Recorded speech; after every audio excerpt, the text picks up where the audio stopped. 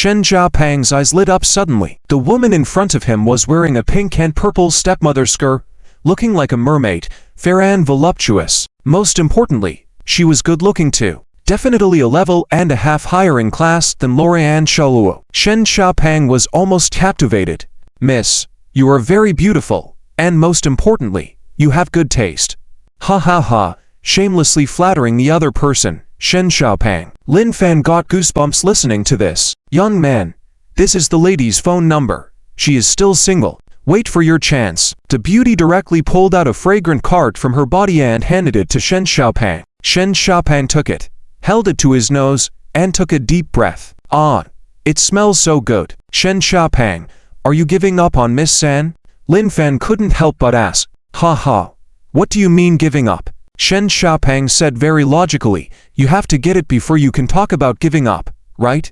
Miss San has never liked us, so what's there to give up on? At best, we used to be her followers." Hearing this, Lin Fan found it reasonable. "Anyway, Miss San is definitely out of the question. I should change direction early on. I can't tie myself to one tree and end up a lifelong bachelor." Shen Xiaopang had a good sense of self-awareness. Even though he considered himself the second most charming guy in the world, since Miss Sen liked the first most charismatic senior brother, he felt he couldn't compete and might as well give up early. Moreover, he patted Lin Fan's shoulder nonchalantly. "I'll leave Miss Sen for you to pursue. With one less formidable opponent, may your chances increase. But let me tell you, you are not that young anymore. You really can't tie yourself to one tree. You need to explore other options." Hearing his words, Lin Fan couldn't help but self-deprecatingly smile. Although Shen Xiaopang was unreliable, his thinking was agile and realistic. He was too idealistic and a bit traditional at heart, possibly destined to be alone. Nevertheless, Shen Xiaopang didn't care. Today was the brightest moment of his life, so he must show off to the fullest. After touring the island, he gathered quite a few contacts from beautiful women. With money and fame, his life was simply magnificent. At the same time, in a clubhouse room, in stark contrast to the bustling noise outside, it was very quiet here. With every step he took, Jian could hear his own footsteps. "Mr. Li." Jian politely bowed and greeted the man standing with his back to him in the room. In contrast to his attitude, Mr. Li's voice was quite angry. "Jian, who gave you permission to bet 30 billion with the Qin family? You need to know your place. You're just a lapdog of the Chamber of Commerce's president. Don't overestimate yourself." Despite the other party's intimidation, Jian still smiled. "Mr. Li, this decision was a mistake, and I should indeed bear the consequences. But I was trying to help the president of the Chamber of Commerce take down the president of the Southland Chamber of Commerce. Who would have thought that Yanku could lose to Lingyu?" Mr. Li suddenly stared at Jian intently. It had to be said that this man was flawless. He couldn't detect any weaknesses, making it unclear if he was telling the truth. "Jian, do you think I can trust you? Are you trying to secretly help Qin Mingyu expand her power?" Mr. Li asked coldly. "If Mr. Li thinks so, then please just put me to death." Jian suddenly turned serious. "The Qin family's acquisition of the Liu family, wanting me, a proud man, to bend before a mere woman for a lifetime. I wish I could take her down first. How could I possibly help that kind of woman?" Seeing him speak so harshly, with a flushed face, it didn't seem like he was pretending. Mr. Li, being a person of great importance, knew that there was currently no one more suitable to be their spy than Jian, so he had to continue to trust him. "My apologies, little sword. Don't blame me for being suspicious. It's a matter of great importance, so I must be cautious." Mr. Li suddenly walked over, gently patting his shoulder with a smile.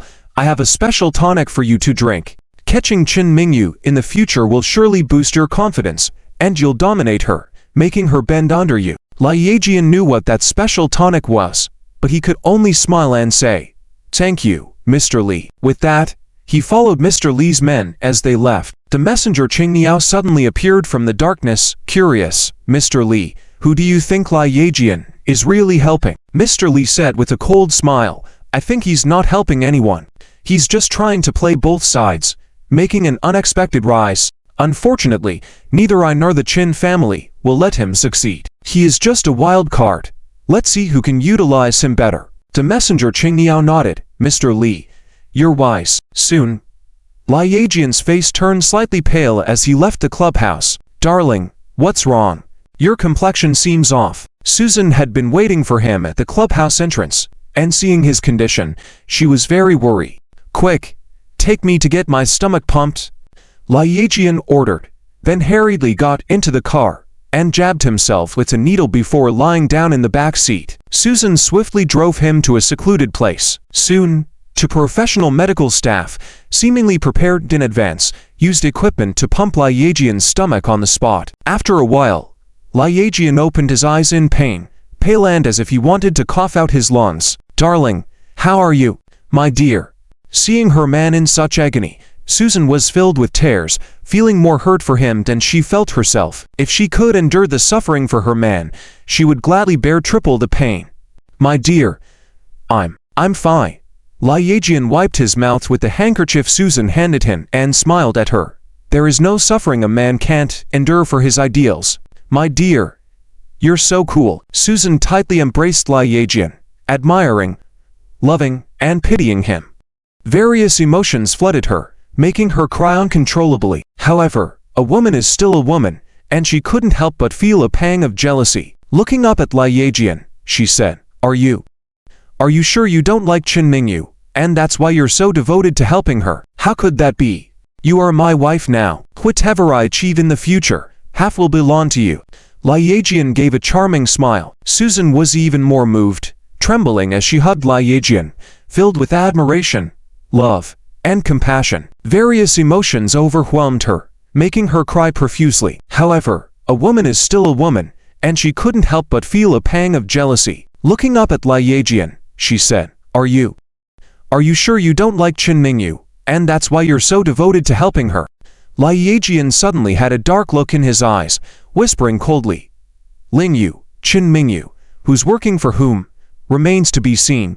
Bali Island. Qin Chang'an finally received a call from Chen Mingyu. What? Lingyu won the championship. You're still going to run for president of the Nanzhou Chamber of Commerce. Great. That's wonderful. Hearing the good news from her granddaughter, Qin Chang'an, who was not feeling well, suddenly perked up and slapped his thigh. Of course, what surprised him even more was the next piece of news. What? Mingyu, you're pregnant? Ah, that's wonderful. That's wonderful. It doesn't matter what name we choose, the main thing is to safely deliver the baby. After Qin Chang'an hung up the phone, he also felt something was off. Why did so many things happen? And why did Mingyu call only today? Was it just to give him a big surprise? Sir, are we flying back today? Bai Lao asked as he approached, supporting Mei Jiali. It's good to do so, but Jiali's injuries. Mr. Qin, I'm fine. I'm willing to do anything for you, Mei Jiali said with a beautiful smile. Qin Chang'an also laughed. Since that's the case, I'll ask you to endure a bit, and when we get back to Longuo, I'll take good care of your injuries. Thank you, Mr. Qin. Mei Jiali smiled happily. In fact, she was now Mrs. Qin. Even if Chen Mingyu became the president of Nanzhou and Lingyu became a martial arts master, she would still be called grandmother. Soon, the three of them boarded the plane back to Longuo. In the eastern city, after Chen Mingyu returned from the southern Peak Island, she didn't go to work at the company anymore. With billions of assets and expecting a baby, she didn't need to work as hard as before. As for Lingyu, he stayed by her side all the time, and before his wife gave birth, he would never leave. Lingyu, grandfather, is finally returning to Longuo. The plane will arrive at the eastern city airport tonight. Chen Mingyu informed Lingyu of the good news. That's great. Shall we go together to welcome him home and celebrate? Lingyu still respected Qin Chang'an a lot. If it weren't for this old man, he, who failed in 18 blind dates, wouldn't have been able to marry someone as good as Chen Mingyu. No need. Grandfather said, I should rest since I'm pregnant and not move around much. He specifically requested that Sun Wen's go to meet him. Chen Mingyu said with a smile. Okay. Lingyu obeyed the orders because now, his wife was above all else. Not long after they heard the news of Qin Chang'an's return, Chen Ailan and Ling Ruoxu also arrived. Xia Chia was also there. Xia Chia, how is the investigation going with your parents' case? Lingyu asked Xia Chia, showing his concern. After all, his sister had already decided on this man, who would be his future brother-in-law. Upon hearing this, Jian's eyes turned slightly red. The organizers are too busy to handle it. They're all focused on the case of the South Palace family Zia Mingyu being murdered. Who cares about the Zia family now? Ling Ruoxu chimed in. It's like when the guests are gone, the tea gets cold. Now that the Zia family's power has plummeted, even fewer people are offering condolences, let alone helping out. Shen, please help by putting some pressure on the organizers. Ling Yu nodded, even though he had no relationship with Jian's parents and had no good feelings towards Suemi. But he must help in this matter. Chen Ailin had been wanting to arrange the marriage of the two, but with this current situation, it would be better to wait a while. Jia, don't worry. The Zia family won't fall. I promise you. Now that you are the head of the family, you have to be strong for your wife and younger sister. Lift up the Zia family. Qin Mingyu advised.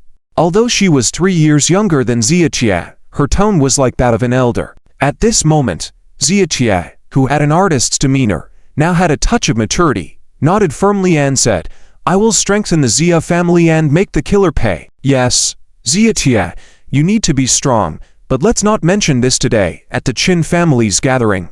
Okay, Ling Ruoxu had a good sense of the bigger picture. Today was about welcoming Qin Chang'an back, and discussing these tragic events would be inappropriate. Jia also understood and decided not to continue. But little did they know, the next moment, Qin Mingyu received a call from Qin Hanshu, and her face, which had been in good spirits, suddenly turned pale. Auntie, are you serious? Mingyu, what happened?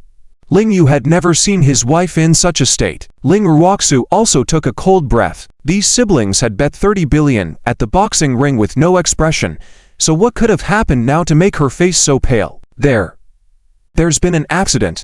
After Qin Mingyu hung up the phone, her jade hands trembled non-stop, and her lips turned white instantly. Ling Yu and the others looked serious and mentally prepared as she revealed. Auntie said that Grandpa got out of the airport, got into a car, and on his way back, there was a serious car accident. The car exploded, and now it's a sea of flames. What?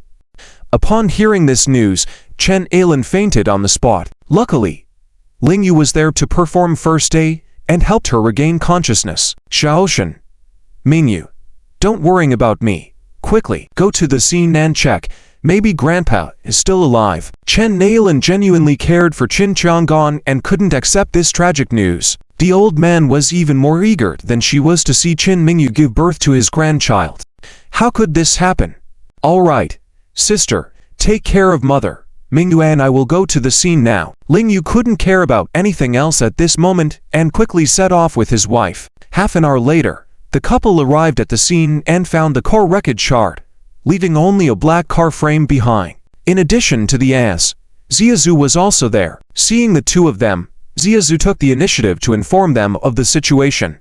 Someone had installed a time bomb under the car. No human remains were found in the car, but there were burnt clothes, so we can't confirm if everyone in the car perished. Ling Yu nodded.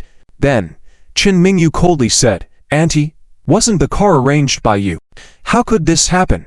Qin Hanshu was also tearful and panicked. Mingyu, I don't know. I borrowed the car from Grandpa's sub-company. I never thought this would happen. Ling Yu saw her state wasn't an act, so she couldn't be blamed. Qin Mingyu also knew that Annie had the deepest bond with Grandpa and wouldn't betray the Qin family, so there must be a traitor involved, sabotaging the car in advance. The time bomb isn't just ordinary C4. Preliminary analysis suggests it's a military bomb from the BLU series. Jiazu quickly informed Ling Yu and even showed him some debris. Ling Yu frowned but didn't voice his suspicions. Besides, Bai Luo was also in the car. With his skills, his remains shouldn't have been obliterated by the blast. For now, everyone had to wait quietly for the police investigation results. After investigating the scene, Ling Yu and Qin Mingyu's gaze coincidentally landed on Mei standing behind the crowd. You. Come out.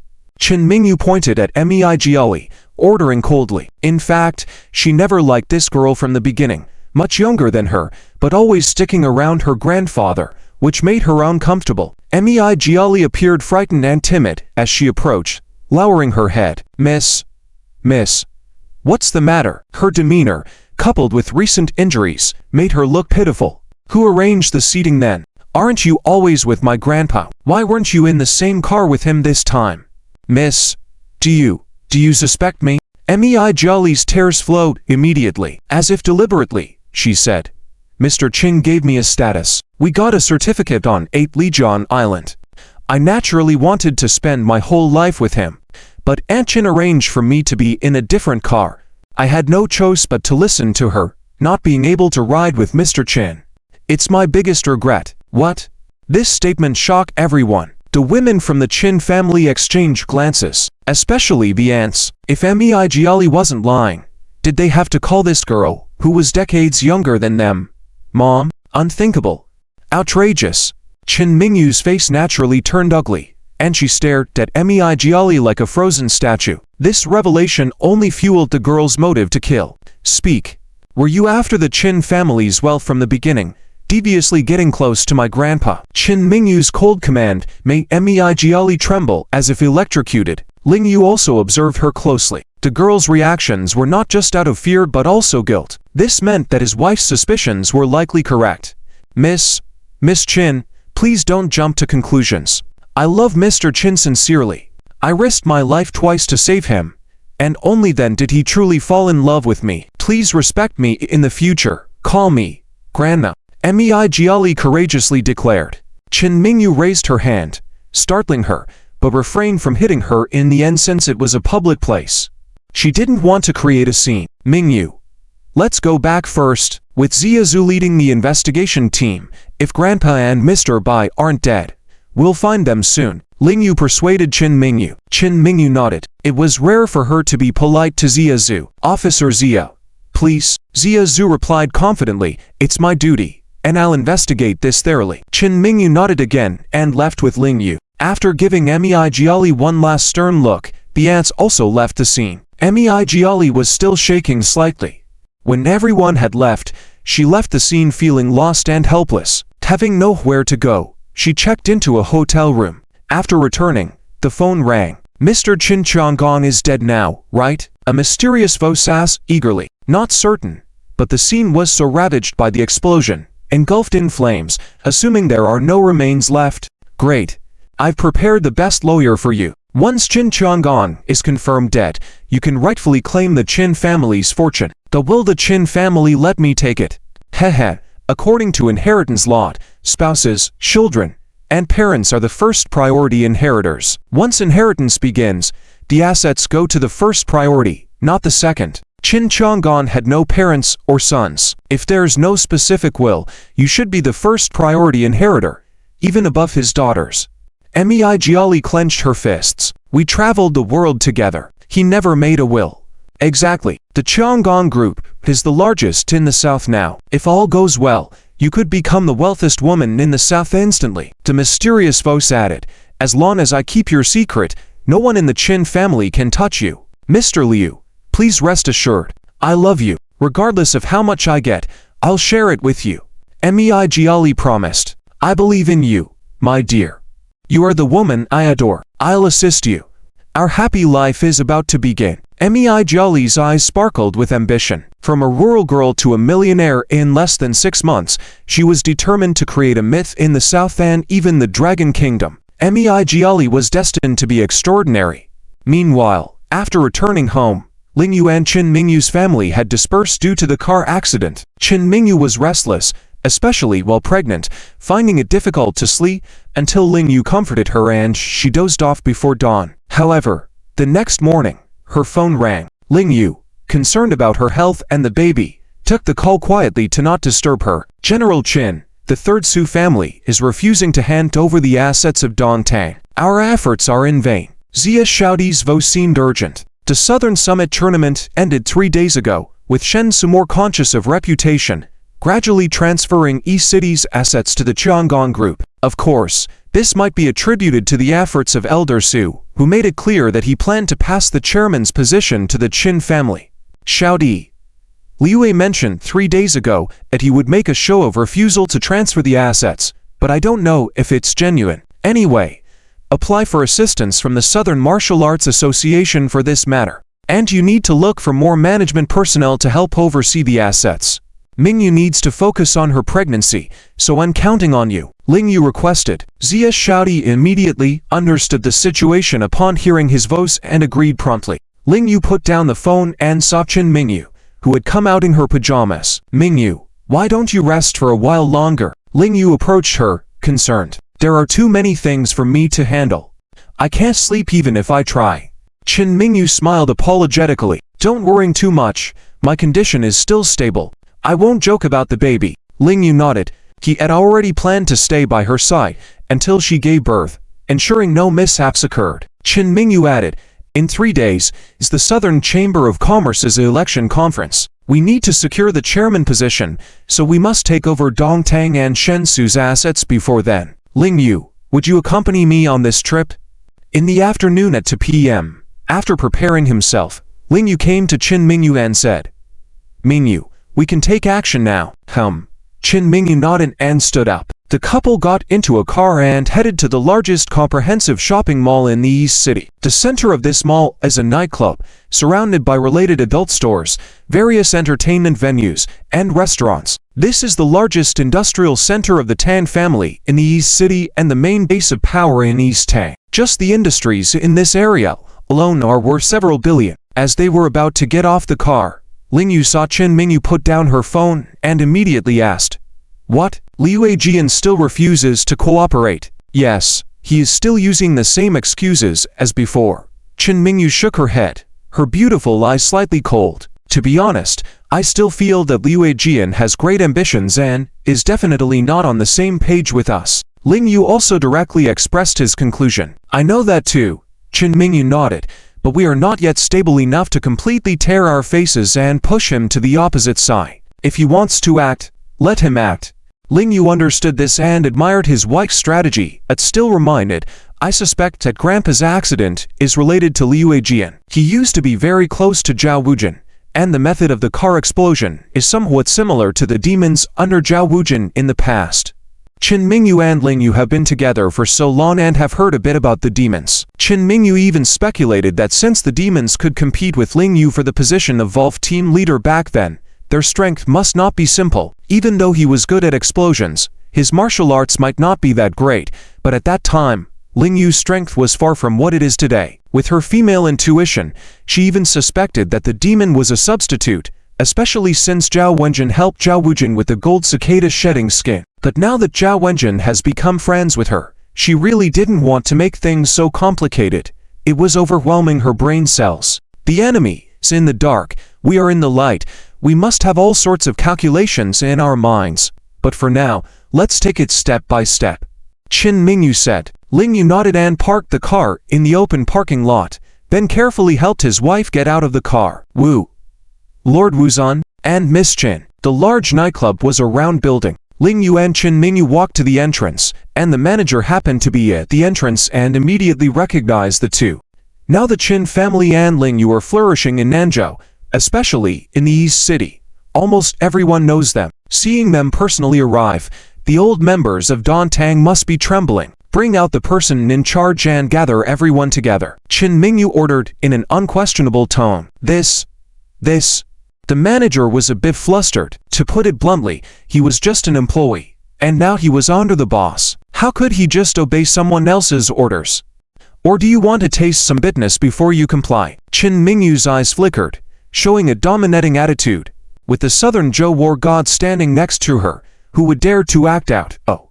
Okay, please wait a moment, Miss Chen. The manager, facing Chen Mingyu alone, was already sweating profusely. Her eyes exuded an unmatched powerful aura, making it impossible for ordinary people to resist. Chen Mingyu didn't go inside, and Ling Yu was concerned that standing too long was not good, so he used a technique to bring a chair to the entrance. The guards at the entrance were even more shocked. Originally, they couldn't land on the island and were skeptical about the legend of the war god. What era was this?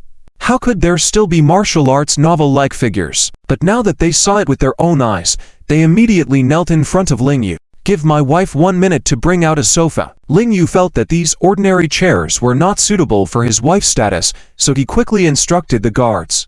Yes. Several guards, who were usually proud to work in such a place, naturally couldn't afford to be defiant in front of the new war god. Shortly after the sofa was brought out, Chen Mingyu had just sat down when a muscular middle-aged man came out with a large group of people. At the same time, There was a crowd of people surrounding Ling Yu and his wife appearing around the entrance. Zishi. What is the meaning of this? Qin Mingchu asked with a cold smile, looking at the middle-aged man named Wen Shi, known as Master Xian Dongcheng, a prominent gray figure. After Tang Shang and his son died, no one could control him, and he tried to grab industrial shares by any means, wanting to rule the land. Unfortunately, time was running out, and the ownership of these industries was still in the hands of Mr. Li, who had authorized the Third Su family. It is said that the Third Su family handed over the industry to the Qin family, and Liu Jian did not give him any instructions, so he naturally wanted to resist, thinking he could maybe swallow it himself. Stinking woman, can you call Master Shi that? Before when she could speak, it was a sharp-mouthed man beside him who pointed at Qin Mingyu and shouted. He thought it was a face-saving act for his boss, but in the next moment, reality struck, and a slap from Ling Yu sent him flying, his companions dodging like a tie. Even when there was some resistance, the sharp-mouthed man ended up plastered against the wall, bloody and unable to escape. Even the people who failed to dodge behind him were injured. The whole scene was in shock. Even when she broke into a cold sweat, the war god was truly the war god. Their actions were beyond their ability to grasp even a bit. And this Han was an AoE attack. Who would dare to fight him? If Ling Yu wanted Wen Shi's life just now, when she knew he was already a corpse. If you dare to curse my wife, this is the consequence. Ling Yu clearly showed no expression, but his current demeanor, seen by those present, was like a terrifying god of death among them. Zishi, can you answer me now? Qin Mingyu stared again at the sweating Wen Shi with a smile that wasn't really a smile and asked. She looked very beautiful, but it was also very intimidating. General Qin, we were also acting on orders. Besides, the winnings from gambling are not protected by the law, so, when she also knew that engaging in combat with the war god was definitely not a wise move, even if it was just a man and a woman, with the woman being a mere tag-along. Even if Ling Yu couldn't protect Qin Mingyu, killing him would be a piece of cake, so unless absolutely necessary, he would never choose to confront them head-on. So, you want to be uncooperative with us? Qin Mingyu suppressed all her expressions, and a released pressure increased once again. When she was also a ruthless person, otherwise, he wouldn't have climbed to his current position. And still smiling despite the pressure, he replied, I wouldn't say uncooperative, but the law protects us, only if the heir of the industry signs a transfer agreement with you.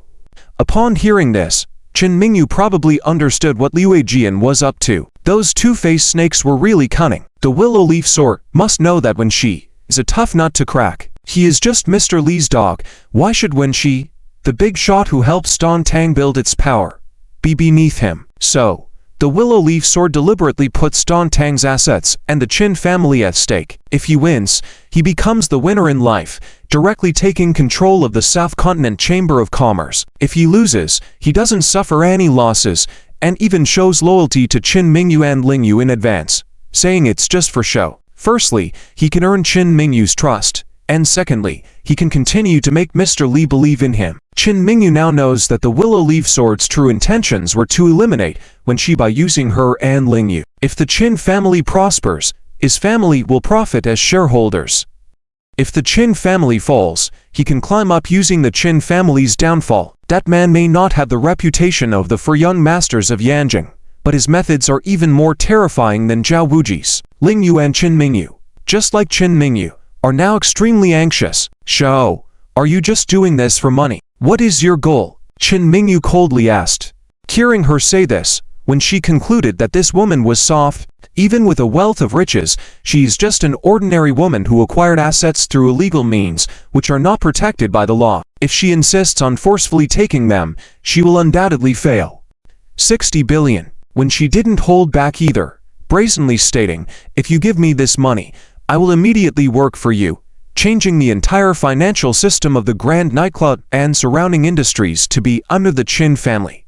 Otherwise, as a law-abiding citizen, I can only act according to the law. Please don't blame me. As he spoke, his courage swelled again, sweat stopped flowing, and his hands stopped shaking. Ling Yu finds it quite funny. If he were alone, he would have acted directly, not stopping until he had victory. However, he believes that his wife is a great CEO and would surely have a better way of handling things. Shao, from what I know, when Tan Shan was around, He only gave you an annual salary of 16 million. Now you hope for 60 billion from me. Isn't that a bit too much? Qin Mingyu hit a nerve with her words. The elder sir's true self was revealed.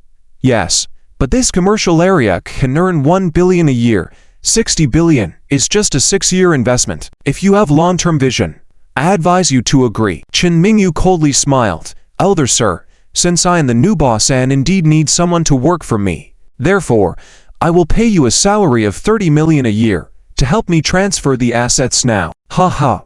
Shin, you are underestimating me too much. Elder sir smilingly said, 30 million cannot buy my loyalty. If you wish to resort to force, we may not be matched for the southern continent's war emperor, but I'm afraid your safety won't be guaranteed. A threat.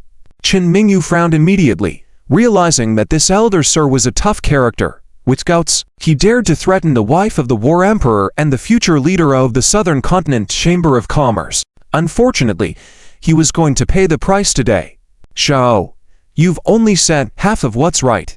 Ling Yu finally spoke coldly. Oh, so what do you think I said wrong? Elder Sir suddenly shot a glance, and over 100 people around quickly brandished their weapons. With such a huge difference in numbers, they didn't believe that Ling Yu alone could protect Qin Mingyu. The subordinates looked smug, but unexpectedly, with a smirk, Ling Yu snapped his fingers, and in the next moment, the expressions of Elder Sir and his group changed. Suddenly, a shocking sound spread far and wide, as if the whole world was experiencing a severe earthquake. Countless vehicles came flooding in like a tide. Led by Yuzi and Duade, the members of the Volve society moved swiftly, the fastest speedily unfolded out of their cars. The most terrifying part was not their speed, but the fact that their movements were uniform, and they formed a battle formation, as if they were a well-trained military unit. When Elder Sir and his group were astonished and distracted by this, Ling Yu suddenly reached out, grabbed a person, and flung them with force, clearing a path through Elder Sir's entourage. Mingyu, step aside. Understood. Under the protection of Ling Yu, Qin Mingyu walked slowly toward the defensive formation of the Volve society. Stop her. Quickly stop her. Elder Sir shouted frantically. He was fully aware of what would happen once Qin Mingyu left their encirclement, but attempting to block the path of Qin Mingyu and Ling Yu was simply a fantasy. Ling Yu didn't even bother to look, raised his hand and clapped twice, and the first two who rushed over were knocked back as if they were paper kites. Spitting blood, the sight was unbearable. Qin Mingyu walked unhurriedly into the protective circle of the Volve society, ensuring safety, and only then did Ling Yu walk back alone. Who still wants to act? Despite being extremely gentle, no one dared to respond. Everyone looked at Elder Sir. I say, who still wants to act? Ling Yu roared again.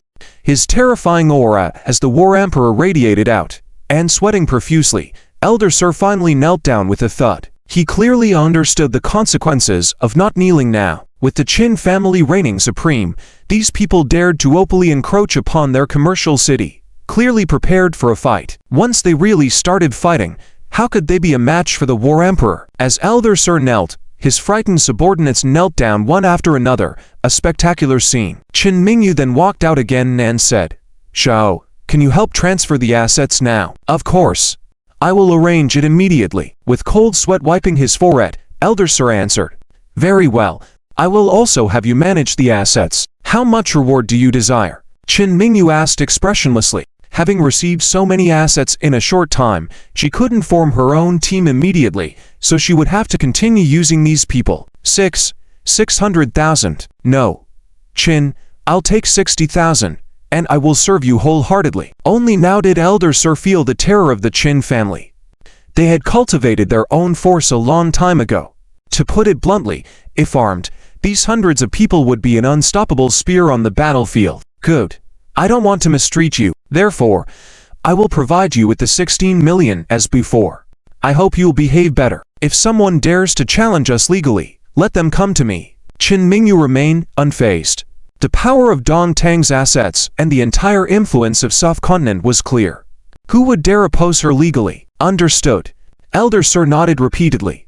Keep up the good work. As long as you remain loyal to the Qin family, I will not mistreat you. Qin Mingyu smiled confidently once more. This dominant and conciliatory dual policy instantly conquered Elder Sir and the others. They now knew clearly that challenging the Qin family was a dead end. Serving the Qin family wholeheartedly would guarantee limitless opportunities. Mingyu, where to next? Lingyu remained by his wife's side, smiling, and asked. Nowhere else is needed. Qin Mingyu looked at him, full of confidence, and smiled. Let this matter ferment for a couple of days. I believe the heads of the Su and other small industries of Dongtang will take the initiative to contact us. Qin Mingyu's prediction was indeed very accurate. After the clan was taken in by the Qin family at night, the industry executives in Dongcheng and other executives in Dongtang took the initiative to come to the Qin family to show their loyalty. Everyone knows that the Qin family is thriving now, and following them means a free ride. However, people in business, like Wen Shi, who are ambitious, are in the minority. Most are clear that when mingling in society, one must adhere to principles.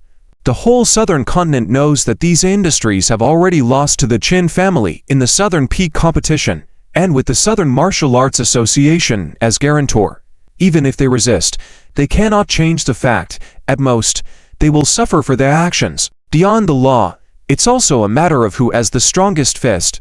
2 days later, Qin Mingyu and Lingyu moved to a seaview villa in Dongcheng. After all, their current status and position made staying in the community a bit inconvenient sometimes, mainly because there are too many people from the Qin family, Ling family, and Xia family, and when they gather together, the houses in the community become too small. Today, the Qin family gathered again, waiting for Xia Zhu to arrive, looking nervous. Lingyu, the investigation results are out.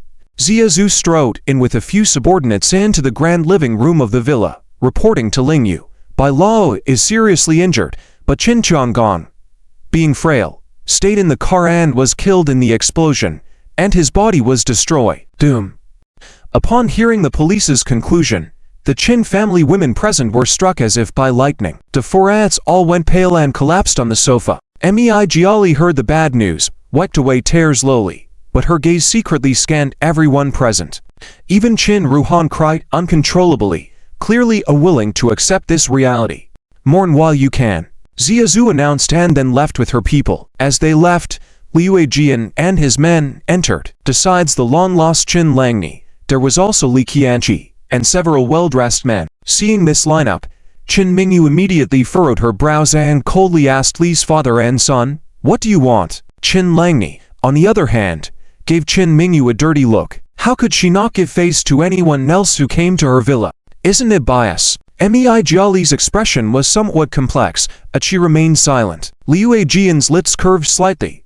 Mingyu, we are here to inquire about Grandpa Qin's condition. As for the people behind me, they are the legal team of Yuncheng. You should know them. We just happened to meet them, not come together. Qin Yu certainly recognized them. They were the arch-rival of her law firm specializing in property inheritance. Qin Mingyu recognized them too, so she was vigilant and angry, staring at them and asking, "Who allowed you to come? What are you here for?" Mei Jiali was about to speak. Unexpectedly, Qin Langni cut in before her, saying loudly, "I invited them. Since Grandpa is confirmed dead, his inheritance issues should be carried out promptly.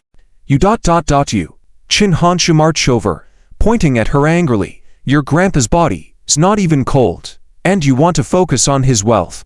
Are you even human? How could the Qin family raise such an ungrateful woman?" Qin Langni sneered, "If you want to play the role of a filial child and grandchild, feel free to do so. But as his granddaughter, I have the right to inherit a portion of his wealth.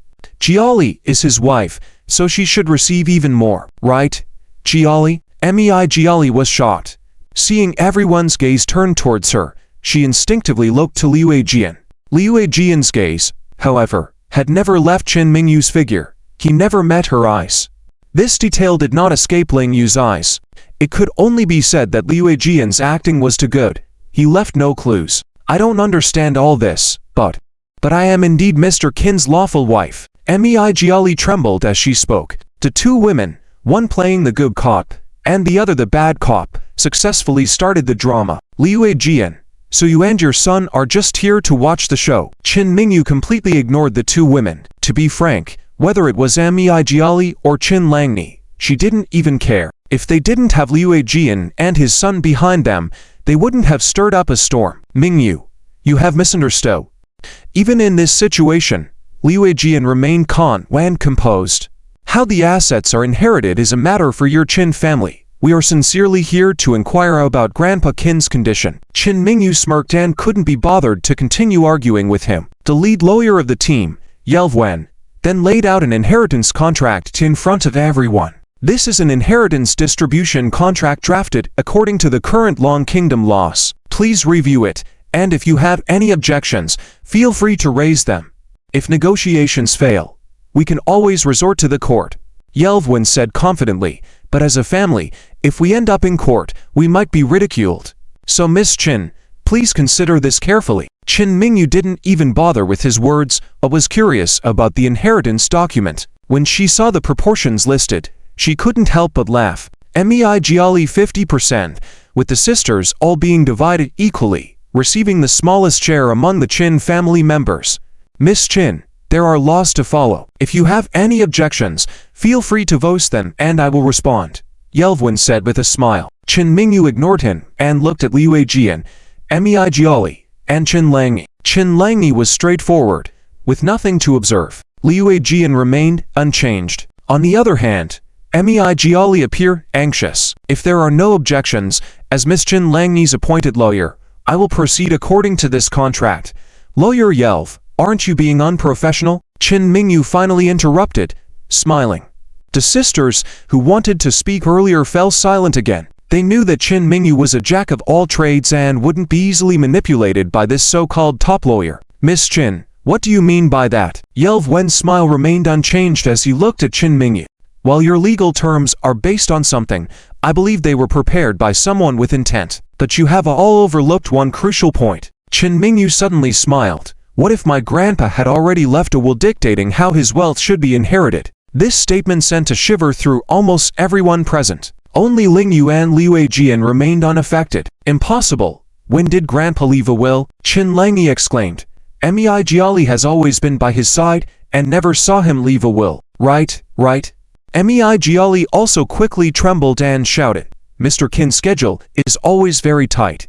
I take care of him from the moment he wakes up in the morning until he goes to sleep at night. If he were to make a will, there's no way I wouldn't know. She looked extremely excited. The first time she saved Qin Changong in Ding'an ancient town, she did it subconsciously. Of course, she didn't like this old man. It was clear in her heart that only this old man could change the course of her life. She didn't want to be a poor village girl forever, destined to never escape from an ancient village. She didn't expect to win the gamble. Qin Chang'an did, indeed, develop a fondness for her after that and promised to hire her as a maid in the Qin family. But after that, someone secretly contacted her. Seeing through her lack of high education, a great ambition, they manipulated her and carefully planned this event with her.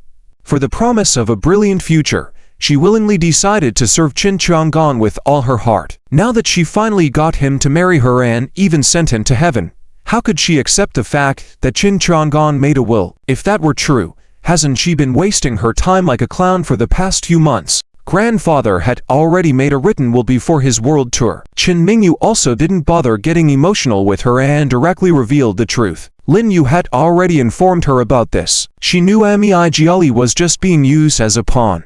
How could a mere village girl have such capabilities? Now they even brought in a team of top-notch lawyers. You're lying. Where is the will? Meijiali exclaimed excitedly, rushing forward. Lin Yu shot a look, and Yizi quickly stopped her. The majestic Qin Mingyu, who was also pregnant, couldn't be easily approached, could she? Qin Mingyu then looked at Lin Yu and smiled slightly. Lin Yu, would you please bring it out? Lin Yu nodded, as if he had been prepared for this, and directly took out a will. The content was clearly written. If Lin Yu and Qin Mingyu did not have a son, 65% of the estate would go to the two of them, their 5 daughters, and to granddaughters, each receiving 5%. If they had a son, 100% would be inherited by the eldest great-grandson, managed by Qin Mingyu and Lin Yu until he turned 18. After reading the will, everyone had different expressions. Though the last clause made some of Qin's daughters think differently, no one opposed their father's decision. They knew that their father's greatest wish was to pass on the family's assets to a male heir. This, Meijiali, after reading the will, was completely shocked, trembling violently. She instinctively wanted to look at Liu Jian, but he had already anticipated this and moved out of her line of sight. No, this is not real. It must be a fake. On the contrary, Chen Longmi lost control a bit and yelled loudly, "Hand over the will so we can have it notarized." No need for that. Chen Mingyu looked at her fourth sister, her eyes cold. "If you have doubts, I'll have it notarized." You. Chen Longmi, who was always irritable, seemed to be getting ready to do something harmful to Chen Mingyu. She couldn't stand the idea of the Chen family's assets falling into the hands of her eldest sister, allowing Lin Yu to take away half of it for free. Why should he? Longmi, stop. Just as Lin Yu was about to protect his wife, Liu Yejian suddenly stepped forward from the side and grabbed Chen Longmi, pushing her to the ground. The whole room was shocked. Lin Yu and Chen Mingyu exchanged glances and quietly watched Liu Yejian's performance. The Chen family's assets were all earned by your grandfather from nothing. The Chang'an group also belongs to him. He has the right to decide who to give it to. Please don't fight amongst yourselves over a little money. It will only cause pain for relatives and joy for enemies. You will regret it in the future. His words were profound and weighed heavily. Liu Yejian instantly became the focus of the room. Chen Longmi, who dared to confront Chen Mingyu, suddenly grew obedient upon hearing Liu Yejian's words and stood up quietly, no longer speaking. Little did she know that while Chen Longmi listened to him, Jiali screamed excitedly, "I'm not surnamed Chen. I have no relationship with your Chen family. I must verify the authenticity of this will, and as Mr. Qin's legal wife, I must receive a share of the estate." Seeing her eyes getting a bit red and her face looking somewhat vicious, emotions began to rise among the Qin family members. Qin Hanshu really wanted to give this shameless woman a hard slap. At less than 20 years old, she had resorted to all means, even risking her life, to seduce a man in his 70s just for money. How shameless! The team of top-notch lawyers was also ready to act. After all, the Qin family was a wealthy family worth billions. If they succeeded in this case, the huge rewards would make them think nothing of breaking a leg. However, at this moment, a hoarse voice suddenly came from the direction of the main gate. "There's no need to verify it. The will is real." Upon hearing this voice, almost everyone present was in disbelief. Looking towards the source, they saw the old mister by helping the heavily injured Qin Chang'an walk in. The expressions of everyone present froze. Grandpa, Dad, Old Master, Qin, Mr. Qin.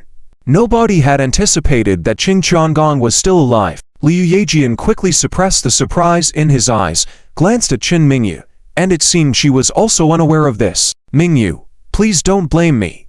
Lin Yu finally spoke up.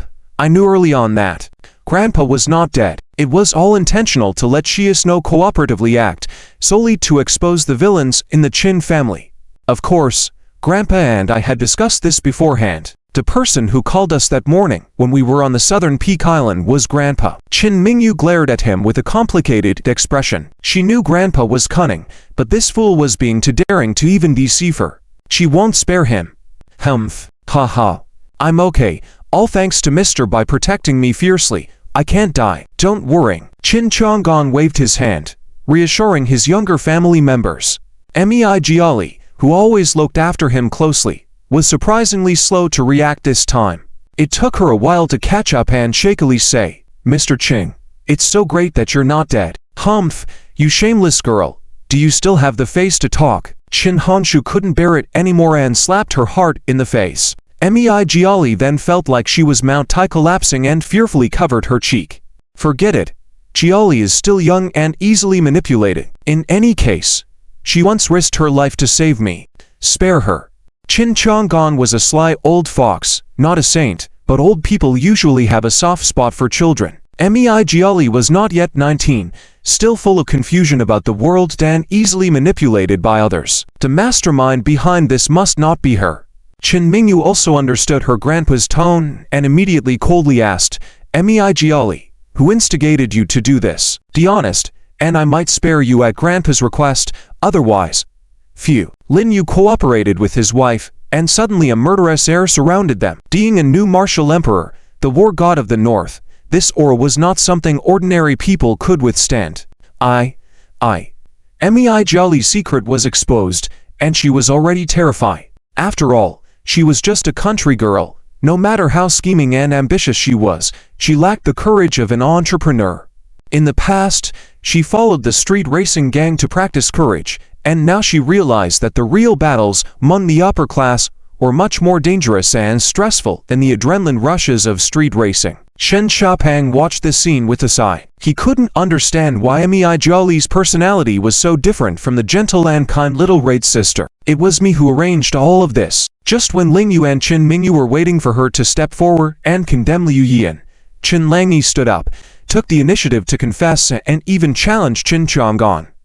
Why is there such a big difference in treatment between us, granddaughters of yours? I can even marry a wealthy young master.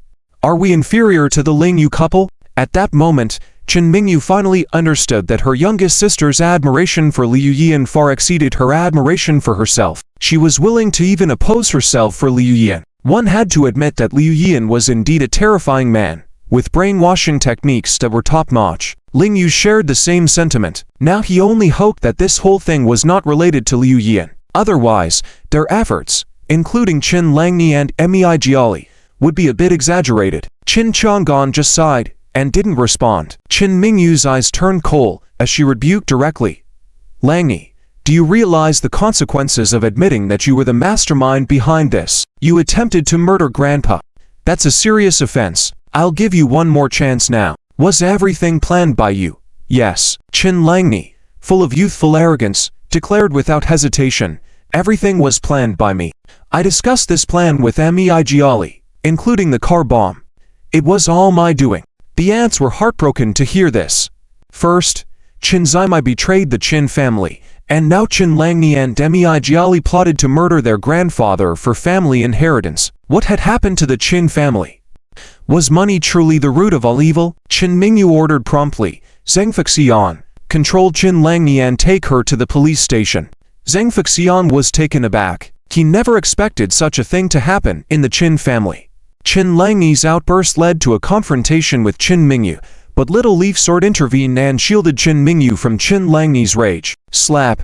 Little Leaf Sword harshly slapped Qin Langyi's face, shocking her. She gazed at her beloved senior, unable to believe what had just happened. Langyi, have you gone insane? Little Leaf Sword rebuked her sternly. Ling Yu is a revered martial artist that everyone looks up to. What grounds do I have to compare myself to him? Are you trying to embarrass me? And I will not allow anyone to harm Mingyu. She's my goddess. The ass felt that this man was too obsessed with Mingyu. Qin Langyi might be infatuated with him, but he was infatuated with Mingyu beyond reason. Qin Langyi and Mei Jiali were taken away swiftly. The team of top lawyers deserted. After their departure and the family was alone, Qin Chang'an sighed deeply. Despite facing the concern of his daughter and granddaughter, he reassured them, I knew Mei Jiali's motive, but I never expected her to carry it out. I underestimated human nature, but I'm fine. You don't need to worry about me. Ling Yu's attention turned to Bai Lao. Although they were prepared, Bai Lao's ability to protect Qin Chang'an safely in the explosion was truly remarkable. Ling Yu doubted if he could have done it better himself. Qin Chang'an's first concern, after the resolution of the situation was, of course, Qin Mingyu's pregnancy. Not bad. Ling Yu, my beau, you finally have some merit. Haha. Qin Chang'an praised Ling Yu's procreation skills, but remained silent about his achievement in becoming a martial arts master. In his eyes, what significance did an external great-grandson hold? If it's a beau, would you like him to be surnamed Qin or Ling? Qin Mingyu asked first.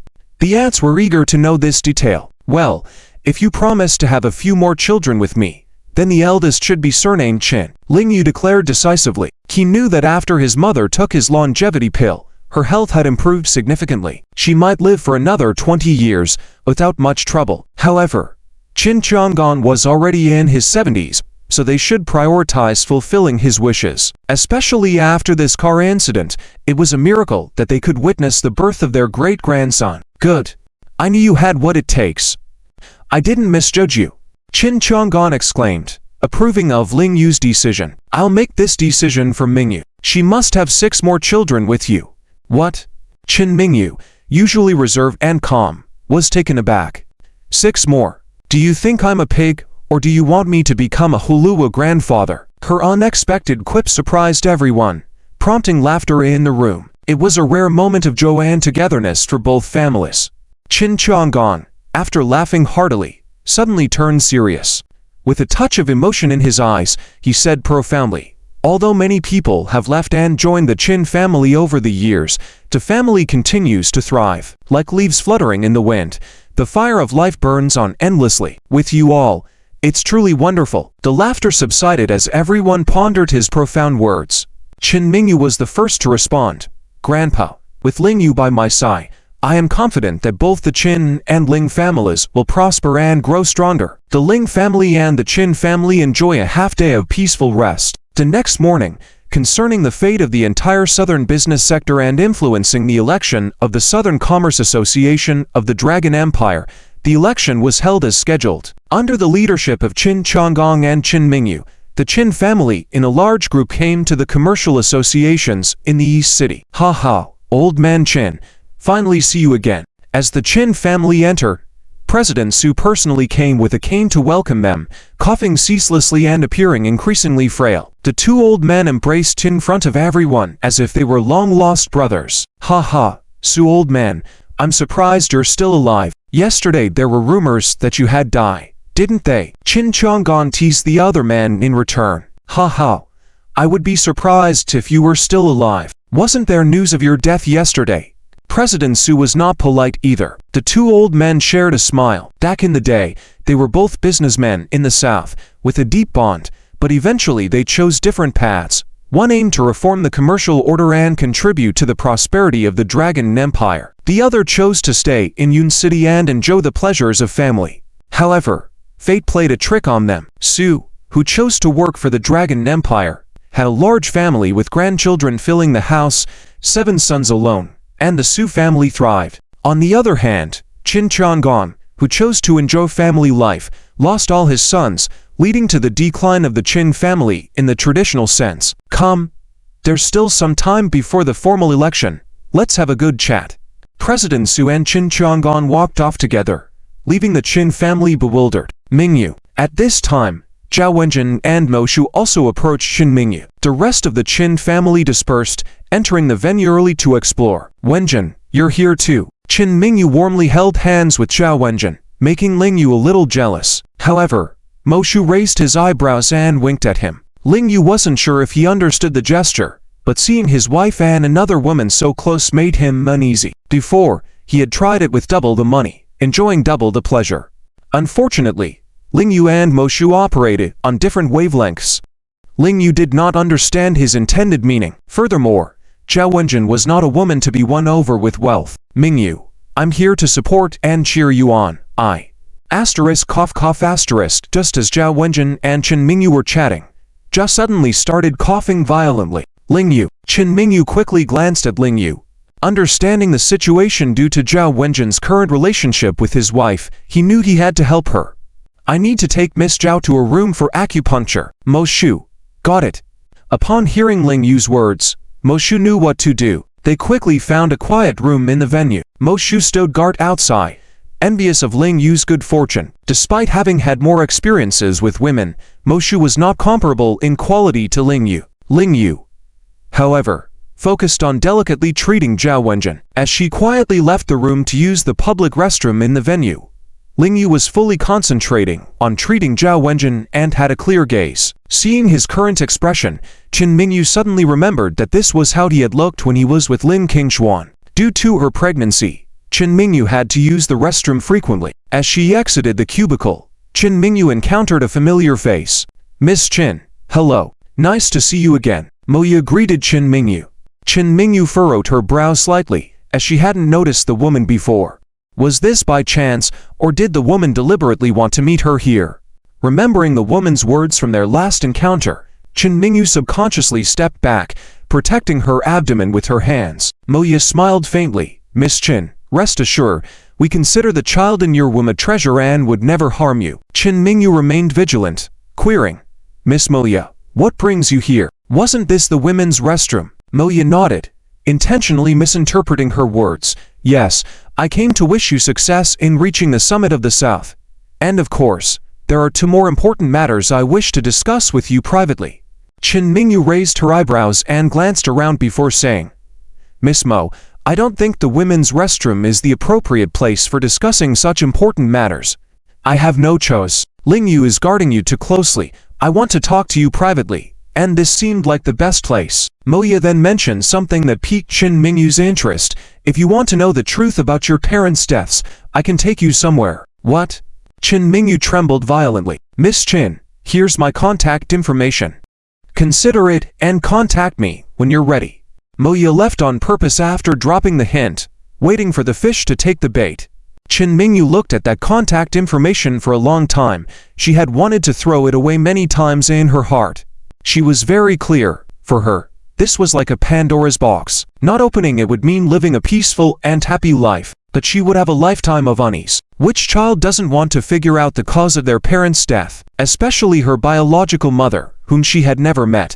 She really wanted to know who she was. For a while, when Qin Mingyu walked out of the restroom, she found Ling Yu waiting for her outside the door. Seeing his wife coming out, Ling Yu visibly relaxed, worrying that something might go wrong with his wife on the eve of the election. If Mo Shu hadn't told him that Qin Mingyu was going in the direction of the restroom, he might have searched the whole place. Mingyu, are you not feeling well? Why did you stay in the restroom for so long? I'm fine. Sorry to make you worry. Qin Mingyu smiled slightly, trying to put Ling Yu at ease. But seeing her expression a bit off, Ling Yu became even more worried. But with the South Continent Chamber of Commerce election about to take place, he didn't want to dwell on other matters for the time being. When the couple headed to the election venue, almost everyone they encountered greeted them warmly and some even bowed. One was the martial arts master of the South Continent, and the other was the future president of the Chamber of Commerce. If these people didn't know how to please in advance, they wouldn't deserve to be in the business world. Master Wuzun, Miss Qin, you're finally here. Sukian Mo and her daughter greeted them at the entrance. After the two exchanged greetings, they whispered a reminder to Ling Yu and his wife.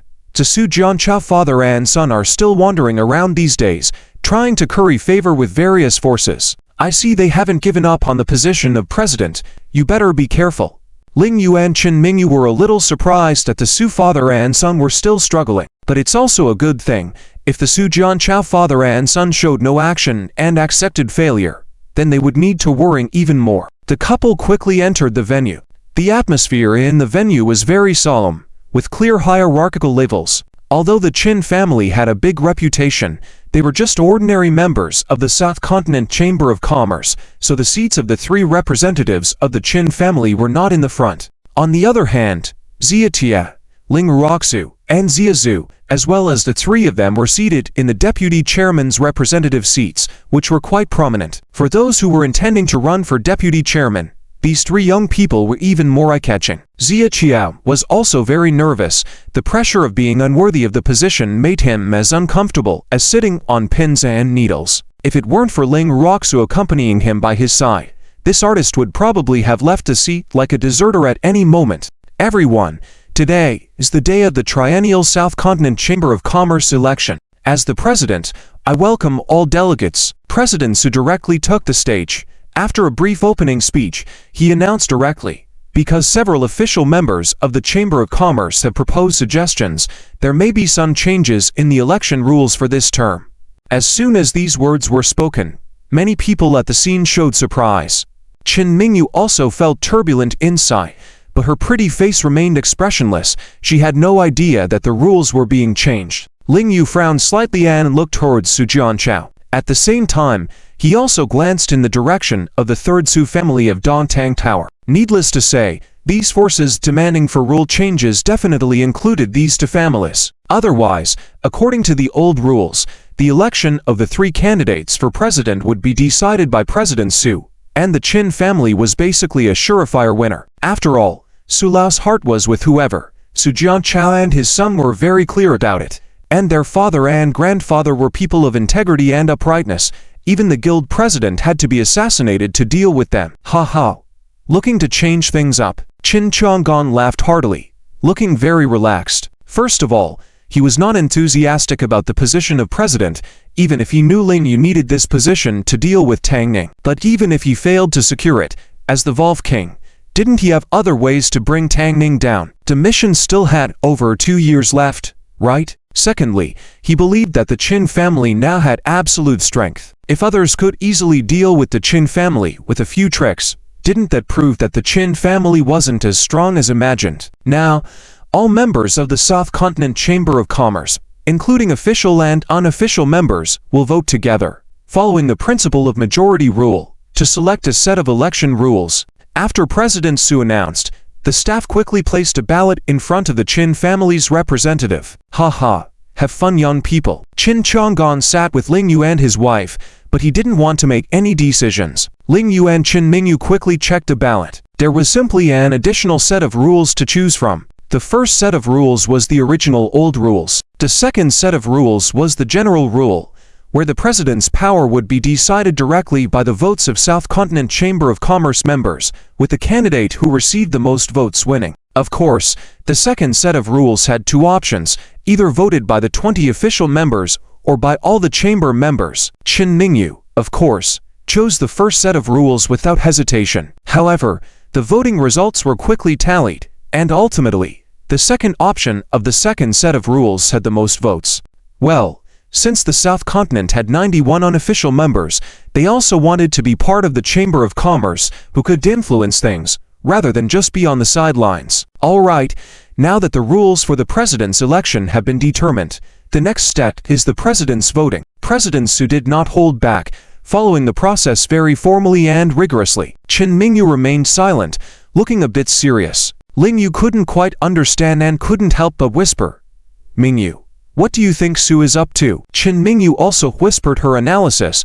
"You've secured the title of Marshal Supreme, and the Qin family has now become a rare multi-billion family in the South Continent, controlling both the Cloud City and the East City. Logically, even with the second method of election, Su bypassing President Su would have little chance of success." This was what Ling Yu was thinking.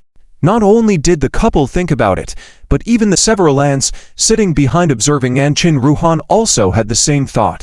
Even with this method, the Qin family would definitely be able to secure the president's position. But Qin Mingyu suddenly changed course. However, Su could still manipulate the process with dirty tricks. At this point, Qin Mingyu's voice became even lower. She even leaned in to whisper something in Ling Yu's ear, sharing some response strategies. Ling Yu nodded and praised with a smile. "Mingyu, you are really something. I believe that no matter what dirty tactics Su tries, you will definitely win." Qin Mingyu also smiled slightly. "It's not just me. It's us." Dising her statement made Ling Yu feel sweet in his heart. Qin Chang'an chuckled continuously. Seeing how stable the relationship between the couple was now made him the happiest. It seemed like there was a good chance with 7 little patches. After confirming the election rules, the presidential election process officially began. Unlike the previous selection process, where there were only 20 formal members and 91 non-formal members in the South Continent Chamber of Commerce who were candidates, now there were a total of 111 options. As a result, the voting method was changed to electronic voting. Following the instructions, everyone scanned to enter the voting system, then logged in with their account and password based on their own influence, selecting the faction they supported. Qin Mingyu and Ling Yu were both dissatisfied with the election process, but for now, they followed the process and waited for the results. The final voting results quickly came out. When people saw the results, the whole room was abuzz. Deep Su came in first, winning 19 votes. The Qin family missed first place by 1 vote, losing with 18 votes. Many factions only had 1 vote, clearly voting for themselves. After all, this was an anonymous vote, so one couldn't know who voted for whom, supposedly to prevent internal conflicts in the future within the Chamber of Commerce. Seeing this result, President Su was also very surprised. His health was deteriorating, especially after being injured in an assassination attempt, and recently, he felt that his strength was failing. He continued to preside over the South Continent Chamber of Commerce using sheer willpower, dragging his crippled body forward. He had always wanted to pass on the position of president to the Qin family, allowing these young people with a sense of justice to manage the order of the South Continent business sector. But now, things had turned out like this, and he was at a loss. Ha. My apologies for the inconvenience. Thanks to everyone's support, it looks like Deep Su will have to take on the role of president as expected. This is what everyone wants. Su Guanglian immediately stood up, laughing triumphantly. Su Jian urged President Su, "Dad, Announce the results quickly. If you are not feeling well and can't continue as president, then Wait a minute.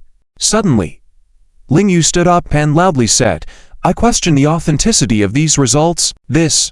Immediately, the hundreds of people in the venue looked at each other and began discussing. Mr. Ling, you are a newly crowned martial law, and everyone knows your prestige, but please don't disrespect the South Continent Chamber of Commerce. This vote was automatically generated by the electronic system, and no one could have tampered with it. How could it be fake? Jian Chao responded loudly. It is precisely because of electronic elections that I question the authenticity. Ling Yu also spoke boldly, saying, Let me say this. Representatives of factions who do not support the Qin family as the next president of the South Continent, please raise your hands.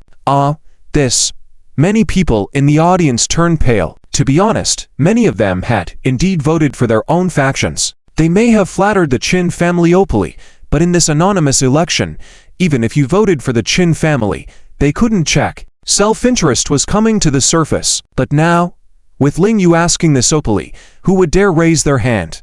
Even the representatives of the Dong Teng faction, as well as the representatives of the Third Su family, didn't dare. In the end, only Jian Chao raised his hand alone.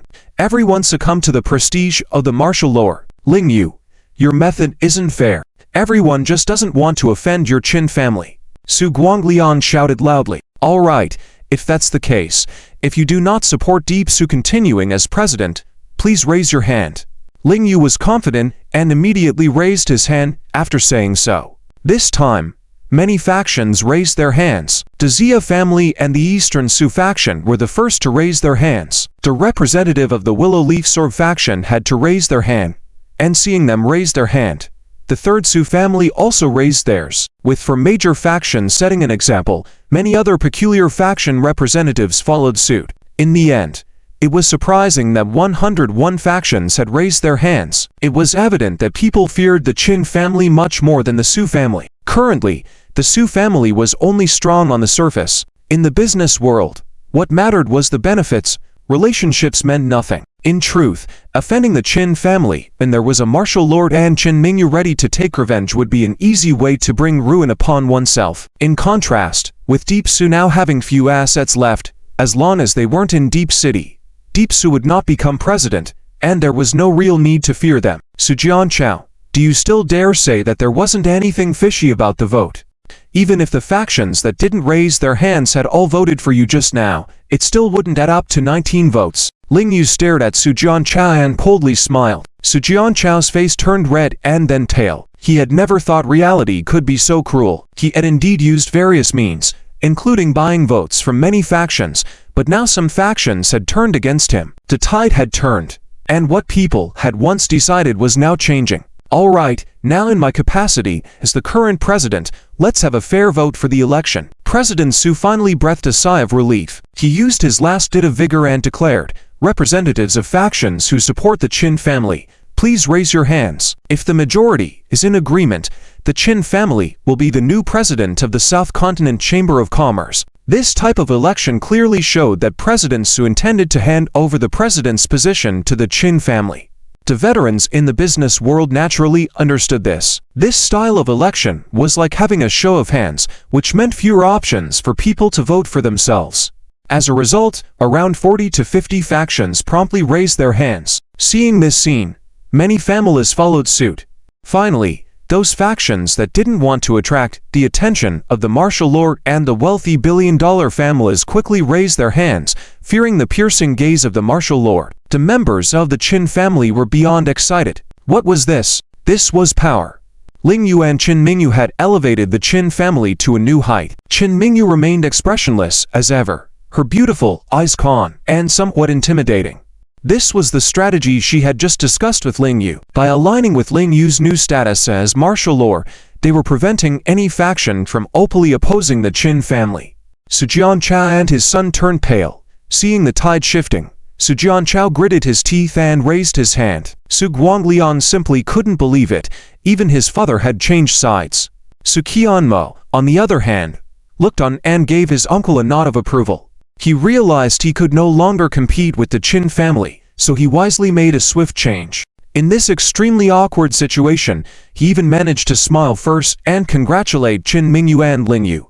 Deepsu congratulates the Qin family. With the legendary female CEO of Cloud City and the new martial law at the helm, the South Continent Chamber of Commerce will flourish and prosper. Qin Mingyu gave a disdainful smile in response. Lingyu nodded slightly, showing a hint of respect for this man, who indeed had some characteristics of a hero. Unfortunately, he couldn't stop the path of the Wolf's revenge. Ha ha, now that the new president has been elected, let me make a resignation speech. I'll let the new president oversee the next South Continent election assembly. President Su was not only happy, but also had an eager feeling to pass the responsibility to someone else. Indeed, a figure like the president of the South Continent Chamber of Commerce, who had been managing the order of the South Continent business sector for over a decade, after just a 5-minute speech, hurriedly handed over the stage to Qin Mingyu in the midst of applause. Supported by the warlord of the South Continent, the elegant and posed #1 beauty of Cloud City ascended the stage with grace.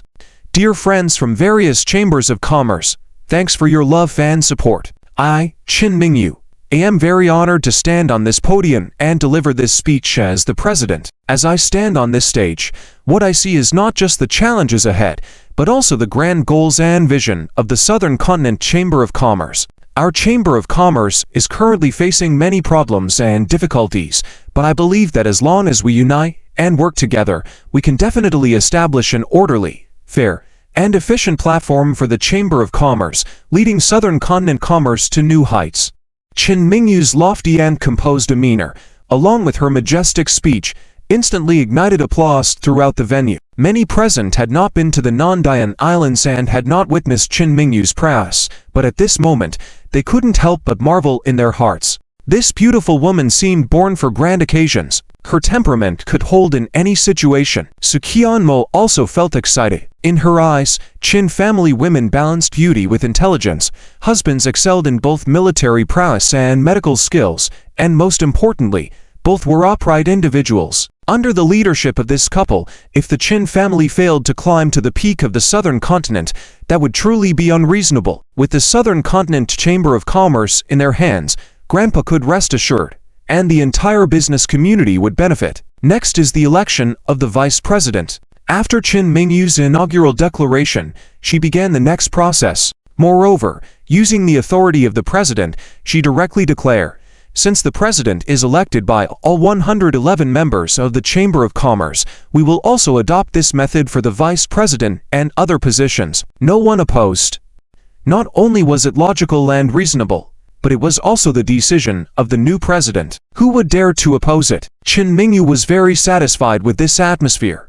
Even Zhao Wenjin, who came to join in the excitement, couldn't help but marvel at the overpowering aura of Miss Qin. Compared with the four great beauties of Yanjing, she was not inferior in the slightest. Those who support Xia family taking the position of vice president, please raise your hands. After Qin Mingyu spoke, she herself raised her hand first. This surprised the representatives of various factions in the audience. In their hearts, did the Xia family even qualify to be vice president? But now that Qin Mingyu supported Xia family for president, if they opposed, wouldn't they be going against the Qin family? She was a new official who could easily turn the tables. This fire could ignite at any time. Don Su approves. Sukianmo was always the first follower of the Qin family. Her explicit support further intensified the reverence everyone felt towards the Qin family. Subsequently, Liu Jian also raised his hand in support. If he didn't agree, he wouldn't be able to explain himself when questioned by Qin Mingyu later. By agreeing, the third Su family would also follow suit. In an instant, a domino effect occurred, with major powers fearing being targeted if they were slow to raise their hands, so they all agreed one after another. In the end, almost a unanimous vote was passed. Initially nervous Xia Tie instantly stopped shaking with his legs and his heart calmed down. With Lingyu as his little brother-in-law and close relation to Qin Mingyu, he had to great support systems. I've always said, my mom had bad judgment. She never allowed me to marry you before. But now, your family has become a huge support for mine. Xia Chia couldn't help but jest. Even with his mother no longer around, her judgment was still questionable. If she were alive to see this scene today, who knows how she would feel? Ling Ruoxu chuckled. Aren't you afraid I no longer like you now? Then I'll bug you every day. After all, You were never afraid of climbing up, just afraid of others climbing over you. Jia still understood Ling Roxu well. Just with that statement, Ling Roxu smiled. The position of vice president was soon confirmed. The following process involved the appointment of various leaders of departments within the Southern Continent Chamber of Commerce. It was like a new emperor appointing new officials. Qin Mingyu had long thought of winning the position of president, so she had investigated all the personnel in the previous Southern Continent Chamber of Commerce. Now, she was removing some of the personnel linked to the Su Jianchao side, and the spies inserted by the chief of the General Chamber of Commerce, directly appointing trusted individuals. For example, she rehired young managers from the Qin family enterprises and personnel from Dong Su's family. Her strength and courage made even the elderly President Su a bit admiring, as even he wouldn't dare take such risks in the past. Qin Mingyu didn't care. If she was to take over the Southern Continent Chamber of Commerce, she would absolutely not allow any internal corruption. If she couldn't even handle these individuals with her entry, how could she expect to deal with them in the future? After a day of meetings, the Southern Continent Chamber of Commerce finally closed. Some were happy while others were worried, but everything had been set in stone. For 30 years, the Southern Continent Chamber of Commerce under the Su surname had now been completely changed to the Qin surname. After the Southern Continent Chamber of Commerce meeting concluded, the Qin family invited various major allied families to a banquet at Dongsu's 7-star hotel. During the banquet, Nangongwu found Lingyu. "You guys go talk. I still have to entertain." Qin Mingyu was considerate, not needing Lingyu to apply. She allowed the two disciples to chat alone. "Master, congratulations. Haha, the title of president of the Southern Continent Chamber of Commerce is barely a match for you." In the room, Nangongwu congratulated and teased Lingyu first. "All right, let's get straight to the point." Lingyu knew that this disciple, despite being talkative, was still reliable. Indeed, Nangongwu had come specifically to deliver a message. "The Martial Arts Association has already given my Nangong family an explanation. The assassin who killed Ai Mingyu is a well-known sniper from the Western Territory War Zone. But now, he's been killed." Western Territory War Zone. Lingyu immediately frowned. Honestly, he wasn't surprised that the assassin was eliminated. Killing to silence and obstructing investigations was a common tactic. After all, the Nangong family was not easy to mess with. Even if the truth of the matter were discovered, it would be difficult to give the Nangong family an explanation. Abandoning the car to protect the handsome man was their best choice. As it stood, both Lingyu and Nangongwu knew that Mr. Li was behind the scenes, but without evidence, they were powerless. It seems the chief of the General Chamber of Commerce has close ties with various major war zones in Longwo. They might even be able to manipulate some military forces in Longwo. Lingyu expressed his concerns. It was certain that Tang Ning, the national demon, had ambitious plans. Haha, I wouldn't know that, but currently, Longwo seems to be running smoothly and in order. Even a person with the power and resources, like the chief of the General Chamber of Commerce, would find it challenging to create groundbreaking events on their own, right? Nangongwu, despite appearing debonair, was still the heir of the Nangong family and had a good understanding of the military, politics, business, and agriculture fields in Longwo. Also, the Martial Arts Association has shifted the blame for killing the parents of the Xia family to the same suspect and has provided evidence. Nangongwu continued, taking out his tablet and showing Lingyu the information the Martial Arts Association had provided him. This was what Lingyu had previously entrusted him to handle. After reviewing the evidence, Lingyu had no doubts that it was the same person responsible for these crimes. The only question was, what was Mr. Li's purpose behind all of this? During the summer, Lingyu felt the need to have a good talk with Xia Chia about his parents' cause of death. He always felt that Tang Ning was keeping an eye on Xia's family, and behind the scenes, there might be some grievances between the two families. Xia's parents may have died due to conflicts of interest, or it could have been a vendetta between the two families. But Lingyu hadn't found Xia yet when in the corridor outside the banquet hall, he saw Shen Xiaopeng rushing over. "Senior brother, something big has happened." Seeing Shen Xiaopeng in a hurry, Nangongwu also knew that their master was busy and didn't continue bothering him. "Master, I am going back to Yanjing. After you and Master handle things in Nanzhou, I will be waiting for you to come and help me become famous." Nangongwu whispered in Lingyu's ear. Lingyu sneered, thinking he just wanted to impress his goddess in front of him. Senior brother, what did you want to tell your nephew? When Xiaopeng opened his mouth, he immediately broke through Nangongwu's defense. Master, it's urgent. Nangongwu thought to himself, how come he is such an incompetent junior brother? He would have to let everyone in Yanjing know that their Nangong family had such a loser as a master uncle, which was embarrassing. Nothing. What did you want from me? Ling Yu knew Xiaopeng was a bit unreliable, so he didn't want to waste time and potentially forget the main issue. Oh, right. It's bad news. Xiaopeng regained his nervous expression. Yuanxiu hasn't returned to Hero Village. We don't know where he went. How could that happen? Ling Yu was also puzzled. Today Nanzhou's peak competition ended. He had spoken with the old drunk over the phone, confirming that Yuanxiu had returned to their ancestors. Why hadn't he come back with them? I don't know the specifics. The old drunk just called me, saying he couldn't reach you and told me to ask you to help find Yuanxiu. He said Yuanxiu returned to the village alone, and now, it's been for days, and he's missing and out of contact. Xiaopeng rushed through his words, although scattered. Ling Yu could still understand. Yuanxiu had planned to return to the village but didn't. Perhaps he had gone wandering alone. Ling Yu promised he would arrange a search for him. Not wanting to give up on Yuanxiu, Ling Yu believed he needed to be brought back to the right path. Otherwise, he would have to be dealt with. Okay, I will relay the message to the old drunk right away. With that, Xiaopeng hurried off. Ling Yu also went to the banquet hall to find his wife. With the Qing family expanding and more enemies appearing, he had to stay close to protect his pregnant wife. Today's attendees at the banquet were all friends and trusted allies of the Qin family, and the event went smoothly. Back at the villa, the couple finally relaxed, with Yizia becoming the personal bodyguard of the Nanzhou Business Association president, overseeing a 100-man security team.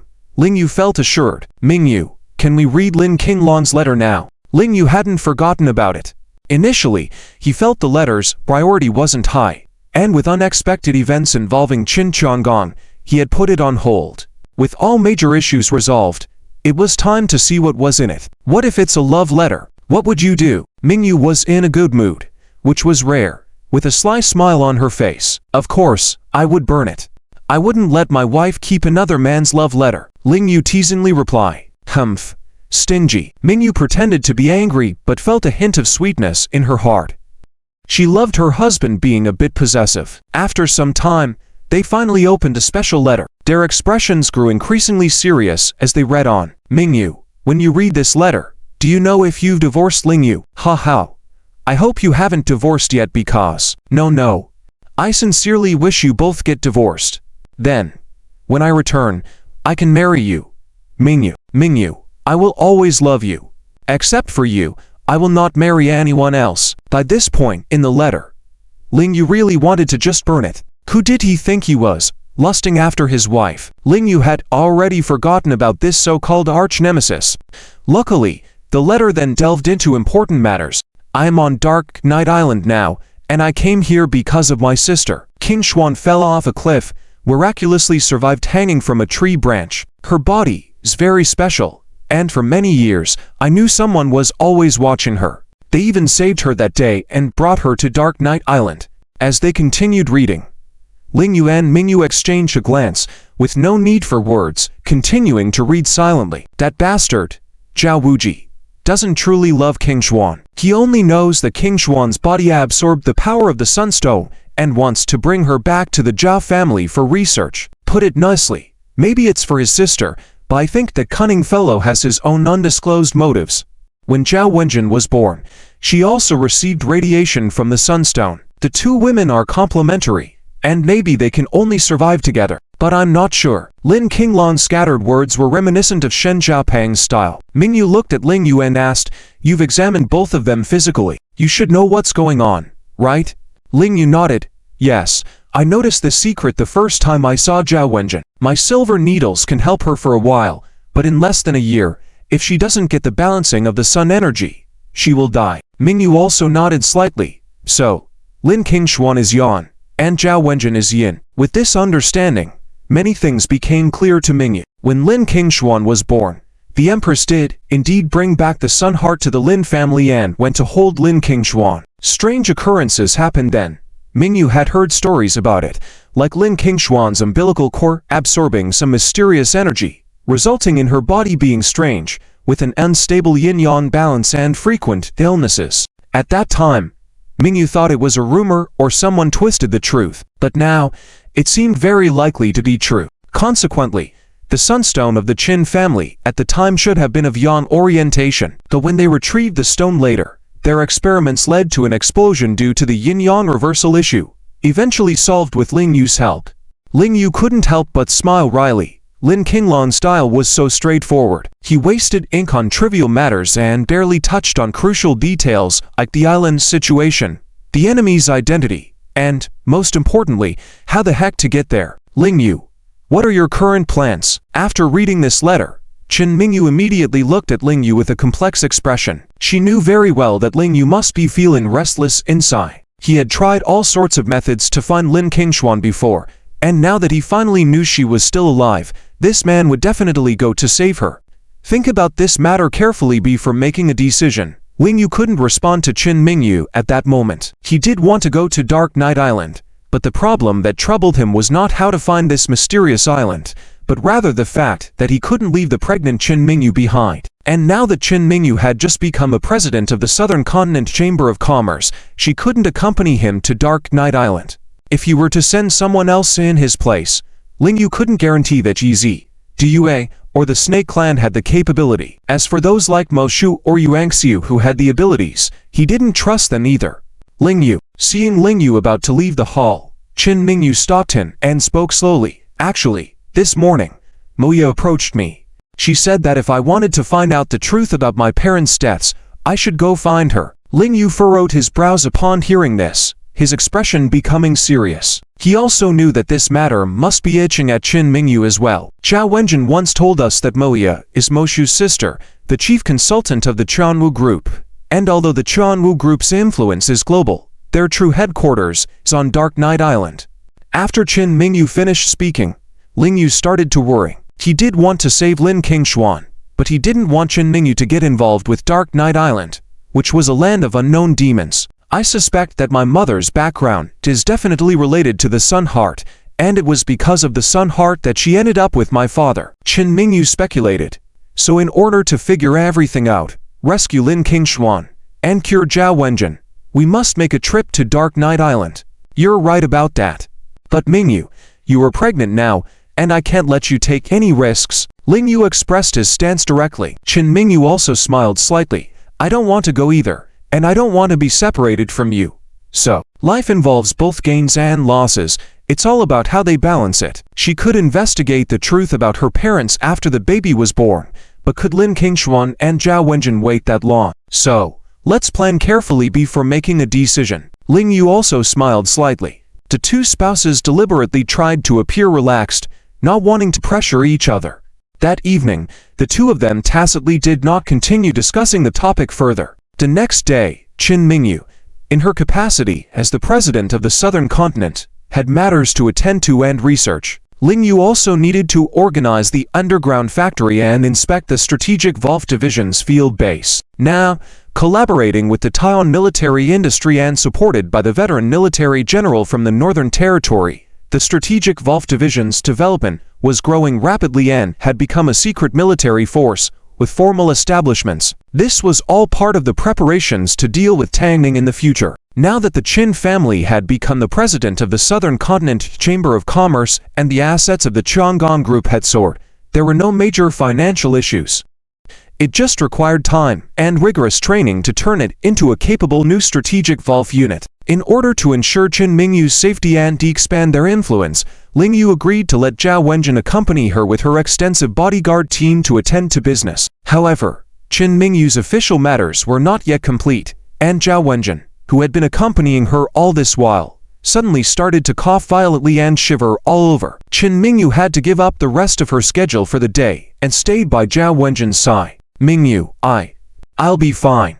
I'm used to it. Cough. Zhao Wenjin smiled as she said she was fine, but her face was extremely pale, even coughing up blood, looking quite alarming, leaving Qin Mingyu side. One of the four beauties of Yanjin, the chairman of the Qincheng Group, was now just a pitiful sick woman at this moment. Wenjin, my family's Sun Heart is not the same as before.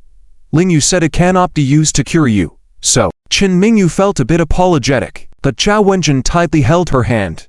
Smiling weakly, "It's okay, life and death are fated. I grew up in the Zhao family's cold hell since I was a child. Aside from my brother, there was no one who truly cared for me. To meet you at the end of my life, I am already content." Her expression was so sincere and heartfelt, Chen Mingyu didn't want to suspect her intentions. Su Yinghu beside them was crying as if in tears. Even the one-eyed dragon Moshu couldn't help but wipe away his tears. If this was all acting, the three of them would have won an Oscar. "Wenjun, since you consider me your close friend, I will definitely find a way to save you." Chen Mingyu also tightly held her hand. How was she any different? Zhao Wenjun was the only close friend she had in her life. If not for Zhao Wenjun, she would have been taken away and violated by the blood spider killer on the ship. Later, Zhao Wenjun unconditionally supported her with 10 billion at the peak match. If the latter was for some profit, then the former was Zhao Wenjun's inherent kindness. "So, are you going to Dark Knight Island?" Zhao Wenjun was a clever woman and a close friend of Chen Mingyu. She didn't beat around the bush. Chen Mingyu neither nodded nor shook her head. She could entrust the affairs of the Southern Commerce Chamber and Chang'an Group to her grandfather to manage, but she was worried about the danger her unborn child would face if she rashly went to that demon island. "You'd better not go," Zhao Wenjun advised with a bitter smile. "Moya is the consultant of the Qianwu Group, and the Qianwu Group's goal is to train the world's top assassins, assassinate various important figures, and with the massive power and army of the Holy Fire Organization, dominate the world." Chen Mingyu listened, her expression extremely serious. She never expected there was such an organization in this world. It was too crazy. "Wenjun, how do you know so much?" Chen Mingyu couldn't help but ask. There was a hint of sadness and helplessness in Zhao Wenjun's eyes.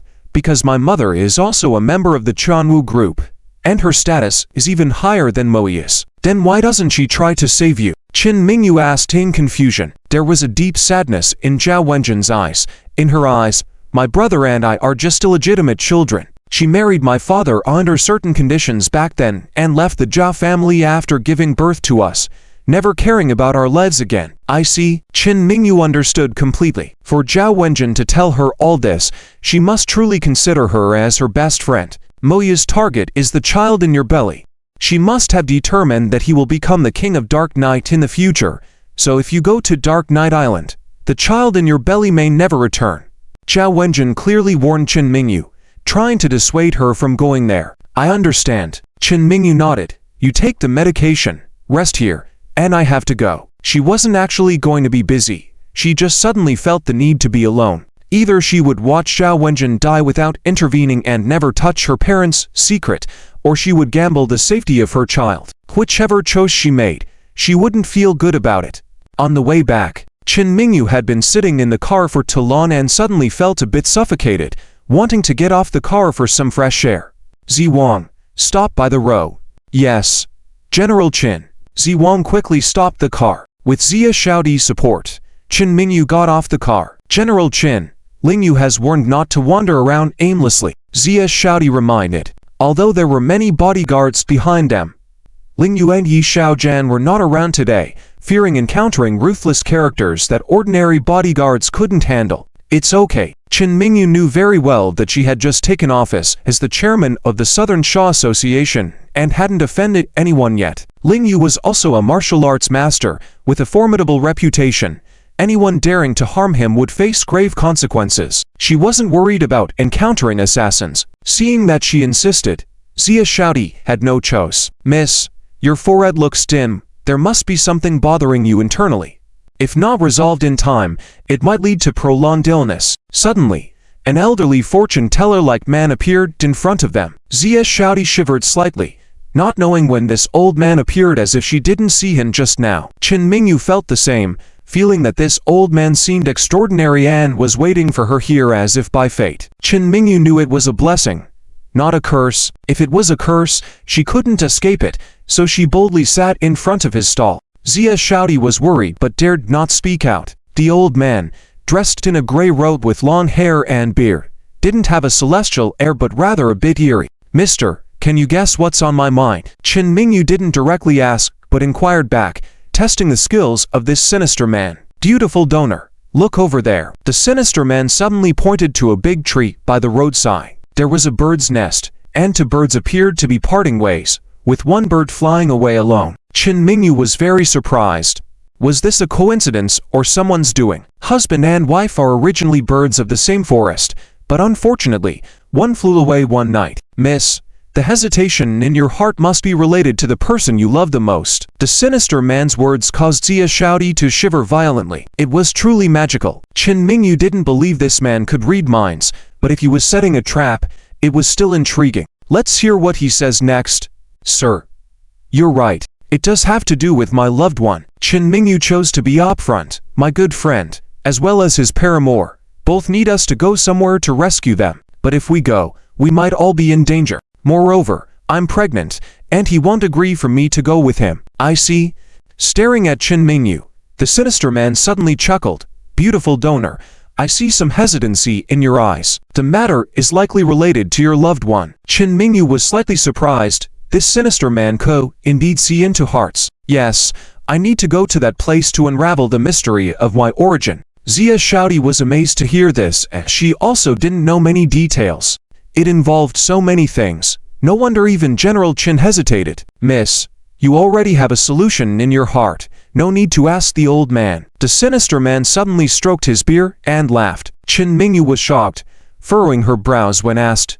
You're wrong. If I had a decision, I wouldn't be talking to you. Not at all. Not at all. The sinister man smiled triumphantly. Beautiful donor, your eyes are cold yet bright, indicating you're a very determined and confident woman. No matter what problems you face, you have a way to solve them without seeking advice from others. Chen Mingyu shivered slightly once more. Xia Shaodi widened her eyes, realizing this sinister man understood General Qin's temperament. You must want to save your friend, uncover the mystery of your birth, and have the confidence to embark on an adventure, achieving a perfect ending. The only uncertainty is whether your loved one will allow you to take such risks. The sinister man completely hit the mark regarding Chen Mingyu's thoughts. Chen Mingyu did want to take the risk but was worried about the safety of her unborn child and Ling Yu's disapproval, so she didn't dare be frank with Ling Yu. Miss, look at this pocket watch, rid your mind of doubts, and you'll know what to do. The sinister man took out a pocket watch, waving it in front of Chen Mingyu. Xia Shaodi became alert and wanted to warn Chen Mingyu, but was silenced by the sinister man covering her mouth. Quick! Protect General Chen. The bodyguards around rushed over. However, before they could act, the sinister man, laughing, said, Beautiful donor. Go. Boldly follow your heart. And then, amidst the encirclement of bodyguards, he elegantly fled. Chen Mingyu's gaze froze, as if spellbound. General Chen, are you alright? General Chen. Xia Shaodi was frightened, gently shaking Chen Mingyu. I'm fine. Don't worry. After Chen Mingyu spoke normally, Xia Shaodi breathed a sigh of relief. Let's go back. Chen Mingyu stood up and got back into the car. Watching her convo move along, the sinister man reappeared, standing beside a graceful woman, smirking. Mo Guan, how was my performance? We shall see the results. Mo Ye responded emotionlessly. In 2 days, Chen Mingyu will definitely come to you on her own and agree to return to Dark Knight Island with you. I guarantee it. The sinister man confidently stated. Mo Ye finally smiled. I'll wait and see. On the other side, Ling Yu returned to the villa, noticing Chen Mingyu's distraction. Mingyu, what's wrong? Was today exhausting? Ling Yu walked over, gently embracing his wife and inquiring. Chen Mingyu breathed out, leaning softly against his firm chest, saying, It was a bit tiring indeed. However, some matters left unresolved weigh heavy on the heart. Ling Yu also knew. In fact, his heart had always been heavy. He knew Lin Qingshuan's movements but couldn't personally save her. He was more tormented than Chen Mingyu. Protecting his wife and child was his responsibility as a man. He couldn't abandon his wife and the child in her belly, heading to Dark Knight Island on his own. If anything happened to his wife and child during that time, he would be better off dead. Seeing his expression, Chen Mingyu understood his thoughts, smiling tenderly. Ling Yu, don't overthink it. Things will work out. Ling Yu didn't understand her meaning. At the next moment, Chen Mingyu stood up, lightly smiling. I have something to attend to. I'd like to have a private chat with grandfather. I won't accompany you tonight. A large villa, in a room. Qin Chang'an lay on a recliner with his eyes closed, enjoying his leisurely time. Having toiled for most of his life, the old man now just wanted to rest well and enjoy his remaining years. But in the next moment, Qin Mingyu opened the door and softly walked in. "You're here?" Qin Chang'an seemed to have expected it, speaking with his eyes closed. Qin Mingyu hesitated for a moment and replied with a sound of agreement. "Go ahead, I'm listening." Qin Chang'an continued. It seemed like he had anticipated this. Qin Mingyu got straight to the point. "Grandpa, I want to leave with Lingyu for a while. The Southern Commerce Association and the Chang'an Group. I want you to hold the fort." Qin Chang'an finally opened his eyes, unable to help but smile bitterly. "It seems like I'm not yet at the point of resting and doting on my great-grandchildren. What is this? Born to a life of toil." Qin Mingyu felt a bit guilty, walking up to her grandpa and slowly squatting down, holding his aged hand. Qin Chang'an was also a bit surprised. This granddaughter had always been cold and strong-willed, never showing such a tender side. It seemed like arranging her marriage was indeed the correct decision. This was how a woman should be. "Grandpa, please, I can't bear to see Zhao Wenjin and Lin Qingshuan die. I know if Lin Qingshuan dies, Lingyu will never be able to let go." Qin Mingyu rarely shed tears, tightly gripping her grandpa's hand.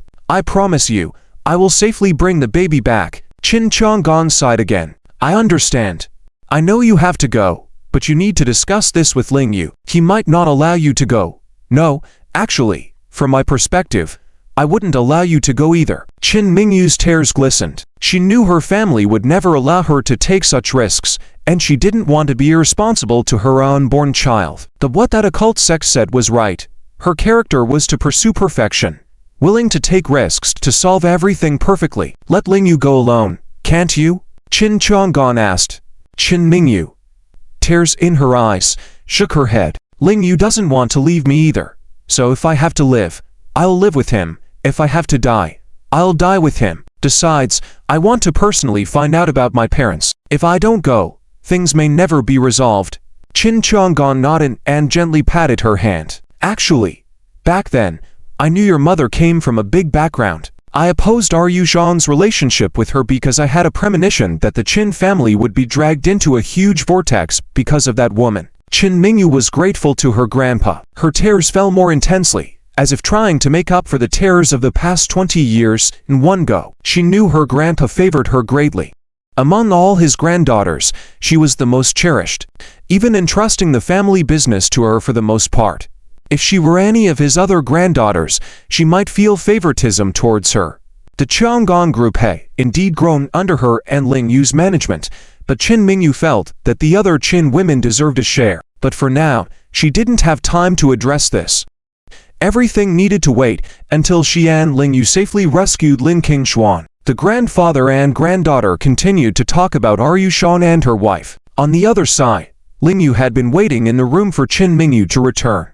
After midnight, Qin Mingyu finally walked in wearing pajamas, having apparently taken a bath and washed away the tear stains from her face. "Mingyu, were you chatting with Grandpa for so long?" Lingyu rushed over, guiding his wife to the bed, fearing she might have an accident while walking. Qin Mingyu just smiled faintly and nodded. Lingyu already sensed something was wrong and was even more sensitive at this moment.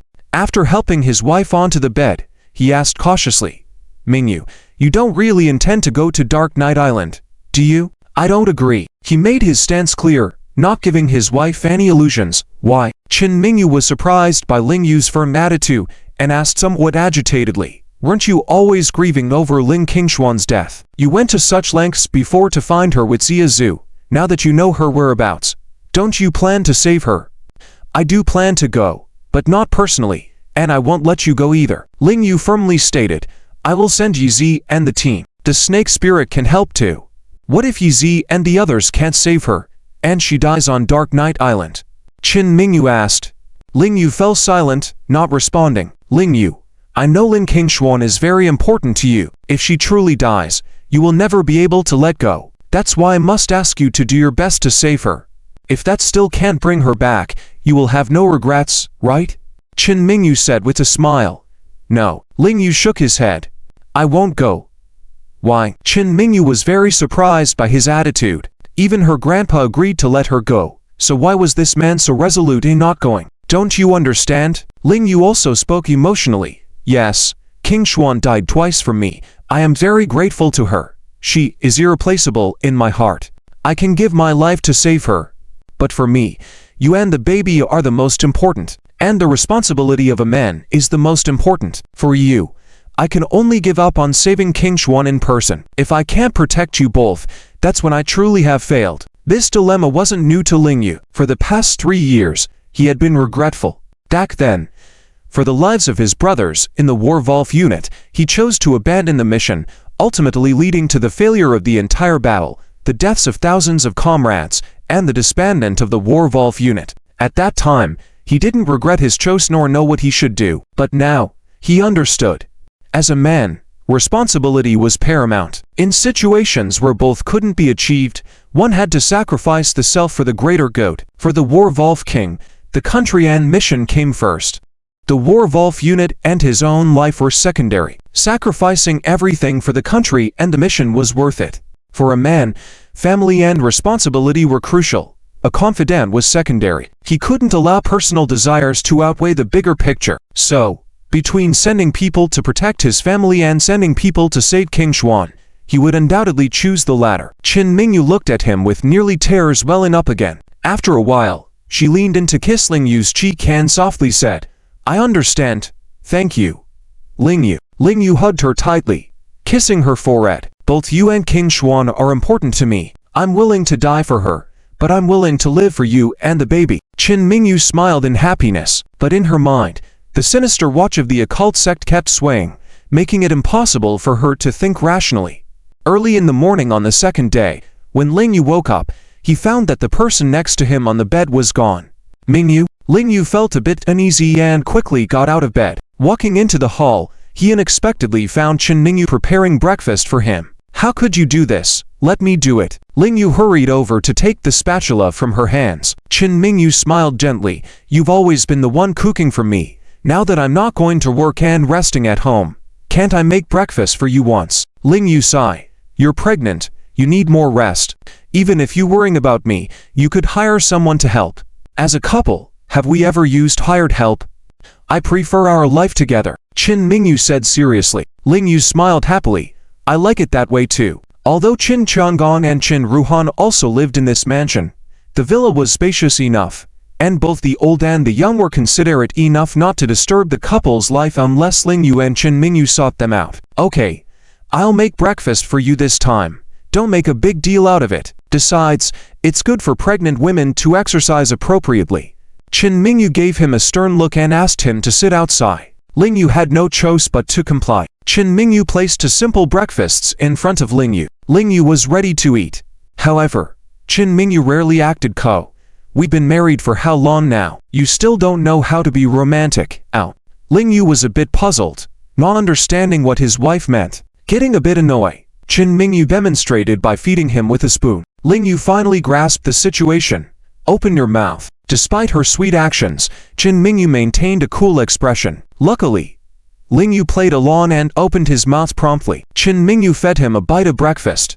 Lingyu finally caught on and in turn fed his wife a bite of milk. The couple enjoyed their breakfast in this pleasant atmosphere. However, Lingyu never expected that behind their happiness, a disaster was looming. Soon, he felt a bit dizzy and lightheaded. It wasn't because of his lack of medical skills, but rather his reluctance to guard against the person he loved the most. Mingyu, what are you going to do? Lingyu knew he was about to pass out, but he still wanted an answer. I'm sorry, Lingyu, Qin Mingyu said with a pained expression, holding his face. I know you love me and wouldn't let me take any risks.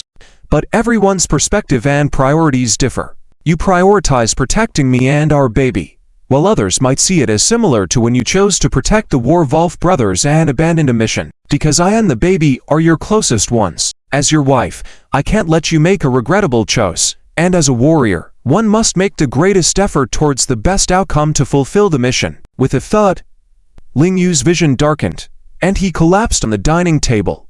Qin Mingyu wasn't sure if Lingyu heard her words, but she had to proceed with her plan. After some time, brother-in-law, wake up. Lingyu, please wake up. The voices of Qin Changong and Qin Ruhan rang in Lingyu's ears, bringing him back to consciousness. Water, Lingyu managed to say. Qin Ruhan quickly handed over a glass jug of water. Lingyu first drank from it, then poured some on his forehead, trying to regain his senses quickly. "Where's my sister?" Qin Ruhan asked with wide eyes. Before Ling Yu could respond, he checked the time on his phone, his eyes widening as he jumped up. "Did you contact Mingyu?" Qin Chonggong and Qin Ruhan didn't realize the severity of the situation, and Qin Ruhan calmly replied, "Sister said she's gone out for something important and asked us to wake you up before contacting her." "Oh no. Mingyu must be going to Dark Knight Island to find the Chanwu group." "What Chanwu group?" Qin Ruhan was still confused. Qin Chonggong sighed, as he had known Qin Mingyu's intentions last night but could not stop her. Without further ado, Ling Yu urgently dialed Qin Mingyu's video call. Qin Mingyu hadn't turned off her phone and connected with him directly. "Mingyu, where are you? Don't do anything reckless," Ling Yu exclaimed as soon as the call connected. The three could see that Qin Mingyu was at an airport. Not only that, the woman beside her turned out to be Moya. "I'm going to Dark Knight Island with Moya. I'll keep the locator on, so you can come pick me up when I'm ready to return." Qin Mingyu smiled, showing her confidence in her husband. "Don't board the plane," Ling Yu shouted, but it was too late, and Qin Mingyu was determined. "Please, Miss Qin." Moya was polite to Qin Mingyu and made no threats. Her goal was the child in Qin Mingyu's belly, and she wouldn't harm her in the slightest. Qin Mingyu trusted this and boldly set off with her. That left Ling Yu with no choice but to come for her. "Ling Yu, what's going on?" Meanwhile, in the mansion, Zhao Wenjin had brought One-Eyeing Moshu to find Qin Mingyu. Witnessing this scene, "A plane. Someone arrange a plane for me quickly." Ling Yu didn't have time to explain and shouted urgently. In East City, Qin Chonggong's reach seemed to fall short. Luckily, Zhao Wenjin said, "There's a helicopter in my East City properties. I'll take you there now." "Hurry up." Ling Yu, still feeling the effects of the drug, rushed towards Zhao Wenjin. "Brother-in-law, take this." Suddenly, Qin Ruhan shouted, picking up a yellow jade phoenix figurine from the table and tossing it to Ling Yu. Because of her pregnancy, Qin Mingyu couldn't wear the jewelry, so she had taken it off and left it at home. It was the token of love Ling Yu had given her after they got married. "Let's go." Ling Yu didn't have time to dwell on the past, quickly pulling Zhao Wenjin outside. Qin Mingyu's locator was moving rapidly and would soon leave the Dragon Kingdom's coast, heading towards the T-Pacific direction. Ling Yu was well acquainted with the world map and knew that in the vast ocean, there were countless mysterious islands. However, he didn't know the final destination of the plane. On a private plane, Moya sat beside Qin Mingyu, smiling. "Miss Mo, can you tell me now how my parents died?" Qin Mingyu didn't want to waste any time and wanted to unravel her biggest mystery. She had spoken with her grandfather last night for a long time, but even Qin Chonggong didn't know the truth of the matter. Moya looked at her cold expression and simply said, "Your father's accident was planned by someone, and the culprit happened to be an assassin from our Chanwu group." Qin Mingyu's eyes turned extremely sharp, emitting a fierce light, and she asked fiercely, "Why did you do this?" "Madam Saint, please don't be in a hurry. Please let me finish telling the whole story." Faced with Qin Mingyu's icy gaze, Moya suddenly stood up, placed a hand on her shoulder, and knelt down in front of Qin Mingyu. The next moment, everyone else on the plane also placed a hand on their shoulder and knelt down in unison in front of Qin Mingyu. Even Qin Mingyu felt a little panicked at this moment. What's going on? Not only Moya, but even the looks of others towards her were filled with reverence. What did you just call me?" Qin Mingyu couldn't accept this reality. She just wanted to be an ordinary person and didn't want to be some kind of saint, because she was very clear in her heart that the Holy Fire Organization was an evil organization, at least in Ling Yu's eyes. It must be evil. If she really was the saint of the Holy Fire Organization, wouldn't she be destined to stand against Ling Yu?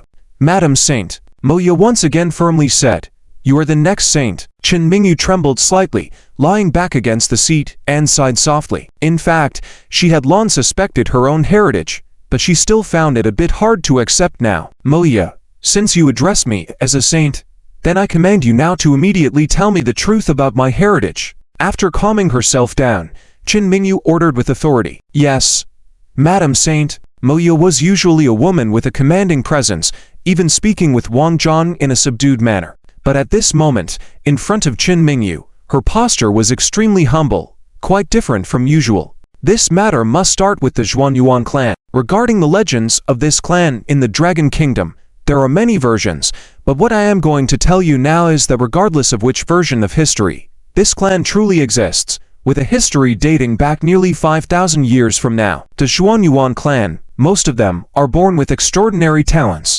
Thousands of years ago, a branch of them didn't want to be involved in worldly disputes and killings, choosing to hide in a secluded paradise, away from worldly strife. Their first leader was known as the Saintess, and before each generation Saintess passed away, they would choose the next Saintess to be the leader of the clan. This tradition has been upheld until now. Hearing this, Qin Mingyu shook her head repeatedly. You are lying. This is the modern era. When the Dragon Kingdom was founded, every inch of land was surveyed. If there was truly such a paradise, how come it hasn't been exposed until now? She was still resisting her identity as a saint. Moya could see that, and she didn't argue with Qin Mingyu over this unverifiable history. She just clearly told her, when Jun and you were so close, he must have told you about the legends of the 3 gods and 7 saints of the Dragon Kingdom. The Saintess is the leader of the 7 saints and also the nominal leader of the Holy Fire Organization. The history of the Holy Fire Organization's development is longer than you imagine,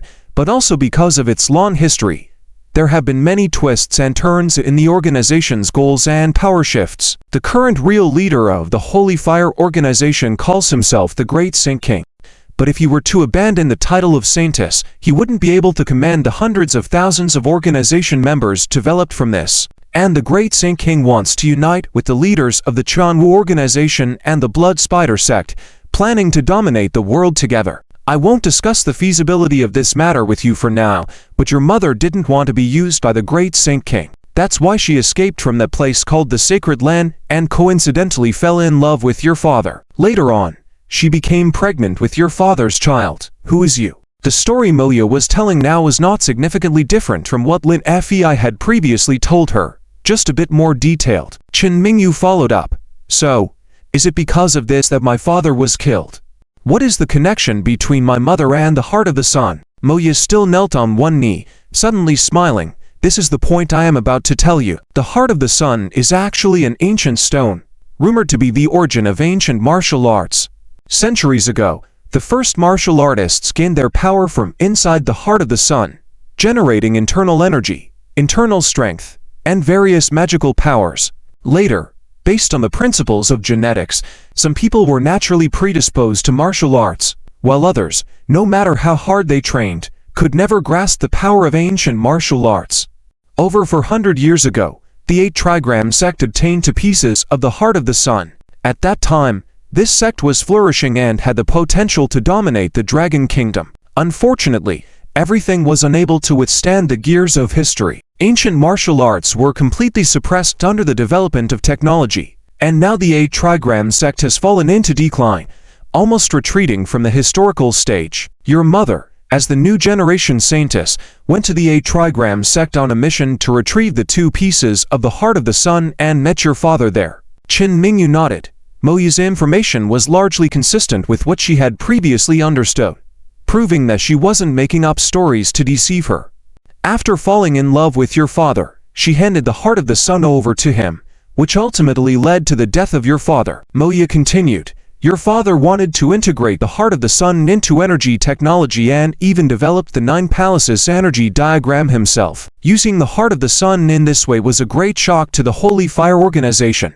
But using these 2 ancient martial stones for technological purposes was something the organization couldn't accept. In a fit of rage, the Great Saint King secretly had the Saintess brought back and ordered to eliminate your father. Although the by-law of the Qin family and your mother saved your father many times, even secretly giving birth to you through Lin Fei to keep you in the Qin family, he ultimately died in a car accident caused by the Chanwu organization. Hearing this, Qin Mingyu felt a glaring loophole and asked, if the Heart of the Sun was so important to the Holy Fire Organization, why did you let it stay in the Qin family for so many years, before Qin Yushuang went to reclaim it? Moya immediately responded, that's because there were conflicts within the Holy Fire Organization at that time. It was a period of internal strife, so no one had the energy to deal with the affairs of the Saintess and the Heart of the Sun. With the internal disputes within the Holy Fire Organization resolved, a mysterious plan was put on the agenda in these past few years to reclaim the Heart of the Sun and welcome back the Saintess. Most of the intricacies on the Qin family's side were now clarified. After contemplating for a moment, Qin Mingyu continued, So, who is the mastermind behind orchestrating the car accident that killed my father? And how did my mother die? She desperately hoped that Moya could tell her that her mother didn't die. Unfortunately, Moya truthfully answered, the one who killed your father was a blood spider assassin, already killed by Lingyu. It's meaningless for you to pursue it now. As for your mother, after being taken back by the great Saint King years ago, there has been no news for over 20 years. It's feared that her situation is dire. There was a rare look of vengeance in Qin Mingyu's cold gaze as she asked through clenched teeth, then tell me, where is the great Saint King now? I'm sorry, Lady Saint, I also don't know about this, Moya said candidly. I am the chief consultant of the Qianwu group. Although Qianwu and Saint Fire are brother organizations, they have always been two organizations with distinct purposes. I can't even keep tabs on the whereabouts of the Qianwu leader, let alone the whereabouts of the great Saint King. Qin Mingyu wanted to continue asking questions, but suddenly she started feeling symptoms of pregnancy. Lady Saint, you should rest well. Otherwise, if anything happens to your body or the baby, we won't be able to afford the consequences. Moya quickly stood up and instructed her subordinates to come over and take care of Qin Mingyu. The information she provided to Qin Mingyu today was enough. She had to keep some suspense and let her arrive at the Dark Knight Island first before saying more. Although Qin Mingyu was revered as a saint, she never had actual power. Moya's respect for her was one thing, but using her was another. Now that Moya needed to leave, Qin Mingyu had no choice. After all, she had already chosen to board the pirate ship. She still wanted to inquire about the relationship between Tangning and the three major organizations on behalf of Lingyu, so it seemed she needed to be more patient. Quick, faster. At this point, Lingyu had already arrived at her private airfield with Zhao Wenjin. Lingyu, are you sure you don't need me to arrange for someone to accompany you? Zhao Wenjin was very enthusiastic. Apart from Qin Mingyu being her best friend, the most important thing was that Lingyu's trip could determine whether she could survive. Either Moshu goes with me, or I don't need anyone, Lingyu stated plainly. Although he had never been to the so-called Devil Island, he had received information from Ling Qinlan's letters and some external rumors suggesting that it was definitely a dangerous place. Ordinary people going there would not only be useless, but also face a dead end. Moshu accompanying him would reluctantly serve as a helper and guide, as he was rumored to be a reject from the Qianwu organization. Ha. Then you go alone. I'm not into that stuff, so I don't want to go with you. Moshu, trailing behind, quickly joked. He knew more than Lingyu, and he saw no reason to accompany a man to such a risky place. Not scientific at all. Why don't you accompany him? Zhao Wenjin couldn't help but persuade, even with a hint of pleading. She was well aware that Moshu was only following her out of loyalty, not for money. She couldn't command him with her boss status, or he could leave at any time. Annoying. Moshu immediately upped his head frantically. With the beautiful female boss speaking, he couldn't refuse. Let's go. Lingyu seized the moment of hesitation and pushed him into the cabin. Seeing Qin Mingyu's location getting farther away, Lingyu no longer had time to delay. He took control of the helicopter personally. Wow, you can even operate an aircraft. You're truly skilled. Moshu admired Lingyu even more. This man, not only was he handsome and strong, but he could also fly an aircraft. As for planes, he only knew how to fight and was clueless about flying them. Lingyu didn't care to engage with him, he just calmly said, "Keep still and hold on." Before speeding up to the maximum, madman, Moshu held on to the cabin tightly as the helicopter sped past 400 kilometers per hour, seeming as if it could fly out of this world. After hours of flying, the sky began to darken. About to catch up with the target, Qin Mingyu's location information suddenly disappeared.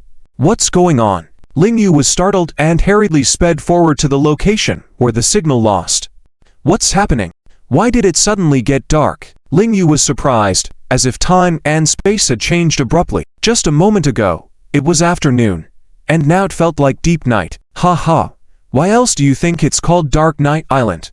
Moshu grinned and explained, that place receives no sunlight for almost 300 days a year. It's not only cold, but also in prolonged darkness. Do you know how to land? Lingyu asked. I have no idea. Moshu shrugged. He had left the Dark Knight Island when he was 15 and hadn't returned in nearly 20 years, almost forgetting everything about the island's environment, let alone the current situation there. Ling Yu knew he couldn't rely on Mo Shu and had to figure things out on his own. Soon, a light suddenly appeared, seemingly coming towards them. Could it be? Are there fireworks in this deserted place? Mo Shu suddenly had a bad feeling. Ling Yu, experienced in life and death situations, was more sensitive than him. Seeing the light, he quickly changed the helicopter's direction to avoid it. Swish! After the light passed by the aircraft, Mo Shu realized with a cold sweat that that was a missile. If Ling Yu hadn't handled the aircraft expertly, they would have been buried in the ocean by now. Mo Shu, get ready to jump from the aircraft. Ling Yu remained alert as the remote-controlled missile was about to turn back towards them. Are they even playing like this? Such high-tech. Mo Shu took it seriously and quickly put on 2 sets of life jackets and parachutes. Ling Yu swiftly steered the aircraft towards the direction the missile was launched. Although it was dark, there had to be land in that direction. Jump!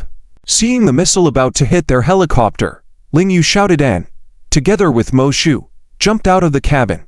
Quick! Mo Shu handed over the parachutes and life jackets. Since the parachutes opened at different times and with the howling sea wind, they were separated during the descent. As everything turned pitch black, after Ling Yu opened his parachute, he had already lost sight of Mo Shu. Ling Yu's guess was correct, and his luck was also good as he landed safely on land. A light was visible nearby, indicating the presence of people, possibly living in a primitive manner. Just as Ling Yu was thinking, alarm suddenly sounded around him. What's going on? An infrared defense system? Ling Yu was a bit perplexed. What kind of place was this? Wasn't it supposed to be a primitive island? How could they have such advanced technological systems? Next moment, countless infrared red dots landed on him. Who goes there? Raise your hands. The lead guard, dressed in black uniform, fully armed, seemed extremely vigilant towards sudden intruders. Although Ling Yu was a martial lord from the southern continent, facing a group of guns, he wasn't joking around. He quickly raised his hands. My name is Ling Yu, and I mean no harm. Ling Yu introduced himself, waiting to see the reaction, as Moya must know that he had followed her there. If you don't want to die, come with me quietly. The guards showed no special response, apparently not recognizing him. With no other options left, Ling Yu had to adapt to the situation and find out if his wife had landed on the island, so he could figure out a way to save her and return together. Soon, he was shocked to see that the guards were carrying firearms with the same model he had seen during the battle in the Northern Territory 3 years ago. This meant that the armed forces behind this island were closely related to the war from 3 years ago. 3 years ago, the Ka-3 kingdoms, which had been at peace with the Dragon Kingdom for many years, suddenly had border friction with the Dragon Kingdom and deliberately provoked a war. For 100 years, the Ka-3 kingdoms not only had a bigger mouth than the Dragon Kingdom, but in terms of economy, size, weapons, and military strength, they were far inferior to the Dragon Kingdom. So, the fact that the Ka-3 kingdoms dared to initiate a war completely caught the Dragon Kingdom off guard. They were curious as to who gave them the courage. The royal palace ordered the northern border to fight against the enemy, and at that time Ling Yu led the Volve battalion in multiple direct confrontations with the Ka-3 kingdoms on the battlefield, only to discover that they had very advanced weaponry. For example, the guards now wield the upgraded version of the M1917 infrared machine gun. At that time, the northern border knew that behind the Ka-3 kingdoms, there must be a powerful mysterious force supporting them in launching the war, so that war was exceptionally difficult for the northern border. However, with the patriotic will of the northern border soldiers sacrificing their lives, they still defeated the Ka-3 kingdoms and drove them back. After the war, although the Dragon Kingdom suffered some losses, the losses of the Ka-3 kingdoms were much greater than the Dragon Kingdom, causing their economy to regress by more than 10 years. After the war, they exported large quantities of food, textiles, and counterfeit drugs to offset their weapons debt.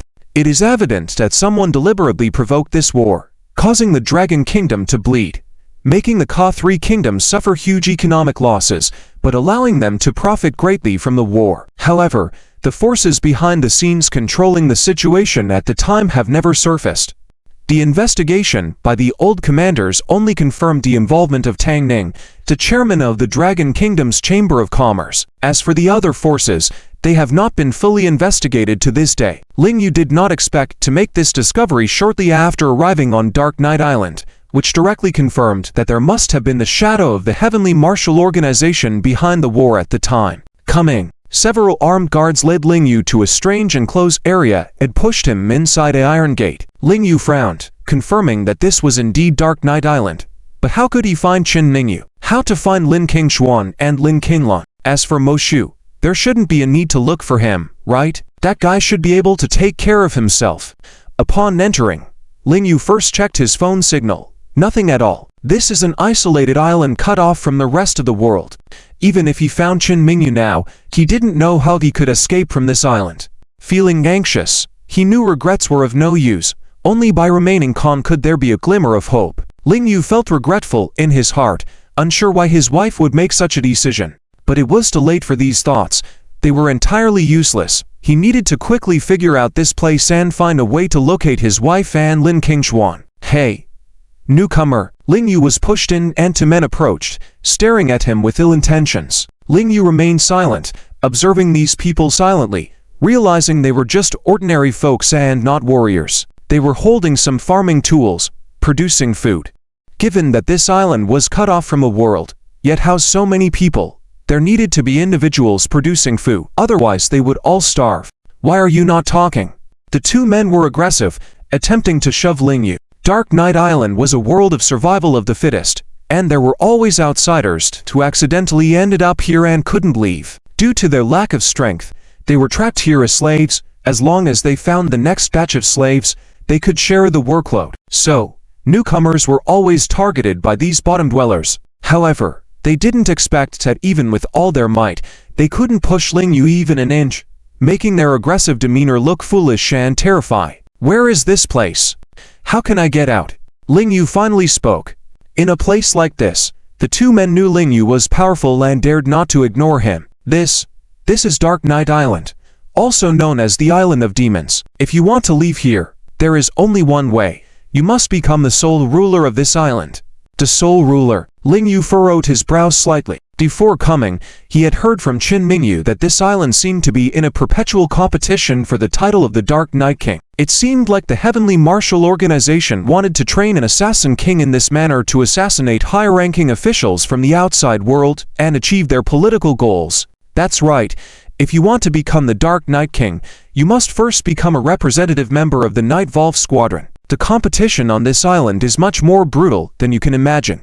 Another man pointed to a building ahead, continuing to explain. Ling Yu was no longer interested in conversing with these two lowly individuals. He directly gazed towards the strange building. The building was surrounded by primitive old lamps, with a carved Volve head above the door. Ling Yu gave a disdainful smile, realizing that this place suited him quite well. He took steps towards the building, approximately 800 meters away, and along the way, he caught a whiff of a foul odor, likely from dead bodies used as natural fertilizer. Ling Yu grew even more concerned for Qin Mingyu. How could his pregnant wife survive in such an environment? Hey, do you not value your life? Ling Yu was about to push the door when someone working nearby suddenly shouted in alarm. It's working hours. No one except for the representative of the Night Volve Squadron can freely enter inside. Seeing them panic, Ling Yu knew that violating the rules would lead to severe punishment. Unfortunately, he did not come here to abide by the rules. He came to break them. Doom. Ling Yu didn't hesitate at all, his hands pushing open the heavy door. The people around immediately paled, surprised that a newcomer who didn't know his place had arrived. Under the panicked gaze of the crowd, Ling Yu strode confidently into the building. Inside were some simple stone-built bedrooms. Although rundown, they didn't have any strange smell, indicating they were living quarters for individuals of lower status. Continuing further inwards, the rooms grew larger. In the innermost area was a large room, appearing to be the main headquarters of the Night Volve Squadron representatives. Ling Yu pushed open the door without hesitation. There were only 4 people inside, and seeing Ling Yu boldly intrude, they were stunned. After so many years, an ignorant newcomer who dared to invade their headquarters had appeared. Ling Yu ignored the expressions of these people and instead took in his surroundings. To be honest, he was slightly disappointed.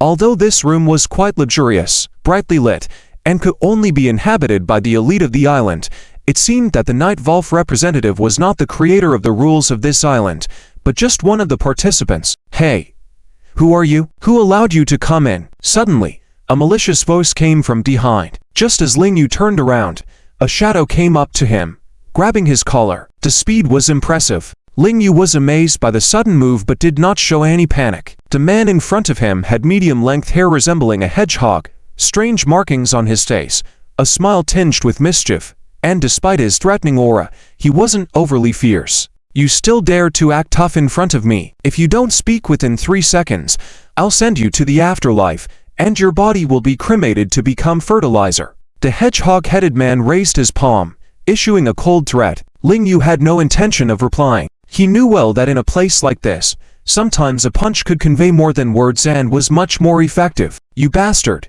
you're asking for death. The hedgehog head completely angered Ling Yu, and he truly activated his killing intent, striking down with a palm. Ling Yu felt that his move was a bit strange. It had a strong stance, but the destructive power was not great. Easily dodging with a sidestep, Ling Yu realized the hedgehog head was quite surprised. No wonder this guy was so arrogant. He really had some skills. The other 3 people in the room were also taken aback, looking over with curiosity. Damn it! Try my move. The hedgehog head unleashed a few punches and kicks in a row, but couldn't overpower Ling Yu. Feeling even more irritated, he suddenly muttered some words under his breath, then lifted his hand again, flames appearing on his palm. What's going on? Ling Yu finally gave a sharp look. Even though he had participated in the peak competition in the southern continent and encountered many strong opponents on the battlefield before, he had never seen someone produce flames with their bare hands. Had he really crossed over to a fantasy world? No. Ling Yu didn't believe in such supernatural things. He just felt that there must be some mystery behind all this. Stop in 3 seconds. Do you want to burn down our headquarters? At this moment, a woman suddenly entered through the main door, shouting loudly to stop them. Surprisingly, the hedgehog head actually stopped, reluctantly glancing at Ling Yu and muttered, "Consider yourself lucky." Only then did Ling Yu have the chance to observe the woman who had entered. She was about the same age as Qin Ruhan, not particularly beautiful, but compared to the other people on the island, she seemed quite clean, especially her big and clear eyes. "My name is Shui Shui. Are you new here?" The woman with big eyes reached out her hand towards Ling Yu. Ling Yu was somewhat surprised because ever since he arrived on this island, everyone he had seen was filled with resentment and evil energy, including the others in the room. So to encounter such a charismatic woman on this demon island was truly unexpected. "I'm Ling Yu." With that, Ling Yu shook hands with her. The woman smiled happily and then looked towards another woman in the room, asking, "Gee, isn't our Night Volve team missing one person? This newcomer seems to be quite skilled. Shall we let him join?" Ling Yu also cast his gaze towards the woman named Ji. Dressed in white with a black cloak draped over her, she appeared swift and awe-inspiring, her eyes cold. Due to the isolation of this island from the outside world, the people here had a distinctive and unique style, quite different from the modern city's aesthetics. It may not be considered ancient attire, but it definitely did not match the contemporary urban style. HMPH, you think you can join Night Volve like this? It underestimates the mastery of the King of the Dark Night Island. Ji coldly snorted, her eyes not showing much respect for Ling Yu. Then what must I do? Ling Yu approached with interest.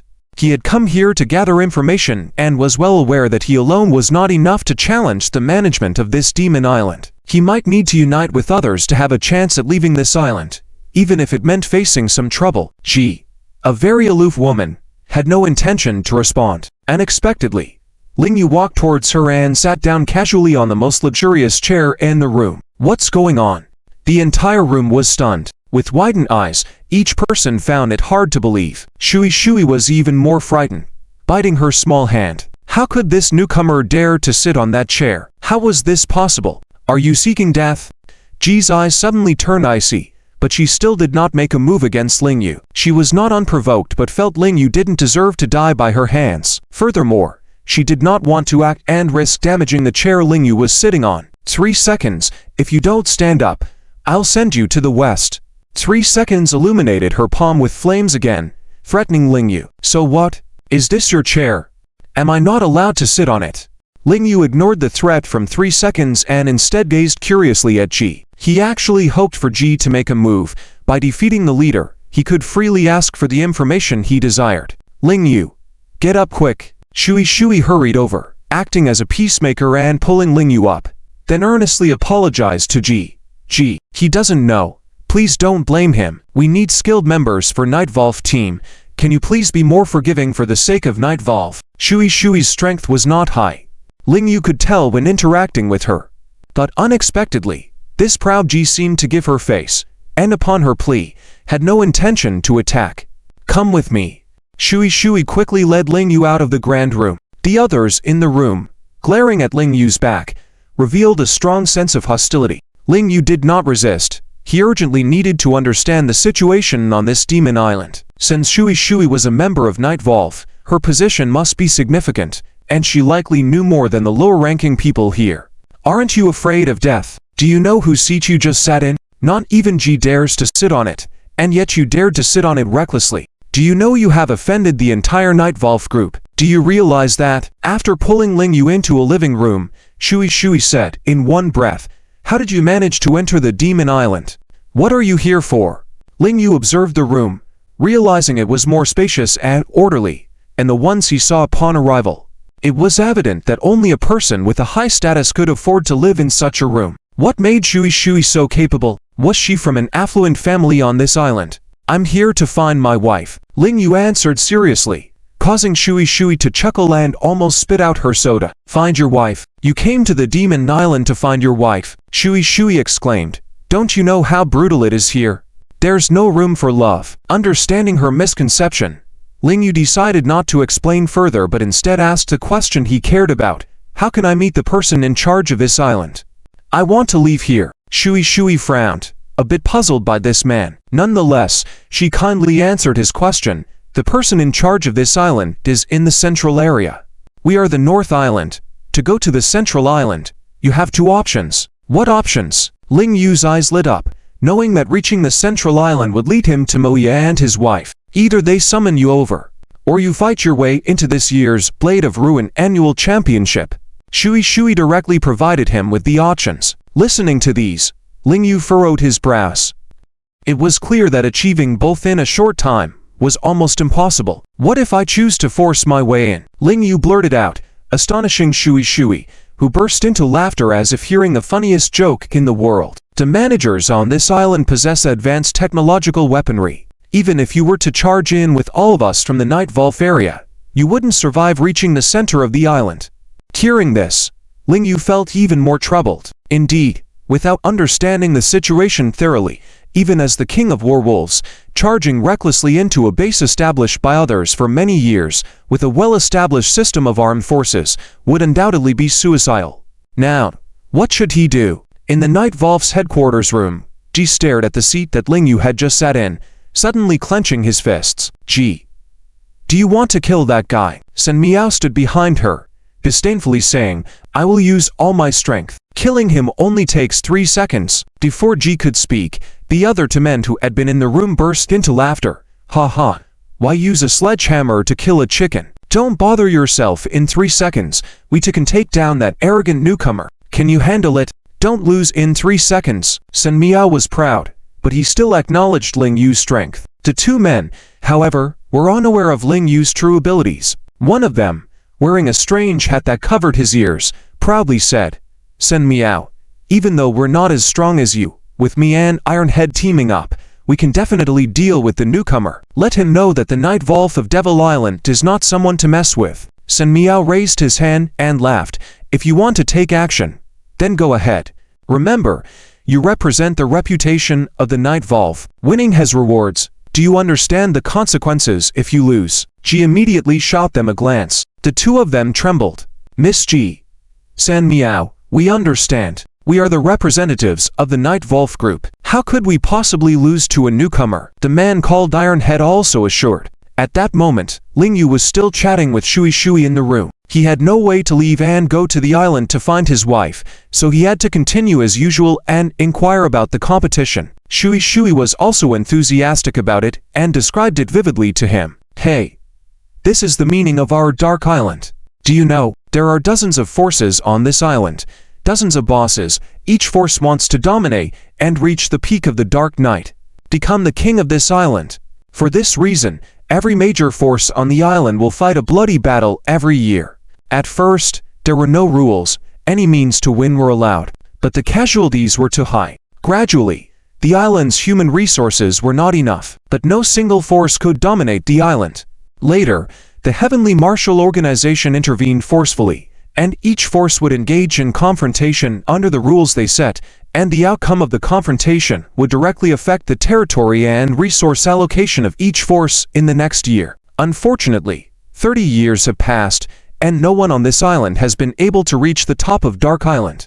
Ling Yu was also listening intently. According to the principle that unity will inevitably lead to division, and division will inevitably lead to unity, how could it be possible that after so many years, this Devil's Island had not been unified? Just thinking about it, there must be something fishy going on. But Ling Yu had just arrived and couldn't draw any conclusions, so he listened for the time being.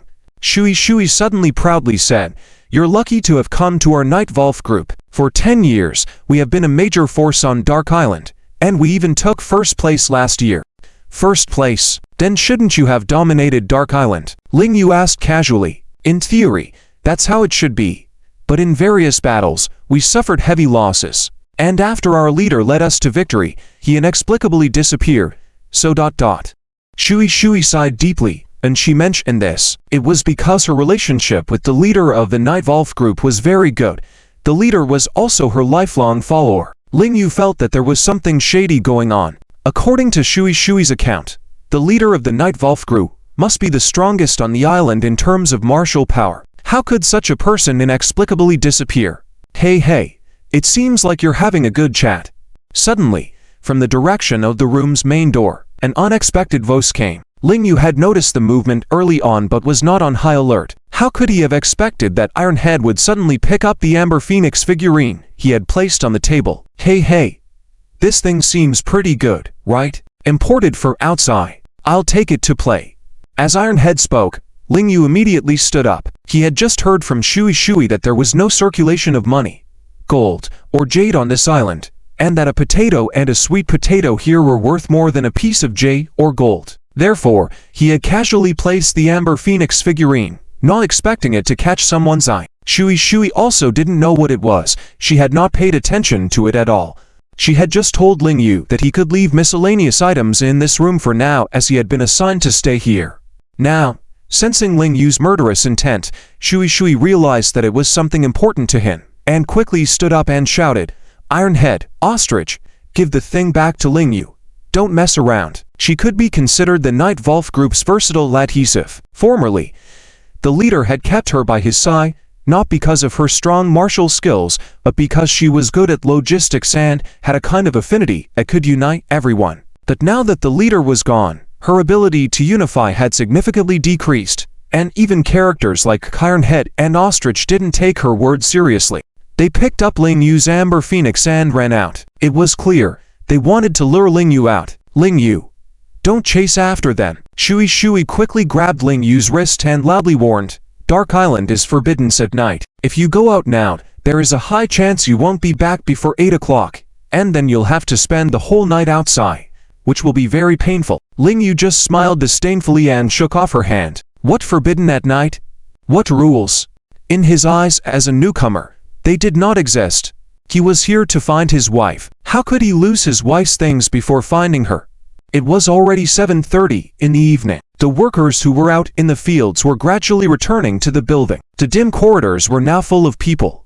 Ling Yu had to chase the two ahead, dodging left and right because he didn't want to harm innocent people. Despite this, he was getting closer and closer to Ironhead. Hey, Ostrich, pass it on. Seeing that Ling Yu was about to catch up, Ironhead quickly passed the Amber Phoenix to Ostrich. Witnessing this scene, people around started to comment, Hey, Ostrich and Ironhead are bullying the newcomer again. Being targeted by the Night Volve group representative, the newcomer is in for a tough time. We're talking about the latest person who was driven insane by bullying. Poor guy. Ling Yu paid no attention to these remarks and directly pushed Ironhead down and ran after him. Whoever dared to touch his wife's things would definitely not have a good ending. Damn, this newcomer is pretty strong. Ironhead was pushed down by Ling Yu, falling hard, but he was not scared and continued to chase. After all, both he and Ostrich had some special abilities. They were convinced that the two of them together could not lose to this newcomer. Hey, is this thing really valuable outside? Ling Yu kept chasing from behind, The ostrich kept looking back and making faces at Ling Yu. Looks like we overestimated this guy's strength. He can't even catch up to me after chasing out of the Volve's lair. Pathetic. As the ostrich's words fell, Ling Yu emerged outside, with no one else blocking him. Suddenly, he accelerated and appeared in front of him effortlessly. 4 words. Fast as lightning. How is this possible? Such agility. The ostrich's smug expression instantly froze on his face. In this world, there are various body techniques, but all are based on the foundation of agility and inner strength. The principle is simple, Ft equals mv, with F representing agility. The greater the force on the ground, the faster the speed. Ling Yu, as the Volve King, had learned various footwork from an old drunkard since childhood, and later honed his legs in the north. What did you just say? Ling Yu smiled coldly, his gaze falling on the ostrich like a devil tempting his soul. That despicable smile. Watch as I destroy your mouth. In panic, the ostrich threw a punch. To be honest, a bit disappointing.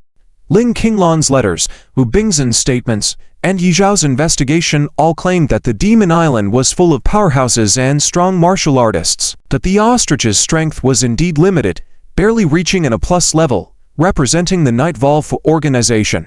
His strength was far below that of the fighter in the white pants he had faced before. Swoosh! At that moment, another gust of wind came from behind. Ling Yu seemed to have eyes on his back, easily dodging with a step to the side. The expressions of Ironhead and the ostrich were filled with fear. The newcomer's strength far surpassed their imagination. However, as seasoned fighters, they mustered courage despite the absolute disadvantage and continued to attack Ling Yu. Inside the building gate, a group of low-level Night Volve members watched with avid interest, finding it hard to believe. Hey! Didn't expect a new expert to join the Night Wolves. Even Ironhead and the ostrich can't defeat him when they work together. The Night Wolves must be blessed by the devil god. When the leader died, wasn't it Big Z who suddenly descended from the sky and carried the flag of the Night Volve King? Now that Big Z is missing, is there another super martial artist taking on Big Zhao's heavy responsibilities? Who knows? Is it fate or someone's arrangement? The group discussed fervently. Shui happened to run up to the gate, hearing these discussions, feeling a sense of anticipation. Could this new person be here to take over Big Zhao's position? Did he have that capability? Dang, dang. At that moment, Ling Yu easily knocked down the ostrich and Ironhead with 2 punches. I don't want to kill you. Give back the yellow jade phoenix. Ling Yu's eyes glinted, exuding a powerful aura. Damn it. The ostrich and Ironhead, already feeling fearful, hesitated. But with many eyes watching from inside the gate, surrendering to a newcomer would be too embarrassing, wouldn't it? Take this, Ironhead. Ironhead charged directly at Ling Yu with his head. Ling Yu just used one hand to restrain him and tapped him lightly with 2 fingers of the other hand. Ding! It sounded like hitting metal. Heh. No one can defeat my Ironhead. Ironhead boasted, about to counterattack Ling Yu, but found himself collapsing in pain after Ling Yu's knee struck his abdomen. Ha! Ling Yu smirked disdainfully, thinking perhaps Ironhead, like Mo Shu, was invulnerable to weapons. Turns out, he was no tougher than a sheet of iron. With a swift punch, Ling Yu's forceful blow sent a chilling wind. I surrender. The ostrich quickly knelt down, holding up the yellow jade phoenix and shouted, I give up. We're no match for you. Ha! Ling Yu laughed again, taking the yellow jade phoenix casually and jesting. Your head bobbing like an ostrich truly fits your name. What began as a joke deeply wounded the ostrich's pride, his eyes glaring red. But even in his rage, he dared not continue fighting Ling Yu. Come back, you two. Come back.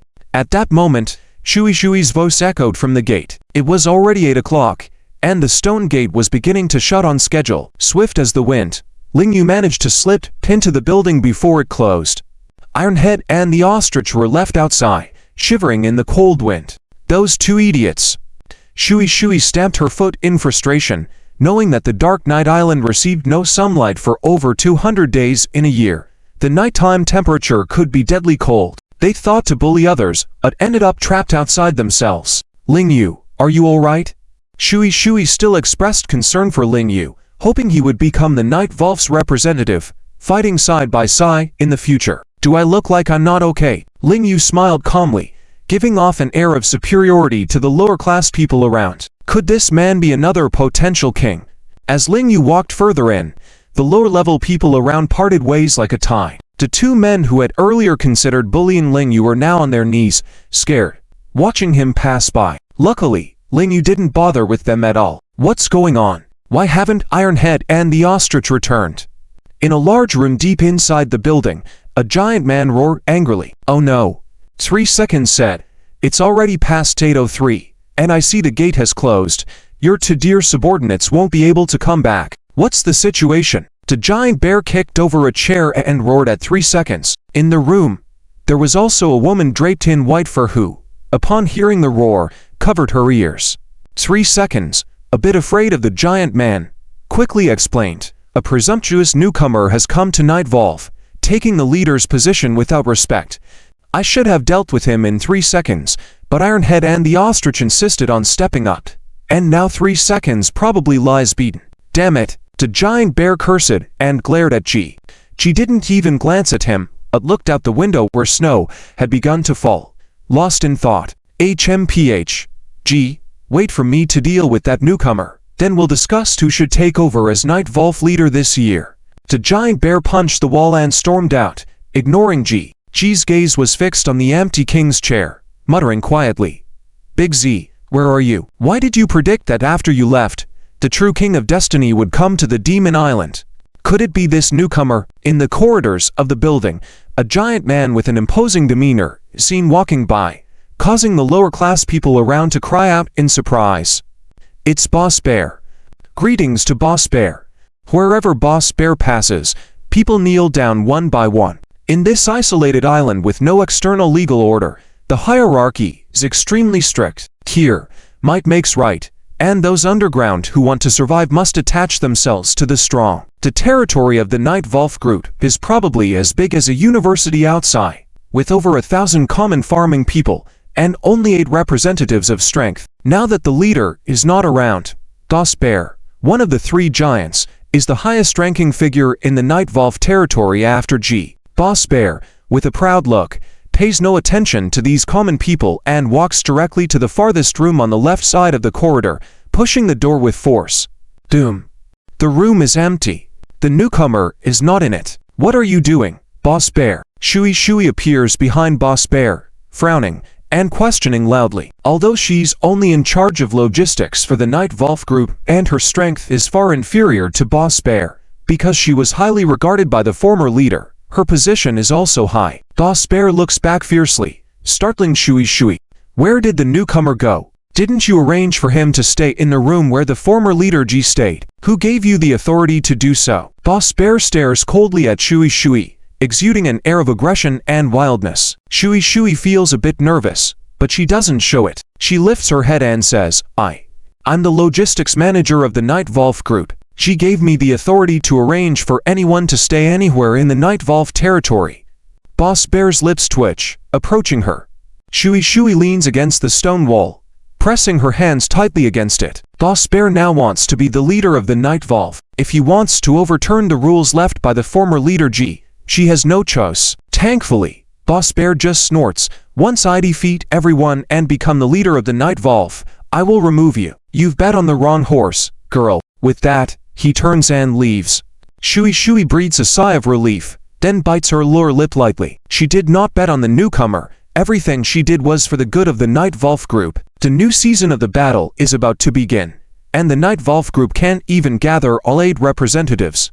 After a difficult journey, a newcomer with decent strength arrived. She wanted him to join the Night Volve and fight for the group. However, she was also puzzled. Where did Ling Yu go to, as he wasn't in his room?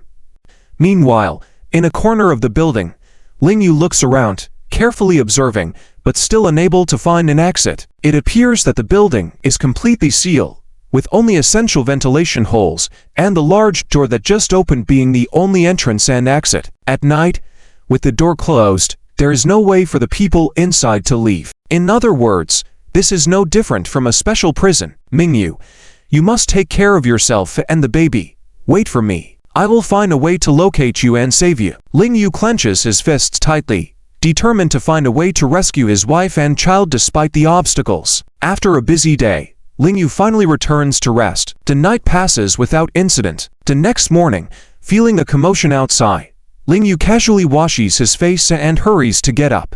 Stepping out of the room, he sees Shui's energetic face. To be honest, after entering this demon island, Ling Yu sees the lifeless or hostile expressions on everyone's faces, like walking dead or lurking beasts.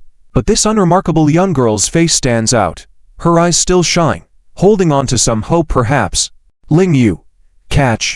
Shui throws something at him. Ling Yu takes a look. It's a strange pendant made of an unusual material, with a pattern on it similar to the emblem on the Night Volve building, a Volve head. What does this mean? Ling Yu asks. This is the identification badge of our Night Volve members.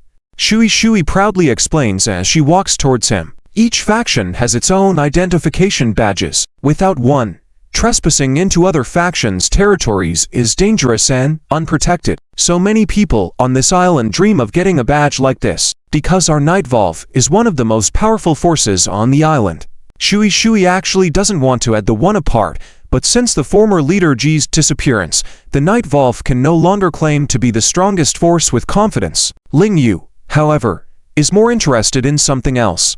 He furrows his brows and asks, so you mean people from each faction can freely enter other factions' territories? Yes. The island is interconnected. We are in the northernmost part of the island. Going west leads to the territory of the Black Demon Clan, east to the Sun Group, south to the Ice Fire Alliance, and further south to the Azure Volve tribe. Shui cheerfully introduces Ling Yu to the different factions. Ling Yu has no understanding of these factions. His only curiosity is how to reach the central island. Upon hearing Shui's explanation, he quickly runs towards the entrance of the building. Hey! Where are you going? Shui hastily follows. Ling Yu doesn't pay attention to the woman, and indeed, the building's main gate is already open in the morning. He can finally walk out. Once outside, he sees the unfortunate lower-class individuals beginning their work for the day. Their faces show no signs of life. Survival on this island means no dreams, no hope, just primitive survival. Anyone would look like that in this place. Ling Yu disregards these people directly and runs south. Hey! Ling Yu, stop! Shui yells frantically from behind, drawing the attention of many. Ling Yu eventually stops because, after running a long way, he finally notices that across a bridge, the people there are wearing identification badges that don't belong to the Night Volve group. Ling Yu. You shouldn't trespass. Gasping for breath, Shui catches up to him. Seeing him stop, she relaxes a bit and quickly explains, that's the territory of the Ice Fire Alliance ahead. They may attack you if you wander there. Ling Yu only now realizes that at the border of each faction, there are guards from each side. Today, the one guarding the Night Volve border is none other than Ironhead, whom he had lectured on being human. Ironhead couldn't go back last night, so he stayed here and is now shivering from the cold, nose running. He had seen Ling Yu earlier but chose to remain silent, hoping Ling Yu would trespass into another faction's territory and face a beating from the crowd. Are there always guards at the border? Ling Yu asks Shui. If there are guards at all times, he might as well try his luck and forcefully find his wife's whereabouts. Not at all. I said, the management has a curfew. After 8 p.m., everyone must return to the building, and they can only come out the next morning at 6 a.m. Shui patiently answered Ling Yu's question. It's very cold at night on Dark Night Island. Bone-chilling cold. Who can withstand standing guard outside? Ling Yu agreed, seeing Ironhead was cold all night, with a runny nose in the morning. Although Ironhead's cultivation was far below his, he was at least an A-level internal energy martial artist. Even he couldn't bear it. Ordinary people would probably freeze to death. Ling Yu clenched his fist and continued to ask, if someone trespasses and gets into a fight, will the management intervene? Shui was stunned, her eyes wide. Ling Yu, you don't really plan on forcing your way in, do you? The Ice and Fire Alliance is not easy to deal with. Moreover, for the protection of the island's workforce, if lives are lost indiscriminately, the Heavenly Martial Arts Management will punish severely, with the worst offenders being executed. As Shui spoke, Ling Yu also understood. In short, it could be summarized in 8 words. Win the fight, face punishment, lose and face death. Unsure of Qin Mingyu's whereabouts, Ling Yu also knew that forcing his way in was a bad move. He might encounter all sorts of trouble before finding his wife. Innocent lives might be lost as well. After weighing his options, he decided to take discreet action again tonight, even if it meant enduring some cold. Seeing him finally change his mind, Shui also breathed a sigh of relief and followed him back, quietly asking, "Ling Yu, when you mentioned finding your wife, you really meant finding your wife? I mean, was your wife kidnapped to Dark Knight Island?" Ling Yu didn't hide it from her, nodding. Shui was very surprised and asked quietly, "Is your wife a member of the Heavenly Martial Arts?" Ling Yu glanced at her and shook his head. Shui was even more puzzled. She had heard before that the Heavenly Martial Arts organization would find heavenly martial artists in the outside world and bring them to Demon Island to train them as national assets.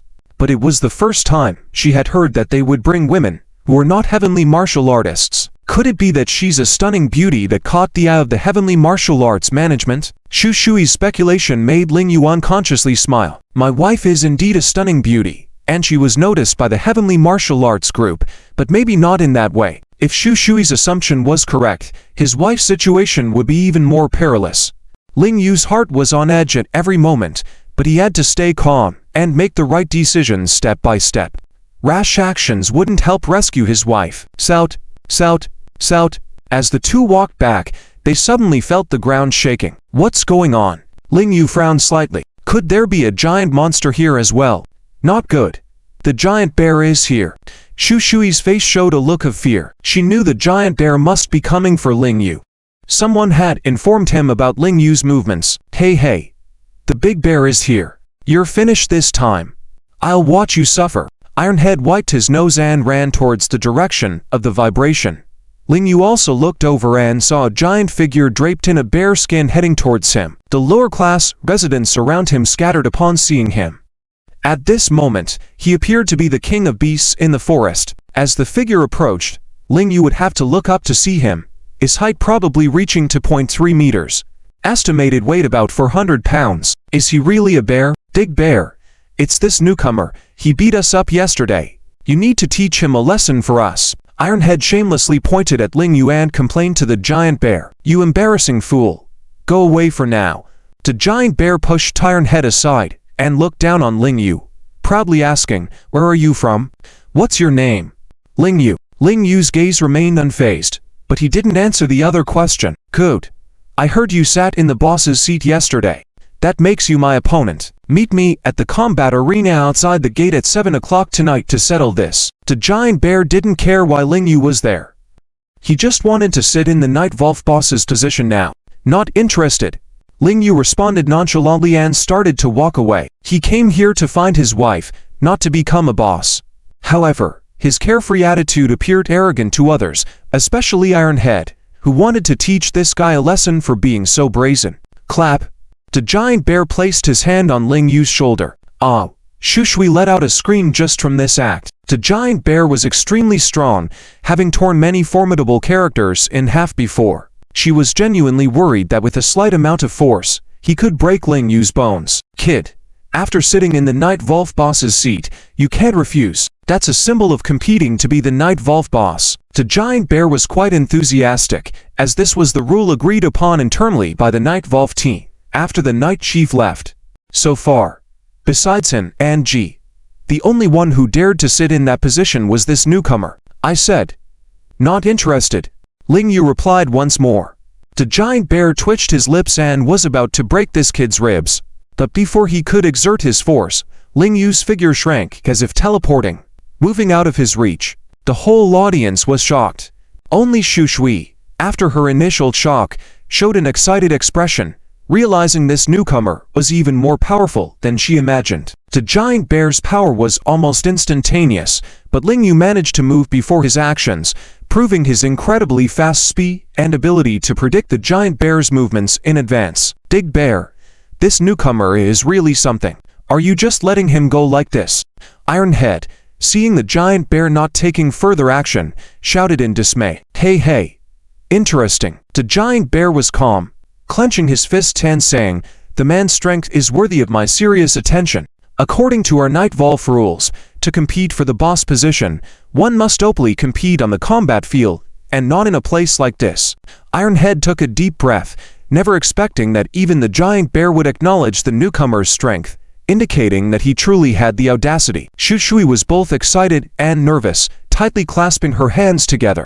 Most women are concerned with appearance, and Ling Yu was definitely in the top 3 looks on the island. Of course, she supported Ling Yu. However, the giant bear was one of the 3 giants of the Night Volve group, terrifyingly powerful. She was worried that Ling Yu might not be able to defeat him. Ling Yu wasn't too concerned about the giant bear's challenge. His sole focus was reaching the center of the island to find Qin Mingyu. He had explored other directions at the border during the day and discovered the island's structure was artificially divided. Each faction's territory was separated by a man-made river, requiring crossing over a bridge. This made infiltrators stand out significantly, making it difficult to move stealthily between territories. Mingyu, wait for me. I'll come find you tonight. Ling Yu clenched his fist, determined. Until around 6 o'clock in the afternoon, a strong wind began to blow outside, and Ling Yu returned to the Night Volve's building. Ling Yu, time for dinner. Shui carried a hot meal and entered his room. Thank you, Shui. In the cold place, seeing the piping hot meal, even if the dishes were very simple, Ling Yu's heart was warm. It was unexpected that in a place like this, there would still be a gentle and kind woman like Shui. It can be seen that the old boss who appreciated Shui back then should also be a man with a similar character. Right. You're welcome. It's my job.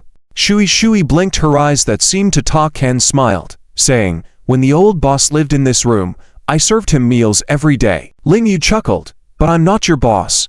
Who knows? Shui's eyes sparkled with a hint of anticipation. The old boss said before that he might leave Night Volve one day, and the next Night Volve boss would be the destined king of this demon island. Pausing for a moment, she leaned towards Ling Yu, blinking her big eyes. Do you think it could be you? Huh. Ling Yu was stunned and chuckled. How could it be me? I'm just here to find my wife. Who knows? Shui continued to smile and said, well, you eat first, I have other things to do. Okay. Ling Yu nodded. Although he had been hungry all day and his stomach was empty, before he started eating, he carefully checked the food, making sure there was nothing wrong with it.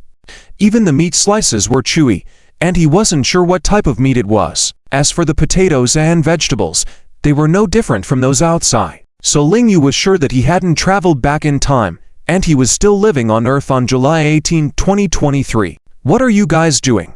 Let me go. At this moment, Shui's voice suddenly came from outside the door. Ling Yu furrowed his brows slightly, quickly stood up, and walked out, only to see a woman in a fur coat carrying Shui, whose hands were tied, trying to run outside. Shut up.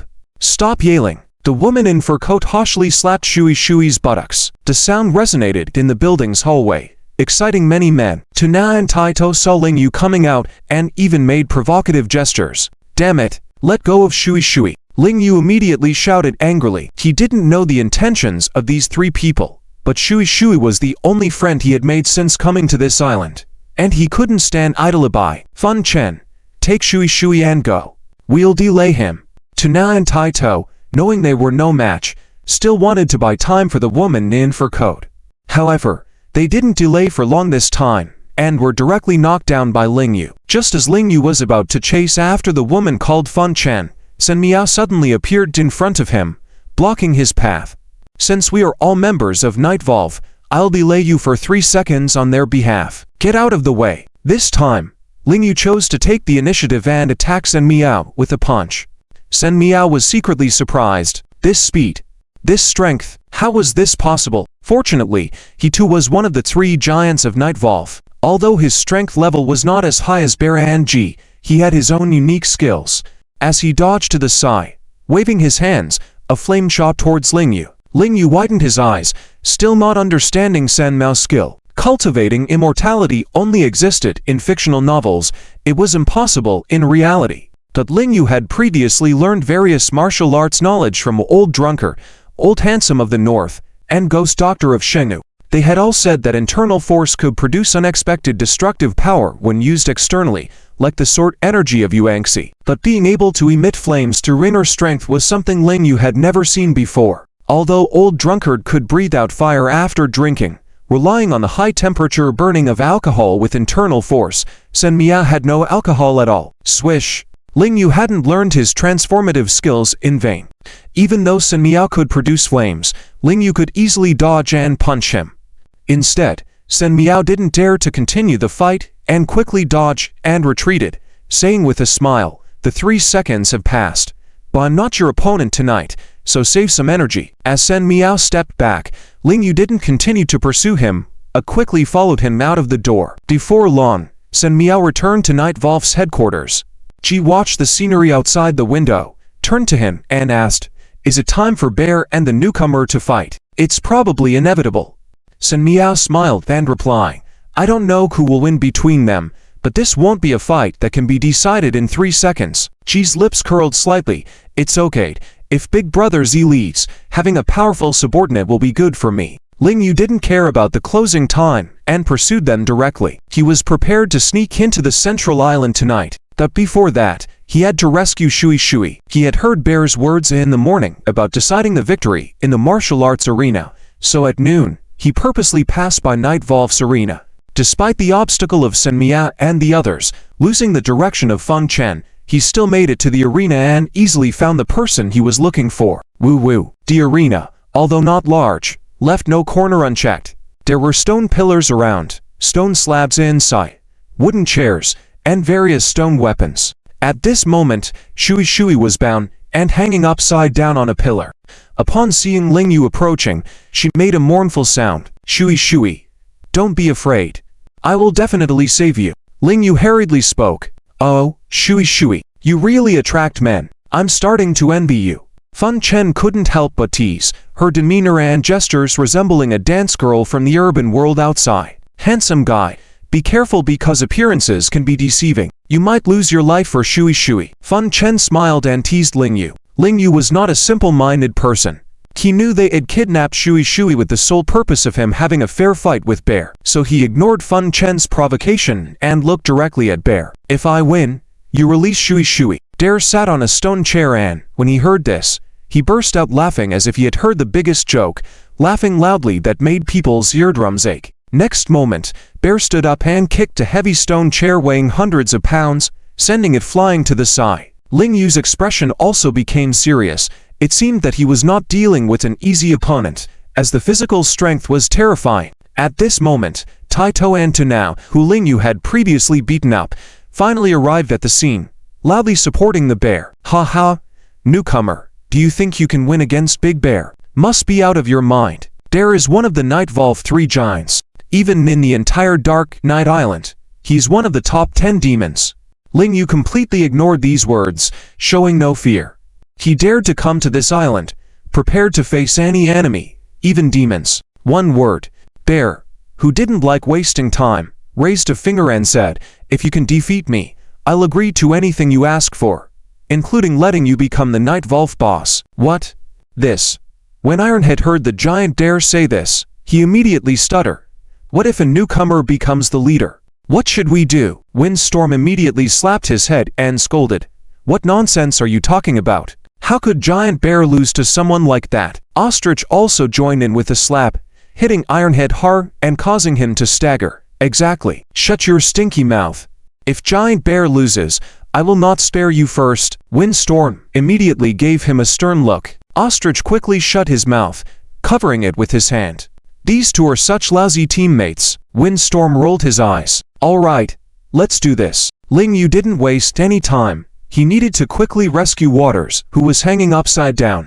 Even though the cloth gag in her mouth was removed by Windstorm, being in that position must have been uncomfortable for her. He finally understood the cruelty of Demon Island, where even teammates could commit such brutal acts. "Newcomer, are you sure you don't need me to go easy on you for 3 moves? Giant Bear also wanted to maintain his dignity and stood proudly with his hands raised. "Are you sure you'll still be standing after 3 moves? Ling Yu didn't back down.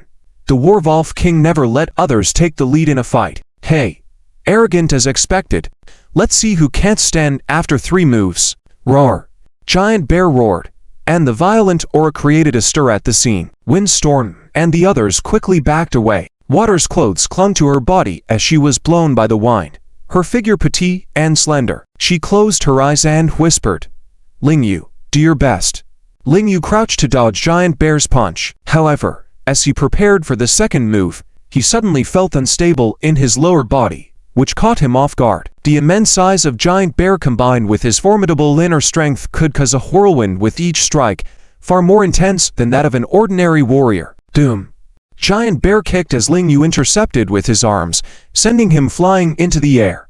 Excellent! Windstorm immediately complimented. Ha ha! The arrogant newcomer is doomed this time in a head-on confrontation with Giant Bear. Ironhead and Ostrich were thrilled, expecting Giant Bear to avenge them. On the other hand, Waters struggled desperately. If the newcomer was seriously injured or killed by Giant Bear, it would be a massive loss for the Night Volve team. Ling Yu floated in the air, showing surprise. Team An Island truly lived up to its reputation. The strength of this black bear was so violent. What level of strength did the superior Z-Law possess? Ha ha, here comes the third move. Giant Bear revealed a fierce smile, then leapt and grabbed Ling Yu's arms as he hung in the air. Ling Yu tried to free himself, but the strength of the Giant Bear, coupled with his massive size, made it impossible to escape immediately. Ironhead excitedly shouted, "Here it comes! Giant Bear's invincible tornado-time mountain crush is coming." Windstorm and Ostrich looked on in excitement. No, Waters shouted loudly. She was sure Ling Yu would be turned to pulp by this move. Ling Yu was tightly held by Giant Bear, who then somersaulted in the air, spinning Ling Yu's head downward for a ground impact. Doom!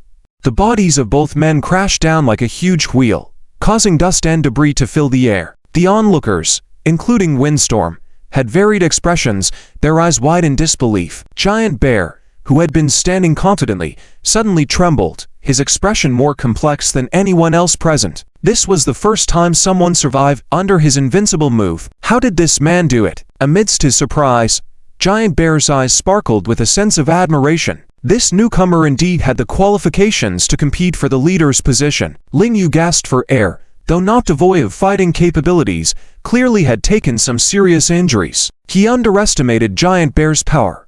The giant not only had overwhelming strength, low agility, but also excelled in traditional wrestling techniques. He was not just a brute force fighter from the Dragon Kingdom. If Ling Yu hadn't mastered the ultimate change technique and seized the last opening moment on the ground, the outcome for the War Volve King would have been dire. Interesting. Come at me again. Giant Bear, surprised then excited, lunged towards Ling Yu once more. However, after suffering a great loss, Ling Yu couldn't engage him in close combat again, quickly using his agility to maneuver to Giant Bear's back. Giant Bear was evaded but stayed calm. He was clearly well versed in this kind of combat strategy. Ling Yu kicked his back, but oddly, his foot got stuck inside Giant Bear's body, feeling as if it disappeared into it, losing its strength instantly. Ha ha, that newcomer won't defeat Giant Bear anytime soon. Ironhead saw Ling Yu's astonished expression and cheered again. Water's heart raced, feeling like she could collapse any moment. Ling Yu, you must keep fighting. Come on. Giant Bear resisted Ling Yu's attack and turned to hug him again. Luckily, Ling Yu was agile enough and had figured out his pattern, swiftly dodging the bear hug and retreating a few steps. The southern warrior was unexpectedly in a tough fight. Ling Yu had a complex expression, a mix of bitterness and excitement. Number wonder Lin Qinglong liked this place so much it was indeed a hidden gem. Newcomer, let's see how many times you can dodge this time. Giant Bear was getting impatient and continually attacked Ling Yu with punches. Ling Yu couldn't match him for the moment, but Giant Bear's attempt to deal with him was wishful thinking. Giant Bear aggressively attacked while Ling Yu defended. The two fought fiercely in the arena, knocking down stone pillars around them. Windstorm, Ironhead, and Ostrich quickly retreated outside. Poor Waters was left hanging on a stone pillar, looking anxious and vulnerable to residual impacts. Hey, that kid won't last long. Just one punch from Giant Bear will knock him out. The difference in strength is clear. Ironhead and Ostrich danced around at the periphery, waiting for Ling Yu to collapse. But in the next moment, their expressions froze once more. Ling Yu was deliberately pretending weak, letting Giant Bear continuously attack, deplete his inner energy and physical strength. When the moment came for Giant Bear to catch his breath, Ling Yu made a sudden swift attack, seizing the opportunity when Giant Bear left himself open, delivering a powerful punch to his kidney area. Splut! Ling Yu's fist, along with his arm, sank into Giant Bear's massive body. Giant Bear's face turned reddish, eyes bulging. Although he didn't fall immediately, he was frozen, completely immobilized. The whole scene froze. Everyone stood still without moving. The image in front of them was too shocking for their hearts. In the next moment, Ling Yu pulled out his fist, but did not pursue further. Plop. The giant bear couldn't bear the pain, and knelt down on one knee, his face full of agony, his eyes meeting Ling Yu's gaze. How did you know my weakness? Did that traitor, Water, tell you? The bear gritted his teeth. The others also looked ferocious, looking at Water, who was bound all over, wishing to kill her. Not only Night Volve, but all the forces on Dark Knight Island almost had zero tolerance for traitors. Poor Water desperately shook her head, too agitated to speak for a moment. No. Ling Yu also shook his head to explain. I am a doctor. I can see through others' weaknesses in their moves. I found your body's weakness based on your moves. Your actions all clearly protected your lower back, even if it wasn't very obvious. The black bear clenched his fist, half believing and half doubtful. Roar. In the next moment, he suddenly raised his fist to attack Ling Yu. But Ling Yu found the flaw in his move before he made it, turning over and twisting his arm. Big Bear Chief. Don't hurt Big Bear. This time, not only the other three, but even Water also shouted loudly. She wasn't actually favoring Ling Yu. She was just for Night Volve's group. Although Ling Yu's strength was not as good as the giant bear's, he completely controlled the opponent's weak spot, and the bear had no way out, his arm locked tightly. Don't ask him. The giant bear roared, demanding that his opponent spare him. He would rather die. Although Ling Yu couldn't see his expression standing behind him, he could feel that this giant was a manly man, so he voluntarily released him, and slowly said, Can I take Water away now? The giant bear was slightly surprised, looking into Ling Yu's eyes. This newcomer seemed to have the same look as the Night Volve leader. The giant bear didn't speak, and the others dared not say a word. Ling Yu walked over himself and untied Water. Water quickly asked, Ling Yu, are you okay? Ling Yu could see the concern in her eyes, and was slightly moved, smiling and shaking his head. Water nodded, then quickly pounced on the giant bear, asking with concern, Big Bear, are you okay too? Humph. The giant bear did not respond to her, just stood up coldly, turned and said, Since I lost, I won't contest for the position of leader anymore. If Jay doesn't defeat the newcomer, I won't acknowledge her as the leader either. This. Water was taken aback, so then wouldn't Ling Yu and Jay have to fight? A new round of Night Volve dominance was about to begin, with the absolute champion from last year still divided into factions 3 days before the start of competition. The giant bear and the others hurried back to the building. Ling Yu remained standing in place. Ling Yu, aren't you going back? Water looked a bit worried. Yes, I'm going to find my wife. Ling Yu gave a definite answer. Water sighed deeply, then suddenly held his hand tightly. Ling Yu, please, no matter what, you have to fight Jay, otherwise Night Volve will definitely split up because of this. Why? Ling Yu asked. You probably don't know, both the giant bear and Jay used to follow Elder Z, but after Elder Z left, they don't respect each other anymore.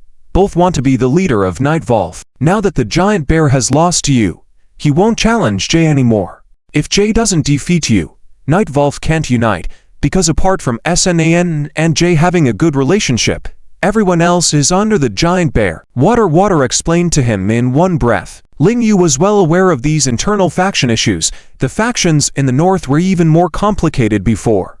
Let's see, you go back first, I'm leaving. Ling Yu still didn't agree, and headed south. Arriving at Night Volve was just fate. His goal was always to protect Qin Mingyu and Lin Qingshuan. Soon, he arrived at the border of the Ice and Fire Alliance again. After 8 p.m., it was indeed deserted around. The temperature dropped faster than expected. It had already reached below zero. Ling Yu wasn't wearing thick clothes, relying solely on his cultivation and physical fitness to withstand the cold. After entering the Ice and Fire Alliance, he found that the architectural style and layout of farmland here was completely different from Night Volve's, giving the feeling of moving from one tribe to another. Although there were still some people around, Ling Yu deliberately avoided trouble, sneaking in the darkness without alerting anyone. Continuing southward, Ling Yu wasn't sure which force he had reached, but it still didn't seem to be Zhongdao.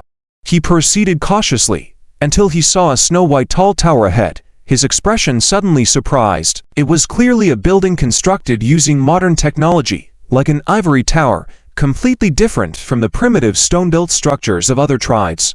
There was no doubt that it was the iconic building of Zhongdao. After Ling Yu's surprise, he showed a hint of Zhou because if Qin Mingyu was brought to this island, she must be in that tower. However, Within the rectangular area of the tower, there were advanced infrared detection systems, sentries with handheld machine guns on several high platforms, and the numbers were not few. This was troublesome. Fortunately, Lingyu was very familiar with military defense systems. He directly pushed through the infrared detection system. Even immortals couldn't pass. It had to be destroyed or deactivated first. Lingyu observed the surroundings and concluded that the technology system should be set inside the high tower building. Lingyu continued to survey the surroundings and discovered that the tribe had a farm where some edible poultry were raised. He covertly captured 2 of them and deliberately released them into the detection area for exploration. The alarm sounded. In an instant, countless red dots shot towards the incident area. Members of the Chanwu organization wearing combat suits swarmed out from the rectangular area. After diverting their attention, Lingyu quietly sneaked into one of the high tower buildings. But unexpectedly, he triggered the alarm system again. Lingyu was secretly surprised. The defense system of the Chanwu organization was even more meticulous and advanced than that of ordinary military organizations. If it were a normal mission, he would definitely have to evacuate before the enemy surrounded him.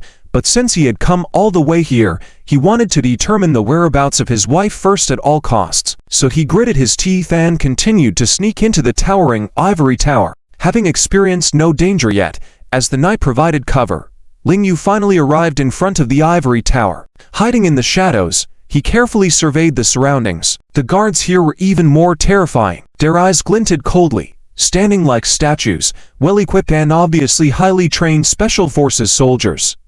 Not only that, but the leader was likely a skilled martial artist as well. It would be incredibly difficult to force their way in. While Lingyu was still pondering a plan, the gate suddenly opened and a familiar figure emerged, leading a group of experts.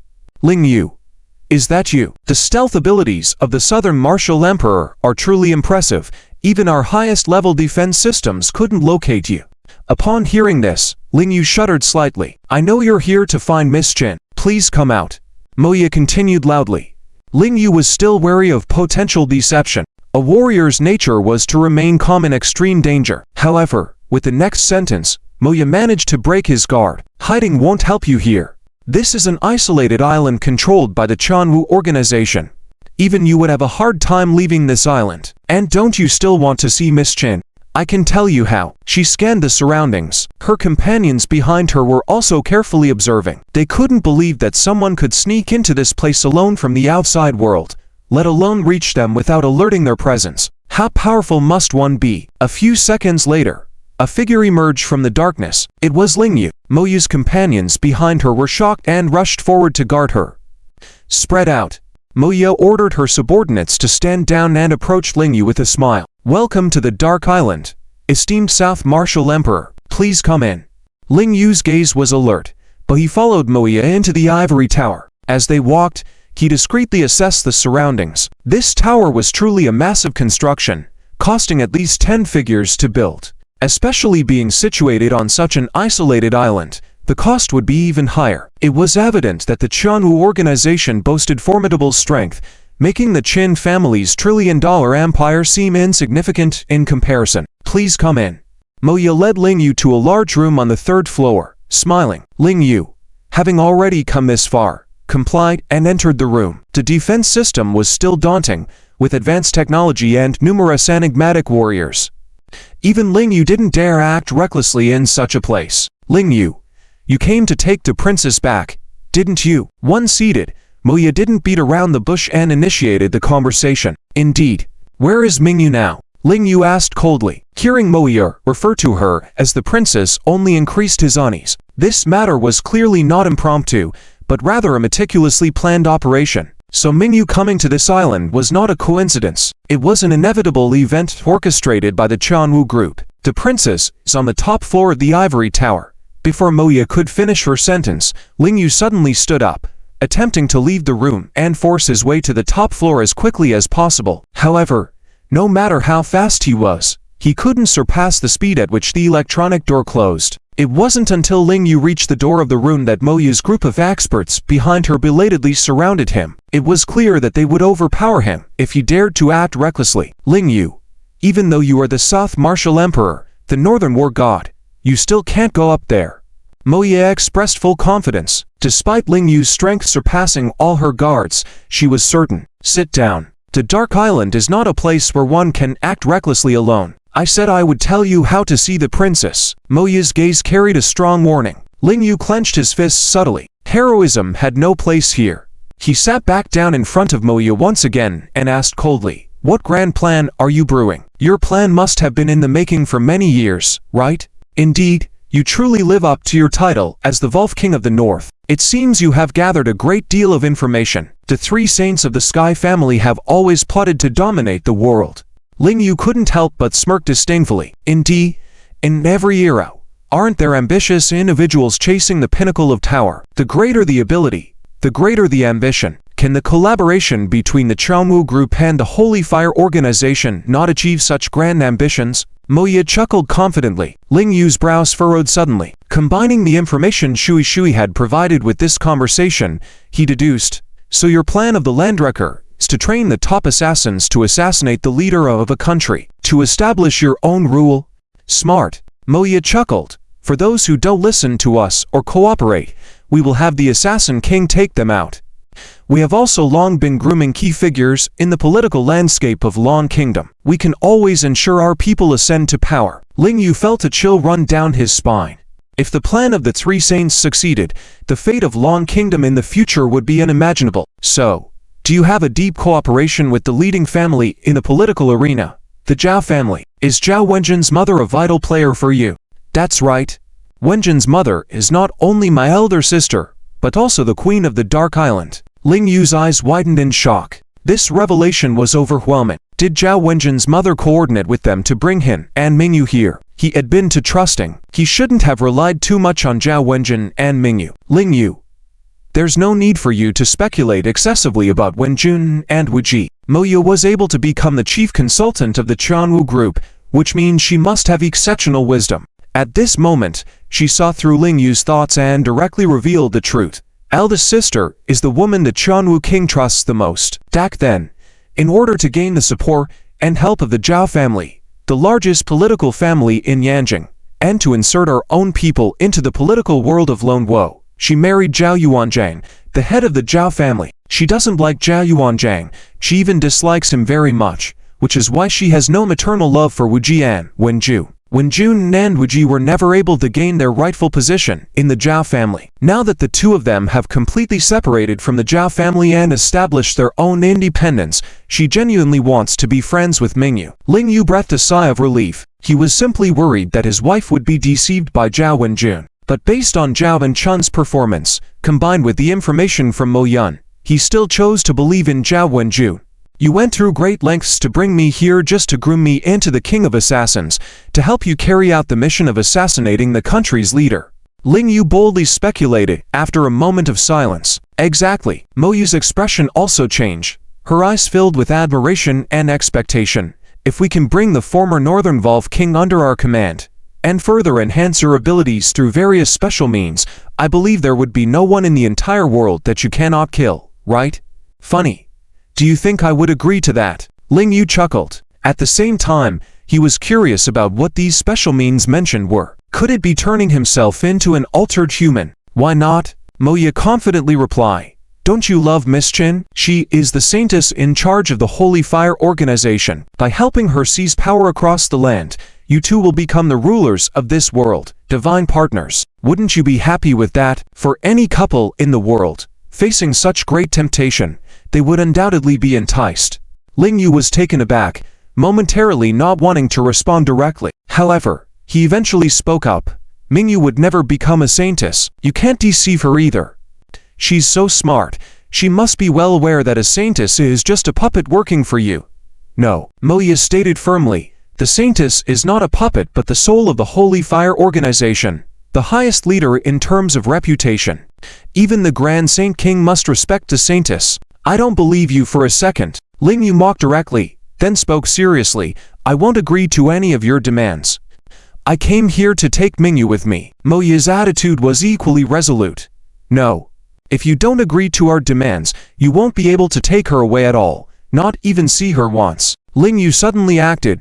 moving swiftly to immobilize Moya. Moya was shocked as she did not expect Lingyu to actually make a move here. While her skills were impressive, even Mo Shu would hesitate to claim superiority over her. Yet Lingyu managed to capture her with a single move. Release Chief Mo. Otherwise, you will perish.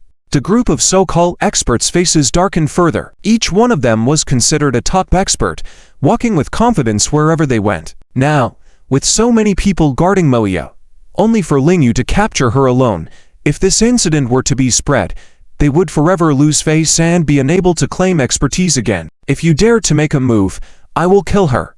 Lingyu showed no fear, loudly threatening them. The group of experts hesitated, looking at Moya, hesitating to act recklessly. Lingyu, the more you demonstrate extraordinary strength, the less likely we are to let you go. The Chanwu organization must obtain you, as well as your child with the scientists. He must be a rare martial arts genius among 1,000. Moya, undaunted by the threat of Lingyu killing her, even with a burning gaze, increased her challenge. Lingyu firmly clasped her throat, knowing that with just a little more force, he could end her life. Take me to see Mingyu now, or I will kill you. Lingyu exuded a murderous aura, his black hair fluttering, eyes gleaming with red light. The surrounding experts were both frightened and awed, wondering who this person was. How could he possess such a ferocious aura? Even so, Moya remained resolute. Lingyu, you underestimated the situation. I am just a consultant of the Chanwu organization. If I die, it's insignificant. Even if you kill me, I still won't let you meet the scientists, unless you agree to join Chanwu and become part of us. Lingyu's murderous intent grew heavier, while Moya's complexion grew paler, death seemingly looming one step away. In the end, Lingyu released her. He could tell that even if this woman were to die, she would never allow him to reach the top to see Qin Mingyu. The group of experts immediately moved to attack, aiming to kill this disrespectful person to the chief consultant. Stop! Moya, who had just crossed the threshold of death, quickly halted the experts who were about to kill Lingyu. Lingyu, I will let you go. I'll give you a month to consider. Before the Blade of Conquering Nations tournament ends, you can come find me at any time. If you agree to join Chanwu, I will definitely arrange for you to meet the scientists. Moya still proposed the same condition. Hearing her words, Lingyu knew that his wife would also be on this tower within a month. After much thought, he turned and left. Now understanding the intentions of the Chanwu organization, it was certain they would not harm Qin Mingyu and the child in her belly. Lingyu could temporarily set aside his worries and devise a better strategy to rescue his wife. After Lingyu left, Moya ascended to the top floor. In a brightly lit pure white room, as if she had a premonition, Qin Mingyu saw Moya enter and immediately asked nervously, "Did Lingyu come to see me? You didn't harm him, did you?" She was well aware of the tower's defense system. For Lingyu to break in single-handedly, it was undoubtedly extremely dangerous. No. I let him go. Moya, still devoutly kneeling in front of Qin Mingyu, respectfully reported. Currently, Qin Mingyu was crucial to the three major organizations. The Grand Saint King had ordered that no matter what, she must be proclaimed the saintess, reclaiming the heart of the sun to fulfill their grand objectives. As such, aside from the Chanwu King, the Grand Saint King, and the Empress of Chanwu, the saintess was the highest leader of the three major organizations. After knowing that Lingyu was safe, Qin Mingyu also breathed a sigh of relief. She firmly believed that Lingyu would find a way to safely rescue everyone from this island. She, too, would rack her brains here to help him achieve all this. How can I meet him? What do you need to do to make that happen? Qin Mingyu suddenly turned cold, exerting pressure on Moya. Sorry. By order of the Chanwu King, unless Lingyu joins Chanwu, you will never meet him in this lifetime, Moya said respectfully, bowing her head. Infuriated, Qin Mingyu gave an impassioned order. I want to see the Chanwu King. In the name of the saintess, arrange it immediately. Great Lady Saintess, I will convey your request to the Queen of Dark Night Island. Please wait for a moment. Moya endured the pressure from the saintess, exited the room, and hurried to another place to seek counsel from her elder sister. In the Night Volve sector, the atmosphere today, significantly different from usual. Early in the morning, people were talking everywhere. Hey, have you heard? The giant bear was defeated by the newcomer. No way. Is the newcomer that powerful? Could he be the next leader of the Night Volve area? It's impossible. No one can compare to the current leader. He's too strong. I wish it could be true. Then the Night Volve could claim the title of the country's top power this year, and we could continue to receive rewards, living better than people from other factions. These voices also reached G. More or less. I can't believe it. I was shocked for a whole 3 seconds. 3 seconds walked over to G, amazed. But it's true. The giant bear was truly defeated, or else no one would dare to spread such rumors in the Night Volve territory.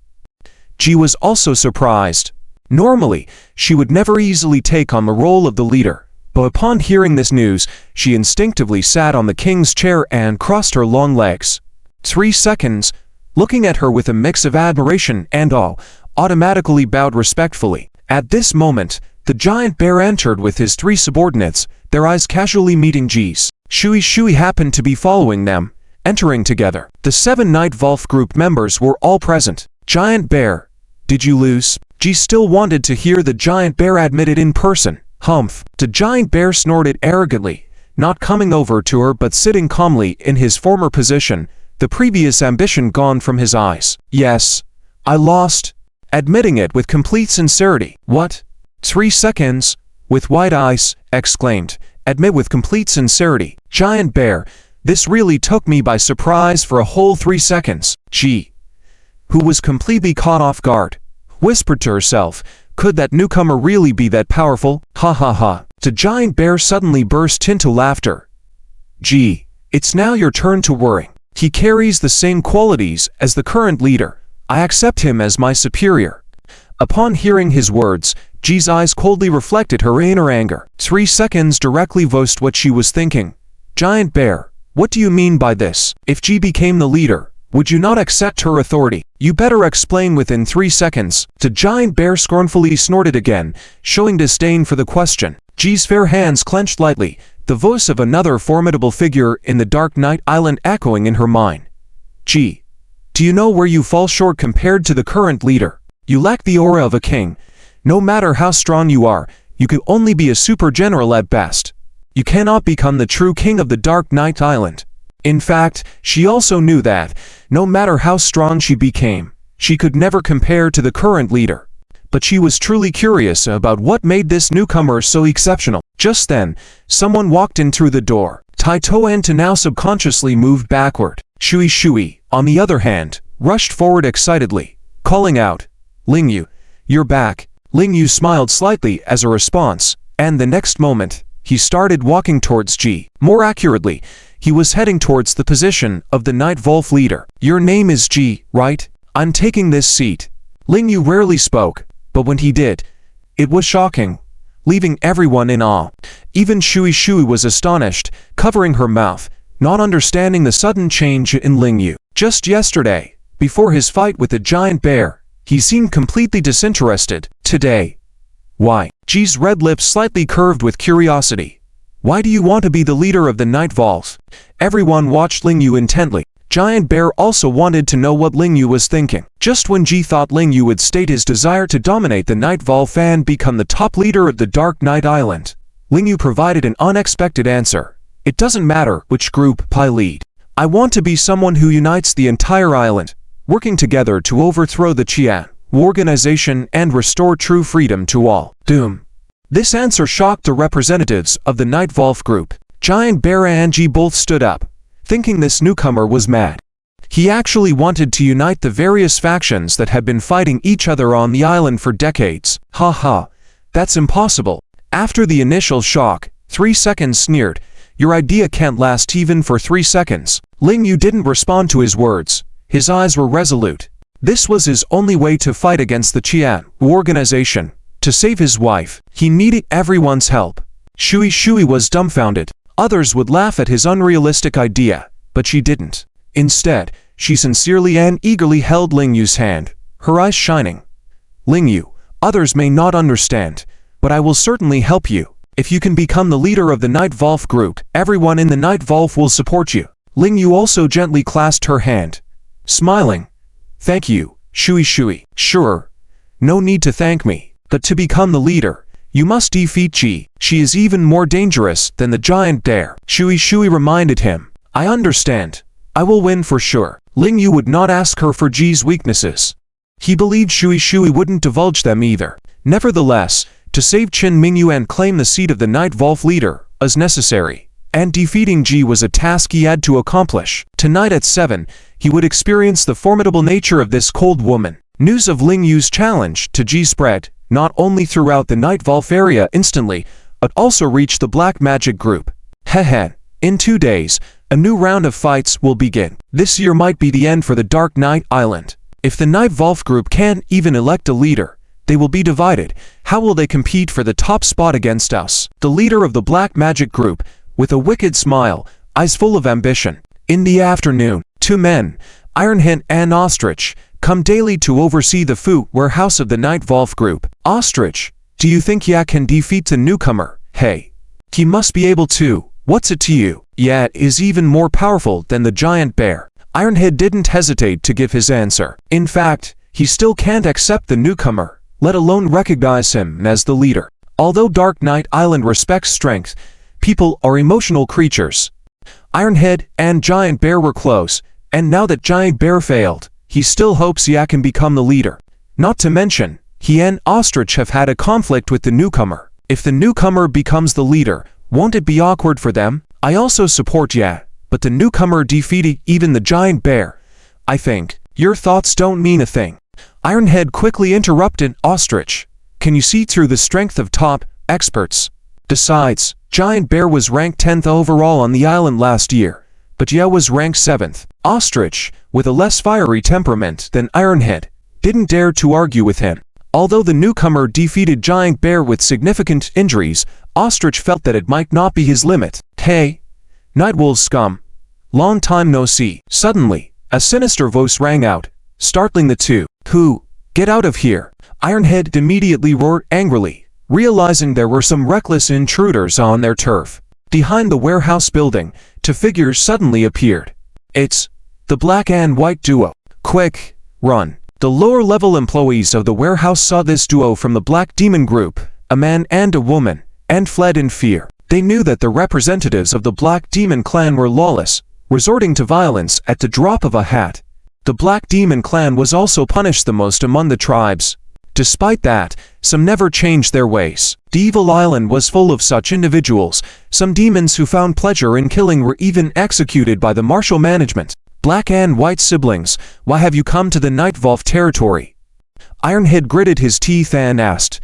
This black and white sibling duo were actually of mixed race, a combination of a black man and a white woman. The elder brother, Aberdeen, was a black man, and the younger sister, Dingley, was white. At first glance, the siblings were as different as night and day, but both siblings had a penchant for killing, with the same sinister look in their eyes. Heh. Of course, we're here to stir up some trouble. Dingley licked her lips as she walked over. Seeing this mixed-race woman with a side-swept bang, Ironhead and Ostrich kept retreating. Ostrich's legs were trembling slightly. I heard that you Nightwolves have a new tough guy. Were you all schooled by him? Why not bring him over right now and let me take a look? Dingley spoke with a condescending tone. Bah, you are not worthy. Despite his dislike for Ling Yu, Ironhead was now a member of the Night Volve group. Furthermore, he was about to compete with Ya for the leader position. There was no time to deal with these black and white siblings. Ostrich also knew that this duo must harbor ill intentions entering their Night Volve territory. Under normal circumstances, they would have informed Ya to deal with them, but Ya had to head to the arena now to prepare for his showdown with Ling Yu. Dare to speak to me like this? Let's see how tough your head is. Dingley suddenly turned violent, jumping overhead Ironhead. Ironhead was shocked, unable to match her speed. Smack! Dingley clamped her legs together. Ironhead, though timid, Ostrich couldn't let his comrade face danger alone, but before he could act, he was ambushed from behind by Aberdeen and fell heavily to the ground. Doom! Dingley also used her legs to pin Ironhead to the ground. In the blink of an eye, the 2 Night Volve representatives were left incapacitated in battle. Not good. The Black Demon group is causing trouble in our territory. They might try to raid our food warehouse. Lower-level employees of the warehouse hurried back and reported to Shui Shui. What? Shui Shui was taken aback and quickly asked, where are Ironhead and Ostrich? They got into a fight with them. It doesn't look good. This. Shui Shui was immediately flustered and rushed into the Night Volve headquarters. Yan. Giant bear. 3 seconds. She called out multiple times, but received no response, and the room was empty too. Shui realized that everyone had already gone to the arena. The arena and the warehouse were in opposite directions, and it might be too late to ask the Night Volve 3 leaders to help now. Shui, what's wrong? At that moment, Ling Yu's voice came from behind. To rescue his wife, he had to find ways to unite the Night Wolves, rallying the power of the entire Dark Night Island to overthrow the Jian organization's rule over the island. Therefore, he was determined to win tonight's battle. Only by becoming the leader, like last year's champion, could he command the whole Dark Night Island. Ling Yu, Ironhead, and Ostrich. Shui started but suddenly stopped. What happened to them? Ling Yu noticed her unusual expression and furrowed his brows, sensing that something was amiss. It's nothing. Shui hesitated because she was worried that it might distract Ling Yu and hinder his fight with Ya. Even if Ya became the leader, Giant Bear and his followers might not accept her. The worst-case scenario would be the Night Volve group being divided, unable to select a leader, and thus unable to participate in the upcoming competition. At that point, the Night Volve group would be dissolved, and their territory would be divided among other powers. Seeing her reluctance to speak, Ling Yu didn't press further. Ling Yu, let's head to the arena. Shui pulled Ling Yu out. Provided that Ling Yu's duel with Ya ended quickly, they could rescue Ironhead and Ostrich together. However, as they stepped out of the building's gate, a lower-level employee hurriedly approached them and handed over a piece of blood-soaked cloth.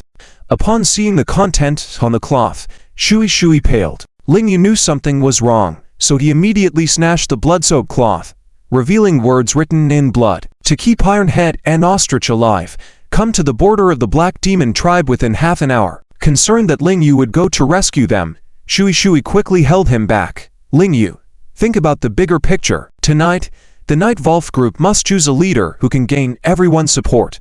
But they're our brothers.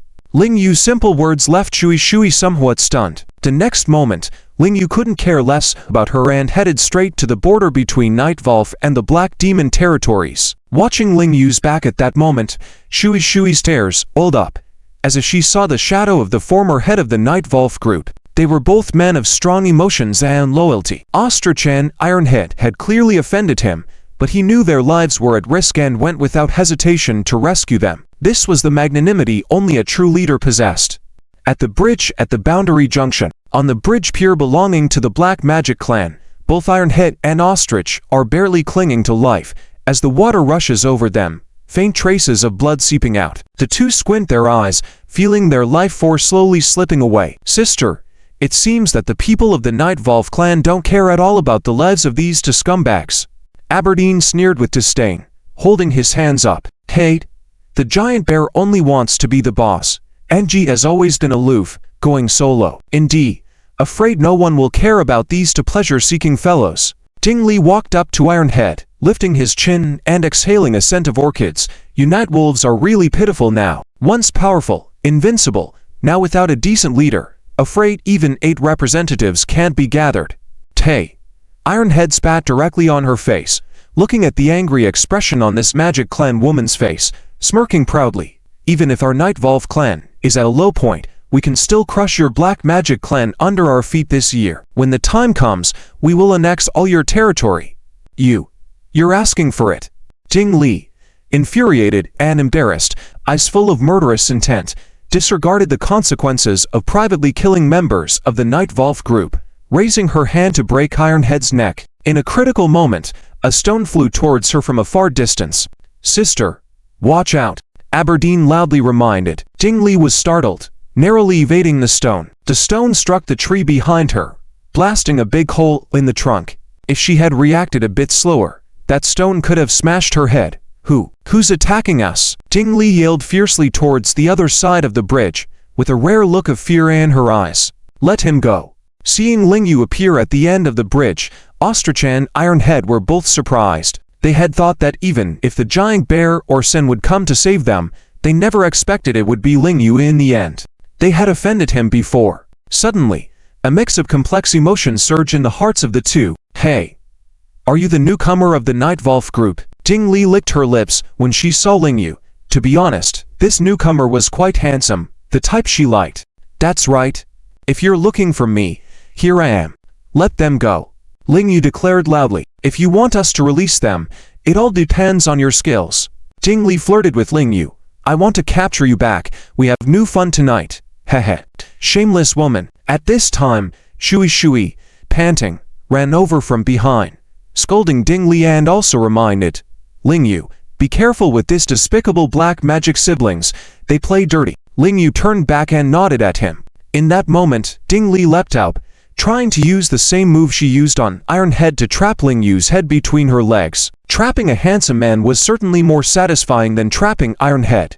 But just as she revealed a wicked smile, Ling Yu suddenly turned around and kicked her in the stomach. Theft!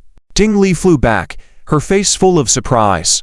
How did this man see through her vulnerability at a glance? Take this! At the same time, Aberdeen raised the Volve's teeth club, aiming to smash it down on Ling Yu's head. Ling Yu dodged to the side and kicked him back. The whole scene shocked everyone. Ostrich and Iron Head had once cheered for Ling Yu, but now seeing Ling Yu's strength, they couldn't hide their excitement. Was he really this strong?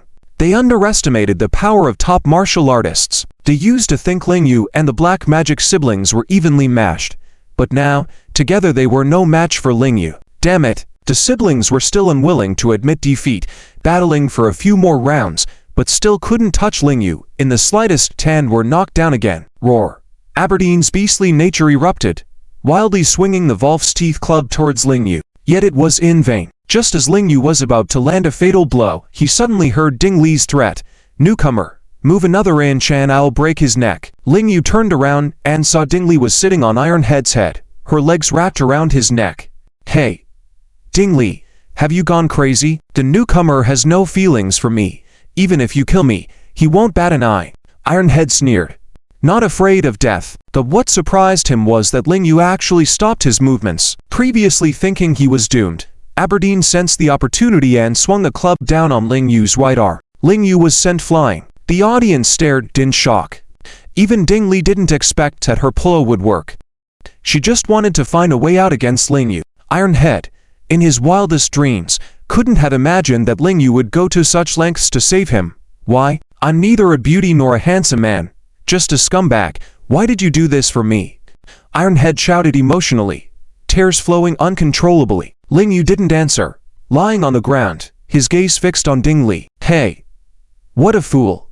Ding Li jumped down from Iron Head's shoulder, swaying her hips as she approached Ling Yu, wanting to personally torment the handsome expert, which was more interesting than killing Iron Head. Aberdeen also smirked triumphantly, thinking that after hitting him with the Volve's teeth club, this newcomer would surely be disabled. But unexpectedly, as Ding Li approached, Ling Yu suddenly leapt up. Shocked, Ding Li found Ling Yu's fist coming towards her, his left fist hitting her abdomen hard, rendering her unable to move. Sister! Sister! Aberdeen rushed over. This time, Ling Yu kicked him down completely. Awesome! Water, who was anxious and couldn't help before, finally cheered and ran over. Water, what if I killed them? Ling Yu's eyes gleamed with murderous intent. For this shameless pair of siblings, it might be better to get rid of them. No, don't. Water quickly dissuaded. They are representatives of the Black Magic clan. If you do this, you will face severe punishment from the Chuanwu management. Ling Yu thought for a moment. Dealing with this pair of troublemakers could jeopardize his big plan. It just wasn't worth it, so he shouted, "Get lost." The two siblings rose as if granted amnesty and hurriedly crawled away. Water hurried to untie the ropes from Iron Head and Ostrich. Both were barely hanging on, and Ling Yu, along with Water, rushed to treat their wounds.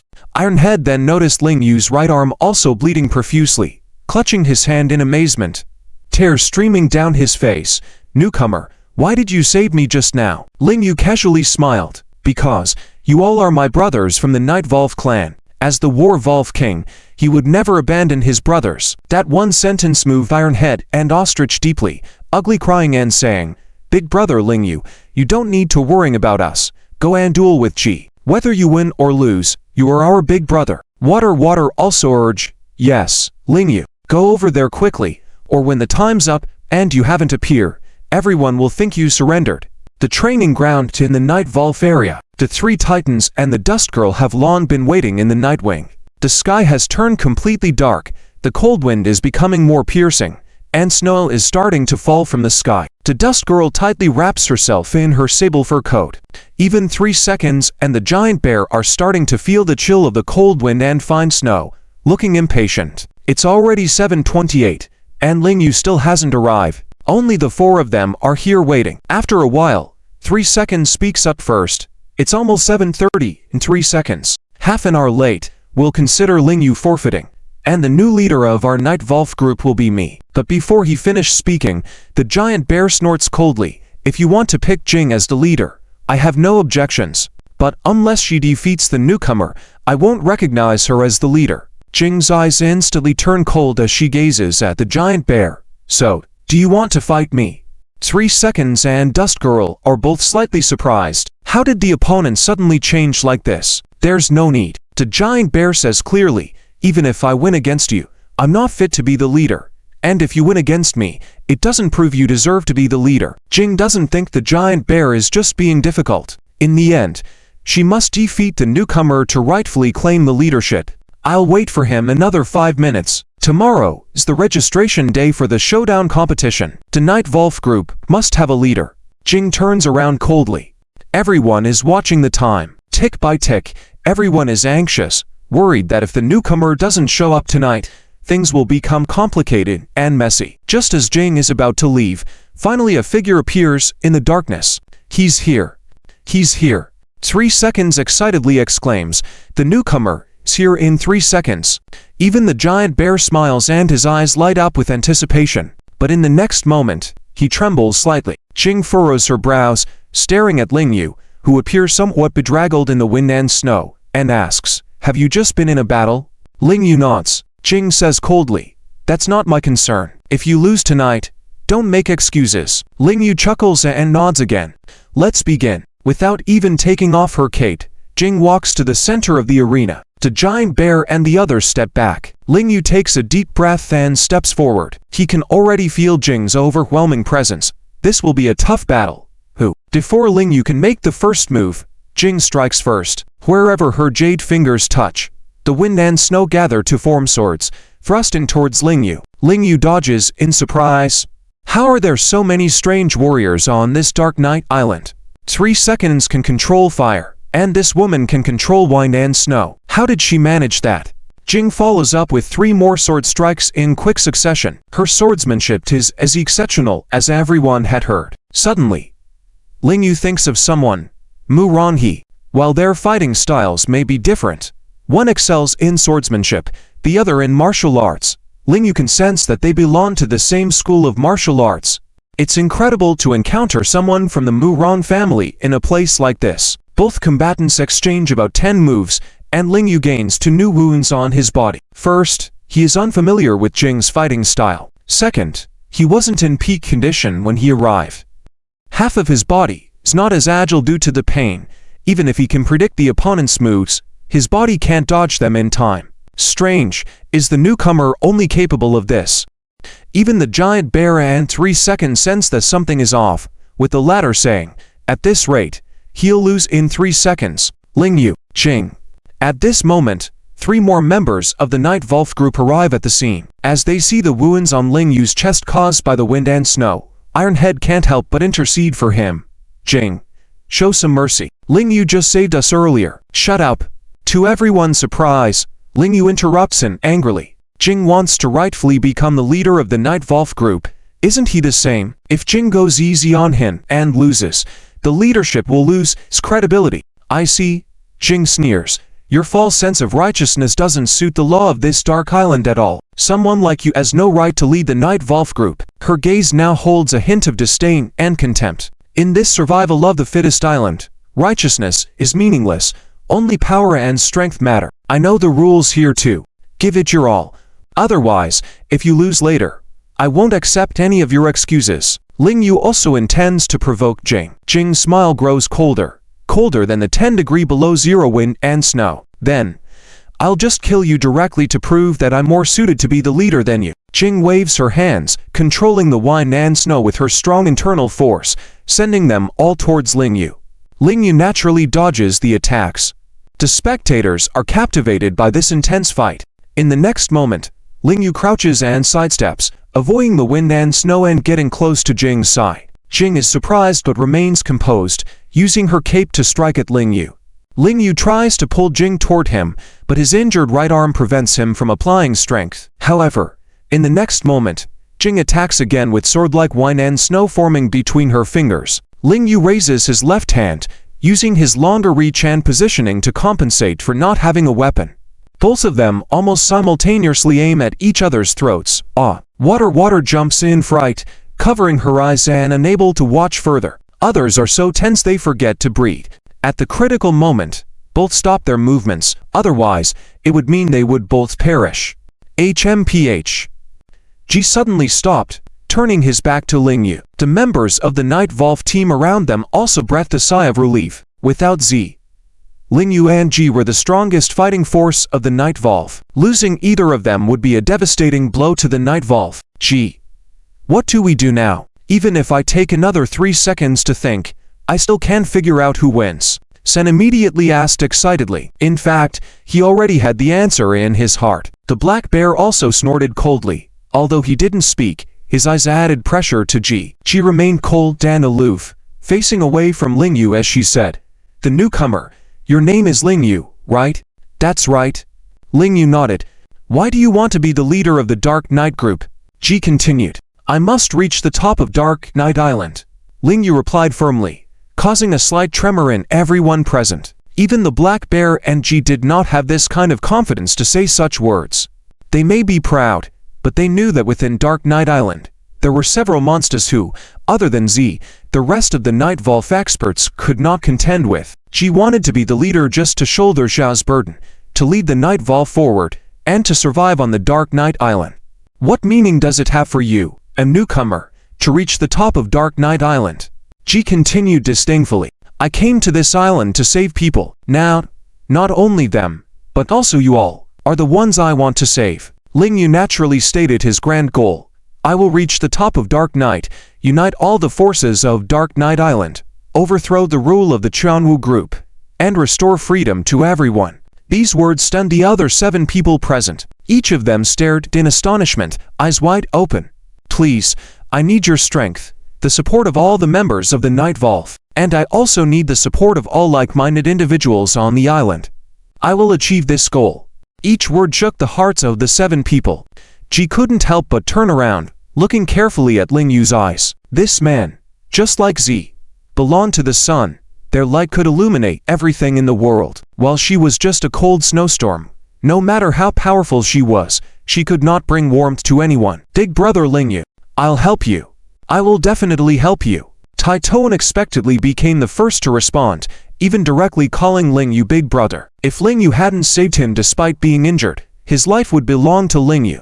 Everyone was very surprised by Tai To's declaration. Even the black bear found it hard to believe. Tai To had been his underling for many years, but had never shown this kind of loyalty and respect. Count me in. Big brother Ling Yu doesn't despise my weak strength. I also pledge to follow you to the end. Tuonia also exclaimed. Great. Count me in too. Shui followed suit. The black bear also laughed. Ha ha. Interesting. Ling Yu. No. Big brother. Since I lost to you, from now on, I will only recognize you as the leader of the Night Volve. Fan Chen and Ling Yu had the shallowest relationship, but at this moment, he also chimed in. Then I'll recognize you as the leader too. San's whole body trembled slightly, the blood within him boiling inexplicably. He seemed to sense the energy emanating from Ling Yu. This was something Ji did not possess. Ji. What about you? Do you need 3 more seconds to think? HMPH. Ji's lips curled. Ling Yu, the leadership of the Night Volve is yours. If you want to completely conquer me, the power you displayed tonight is far from enough. With that, the proud snow woman turned and left. Shen. What about you? Shui asked excitedly. Everyone knew that Ji had agreed to hand over the position of leader to Ling Yu. Well, after careful consideration for 3 seconds, I agree that Ling Yu should be the leader, but in the future, I will still listen to Ji. Shen chuckled. It was well known that he was Ji's faithful follower, having followed her for 5 or 6 years, so his response was normal. Ling Yu, you are now our leader. Shui exclaimed excitedly as she rushed to Ling Yu, her smile radiant. I believe that with you, our Night Volve team will still be the ruler of Dark Knight Island. Taito and Tuanya also joined Shui, circling the new leader. The black bear also approached Dan said, "Don't be idle here, Lingyu. You must lead everyone back to the building. Quickly heal your injuries. You will lead us in battle in the future." He could see that Lingyu's body was heavily injured on one side. Nevertheless, Ji still couldn't defeat him. The potential of this new leader was indeed worth looking forward to. "All right. Let's all go back. No more staying outside in the storm." Lingyu said, "Yes, when the leader commands, let's go back." Shui, Taito, and Tuanya happily shouted. Lingyu also smiled. The people of the Night Volve team were all very humane, including the cold-faced Ji. It was evident that Z, the former leader, must have been an extraordinary person. "Leader Yu, are your injuries all right?" Back in the room, Shui prepared a basin of hot water and brought it to Lingyu, showing concern for his condition. Lingyu took off his shirt, revealing the bloody wounds, but he still smiled at her. "I'm fine. Don't worry. Don't we have some medicinal herbs here in the Night Volve?" Shui felt a bit sorry for him and quickly replied, "Yes, I'll go get it for you right away." "Okay." Lingyu nodded, using a hot towel to clean his wounds. Shui glanced over and couldn't help but rush over, tears in her eyes. "Big brother Yu, let me help you clean the wounds." Lingyu was puzzled. "Why are you crying?" Shui's clear tears kept falling from her cheeks. "Big brother Yu, I see that you still have many scars on your body. You must have suffered many serious injuries in the past to protect your brothers and family. I feel sorry for you." Lingyu chuckled, wiping away her tears. "I'm fine. Don't worry. Could you go get me the medicine now?" "Yes, I'll clean your wounds first." Shui insisted. The bathing facilities here were not as convenient as outside, and Lingyu indeed couldn't reach his back properly, so she wanted to help. However, not long after, Shui came in with another basin of hot water and moved to remove his pants. Lingyu hurriedly covered himself. Shui, what are you doing?" "Big brother Yu, I'm here to serve you." No need. Lingyu immediately refused, speaking seriously. "Did Z also let you serve him like this before?" Luckily, Shui shook her head, but added, "Z didn't, but I know that the leaders of other forces require many women to serve them." "Well, I don't need it either," Lingyu said sternly. "In the outside world, there is freedom and equality. No one is anyone's slave, and sisters will not serve their big brothers in bathing. I promise you, I will liberate this island and give you true freedom."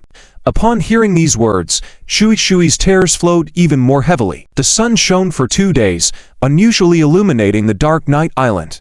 The snow on the ground began to melt. A huge ceremonial team was lined up on both sides of the Ivory Tower's grand gate. Moya was also standing at the entrance. The ceremony was grand, as if some important figure was about to arrive. "The Dark Knight Queen is here. Welcome, Dark Knight Queen." As the ceremonial attendants shouted, the soldiers present all saluted a elegantly dressed woman. Moya quickly walked up and greeted with a smile. "Big sister, you're here." The Dark Knight Queen's purple robe was very impressive, with a mix of soft and hard materials, and a moon pattern on the back of the clothes. "Moya, is the Holy Lady and her child in her belly well?" The woman spoke with dignity, pouring out, as if she were an ancient noblewoman. "Big sister, they are fine. She's already waiting for you on the top floor." The Dark Knight Queen nodded and, accompanied by her entourage, ascended to the top floor. Chen Mingyu knew what was happening outside, and felt a bit uneasy, but she forced herself to stay calm on the surface. She knew that her every move at this moment was not only related to the safety of her family of 3, but also to the fate of the Dark Knight Island and the future of the world. She had to work with Lingyu to prevent a global war from breaking out. Click. The electronic gate opened decisively. Chen Mingyu stood up. Wearing the clothes of the Holy Lady, she fluttered in the white long skirt, surrounded by a fairy aura all over her body, especially under the white light, like a true saint descending from the heavens. When June, seeing the Dark Knight Queen in an instant, Chen Mingyu was momentarily dazed because the woman in front of her looked so similar to Zhao Wenjun. But she quickly realized that the woman in front of her was not Zhao Wenjun. "Greetings, Holy Lady." Even the Dark Knight Queen had to bow to the Holy Lady. In the hierarchy of the Triad organization, even the Grand Saint King was below the Holy Lady. The 3 organizations belonged to a whole, and the Dark Knight Queen was half a level lower than the Grand Saint King. You are Wen Chun's mother."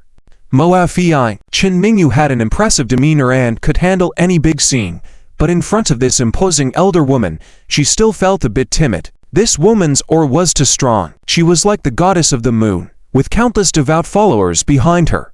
Yes, holy lady, it is I, the queen. Mo Fei's eyes carried a powerful aura as she looked at Chen Mingyu. Chen Mingyu was a smart woman. Knowing her status as the holy lady, she had more power when in public. Before Moya and others could leave, she immediately said, "Very well, since you are the highest leader of the Dark Night Island, I, in my capacity as the holy lady, command you to release me." Ling Yu and Lin Qingshuan immediately, before the birth of the child, the people behind Moa Fi were visibly moved. The Triad organization was developed in the name of the Holy Lady, so theoretically, even the Grand Saint King had to follow the Holy Lady's orders.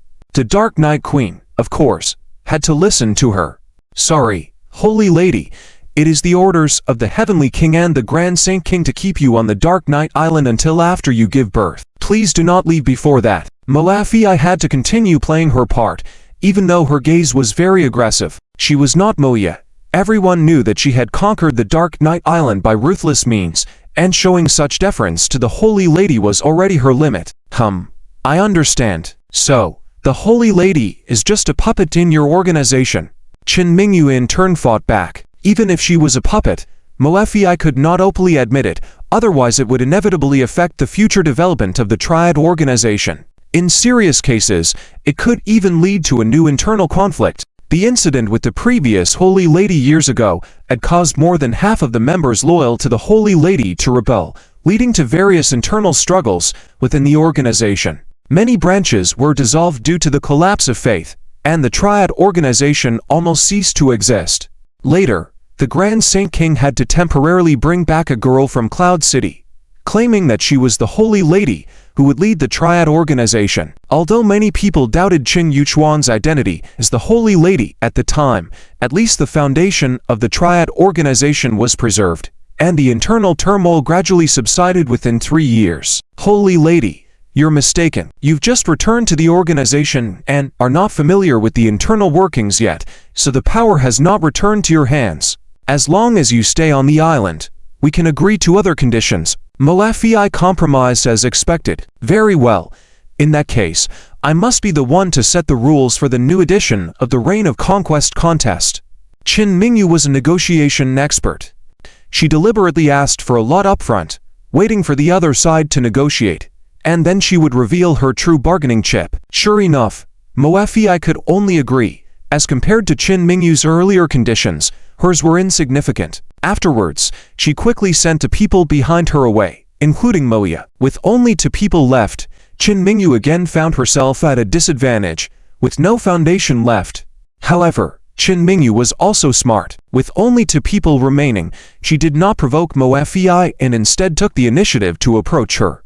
"Aunt Mo, when Jun often talks about you to me, I didn't expect to meet you here." "Oh. When Jun?" Moa Fi was also slightly surprised. It was Moya who informed her to come, as the Holy Lady wanted to see the Heavenly King, and the Heavenly King allowed her to come. After all, she was the queen of the island.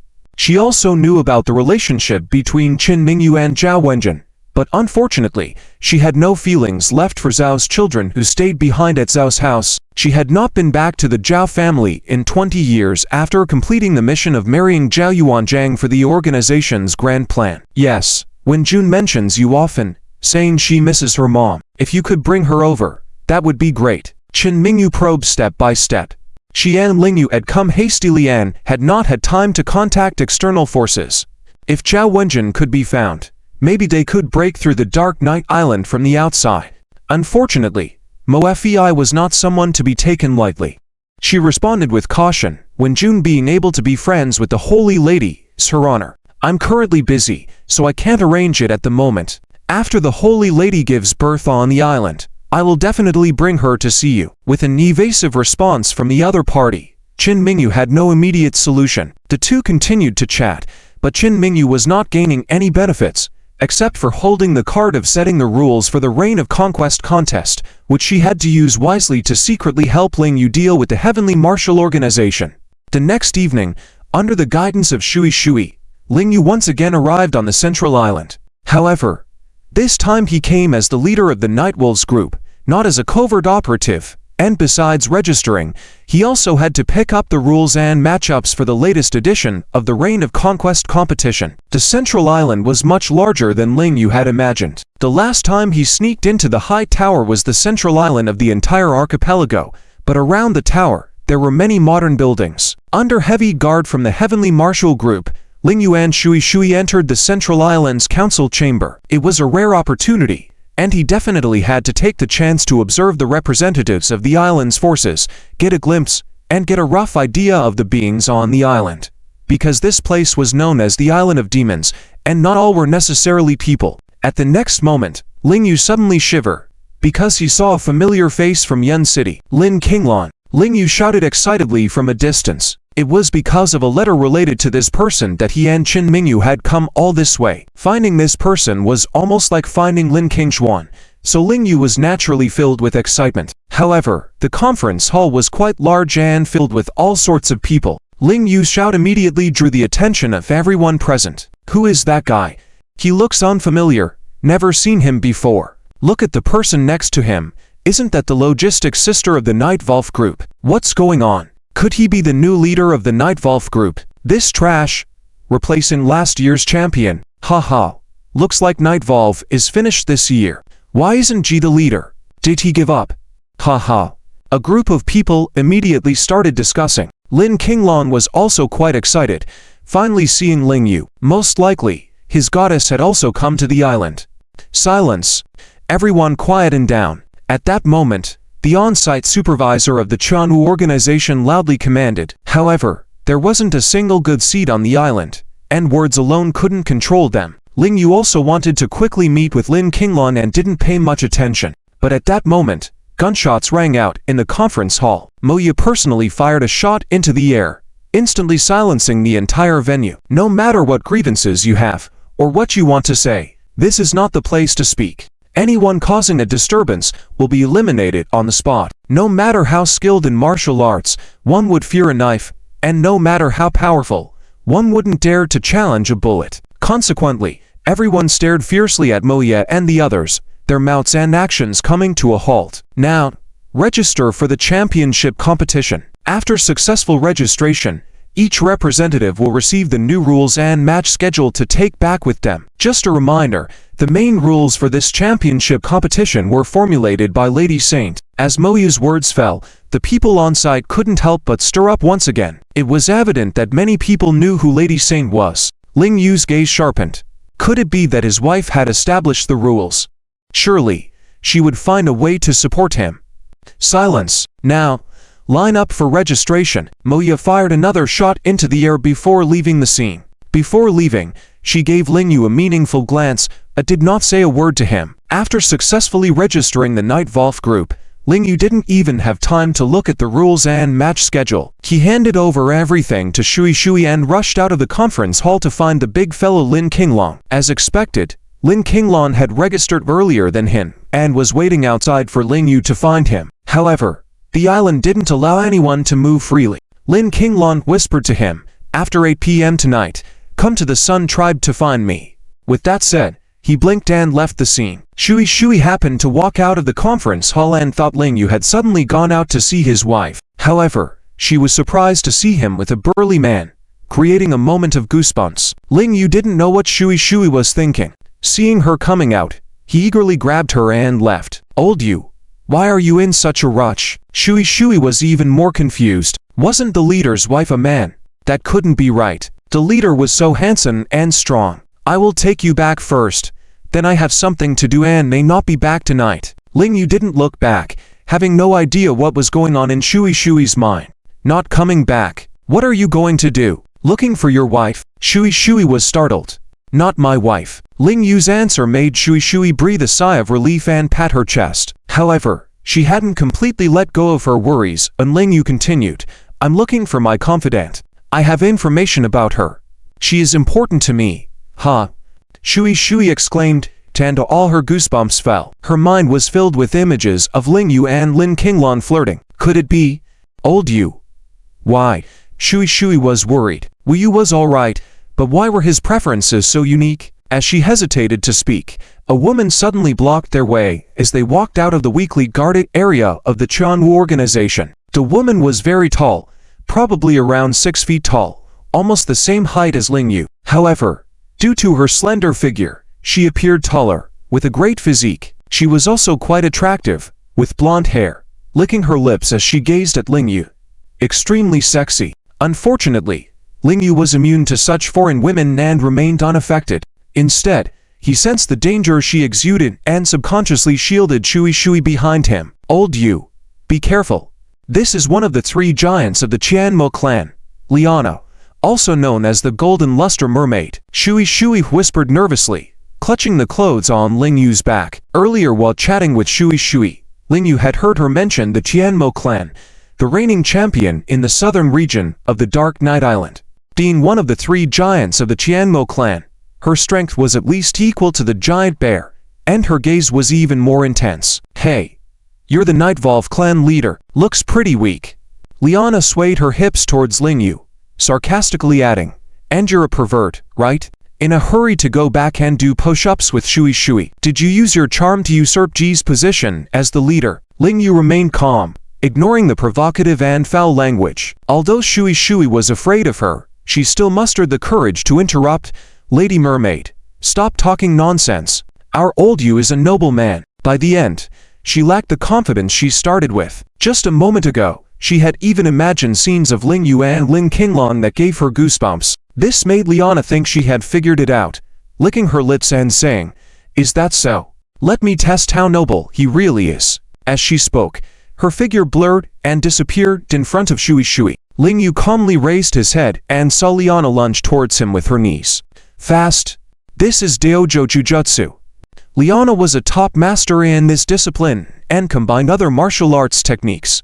It wasn't easy to counter this move. Lingyu shielded Shui, quickly dodging aside. Liana made a single hand swing. Lingyu was surprised and dodged again, but with Shui as a burden, his cheek was cut, leaving 3 deep blood marks instantly. Lingyu quickly lifted Shui with one hand, leapt backward, creating distance from Liana. Hey! What are you doing? Planning to fight on the island? Are you asking for death? In the next moment, guards from the island rushed over, pointing their dark gun muzzles at the 3 of them. Liana licked the blood on her fingers, smirking. Night Volve leader only has this much strength. It seems like this year's champion will belong to our Tianmo clan. We will truly reach the pinnacle of the Dark Night. Shui clenched her teeth in anger. But at the next moment, Lingyu smiled. Raising a hand, he revealed the Tianmo clan necklace that had hung around Liana's neck just a moment ago. Is that so? But without this, are you still a member of the Tianmo clan? Liana was shocked and lost color. When did this man steal the necklace from her neck? Shui was also extremely agitated. Brother Yu was able to achieve this silently. If he wanted to take Liana's life just now, it would probably have been as easy as flipping a hand. Trading injuries for a life, this showdown undoubtedly belonged to her eldest brother this time. Go back quickly. If you dare to act privately again, your lives will be left here. The Changwu guard threatened again. Lingyu casually threw things back and pulled Shui, then turned and left. He wouldn't be as foolish as Liana, risking his life to test the bottom line of the Changwu organization. Most importantly, this was meaningless to him. Liana tucked back her things, gritted her teeth. Losing to a Dragon Kingdom man was too embarrassing. There were also many representatives from other factions emerging from the council hall, their gazes undoubtedly focusing on Lingyu. Who wouldn't want to test the depth of his strength, the former champion of the Night Volve clan? However, even the 12th ranked Golden Sunfish from last year didn't get an advantage. Others, who wanted to test Lingyu's strength, must carefully consider it. Lingyu successfully escorted Shui back to the Night Volve clan territory. It was already past 7 in the evening. Shui, go back by yourself. Study the rules and the match chart with Ya and the others first. I will come back soon to discuss with you.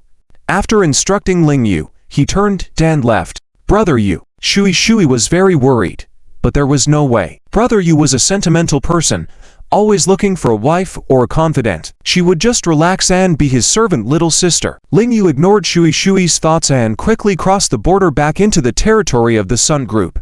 The feeling was like suddenly leaving the country. The Sun Group's territory was brightly lit even at night. Ha ha, he's here. my #1 rival is here." In the next moment, the loud voice of Lin Qinglong entered Ling Yu's ear. Alongside Lin Qinglong, there were several other people. Walking alongside Lin Qinglong was a slender man, who, because of his thinness, stood beside Lin Qinglong like a stick. "You're Ling Yu, the new leader of the Night Volve clan." The slender man took the initiative to speak to Ling Yu. Behind him were 4 other men, who seemed to be his men. Though their appearances were a bit fierce, their eyes were still clear. Appearance reflects one's personality. It was clear that this man from the Sun clan, like Lin Qinglong, was a bright person inside. "That's right." Ling Yu nodded. Lin Qinglong, who had been complaining nonstop, finally couldn't hold back and introduced him with a hearty laugh. "This is the leader of our Sun clan, Sun Zi." Sun Zi? Ling Yu was slightly stunned. How could someone have such a name? Especially someone like the leader of a clan. "Hey, it's not Sun Zi, it's Sun Zi. Observe the tongue, see?" Lin Qinglong opened his mouth, pointing to his own tongue, and added, "It's this sun here that guided me to Dark Night Island to find my sister." Ling Yu chuckled. This guy hadn't changed at all, still acting so silly. He then extended his hand towards Sun Zi. "Hello, nice to meet you." Sun Zi saw that Ling Yu had no airs and smiled slightly, shaking his hand. "You're more approachable than expected." Ling Yu smiled casually, but suddenly noticed the large beads on his wrist and couldn't help but ask, "What's your relationship with the old man at the foot of the mountain under the Lin family orchards in Yuncheng?" He remembered very clearly seeing that old man when he and Zhu entered the orchard. He was dressed strangely and had a similar large bead bracelet on his wrist. "He is my father." Sun Zi didn't hide it and told Ling Yu directly. "Father?" Ling Yu was a little puzzled. He thought they might have had a grandfather-grandson relationship. Sun Zi didn't seem much older than himself. "Please come in, and let's talk more." Sun Zi invited Ling Yu into the building. Ling Yu was even more puzzled. It was already past 8 at night, and the Sun Group's buildings could still be entered. However, he soon discovered that the Sun Group had many buildings. Apart from the original buildings being closed off, there were many stone-built houses around. These houses were not under the control of the Qianwu organization. The lower members of the Sun clan did not have the same gray look in their eyes as the lower members of other clans. It seemed that the hierarchy of this tribe was relatively fair, and everyone still had a longing for life in their eyes. "Let's drink." Lin Qinglong personally took out 2 large pots of homemade wine from the wine cellar. Ling Yu liked this atmosphere. It felt like the carefree days in the Northern Territory.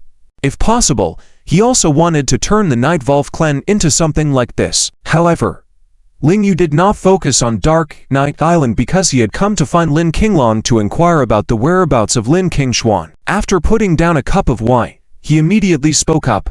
"Lin Qinglong, where is Qingshuan? You said she is also on this island." "Who is Lin Qinglong? You're really not giving me face, are you? Even if you didn't call me big brother-in-law, at least call me your #1 rival." Lin Qinglong grumbled unhappily. "Ling Yu, come on. Let's start over. Call me big brother-in-law." Lin Qinglong was about to push Ling Yu. He was not an honest fool. "Ling Yu. Ha ha.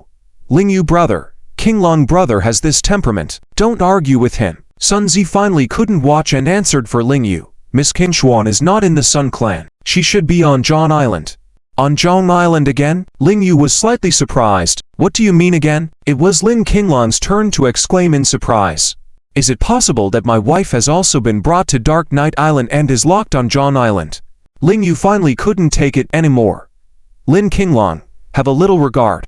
That's my wife Qin Mingyu, and she's been pregnant with my child for almost 4 months." This time, Lin Qinglong was struck by lightning, dumbfounded. If Qin Mingyu was pregnant with Ling Yu's child, then what was he supposed to do? Sun Zi also felt a bit sorry for him because for the past few months, Lin Qinglong had been talking to him about ideals, life, and how after leaving Dark Night Island, he would return to Yuncheng to marry Qin Mingyu and have his sister marry Ling Yu, asking him to take care of his sister well. However, now, reality seemed far from ideal. Ling Yu didn't continue bantering with Lin Qinglong and quickly turned to Sun Zi. Why was Qingshuan detained on Jian Island? How was she brought to this place? Though Lin Qinglong had mentioned it before, he didn't go into detail. Today, he wanted to understand the ins and outs of the whole matter. "This is also why Qinglong brother asked you to come over." Sun Zi took the initiative to speak and told Ling Yu, "But this matter is quite complicated. To understand it clearly, we need to start from 30 years ago. Ling Yu was slightly chilled, but not surprised. He now had a lot of information. The grand plan of the Holy Fire Organization was definitely related to the Sun Heart, and Lin Qingshuan was one of the few people affected by the Sun Heart's radiation. Perhaps this was planned from the beginning. The Qianwu organization actually wanted to cultivate an invincible assassin 30 years ago to help them achieve their grand ambitions. Sun Zi didn't beat around the bush. After taking 2 sips of wine, he went straight to the point. In fact, they initially wanted the previous generation Saintess to take on this role, but the previous Saintess was kind-hearted and unwilling to undergo the transformation, even though she was gravely ill. She took a chance to escape the organization with the Sun Heart of Yang series in secret. When the Qianwu group found her whereabouts, they heard that she had already united with a man from the Qin family in Yuncheng and was pregnant. Ling Yu nodded slightly.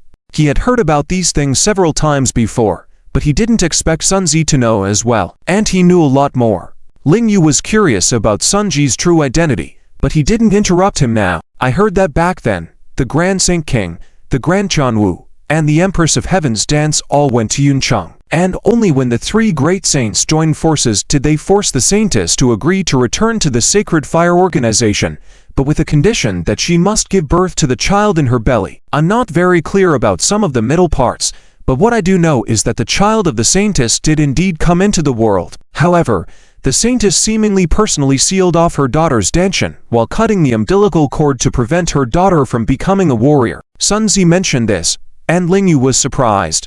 He had been with Qin Mingyu for so long, and with both medical and martial skills, he knew that Qin Mingyu did not have the bloodline of a warrior and could not cultivate martial skills. He didn't even realize that her danshan had been sealed off by someone. Not even he, a divine doctor from the Northern Realm, could detect it, so it was normal that the 3 major organizations couldn't unseal it either. Haha.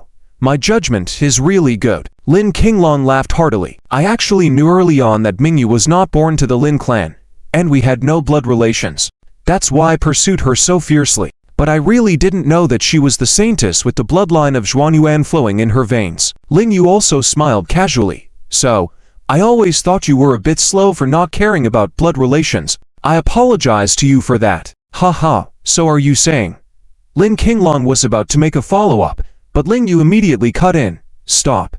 I allow you to be my competitor, but Mingyu is my wife, and that won't change in this lifetime. I advise you not to think too much.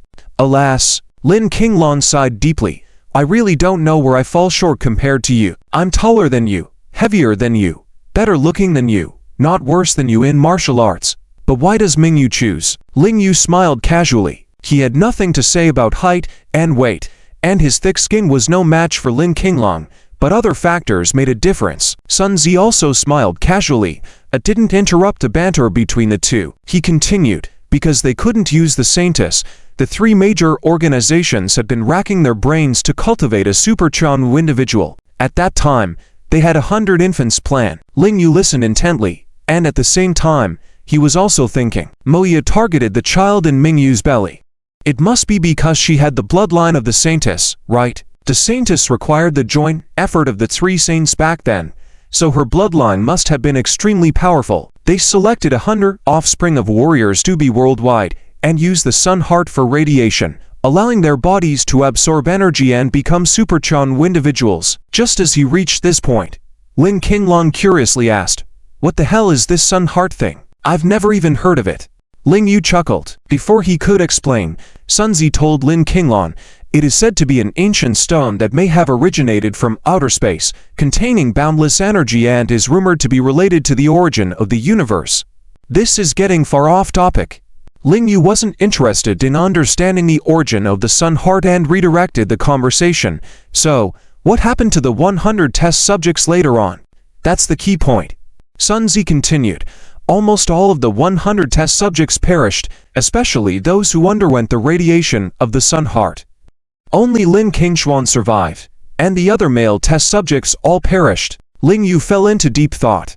He had examined Lin Qingshuan's body for 3 years and knew it well. She had a naturally feminine constitution. Perhaps it was because of this that her body managed to survive by harmonizing the yin and yang energies. As for the males, being inherently yang, Adding more yang would lead to their demise. Ling Yu hadn't researched the effects regarding yin energies thoroughly yet. Sun Zi then got to the main point. My father was also a resident of the Dark Night Island. When my mother fell seriously ill, the medical facilities on the small island couldn't save her. To keep my mother alive, he agreed to work for the Chanwu group, allowing him to take my mother away from the island. The Chanwu group left me here as a means of threatening my father into working for them, and later, my father was assigned to monitor Lin Qingshuan, the test subject.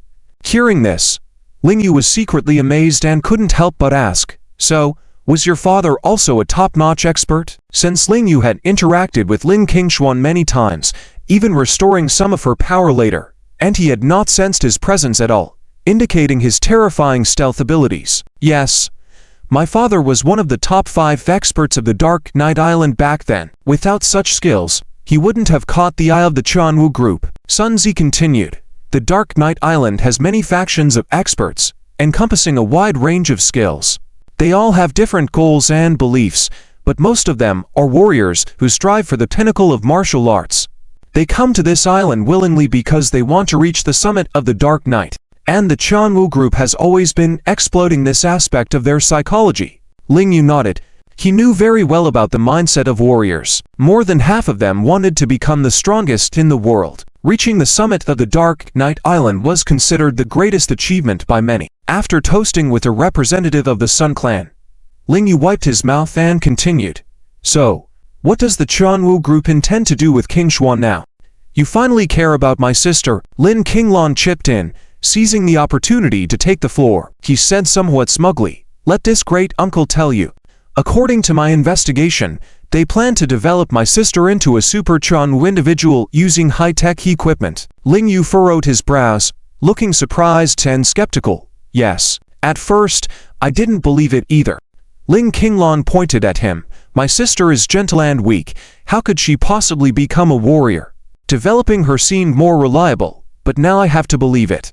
My sister might be even more formidable than any of us. The power contained in her body is extremely terrifying. I believe you. Ling Yu responded directly. He had long known that Lin Qingshuan's body was very special and contained energy beyond the ordinary. It was precisely because of this that she managed to survive multiple life-threatening situations. If the Chanwu group had been focusing on this project for 30 years, they must have developed a method to unlock her body's power, which wouldn't be surprising. Brother Sun Zi, Brother Qinglong. Ling Yu chatted with the two for a long time, realizing that Lin Qinglong was still the same Lin Qinglong as before. This Sun Zi was also a straightforward man, raising a large wine bowl and saying directly, I'll be honest with you, I came to Dark Night Island to destroy the Chanwu group and save all those on the island who seek freedom.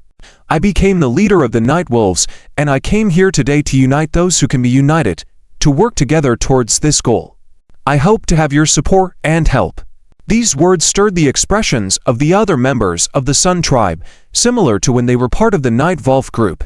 Even Sun Zi was visibly moved because he had never dared to think this big.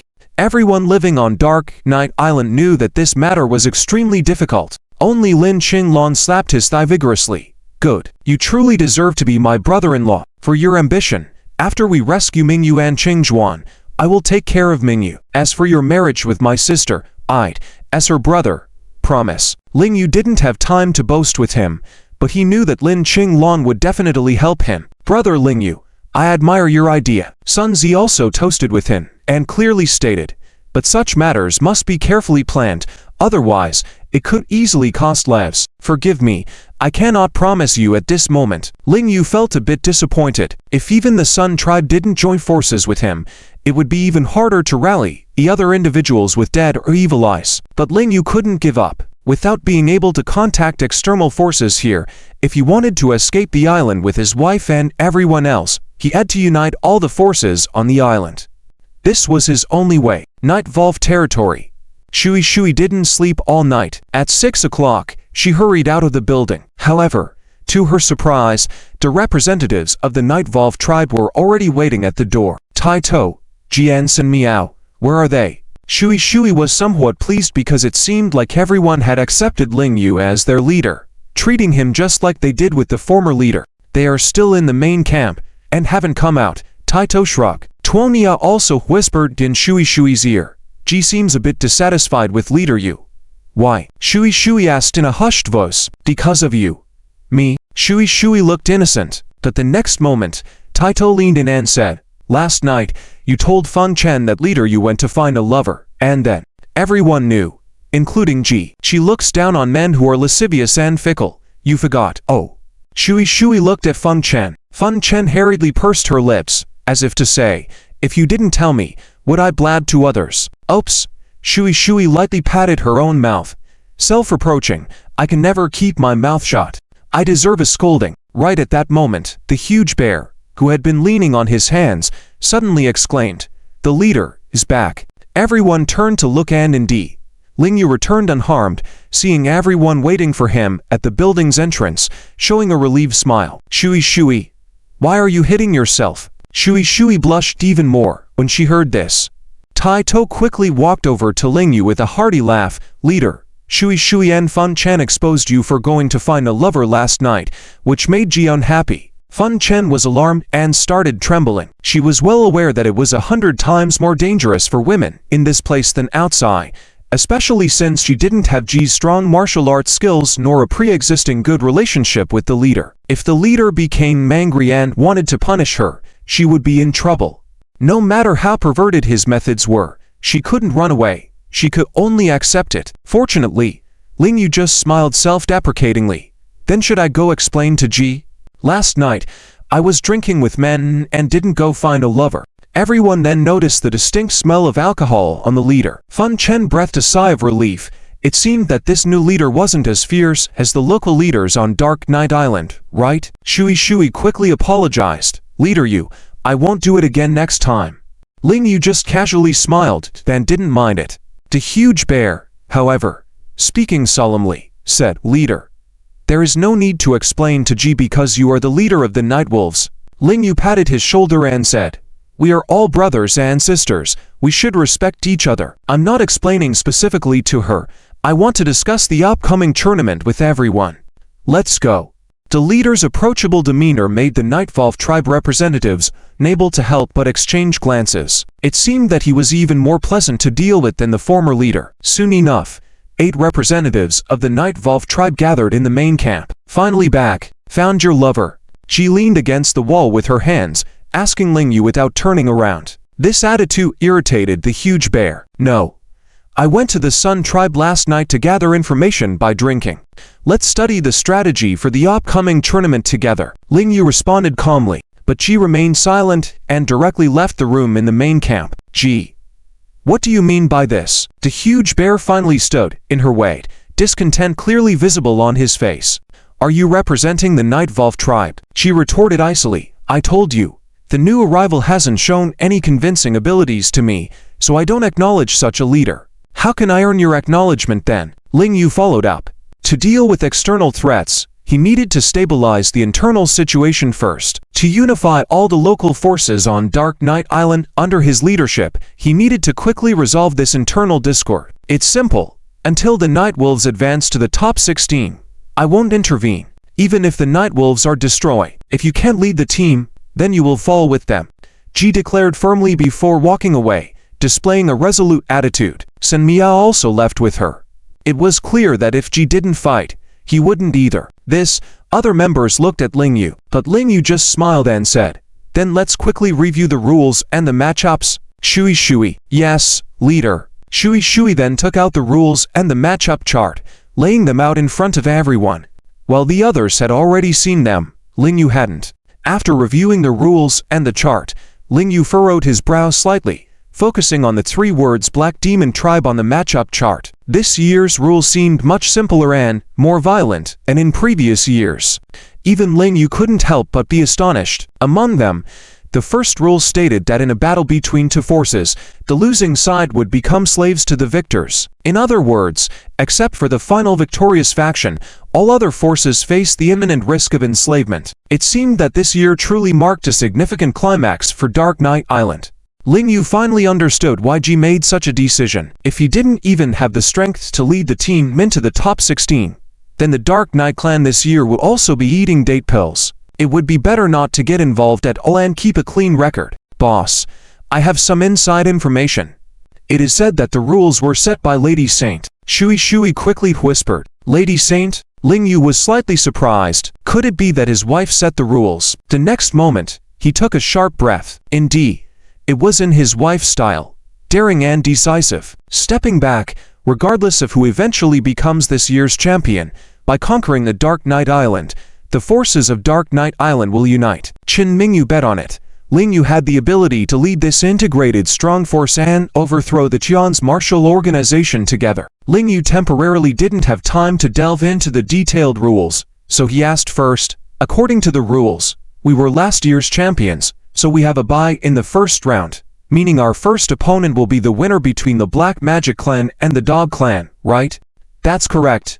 At the mention of the Black Magic Clan, Ironhead got excited, clenching his fist tightly and gritting his teeth. The Dog Clan is no match for the Black Magic Clan, so our opponent will definitely be the Black Magic Clan. Ling Yu knew why he was upset, but he didn't understand why he looked so worried. Perhaps Feng Chen, the mature woman, was more attentive and immediately told Ling Yu. Leader Yu, the Black Magic Clan is not easy to deal with. Their leader is as powerful as Ji, and the average level they represent is even higher than ours. If Jian and Miao don't participate, so that's it. Ling Yu nodded, smiled, and said, don't worry, according to the schedule, if we face the Black Magic Clan, it will be 3 days from now. I will recover from my injuries. As the leader, I will definitely lead everyone forward. After saying that, he extended a hand. Members of the Night Volve clan looked at each other, not understanding what he meant for a moment. Ling Yu continued, in the sports competitions outside, we always bump fists before going on stage to show unity, completely lacking the demeanor of a leader. Well, I believe in Leader Yu. Shui was the first to reach out, and her small fist touched Ling Yu's. Since our lives were saved by the leader, we will definitely fight with all our might following the leader. Ironhead and Struthio followed suit. Then count me in. Fun Chen's white jade fist also touched everyone's. Everyone's gaze turned to Big Bear. However, Big Bear's eyes were on Ling Yu. The smile of this new leader seemed to have a strong infectious power that naturally brought everyone together. This made him truly believe that this man might achieve what even the former leader couldn't. Big Bear brother, we're just waiting on you. Hurry up. Ironhead couldn't help but urge. Big Bear's mouth curled up, and a fist almost the size of the other 5 fists. 6 fists formed a circle. Good. Everyone adjust yourselves. Tonight we'll go watch the matches of the other groups. After the fist bump, Ling Yu went separate ways from everyone. Later, a person came to the main camp and found Ji standing by the window looking outside. Ling Yu and Sen Miao glanced at each other. Sen Miao was also clever. She knew that he wanted to talk to Ji alone, so she smiled and said, give you 15 minutes. Make good use of it. Not even a second over 3 seconds. After speaking, she walked out of the main camp room and personally guarded the entrance, not allowing anyone else to disturb. Ling Yu slowly approached Ji from behind. Before he could speak, Ji looked outside and said first, did you look at the match chart and deliberately come to ask me to deal with the Black Magic Clan? No. Ling Yu smiled lightly and looked at the proud woman's back, then asked directly, is your name Mu Rongji? Ji immediately turned back, coldly looking at Ling Yu. Did Shui tell you? No. Don't misunderstand Shui. Ling Yu quickly clarified, before coming to the Dark Knight Island, I had a match with a master from the Mu Rong family, and your martial arts should be from the same faction. Ji coldly smiled. So what if it is? Focus on surviving for now. Until you prove yourself to me, I won't tell you anything. Before Ling Yu could speak, the door was forcefully pushed open by someone. It was Big Bear. Sen Miao stood beside Big Bear, helplessly shrugging to indicate that he couldn't stop this giant. Ji, if you don't accept Leader Yu, you still have time. Feel free to have another match. But what are you doing like this? Big Bear understood well. If Ling Yu hadn't been injured to save Ironhead 2 days ago, how could Ji have fought evenly with Ling Yu? He couldn't stand Ji's attitude, as it was not conducive to the unity of the Night Volve clan. Ji just smiled coldly, turned around. My standard for him is not whether he can beat me, but whether he can match up to Brother Z, or surpass Brother Z. She would never forget the words Brother Z said before he left. He said the next Night Volve leader would most likely be the true king of the Dark Knight Island, but she couldn't see it in Ling Yu now. Seeing her like this, Big Bear became angry and shook his hand. Ling Yu, however, remained calm and confident, smiling. I haven't met your brother Z, but I will definitely reach the pinnacle of the Dark Knight. After that, he turned and left. Ji glanced back secretly, her eyes actually filled with anticipation. In the evening, Ling Yu took the representatives of the Night Volve team to the Mid-Island Arena. Tonight, there will be 19 preliminary matches held on the island. The results of the preliminary matches will surely lead to the downfall of 19 forces. According to the rules, the defeated parties have to choose either become slaves of the victors or be thrown into the underground prison until the final champion emerges. However, everyone knew that the underground prison of the Dark Knight Island was never exposed to light, extremely cold, and with narrow space. It was definitely a fate worse than death. So once defeated, regardless of the choice, the people of that force would suffer miserably. Everyone. Ling Yu didn't directly leave the Night Volve team, but suddenly raised his hand high to the lower-class people who were working, shouting, "As the representative leader of the Night Volve team, I pledge here.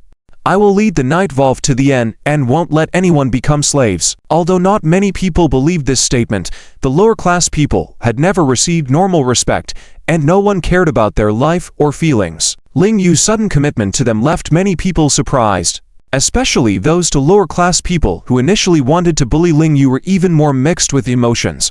Not only that, I will integrate all forces, overthrow the existing ruling order, and let those who want to leave this island depart.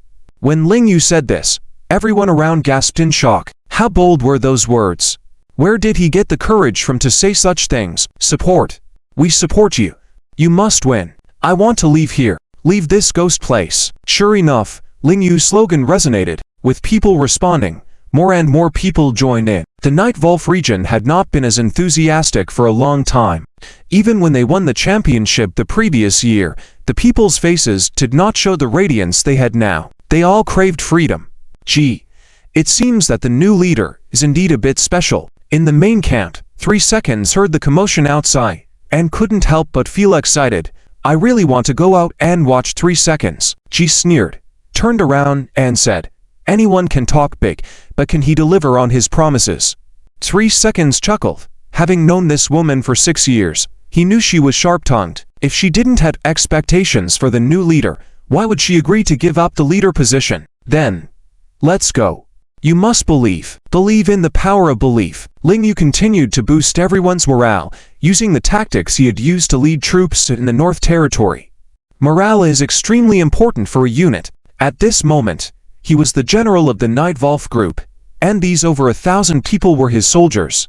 The new leader is truly incredible. Several members of the Night Volve group following Ling Yu couldn't contain their excitement. Even Bear, too, was starting to favor Ling Yu more and more. This man was different from any other leader on the Dark Knight Island.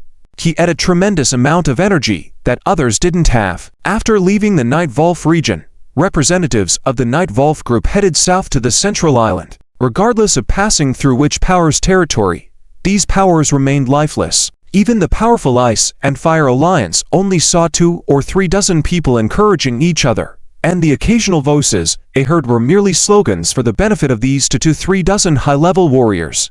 No comparison, no harm. Dare only now realized that the new leader's level was really much higher than others. Perhaps he truly was a miraculous child like the Night Master. Arriving at the Central Island, they entered an open-air large arena. Undoubtedly, in terms of luxury and size, it was not as grand as the Southern Summit Arena, but the stone-stacked arena exuded an ancient aura. Visible dried bloodstains everywhere added a heavy and suffocating feeling to the arena. Stepping into this place made people involuntarily tense, as if they had fallen into a hellish arena. Brother Ling Yu.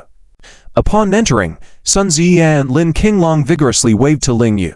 The representatives of the Night Volve group were also surprised. When did the new leader have such a close relationship with the Sun clan? The two groups sat in the same area to watch the spectacle. At the same time, in the White Tooth High Tower, Moya took the initiative to find Qin Ningyu. Madam Saint, Moya respectfully said, by setting these rules, are you trying to help Ling Yu lead over 50 powers on Dark Knight Island in rebellion? Qin Ningyu's heart chilled, though she maintained her composure. Advisor Mo, I don't understand what you mean. Madam Saint, you might not be aware that Ling Yu has already made his slogan public, right?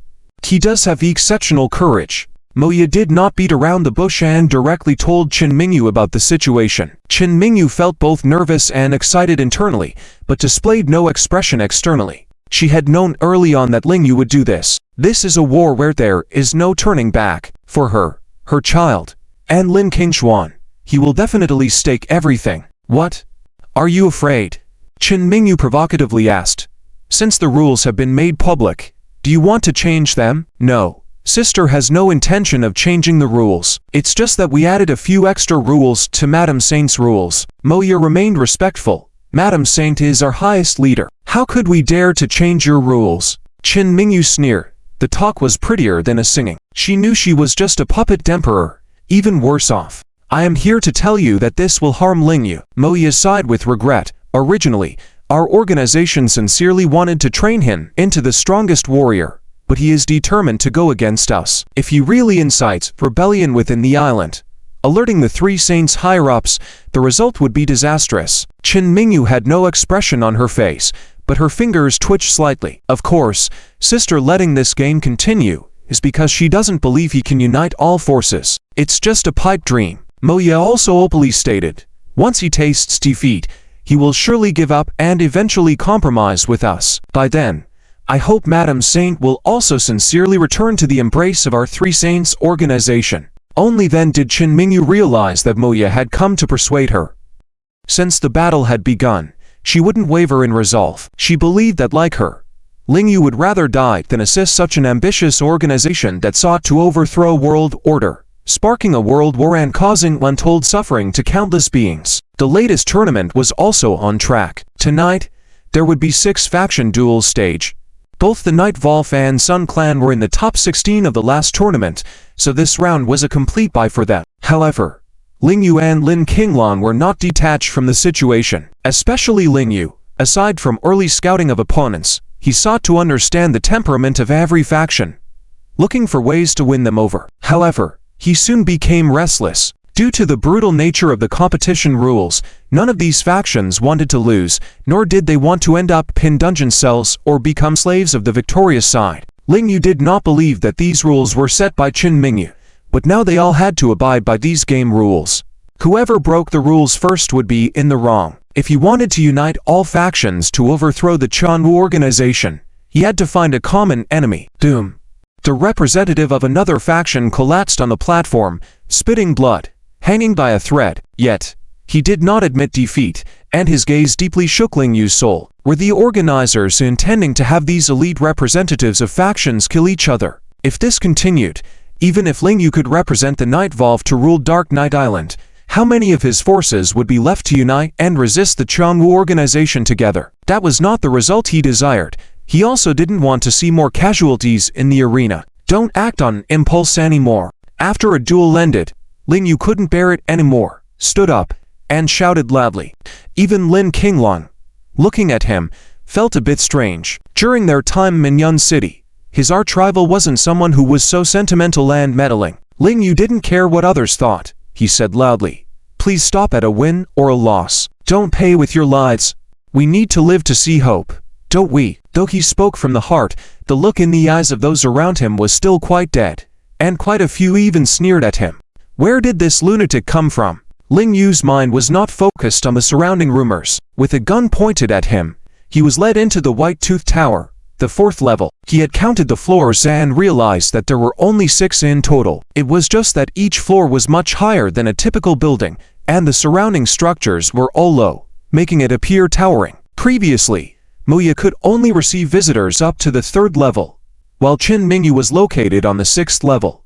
If one were to judge based on the higher the floor, the higher the status, being brought to the 4th level meant that the owner of this level might have a higher position than Moya, the chief counselor.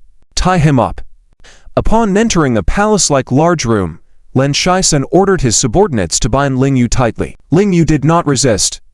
Not because he couldn't resist with a gun pointed at him, but because he felt it was unnecessary. His ultimate martial arts technique had been perfected, and as long as he willed it, he could free himself from the tight bonds in just 1 second. Dare to disrupt the battle for power, then accept the punishment from Lady Saint Nun. After Lan Shisen coldly delivered these words, he also left the scene. Ling Yu felt a bit strange because typically, receiving punishment was ordered by the leader and carried out by the subordinates. Now, with all of Lan Shisan's people gone, could it be that their leader was going to personally carry out the punishment? Hopefully, it wouldn't be something twisted. After arriving on Dark Knight Island, Ling Yu had encountered too many ruthless or twisted people. Now, he dared not think optimistically about the person about to appear. Sure enough, a strangely dressed figure appeared the next moment, wearing a large white cloak with half a mask covering the upper half of the face, only revealing a small mouth. At first glance, the opponent's clothes seemed oversized, but upon closer inspection, it turned out to be a woman. "You there? Do you know? Daring to disrupt a battle for power by going up on stage without authorization will be met with the severest punishment." The intimidation in the opponent's voice made Ling Yu furrow his brow slightly. If the other party really intended to harm him, then he would have to deal with her first. He was currently outnumbered and did not dare to confront the Chanwu group directly, but he had no choice but to fight desperately. The next moment, the other party went on to further intimidate Ling Yu. "Do you know that I have punished many people, severed the limbs of many, even cutting their flesh and bones one by one?" As she spoke, she approached, almost pressing up against Ling Yu, with a sly smirk. "Do you want to know what the severe punishment is in my hands?" "I don't want to know." Ling Yu, bound tightly, found it difficult to even shake his head, so he had to respond verbally. "Not wanting to know means you still have to accept punishment, right? Who told you to violate the rules? This is the duty of Lady Saint Nun." The woman suddenly tiptoed and kissed him on the mouth. Ling Yu, who would have thought that this was what she meant by severe punishment? Undeniably, it felt pleasant and soft. Ling Yu, however, couldn't care less about that at the moment.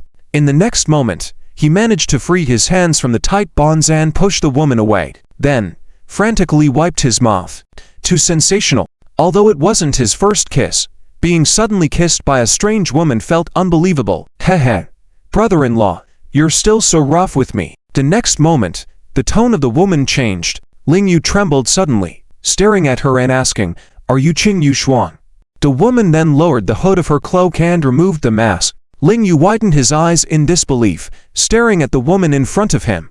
"Have I become ugly?" Qin Yuxuan looked at Ling Yu's gaze with a hint of pain, gently covering her face. "Why is this happening?" Ling Yu hurried over, asking nervously. Seeing how concerned he was, Qin Yuxuan showed a faint smile. The next moment, she took off the cloak. Ling Yu was even more astonished. Her body bore many ugly scars on her limbs. Without further ado, she removed all her clothing, revealing a graceful yet scarred body. Who did this? Ling Yu felt angry and anxious, suspecting who the culprit might be. "Isn't it all the fault of brother-in-law's good slave?" Qin Yuxuan feigned anger, turned around and said, "So, in the end, it's brother-in-law's responsibility. How will you take responsibility from me?" Ling Yu looked at her scarred body, feeling a sense of regret.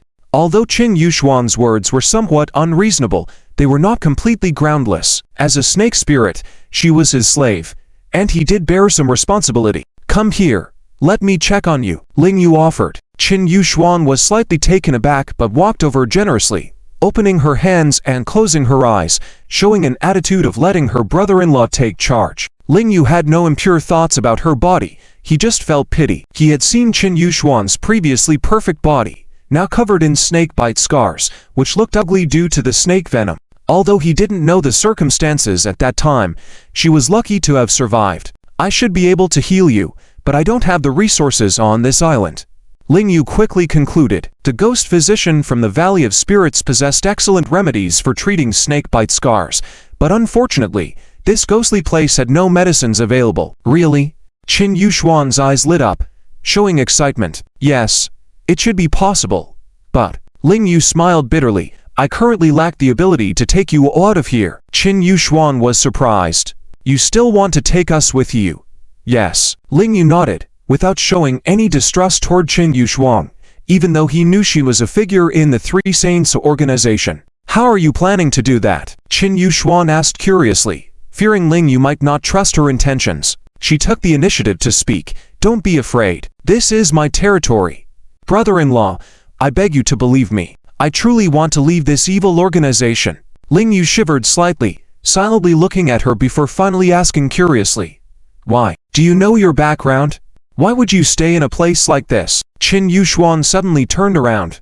Without even bothering to put on clothes, heaved a long sigh, then slowly began to tell her story. In fact, I am an abandoned infant from a major family in Yanjing. The Holy Nun and the Three Saints organization reached an agreement that before her daughter came of age, the organization was not allowed to harm her. However, the Three Saints organization needed the name of the Holy Nun to unite tens of thousands of believers and internal tumult, so I was brought by the Night Queen to Cloud City and became a stand-in for Qin Mingyu.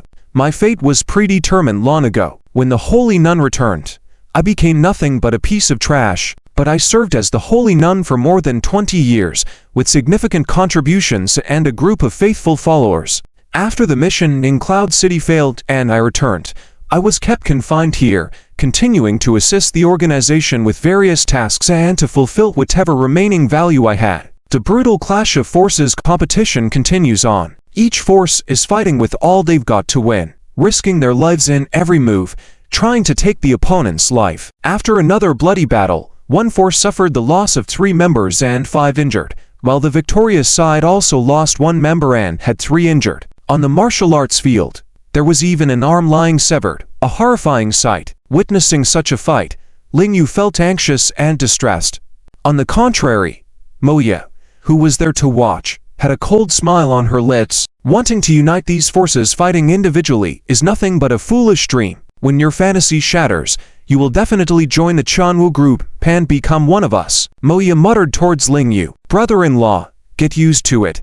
Don't be so sad. Lin Qinglan thought Lingyu was simply kind-hearted and had not seen the brutal battles of the Dark Night Island, so he was feeling so upset. Lingyu was in a terrible mood and did not respond to them. At this rate, by the time they reach the final showdown, the elite martial artists will have suffered greatly, so who will they rely on to overthrow the Chanwu organization? The next match is between the Black Demon Clan, ranked 17th last year, and the Dog Tribe, ranked 49th. This is undoubtedly a one-sided match. No way. The Dog Tribe people are still going to fight. I don't understand. They don't stand a chance at all. They should just surrender to lessen the damage. Representatives of other tribes nearby all showed a puzzled expression. Lingyu was also puzzled, and finally, unable to sit still, he ran to the Dog Tribe representatives before they took the stage. Why not surrender? Lingyu asked the leader of the Dog Tribe, full of excitement. If you surrender directly, you can choose to be imprisoned or become slaves for a few days. I guarantee that I will rescue you. Although he made a bold pledge, the representatives of the Dog Tribe remained indifferent. The leader glanced at his sister and gritted his teeth. They knew very well what kind of people the Black Demon Clan were. In this lawless land, it was a place where power, ambition, and primal desires ran rampant. In the lower levels of the Black Demon Clan, women were tortured by the male leaders, while men were tortured by the female representatives. If the Dog Tribe became slaves of the Black Demon Clan, they knew what awaited them. Choosing to surrender and be locked in a dungeon forever was even worse than dying early to avoid suffering. Get lost. The leader of the Dog Tribe, Li Gaoshen, pushed Lingyu away with a resolute look on his face and stepped onto the arena. The other representatives followed suit. This was a wild card match before the top 32. A chaotic 8v8 brawl to increase efficiency and entertainment. All 8 representatives from both sides took the stage to face each other. The expressions of the Dog Tribe members were filled with sorrow. On the other hand, the Black Demon Clan members had a cold and mocking look on their faces, especially Ding Li, who had an extremely wicked gaze. Attack! As the match began, Li Gaosheng let out a mournful roar and charged towards the Black Demon Clan with his 7 members. Their morale was high, fighting desperately. However, in the face of absolute strength difference, such a desperate fighting style only added to their tragedy. Heh. This is so much fun. Ding Li jumped onto Li Gaosheng's neck, clamped her legs around his head, and slammed him harshly onto the platform. In the next moment, she ruthlessly broke one of Li Gaosheng's arms. Li Gaosheng screamed in agony, wailing. The other members of the Black Demon Clan followed suit, breaking the Dog Tribe representatives' arms one after another. Li Gaosheng's sister had her both legs twisted 90 degrees by Aberdeen. Extremely brutal. Unfortunately, the Black Demon Clan representatives had wicked smiles on their faces, finding pleasure in torturing others. Excessive, unbearable inhumanity. Hearing the heart-wrenching screams, Lingyu's blood and anger finally broke through his calm demeanor, and he jumped onto the stage. The entire arena was shocked. "Brother-in-law, have you gone mad?" Ling Qinglong immediately stood up in surprise. Sun Zi and others also stood up. The other members of the Night Volve group were even more surprised. They had no idea what kind of punishment their leader would face for disrupting someone else's match by jumping on the stage. Die. Ling Yu couldn't care less at that moment and kicked Aberdeen, sending him flying. The whole arena was astonished. This was the new leader of the Night Volve tribe, the defending champions from last year and the so-called strongest team, so everyone was eager to see his true strength. The fact that he kicked Aberdeen seemed impressive to many. However, in the eyes of many top-tier individuals, this strength was still considered weak. The guards of the Qianwu group moved in to stop Ling Yu, but Moya raised her hand, signaling them not to do anything. They wanted to see what Ling Yu was up to. Damn it! Kill him. The Black Demon clan had already crippled the Dog tribe members, and now, seeing Ling Yu jump in while the Qianwu group stayed idle, they wanted to team up to kill him. Since their next opponent was the Night Volve group, defeating their leader in advance would ensure the Night Volve group's downfall. However, Ling Yu's rage soared, and with his versatile skills, the 8 of them together couldn't overpower him for a moment. What puzzled Moya was that despite Ling Yu's anger, he did not harm the Black Demon clan members. Stop. Cease all actions. In the end, a woman in blue with a group of armed guards came out to stop the conflict. Seeing this woman, Ling Yu was greatly surprised. It was Blue 13, the woman who once followed Qin Yushuan. Take the troublemakers away.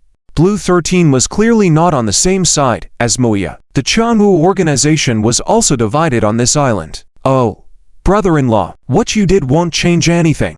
Ling Qinglong worried that Ling Yu would continue to resist the Qianwu organization and hurry over to persuade him. Without rules, there can be no order. Breaking the recognized rules by yourself will only bring trouble upon yourself. Ling Yu remained silent, not saying a word. He knew, of course, that this wouldn't help, but he couldn't stand by idly watching the Black Demon clan torturing and killing others. And this was also part of his plan. This way, he could stay on the island legitimately, even if he had to face unknown punishment. HMPH. This new leader of the Night Volve group is far too inferior compared to Xiao Shock. At this moment, in the southern part of the martial arts arena, a man with an explosive hairstyle sneered disdainfully at Ling Yu. Around the explosive-haired man stood 7 extraordinary and formidable individuals. They were the true kings of the Dark Night Island, the Demon Clan. Even though they lost to the Night Volve tribe last year, their reputation remained untarnished, and no one would think they were inferior to the Night Volve tribe. Indeed, a leader with such capabilities is not worthy to be our opponent. I can easily deal with him. Beside Liana, a man dressed in purple, exuding a sinister aura, grinned wickedly. After listening to Qin Yushuan's story, Ling Yu did not doubt or completely believe it. He just earnestly asked, "Are you really planning to betray the Three Saints organization to help me? Have you thought about the consequences?" Qin Yushuan turned around, opened her hands and smiled. "Brother-in-law, look at me now, living in this dark island in such an ugly way. What meaning does life have for me? Your promise is my best future. As long as I can leave here with you and restore my appearance, I am willing to give everything." Her words were sincere, and Ling Yu couldn't find any issues with her statement. "Yushuan, I believe you." Ling Yu walked up to her, lightly placed his hand on her shoulder, and stared into her eyes. "As long as we leave this place, I will definitely help you regain your former beauty." Qin Yushuan smiled. Her smile was very beautiful. The next moment, she couldn't help but tightly embrace Ling Yu, crying, "Brother-in-law, thank you. Since I was sensible, I knew I was just a tool. Every time I'm with you is when I feel life is meaningful." Though Ling Yu sympathized with her background, he still took her out of the embrace. "Since you still call me brother-in-law, I will treat you as Mingyu's little sister. We can be close, but we must not be intimate, let alone cross the line. I only love your sister." Qin Yushuan, crying and laughing, said sincerely, "I envy that woman, getting all the good things, and I can only live in her shadow all my life." "Don't think like that." Ling Yu quickly supported her gently, saying, "You are still young, life is still long. There are plenty of better men than me out there. When we leave here, I will help you find a suitable husband and start a new life." Qin Yushuan smiled again. After a while, she nodded. In front of others, she was a woman with deep plots, but in front of her brother-in-law, she was a pure little sister. "By the way, Do you know where King Xuan is?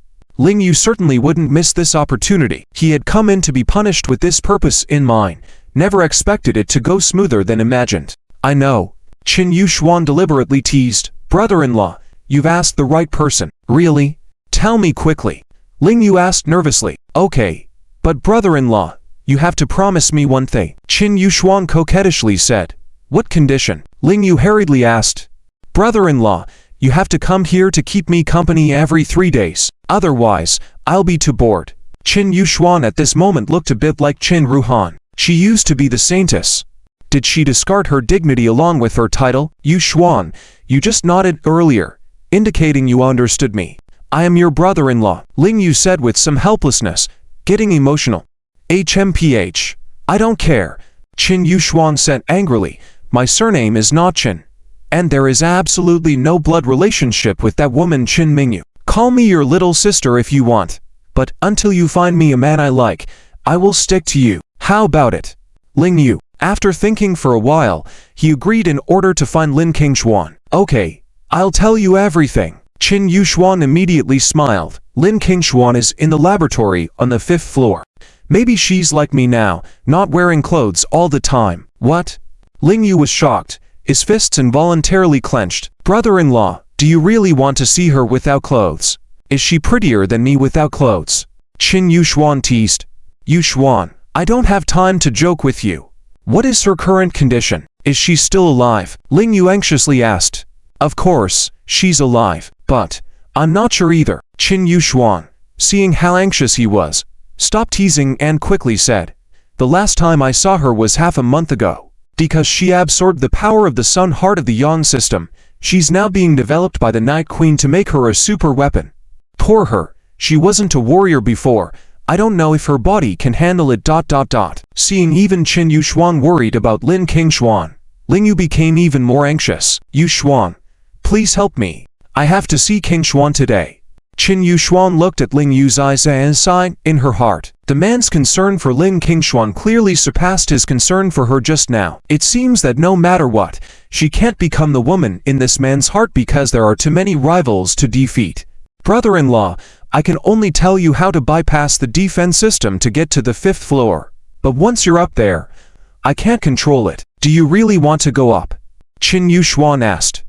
Ling Yu nodded without hesitation. No matter how dangerous it was, he had to make sure Lin Qingshuan was still alive. Otherwise, coming to the Night Island with Qin Mingyu would be meaningless, right? Brother-in-law, after you leave this room, knock out the guard who takes you out, then continue down the path. Qin Yuxuan instructed him on how to get to the 5th floor, including dealing with various detection devices and trigger conditions. Thank you, Yuxuan. It's great to see you again. This time, Ling Yu took the initiative to lightly hug Qin Yuxuan before turning to leave. Watching his back, Qin Yuxuan's gaze was a bit complicated. She could feel that this man treated her sincerely, and truly wasn't lusting after her body, hopefully because her appearance was currently unattractive. Ling Yu ignored Qin Yuxuan's remark, followed her instructions, and pretended to be on the verge of collapse as he walked out of the room. Sure enough, 4 guards immediately came to take him away. Unlike Mo Ye's armed subordinates, these guards were ancient martial arts experts without firearms. For Ling Yu, it was even more challenging to sneak attack them, as martial artists' reactions were much faster than ordinary people. However, he still managed to do it effortlessly. With his experience as the Volve king and following Qin Yuxuan's guidance, he managed to infiltrate the heavily guarded 5th floor without any major incidents. This level was much more complex than the 3rd and 4th floors, and after reaching it, Ling Yu had to cautiously assess the surroundings, find the gaps in the guards' patrols, and slowly sneak around to locate the laboratory. But soon, he was on the verge of collapsing, because there were too many laboratories on the 5th floor, or rather, only one big room in the middle wasn't a lab, the rest were all labs. Who knew where Lin Qingshuan would be assigned? After thinking for a while, instead of breaking into each lab and risking danger or drawing attention, he decided to quietly observe, memorize the environment, retreat, and ask Qin Yuxuan for more specific information. Just then, a laboratory door suddenly opened. Qingshuan. Ling Yu almost couldn't help but rushing out, just because he finally saw Lin Qingshuan. This woman who had risked her life for him twice was actually still alive. An uncontrollable surge of complex emotions welled up from within. Surprise, excitement, worrying, curiosity, all mixed together. But ultimately, it was still happiness and joy. As long as Lin Qingshuan was still alive, everything else was trivial. The next moment, he saw a woman in elegant attire walking out. She was extremely graceful and exuded an unparalleled air of nobility. Zhao Wenjun. Ling Yu's initial reaction was the same as with Qin Mingyu at first, but quickly realized this was not Zhao Wenjun. It must be Zhao Wenjun's mother. Although Ling Yu did not know that she was the Dark Night Queen, he could already guess that she was a super important figure on the Dark Night Island, so he quickly hid. Mo Fei led Lin Qingshuan towards Ling Yu's direction. Ling Yu hid behind the wall, secretly observing Lin Qingshuan, wanting to see her condition clearly first. However, when he saw the look in Lin Qingshuan's eyes clearly, his heart sank instantly. This did not seem like the state of a normal person. Ling Yu still had no intention of going out, but the next moment, Mo Fei suddenly stopped, her gaze scanning towards his direction. Ling Yu quickly concealed himself. He was quite confident in his stealth abilities, having once infiltrated the military base of Daozhou as the Volve King and coming out unscathed. Although the reconnaissance defense system of this White-Tooth High Tower was advanced, it might not necessarily be stronger than a national-level military base. He believed that as long as he didn't reveal himself, they wouldn't be able to detect him. But the next moment, Mo Fei unexpectedly raised the corners of her purple lips and said, with her back to him, "Since you're here, why not come out and let's have a chat?" Ling Yu was shocked. How could it be possible? She had actually discovered him. "Come out. I've already talked to the scientists, and I also want to chat with you," Mo Fei added. The next moment, Ling Yu suddenly appeared behind Mo Fei. A group of experts were surprised and quickly surrounded Ling Yu. Qingshuan.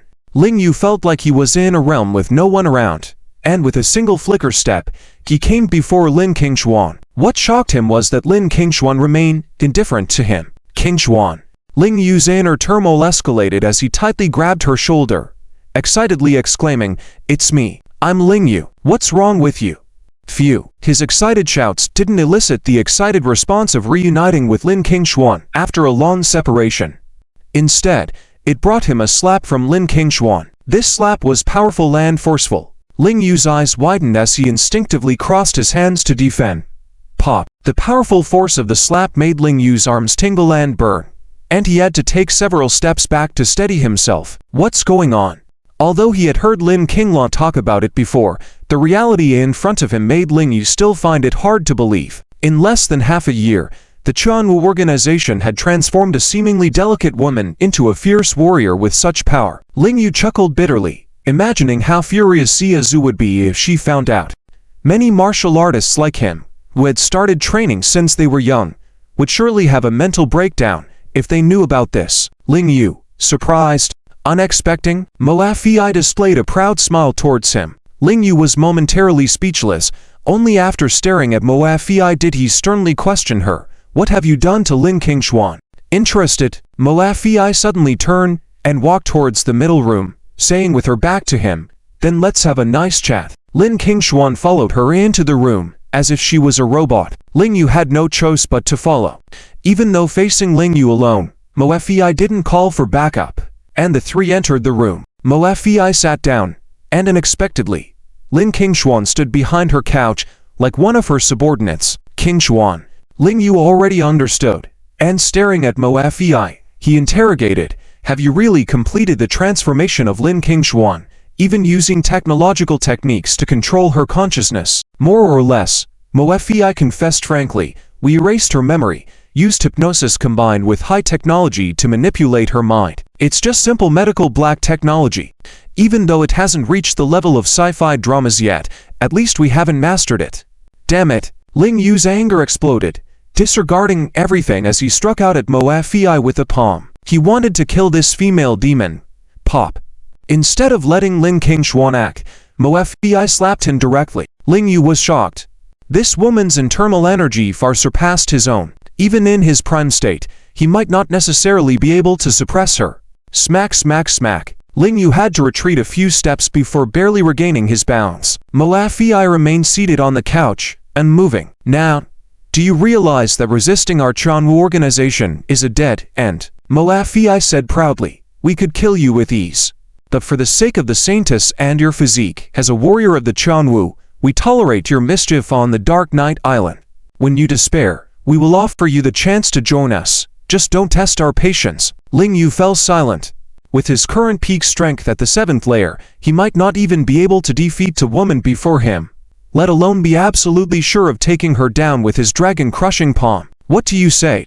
Will you willingly accept our transformation? You and Lin Qingshuan are close, right? What if we transfer all her powers to you?" Moa Fei extended an olive branch.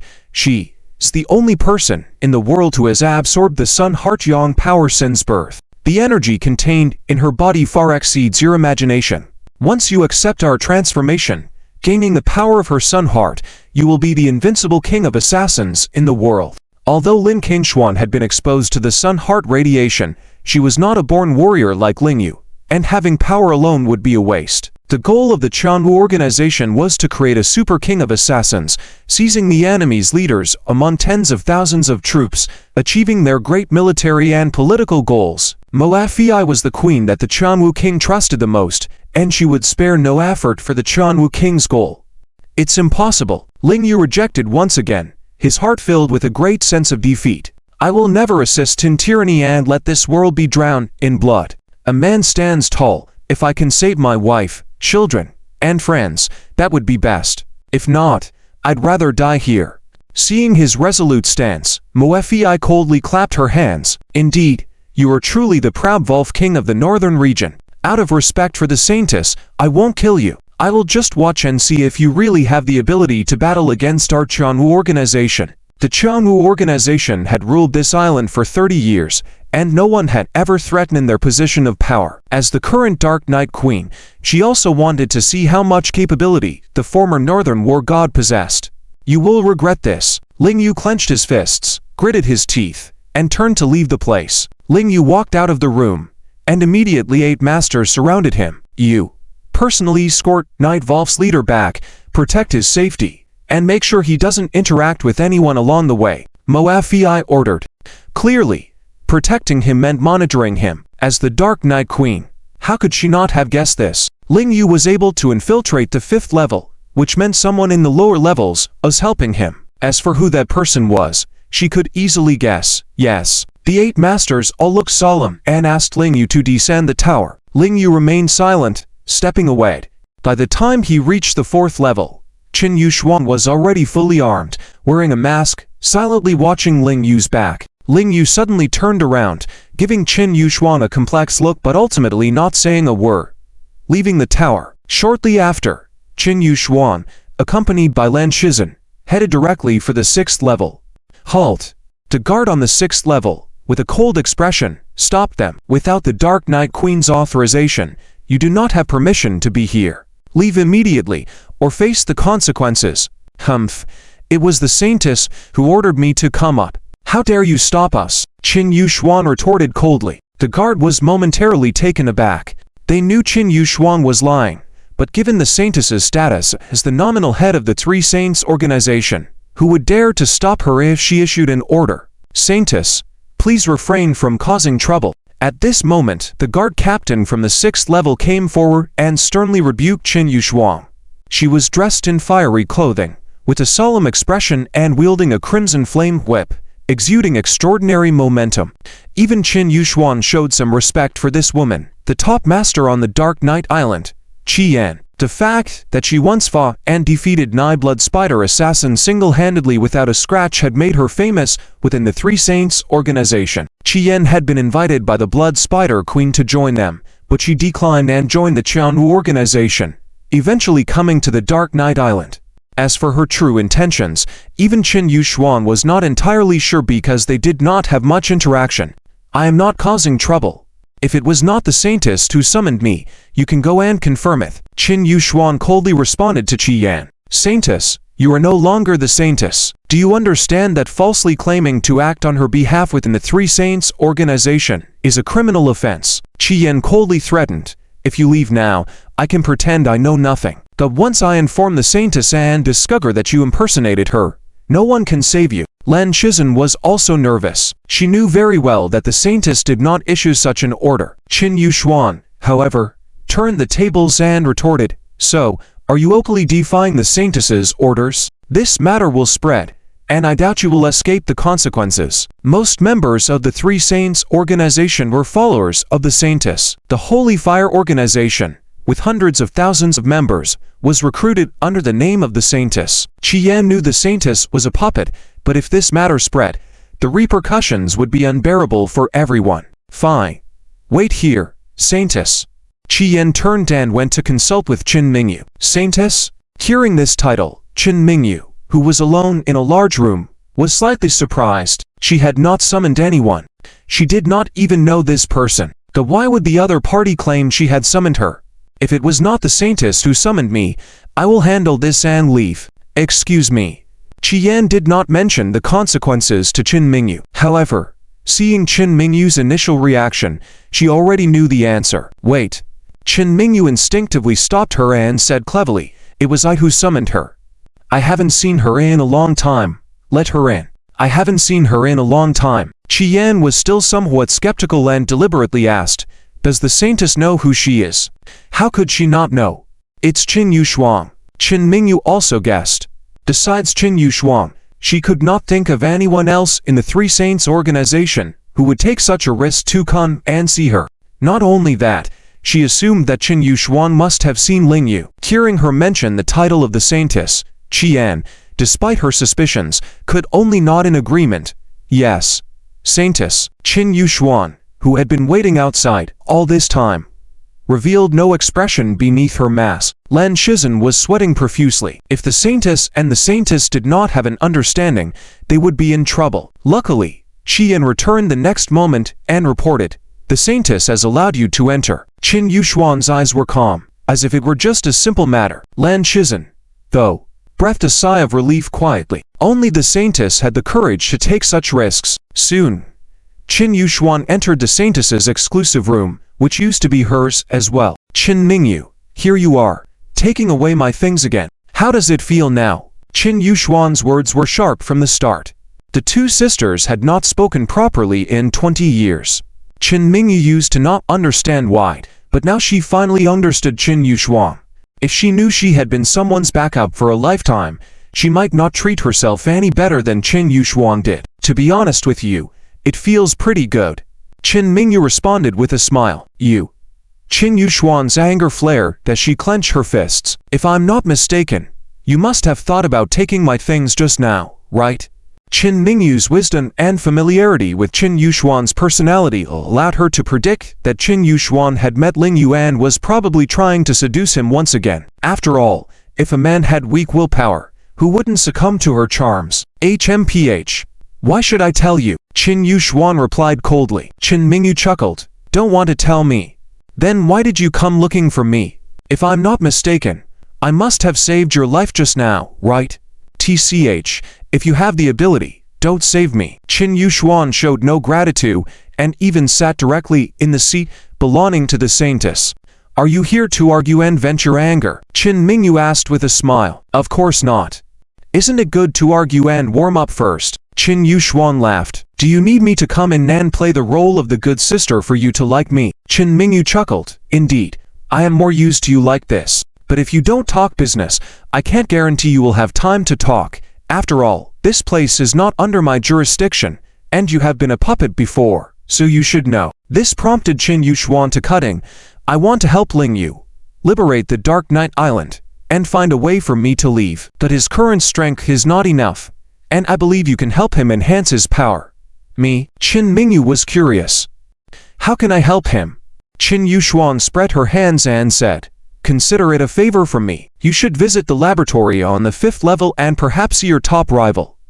Maybe then you'll have a solution." Qin Yushuang left inexplicably murmuring words and then left. Qin Mingyu paced back and forth in contemplation for a while before deciding to go down to the 5th floor. As soon as she left her room, Jian appeared in front of her. "Saint Lady, may I ask where you would like to go?" "I was feeling bored in my room and wanted to take a walk." "What?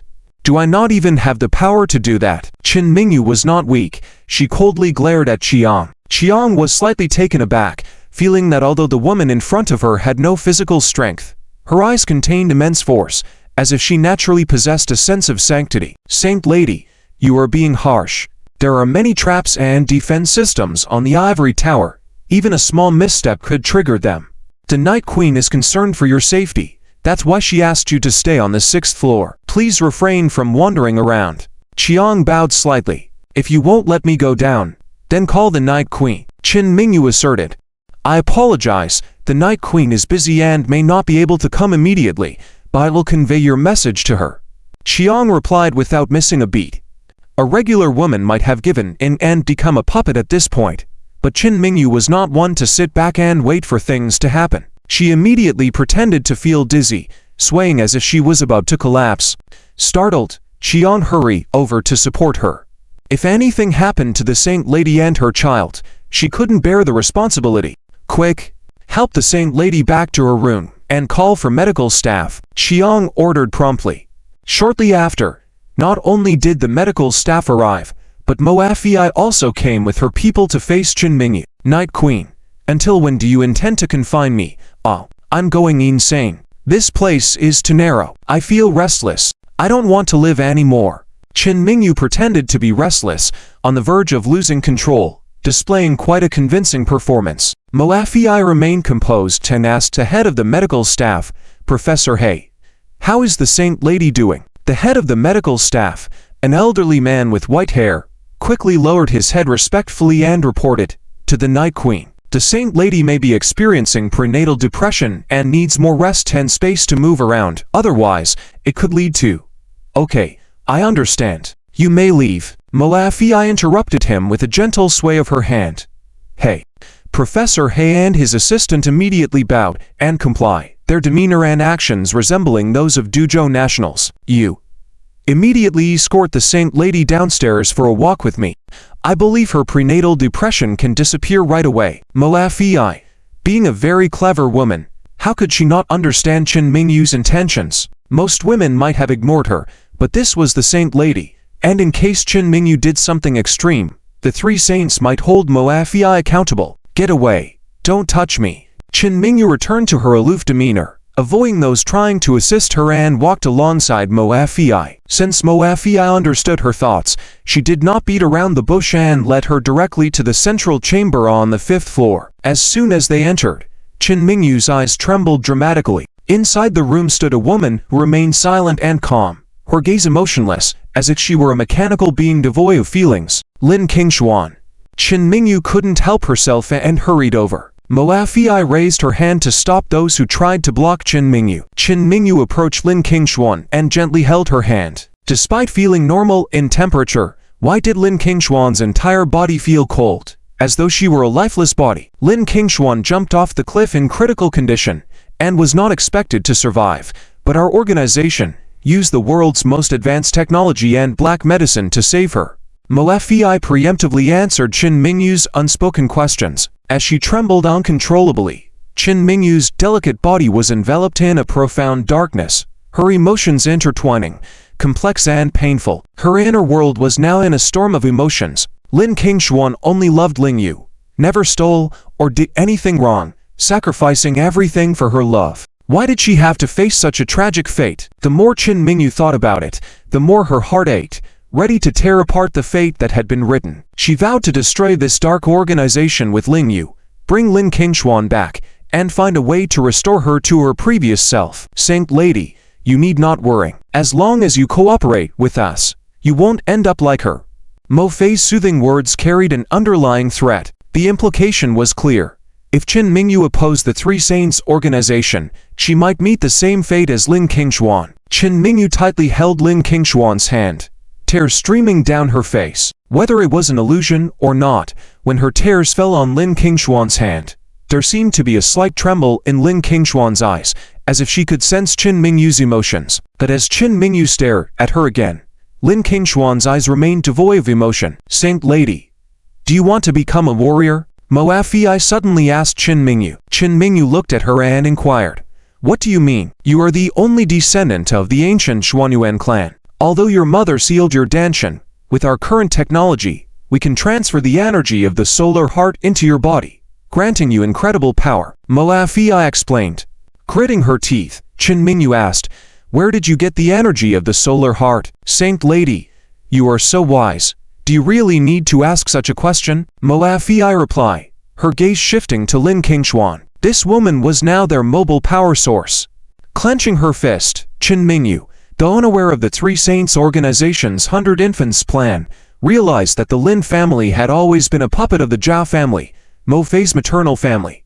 Perhaps Lin Qingshuan had been their experimental subject from the start. No wonder when Lin Qingshuan's mother gave birth to her, she fell seriously ill and died. Now Chen Mingyu could finally connect all the dots and understand everything. Using living beings for experiments will surely incur divine retribution. She wanted to shout this out in anger. However, knowing that such outbursts would be useless and even counterproductive, she swallowed her anger and instead said, "Take me to see the laboratory first." With that, she turned and walked away, utterly convinced that Mo Fei wouldn't refuse her request. Indeed, Mo Fei didn't refuse and led her through a series of peculiar laboratories.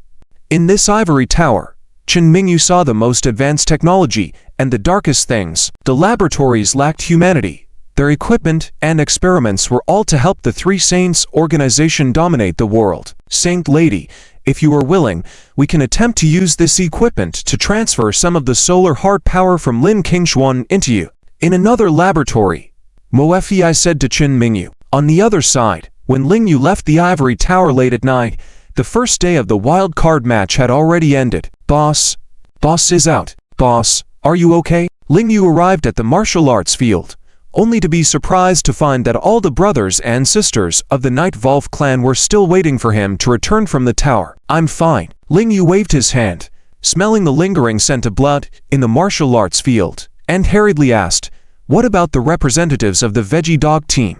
Hearing that he was still concerned about the Veggie Dog team, Ironhead didn't understand. Boss, what's your relationship with the Veggie Dog team? Or do you like one of their women? Why do you care about them so much? Ling Yu shook his head. I have no relationship with them, but I can't just watch them die.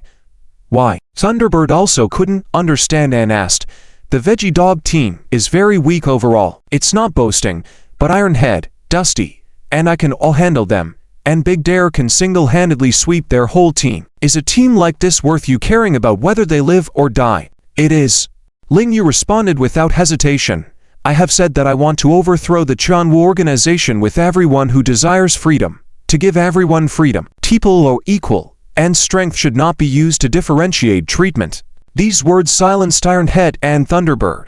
Water and Dust, with gleaming eyes, looked at this new boss. Big Bear, who had been leaning his hands, suddenly spoke. They were all beaten half to death and taken back by the Chanwu organization. According to normal procedure, they should be given until tomorrow to choose whether to become slaves or be thrown into the dungeon. Upon hearing this, Ling Yu hurriedly asked, Water, tell me where the Veggie Dog clan is. Never mind, just take me there. He grabbed Water and ran. Water was also shocked. The other members also didn't expect the boss to be so concerned about the Veggie Dog clan. Only Big Bear coldly snorted, a smile forming at the corner of his mouth. Let's go. Let's follow the boss. But, Big Bear, why are you joining in? Ironhead still couldn't understand. In his fixed cognition, the life and death of the weak on the Dark Knight Island was not important at all. Big Bear used to not sympathize with the weak either, so why the sudden change now? Let's go. Dust patted Ironhead, and Thunderbird kicked him in the butt, following Big Bear to chase after the boss and Water. After over an hour of long trekking, when Water was panting and almost unable to speak, she pointed to a clearing ahead and said, Boss. Up ahead is the Veggie. Without waiting for her to finish, seeing that she could hardly run anymore, Ling Yu picked her up and ran. Water was pleasantly surprised. The boss really didn't treat her as a boss or a mate. In Dark Knight Island, bosses never carried their subordinates. Upon entering the Veggie Dog clan territory, they discovered that the clan was indeed small, without even a decent building. The entire territory was hardly bigger than a football field, but there were many people, and the crops were well tended to. When Ling Yu and Water enter, they heard cries all around. What should we do? We ordinary people won't last long in the dungeon, but the Dark Magician clan are scum. If we become their slaves, we will be utterly destroyed. A dilemma. Death was the only outcome on both sides. Everyone, I'm sorry. Li Gaosheng, apologized to everyone. At this moment, in the center of the crowd, Li Gaoshen, with legs disabled and blooded, was still on the ground repeatedly knocking his head. I failed to protect the last stronghold and dignity of our veggie dog clan. I am ready to die for this.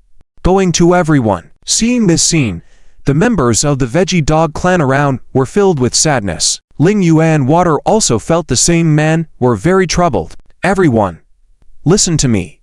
At the next moment, Ling Yu set Water down and boldly entered the middle of the crowd, loudly proclaiming, "The world has not ended yet. Everyone, be strong. Here I promise you all that in 2 days, we will defeat the Dark Magician clan and restore your freedom." As soon as these words fell, everyone looked at each other in surprise. Who is he? Never seen him, but he sure is confident. The Dark Magician clan is so powerful. Can he really defeat them? Why should we trust him? Is there a plot? Upon hearing these discussions, Water finally couldn't hold back and pushed through the crowd to run in. Everyone, he is the new boss of our Night Volve clan. Please trust him. He will defeat the Dark Magician clan and restore your freedom. Seeing Water, many people in the crowd recognized her. She was the little sister next to the old boss. Hey, it's the new boss of the Night Volve clan. It's you again. Are you eyeing my sister? Just want to get her body.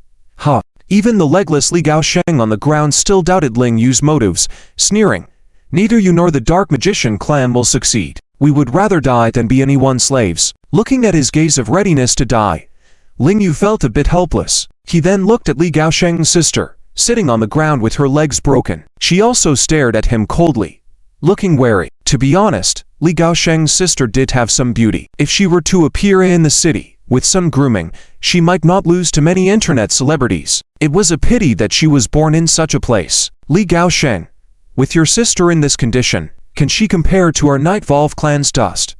At this moment, a thunderous voice came from behind the crowd. Stepping aside, a giant with a few representatives of the Wild Volve group, and a charming smile appeared. Dust had a seductive smile. Though over 30, she was still charming and full of womanly charm, unlike Li Gaosheng's sister. Most importantly, she was agile, far more comfortable than a disabled woman. Odd. It's Big Bear Boss. Seeing the Night Volve 3 giants, the members of the Veggie Dog clan suddenly changed their expressions.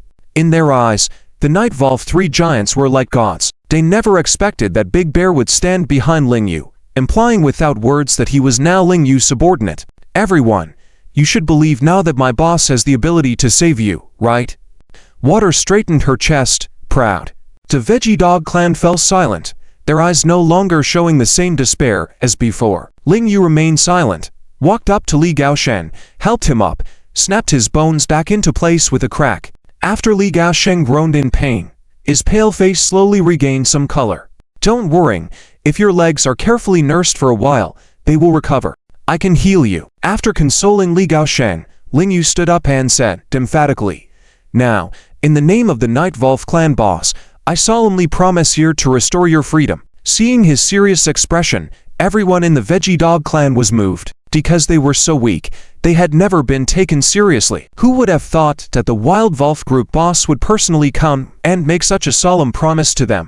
All right, I believe you. Li Gaosheng looked at the bear, then at Ling Yu's eyes, and his expression visibly changed. In front of the bear, their Vegetable Dog clan was insignificant.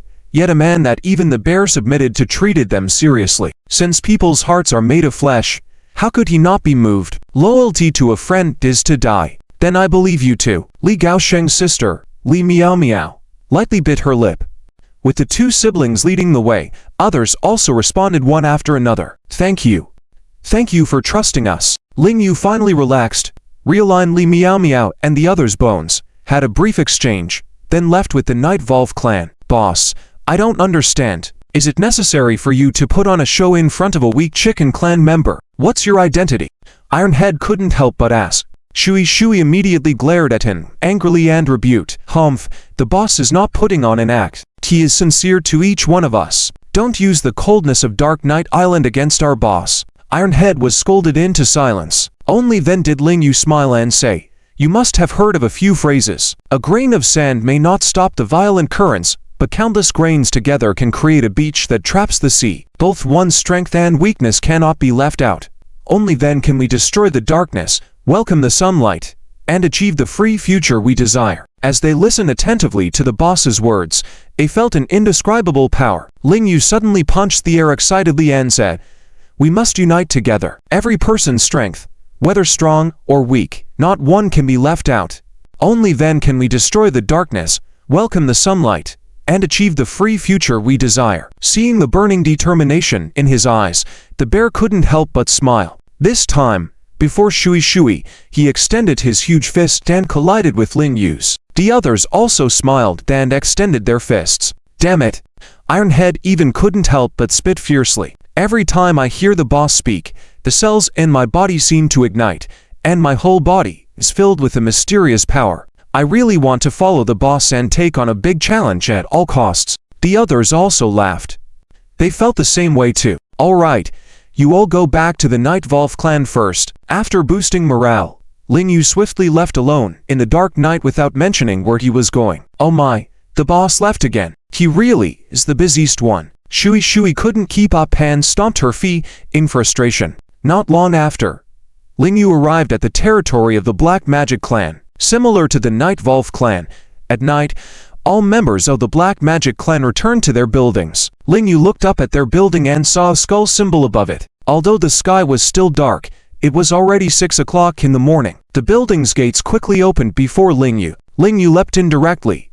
Who's so bold to dare intrude into the Black Magic clan's territory? Get rid of him quickly. First to notice Ling Yu in the Black Magic clan, the fierce-looking individuals immediately attacked. People were divided into classes.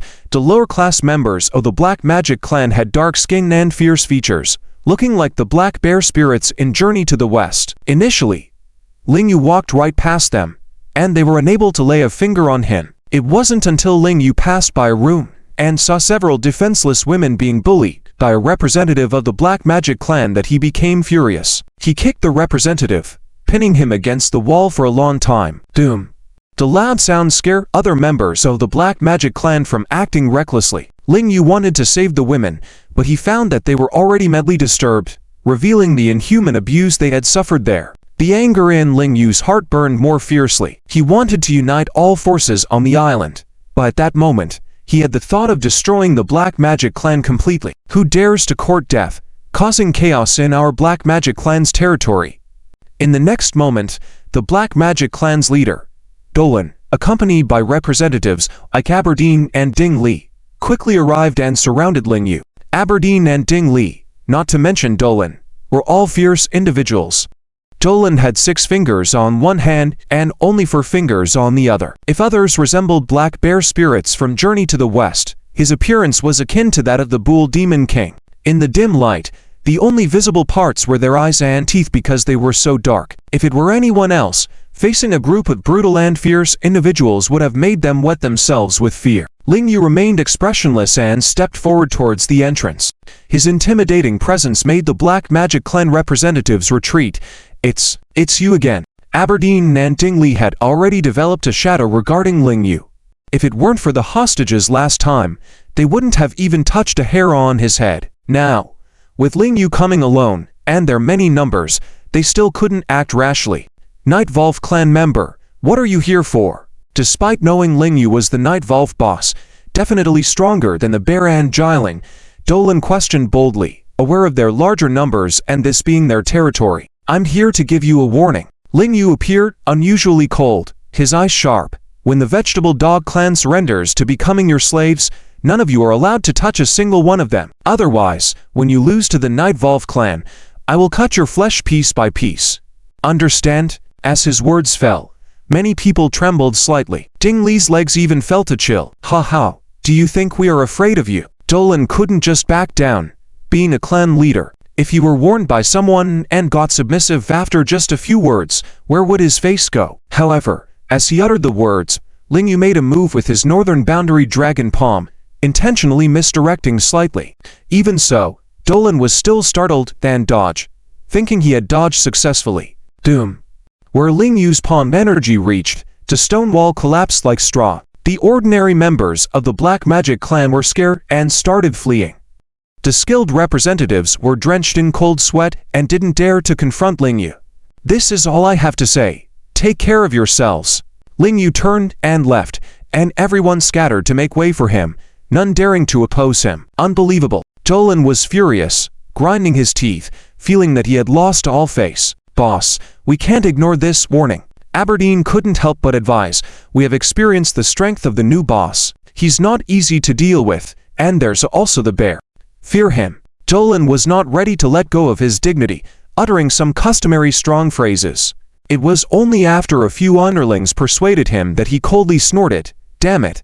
Then let's prepare well, clean up after the Night Volve clan, and then enjoy Jialing, Dust, and Li Miao Miao together." After Lingyu returned from the Dark Demon clan, his mood has been very bad. On this island, he witnessed the darkest side of human nature. Without the constraints of external laws, people are truly capable of doing reckless and irrational things. Shu Shui, what's wrong with the boss?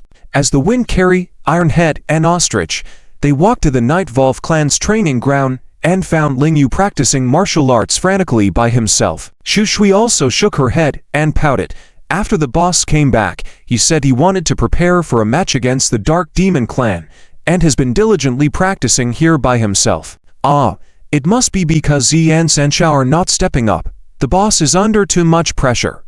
Ironhead sigh. What are you talking about?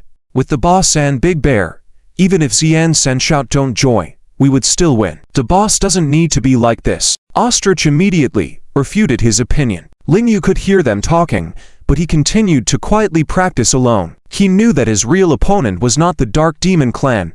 This was just the first battle. His true enemies were Chuanwu Group, the Dark Knight Queen, and the modern armed forces behind Moya. His current strength was truly not enough. He couldn't even guarantee that the Nightwolves could make it to the end. He had already reached the peak in his techniques, and he needed more power, but his meridians couldn't be repaired, leaving him at a loss. You guys go back and let me cultivate alone. Lingyu suddenly stopped, sat in the middle of the training ground, closed his eyes, and meditated.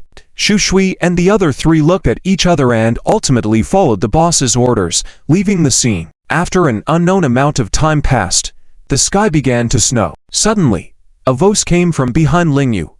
Why do you know there's no chance of winning and still want to do this? Lingyu opened his eyes and turned to see a woman draped in a white cloak. Gee, it's you. She did not respond to Lingyu but continued, actually, Brother Z also thought about doing this back then. He wanted all of us to regain our freedom. Z? Lingyu had heard this name many times, finally curious this time, and asked, who is he exactly? My big brother. G's answer was somewhat ambiguous, but that wasn't important. He knew he couldn't do it himself. That said, the next person to take over would fulfill his ideals. She turned around, looking up at the bright moon in the sky, and slowly spoke. Lingyu looked slightly surprised, even more curious about who Z really was. Was there really a prophet in this world? That Z truly had a legendary aura to him. If you feel pressure even facing the Dark Demon clan, you can ask me for help. G suddenly turned back, her eyes carrying a hint of mockery. Being despised by me, still better than losing the match, right? Lingyu smiled but didn't say anything. Your smile is truly unlikable. You are clearly overestimating yourself. Where is this confidence coming from? Ji sneered at Lingyu and then walked away. She was very conflicted in her heart. She truly didn't believe that Lingyu had the ability to reach the top of Dark Knight Island, let alone overthrow the Chuanwu organization. But because of Brother Xiao's prophecy, she wanted to see him achieve everything. A day later, the wild card matches had all ended. Information didn't spread quickly on Dark Knight Island, and the Night Volve team hadn't gone to watch the wild card matches last night. Lingyu had to go to the central island to see the announcements to know the exact matchups for the top 32. However, their match against the Dark Demon clan had already been confirmed. Let's go. At 6 p.m., Lingyu arrived at the main camp and calmly said, then took the lead to depart. Everyone quickly followed behind him. A group of 6 people, Ironhead and Ostrich, were both rubbing their hands in anticipation, ready to show off their skills tonight. Gee, they've been on the move for more than 3 seconds. Aren't you going? Sanshao looked at Ji's back and asked. Ji looked out the window, estimating the speed of Lingyu and the others' progress. It took a while before she turned around suddenly, coolly saying, let's go. Sanshao looked excited and followed behind her, asking, Ji, if the rookie boss begs you, will you go out? Ji remained expressionless, not answering. Shen Xiao sighed helplessly. He certainly didn't want the Night Wolves to lose, but if Ji said she wouldn't step in, she definitely wouldn't. If the Night Volve team couldn't handle the Dark Demon Clan, he would definitely step in. Round of 32 into the round of 16. A total of 16 matches. 4 matches would take place each night, and after 4 days, the final 16 would be determined. As the defending champions from last year, the Night Volve team was scheduled for the first match. Before the representatives of both sides even appeared, there was already a lot of discussion in the venue. Tonight we can finally see the strength of the defending champion's new boss. Hey, I heard Ji isn't participating. I think the Night Volve clan is in trouble this time. Ji does have a certain temperament. If the Night Volve clan loses, those predators in the Dark Demon clan will definitely tear her to shreds. Amidst these discussions, the Dark Demon clan made their entrance. Jian even roared, his internal energy erupting outward. His momentum was clearly much stronger than last year. The audience's eyes were burning with anticipation. Hey, although I look down on Jian, he might be even more powerful than Big Bear now. In the Demon Clan section, Yanku had a mischievous touch in her words. Next to her was a man with a long black whip, wearing a red vest, slim in stature. He was another one of the 3 Demon Clan giants, Yan. His gaze always fell on the figure of Fengken behind Lingyu. In the past, because of Xiao's presence, he didn't dare to act against the Night Volve group, but now that Z was gone, if the Night Volve clan were to lose tonight, he might consider taking Fengken. Such women should be good at serving men, right? Hey. As for the 2 behind them, the other giant of the Demon Clan looked indifferent, not even interested in glancing at Lingyu. 2 nights ago, he had seen Lingyu's skills. This level of strength wasn't even worthy of being their opponent in the Demon Clan. Hey, why hasn't the Night Volve clan come out yet? Are they scared? At this moment, on the grand stage, the representative of the Dark Demon Clan was already taunting. Jian even deliberately provoked. Lingyu, you told me not to touch the 13 clans, and I indeed didn't touch them. But I'm looking forward to playing with your Night Volve clan tonight. I'll make sure to treat them and their companions like dogs, haha. Hearing these words, how could the representative of the Night Volve clan bear it?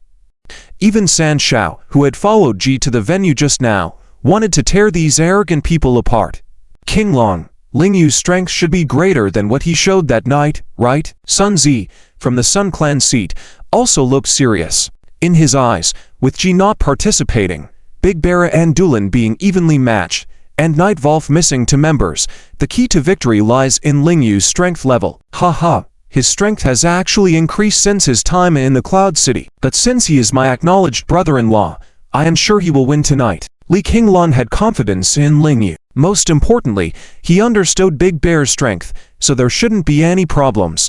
At that moment, Lingyu suddenly spoke. None of you need to participate tonight. I alone am enough. What? Shu Shui exclaimed. The other members were also dumbfounded.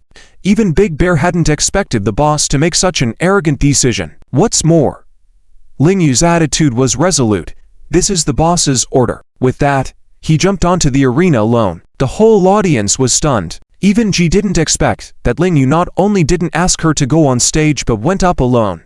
Isn't he too confident? She knew very well that she could definitely win against Doran one-on-one, but facing 8 opponents, she didn't have that confidence, especially since Aberdeen, Ding Li, and the representative of the Black Demon Clan were all very strong. The new boss and her were evenly matched. Where did this confidence come from?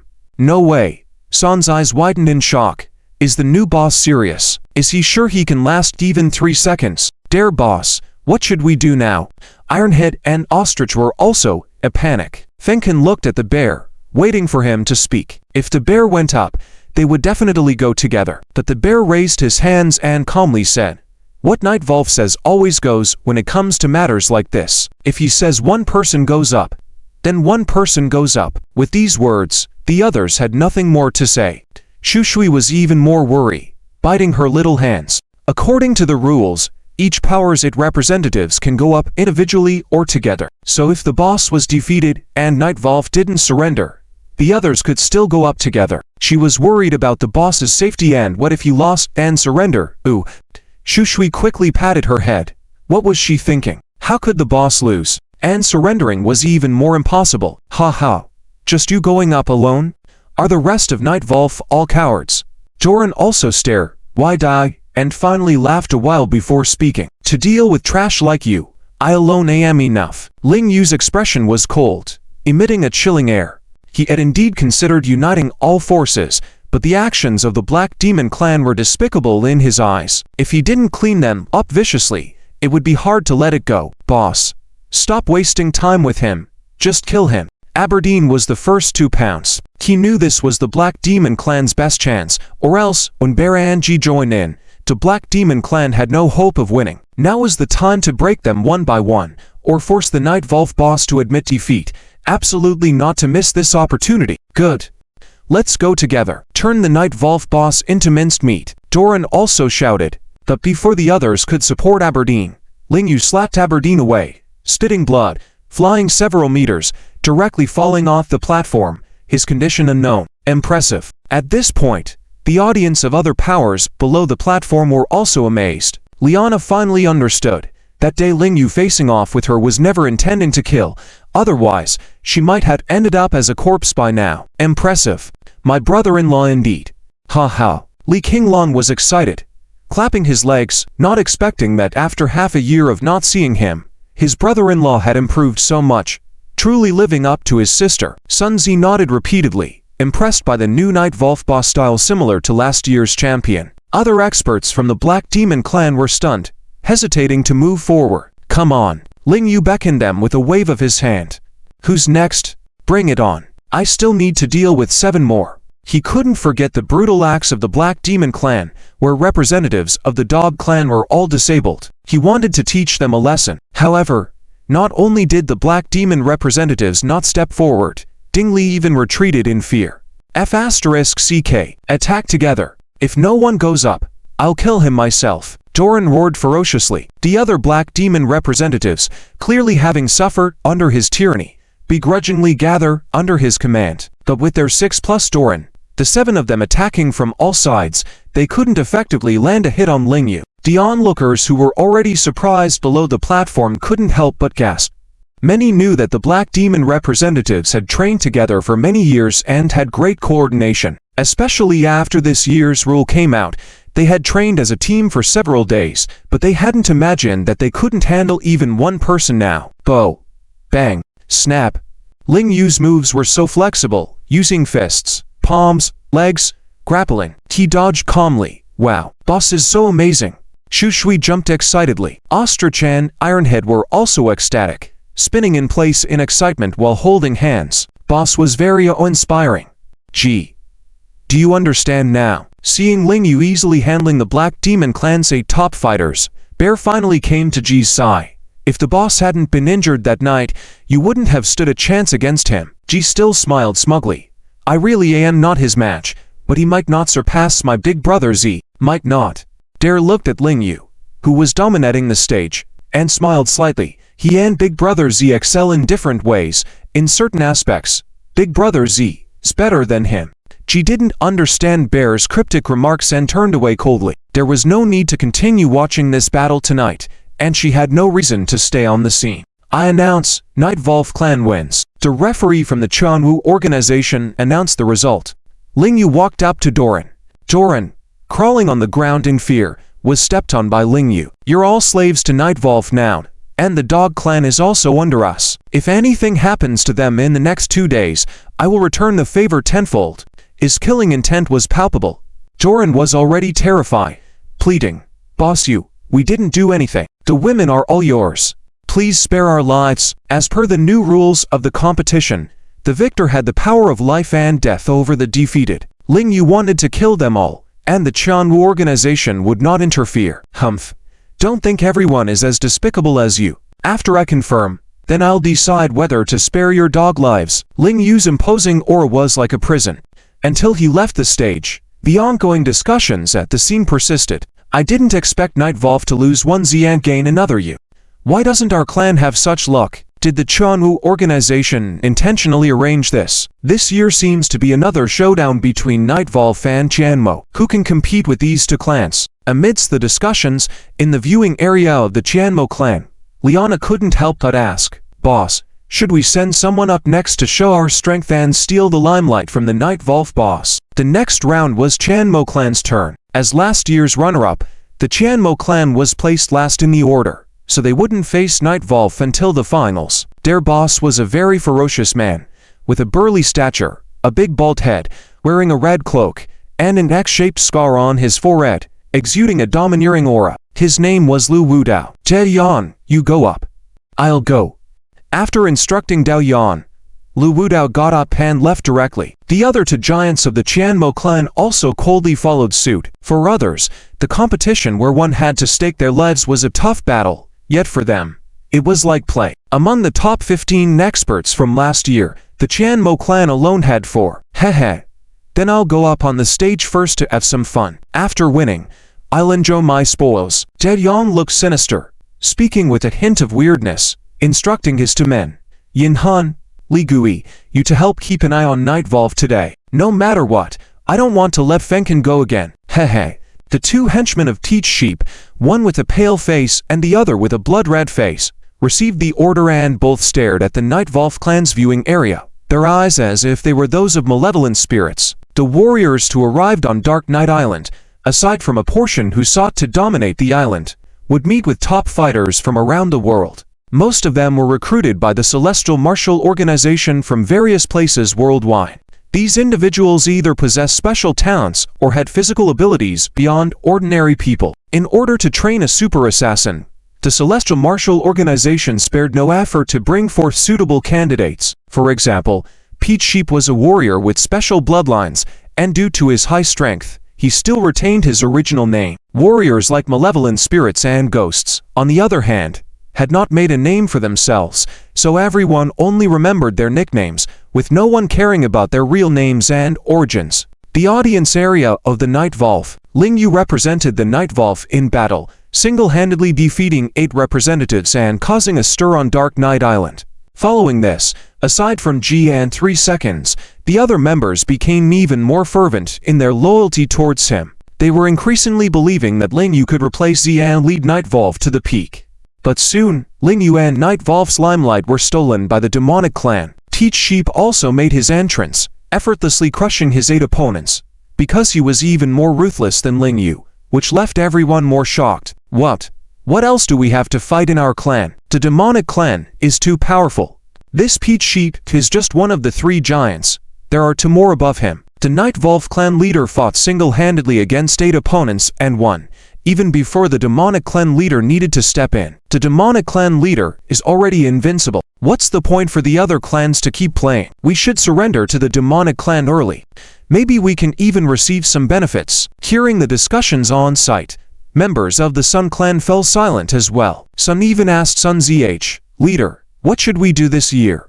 Sun ZH also didn't know how to respond. While he might have a slight chance against Peach Sheep, the Sun clan stood no chance against the demonic clan overall. According to the matchups, if they kept winning, they would have to face the demonic clan in the quarterfinals, which meant at most 9 days. Hey, why are you all overthinking? Let's just do it. Ling Qinglong didn't like the calculations and shouted, "We should fight when we should fight. If we can win, great. If not, it's fine." Fear of death is scarier than death itself. Upon hearing his words, other members of the Sun clan chuckled along. They were a unique clan on Dark Night Island, with brave men, but their only flaw was the lack of women in their clan. Brother Qinglong, the fate of the Sun clan lies in your hands. You better not lose to your brother-in-law. Sun ZH patted him on the shoulder with high expectations. He guided Lin Qinglong to Dark Night Island for a special reason. Besides Lin Qinglong's sister being brought there was another unique reason. 30 years ago, Dark Night Island had conducted numerous experiments using the Heart of the Sun, with the testing grounds located on the island. Some experiments have failed, leaving behind immense energy and radiation on the island.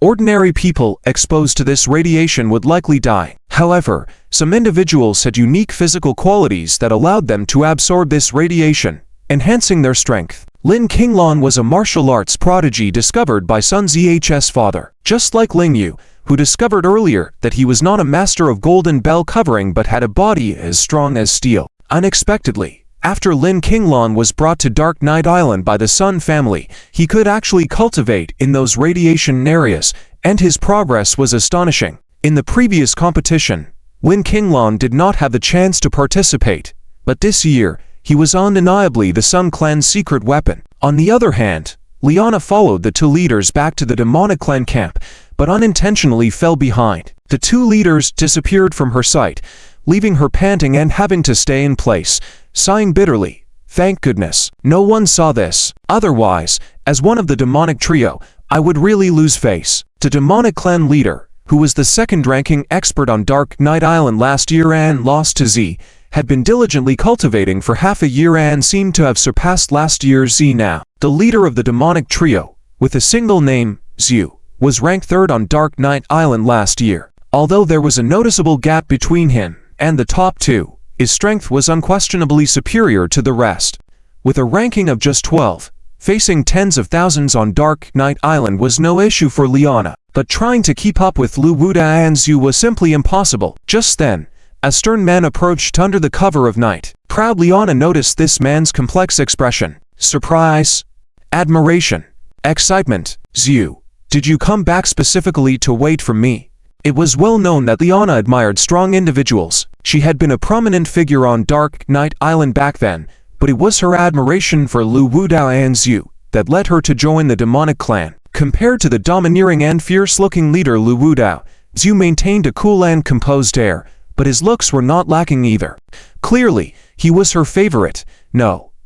Shu's response made Liana a bit embarrassed. As expected, this handsome man from the Daojo country was truly aloof. The leader sent me to punish you. Ah. Liana was startled and exclaimed. Why? You know why. Shu's face remained impassive as he approached her step by step. I know why I'm being punished. What I meant is, why did the leader wait until now to send you to punish me? Liana backed away, while asking in a grimace. She was fully aware that she would face consequences for provoking the Night Volve clan leader.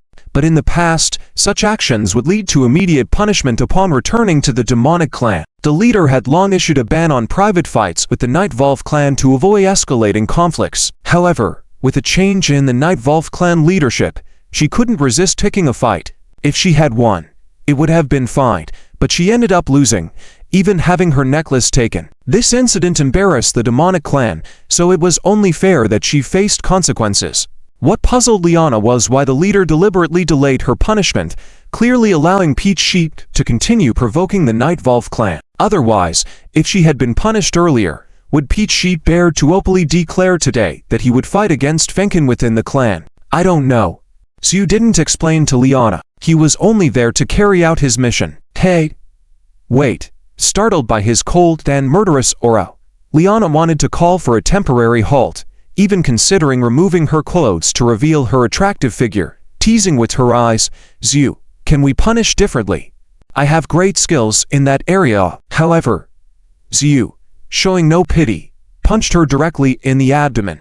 Strong as she was, Liana had no chance to defend herself and was sent flying several meters, spitting blood as she fell to the ground, painfully thanking, "Thank you, Zhu. Please go easy on me." Zhu remained expressionless as he turned and left. However, he did not return to the demonic clan base in the South Island but headed back to the Central Island. Tonight, it remained to be seen how Peach Sheep would deal with the Night Volve clan leader. Shizhong Wuchang, 32-16 game, has completed 4 rounds. Ling Yu, although representing the Night Volve team in eliminating the Black Demon clan and fulfilling the promise to restore the freedom of the Tsigu tribe, still feels heavy-hearted. At this rate, the power of the Dark Knight Island is depleted too much. Each tribe's representative is an elite, and each battle casualty is a huge loss for the Anti-Heaven Warriors Organization Alliance. If this continues, the Dark Knight Island will be left with no one before the uprising even begins. Ling Yu finally understands why Malafi is so confident, knowing that he is going to unite all the forces of the Dark Knight Island. She still let go and allowed him to proceed. She sees that if the Dark Knight Island cannot unite, and with the opposition of the competition system, they are doomed to be a disorganized group. How can he change the current situation? Let's go. Ling Yu, unable to find an answer for the moment, said heavily, preparing to return to the Night Volve tribe's territory to strategize. The time left for him is already short, and a sudden commotion with the news that Wine Dust was captured by the Heaven Demon clan, with Ironhead currently chasing them. What? The other members of the Night Volve tribe were all shocked. Giant Bear, especially, immediately stopped his activity and anxiously asked, "Which direction are they running towards?" "They are heading south." As soon as the news was conveyed by Dove, Giant Bear anxiously pursued them southward, a tense expression on his face, something Lingyu had never seen before. "Quickly pursue." Lingyu also gestured, urging Dove and Water to follow. "Leader, please, you must rescue Wine Dust. Otherwise, she will be in grave danger." Water, running and urgently pleading with Lingyu, said, "What's going on? What enmity or feud is there between Wine Dust and the Heaven Demon clan?" Lingyu could sense the implicit meaning in Water's words and furrowed his brow, asking. Gasping for breath, Water proceeded to explain the situation. "Leader, you are not aware that Wine Dust and Peach Lamb arrived on the Dark Knight Island only 4 years ago from the outside. It's said that Wine Dust escaped her hometown due to relationship issues and ended up on the island, while Peach Lamb deliberately came to track her down." Dove, noticing her breathlessness, joined in. "That's right, since Peach Lamb arrived on the island, he has tried several times to harm Wine Dust. Luckily, Wine Dust ran into Giant Bear and Zilao, allowing her to escape his clutches time and again, otherwise, she would have been done for." Later, Zilao warned that if Peach Lamb dared to have wrong intentions towards Wine Dust again, he would kill him directly. Pressured by Zilao's threat, Peach Lamb behaved, but now that Zilao is missing, his malicious intentions have resurfaced. Lingyu, listening to their explanations, finally understood the situation. He couldn't help but grimace slightly. A beautiful woman on the Dark Knight Island was definitely 100 times more dangerous than outside. Water directly voiced his thoughts. "Leader, it seems that Peach Lamb fears Zilao, but not you.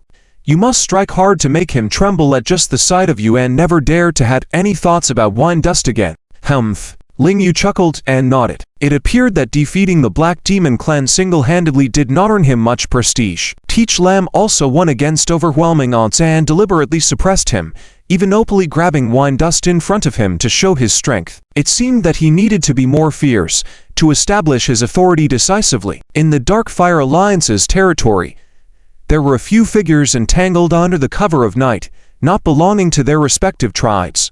The representatives of the Dark Fire Alliance reported the situation to their two leaders. Unlike other tribes, the Dark Fire Alliance had two co-leaders.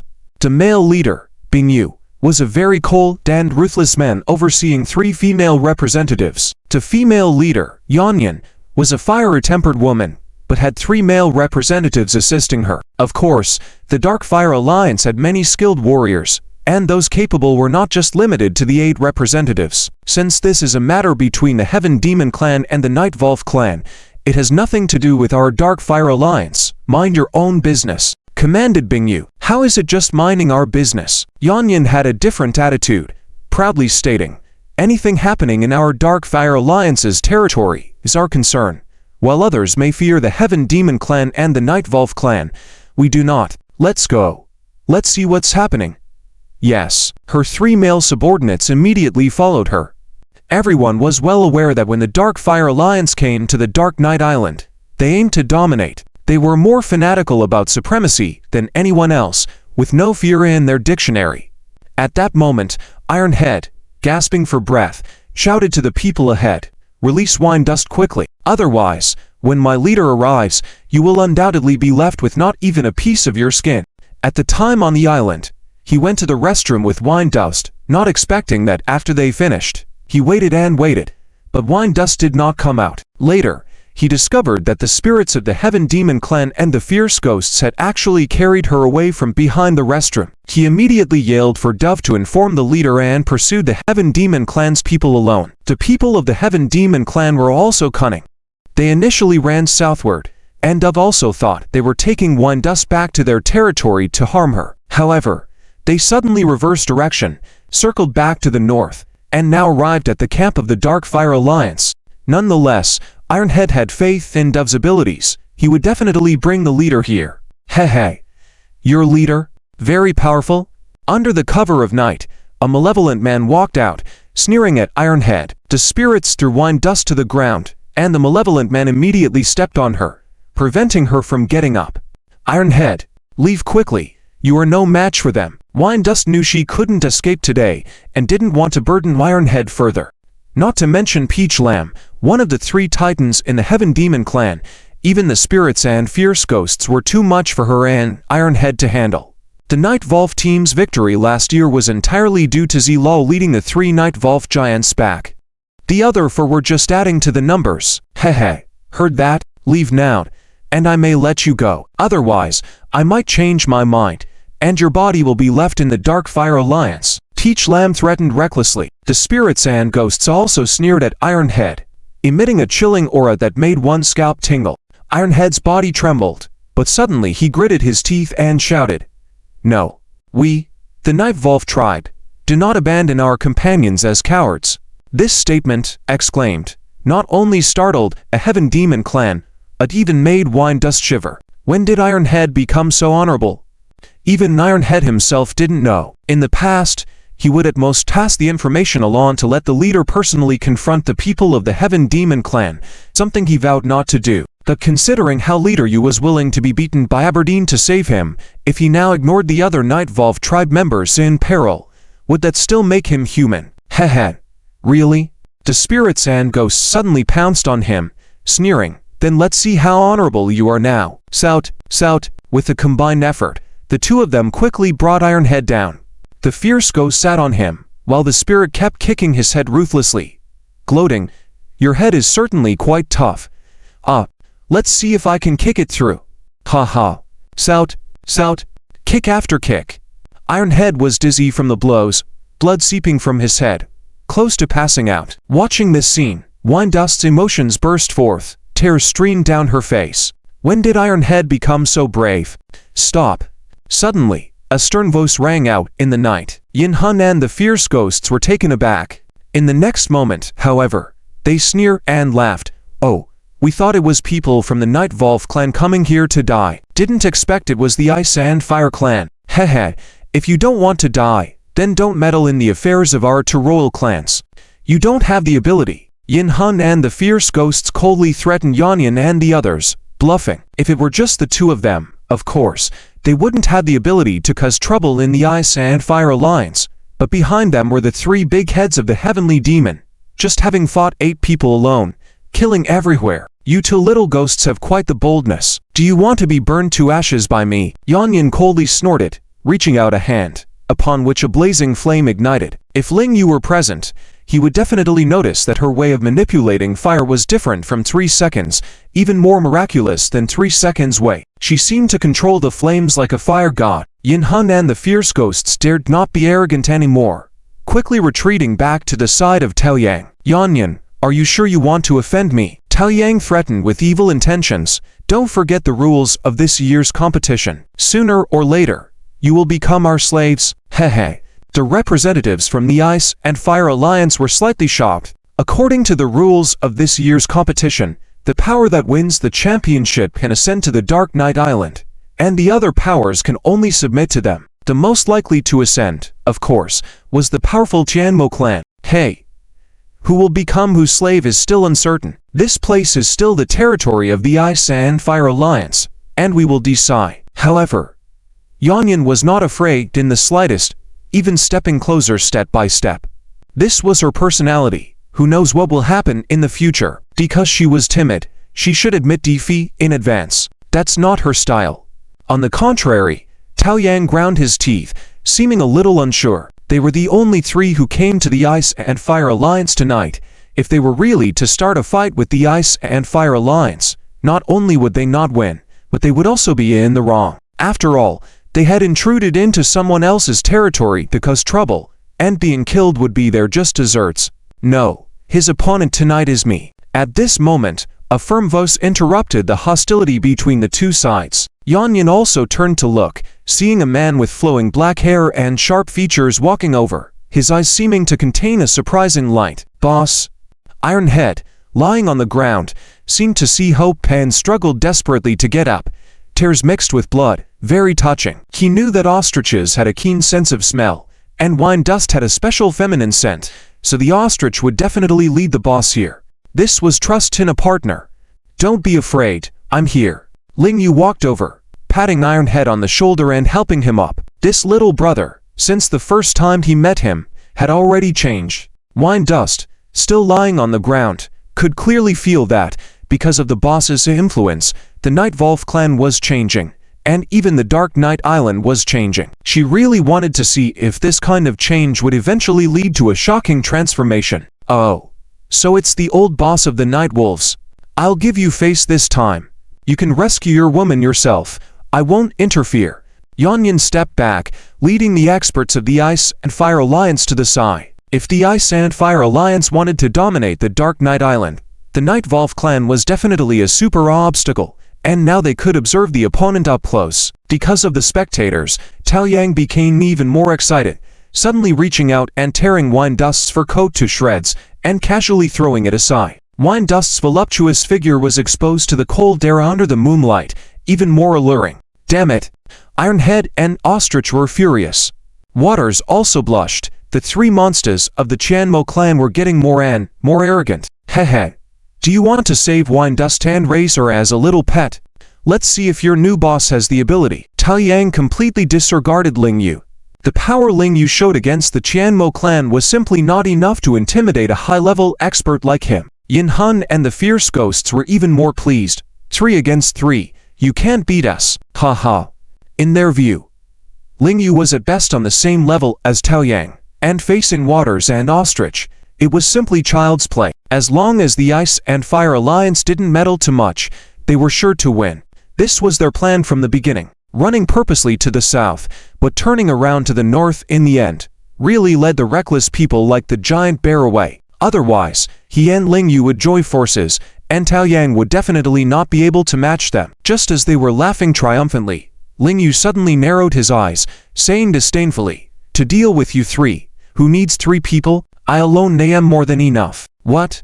Yin Han and the Fierce Ghost's laughter came to a sudden halt, but before they could react, Ling Yu had already rushed quickly towards them. So fast?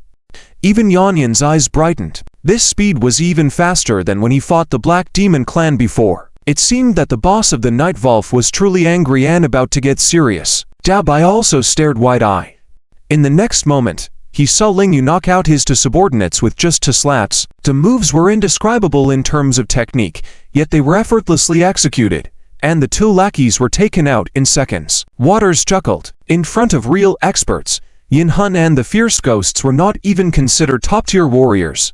The next moment, Ling Yu's rushing fist reached Tao Yang. Just as Tao Yang was truly formidable, he crossed his hands to block, dissipating Ling Yu's assault. Ling Yu, unexpectedly, struck with his right leg in an upward motion, swift and urgent. Although Tao Yang managed to block with both knees, he was kicked by Ling Yu airborne.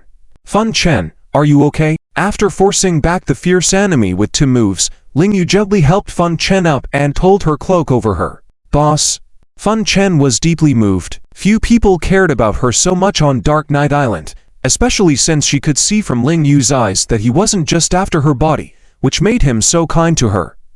Ironhead and Ostrich were even more aware. The boss treated them the same way before, with such care.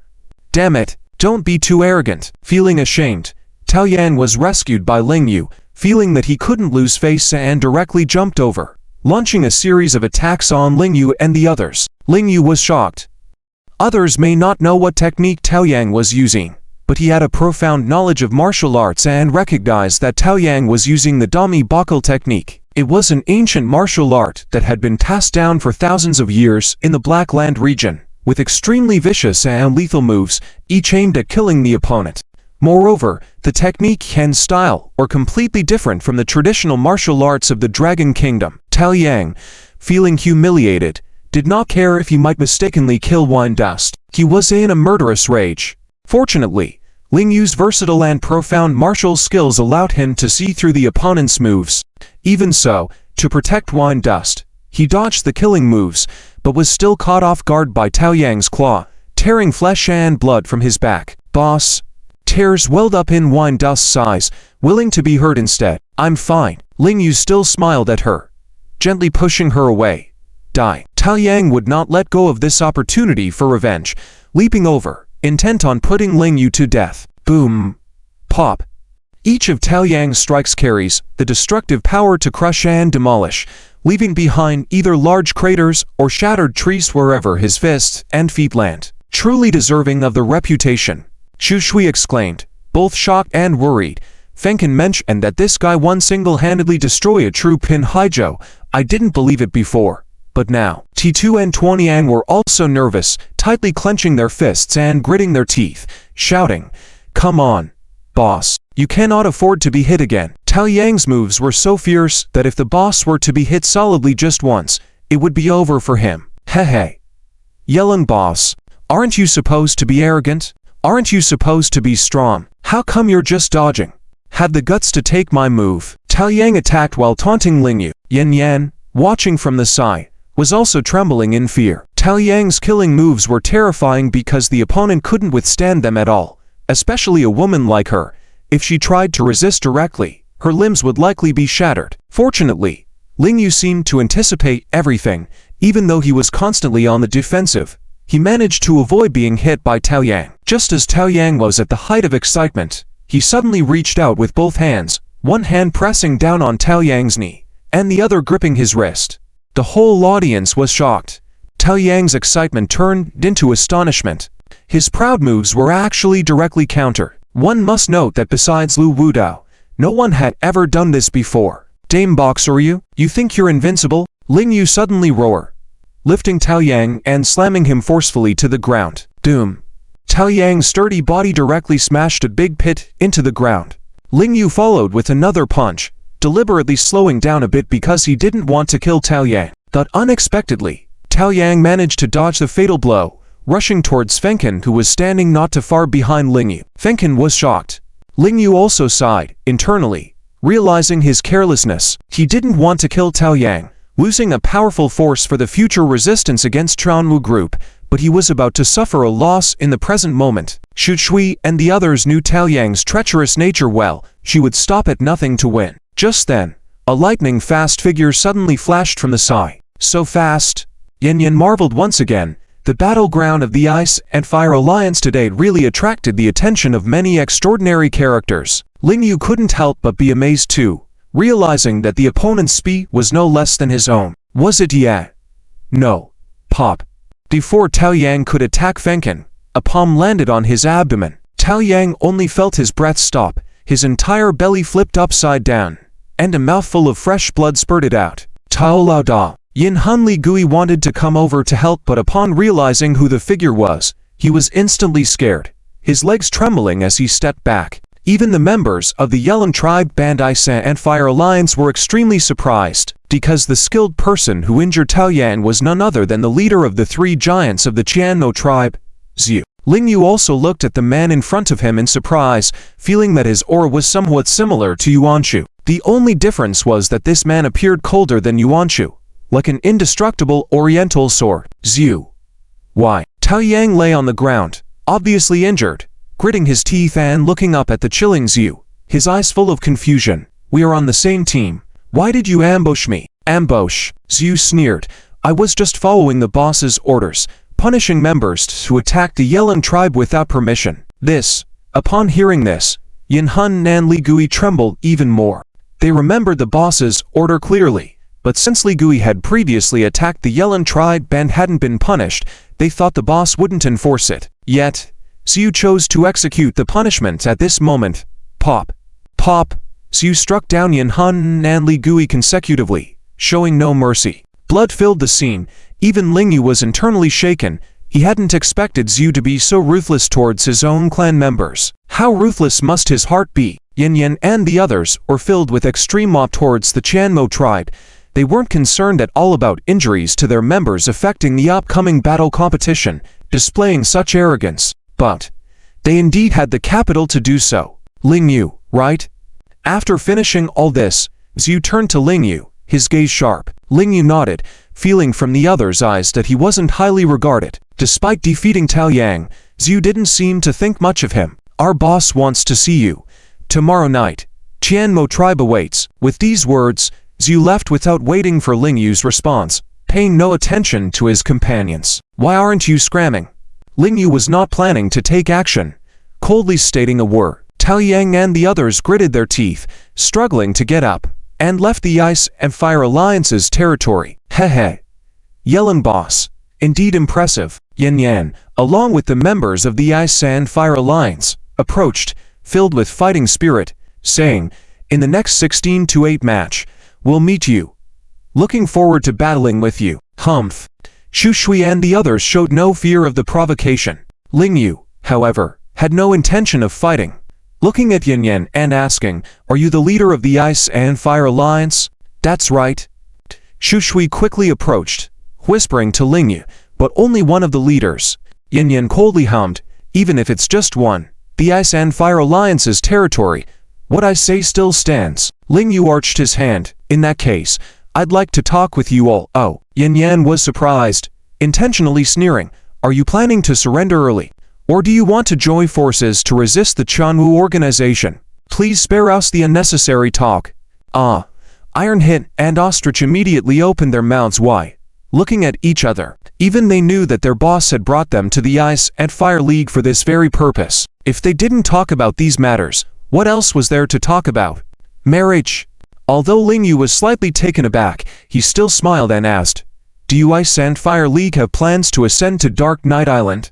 "Of course, we do," Yan said confidently, patting his chest proudly. "We will fight for glory until the very last moment." Ling Yu fell silent. For him, resisting the Chanwu organization, rescuing his wife and beloved were his glory. But for those who had lived on Dark Knight Island for many years, ascending to the top of Dark Knight Island had long been their lifelong glory. Especially since they had been frustrated previously, their determination only grew stronger. Such big talk. Do you think you can really do it? Your Ice and Fire League only made it to the top 8 last year, right? Fun Chen, who had come to understand Ling Yu better, spoke up. "Humph, don't underestimate us." Yan's hands ignited to flames, her fighting spirit high as she said, "Many of us came to Dark Knight Island to become stronger, to pursue the peak of martial arts, and to form the Ice and Fire League. We will fight until the very end for this goal. We will only stop at death, otherwise, we will only stop at the summit." Listening to her passionate words, the other members of Volve fell silent as well. They also respected such individuals. Ling Yu was no exception. Despite their beliefs and goals conflicting with his own, a person with a goal had an added layer of depth to their soul. "All right.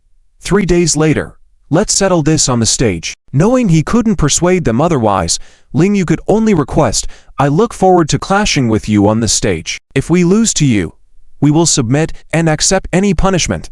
But if you should lose, please do not fight to the death. We do not bear deep grudges against each other.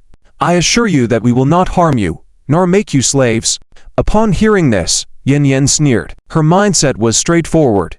The Ice and Fire League would not lose. It was actually Yubing who was more composed and insightful. Couldn't help but ask, "You practice martial arts. Don't you also aim to reach the peak of martial arts?" Ling Yu smiled disdainfully.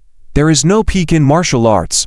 If there were, someone would have reached it long ago. I practice martial arts only to protect important things: family, homeland, dreams, and the righteousness in my heart." His simple words once again moved many members of the Ice and Fire League. "And the peak of Dark Knight Island is just a false peak in martial arts."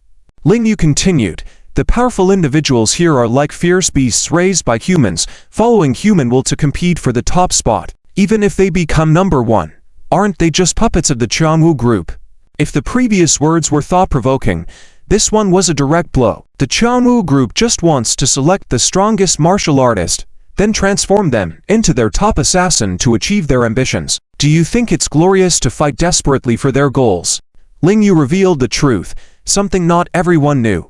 Upon hearing this, Yan felt a deep blow. Yubing couldn't help but ask, "Are you really planning to unite with us to resist the Chanwu organization? Do you think everyone might stand with you?" Ling Yu's expression suddenly became firm, exuding a seriousness that was impossible to ignore. "I can't guarantee everyone will stand with me, but like you, we can only either achieve our goals or die trying." With simple words and plain language, a strong sense of power was conveyed. Yubing looked at Ling Yu's passionate eyes for a while before nodding. "I understand. Then let's make an agreement to only decide victory or defeat, not life or death. If we lose, whatever Volve asks of us, we will do it." The members of the Ice and Fire League showed surprised expressions. Yan never expected Yubing to make such a promise. When Ice and Fire League lost to Zhu previously, they didn't choose submission. We, Knight Volve, are the same. Ling Yu once again bowed to Yu Bing and, with a smile, left the Ice and Fire League with the Knight Volve members. Yu Bing, to you. Even though Yan Yan was fiery and passionate, she wasn't naive. She was clear that Yu Bing's words just now must indicate a plan to resist the Ice and Fire League. We've been trapped here for many years. After listening to Ling Yu's words, I finally realized that our previous ideals were actually quite laughable. Yu Bing sighed. The Qianwu group has exploited our competitiveness. In their eyes, we are nothing but ants. Even if we can ascend to Dark Knight Island, it's only ruling in a world of ants. To become true rulers, we must overthrow the Qianwu organization. Her words made everyone fall into silence. Even Yan Yan felt that her values seemed to have collapsed overnight. The next day, Ling Yu was resting in his room, recovering from his injuries. Fan Chen entered awkwardly. After all, her relationship with Ling Yu was not as close as that with Shui Shui, who was more outgoing. Fan Chen, you're here? Ling Yu saw her and spoke first. Leader, is your back injury okay? Fan Chen's expression seemed a bit unnatural. Shui Shui also knew about it. While she appeared flirtatious, she was not good with words. With a giggle, she walked out. Unexpectedly, outside the door, Jian stood there. They gestured for her not to speak. Ji had come to check on Ling Yu as she had heard that he defeated Dao Yang and got injured, so she wanted to have a look. She only respected the strong. Dao Yang's strength was comparable to hers a year ago. They had a match with no clear winner. If Ling Yu could defeat Dao Yang, he would earn her recognition. These are just skin injuries, nothing serious. You don't have to worry. Ling Yu reassured Fan Chen, waving his hand. Moreover, his back was indeed not easily accessible for applying herbs, and since Shui Shui was absent, he needed Fan Chen's help. Fan Chen cautiously removed his clothes, and upon seeing his physique, her eyes fluttered again, and her hand holding the medicine trembled. Big brother Yu, how come you have so many scars on your body? The wound from the Volve tooth stick a few days ago had not yet healed. He was scratched by Dao Yang last night, and there were many other unidentifiable scars. This body was definitely filled with stories. Even Ji standing outside the door couldn't help but be moved. She was more aware than Fan Chen only a true war god would possess such a demonic body. Those are from past battles, Ling Yu responded casually. Could a warrior who had come through the battlefield not have such a physique? Fan Chen's tear glands inexplicably felt sore. Could it be that their leader, who even a woman like her was willing to protect with her own body, had such a broad mind? Compared to people like Dao Yan, the leader truly shone brightly. Boss, does it hurt? Fenken's hands were small and soft as she gently applied medicine to Ling Yu, all the while asking cautiously. Ling Yu inexplicably smiled and asked back, Fenken, have you never done hard work since you were young, huh? Well, Fenken's face turned red in an instant. Boss, to be honest with you, I indeed haven't done much hard work. My parents were merchants who immigrated from the Dragon Kingdom to the Three Realms. I've been pampered since I was young. Well, not doing hard work proves that you're happy. As long as you have good character and don't feel superior for not working, there's nothing to be ashamed of. Ling Yu also chatted casually with Fenken. In fact, he was quite interested in Fenken's background, especially when he heard that she was a woman who had immigrated from the Dragon Kingdom to the Three Realms. Boss teased me, and Fenken didn't want to hide it from Boss. In fact, I used to be the kind of woman you described. Fenken, who was usually quiet, became more talkative as the conversation unfolded. My father had connections with the military warlords in the Three Realms. When I was only 17, I was noticed by one of the warlords in the Three Realms and became his concubine. Oh, I didn't expect that. Ling Yu really didn't imagine Fenken had such a past. Fenken self-mockingly smiled. I wasn't forced back then. That warlord was quite handsome and had a good figure. Just that he was twice my age. Ling Yu also smiled casually. But the next moment, Fenken said something that piqued his interest greatly. For years ago, due to tensions at the border between the Three Realms and the Dragon Kingdom, anti-dragon sentiments were strong in the Three Realms. Those days in the Three Realms were tough for me. Even when I went out, I could be pelted with eggs and garbage by people. I was even almost abused by the people in the Three Realms. It was all thanks to my husband's protection. He said that when the Three Realms invaded the Dragon Kingdom and occupied its rich land, our days would become very good, and no one would dare to bully me again. Ling Yu listened attentively, realizing that her husband was likely to have crossed paths with him in a battle. But for the time being, he didn't inquire about Fenken's husband because he didn't want to interrupt her story. But I didn't expect that in a battle, he was struck down by a super warrior of the Dragon Kingdom, and I became a widow. A warrior of the Dragon Kingdom. Ling Yu was finally shocked. Yes. Fenken nodded. The people of the Dragon Kingdom must have heard of his name, right? He was the Volve King in the Northern Territories, also known as the top fighter in the martial arts world of the Dragon Kingdom. Everyone admired him. Ling Yu was suddenly stunned, turning around nervously to look at her. Ah, boss. What's wrong? Did I hurt you with my clumsy hands? Fenken thought she had accidentally hurt Ling Yu, looking panicked with trembling hands. No. Don't be nervous. Ling Yu gently held her hand to calm her down, then quickly asked, What's your husband's name?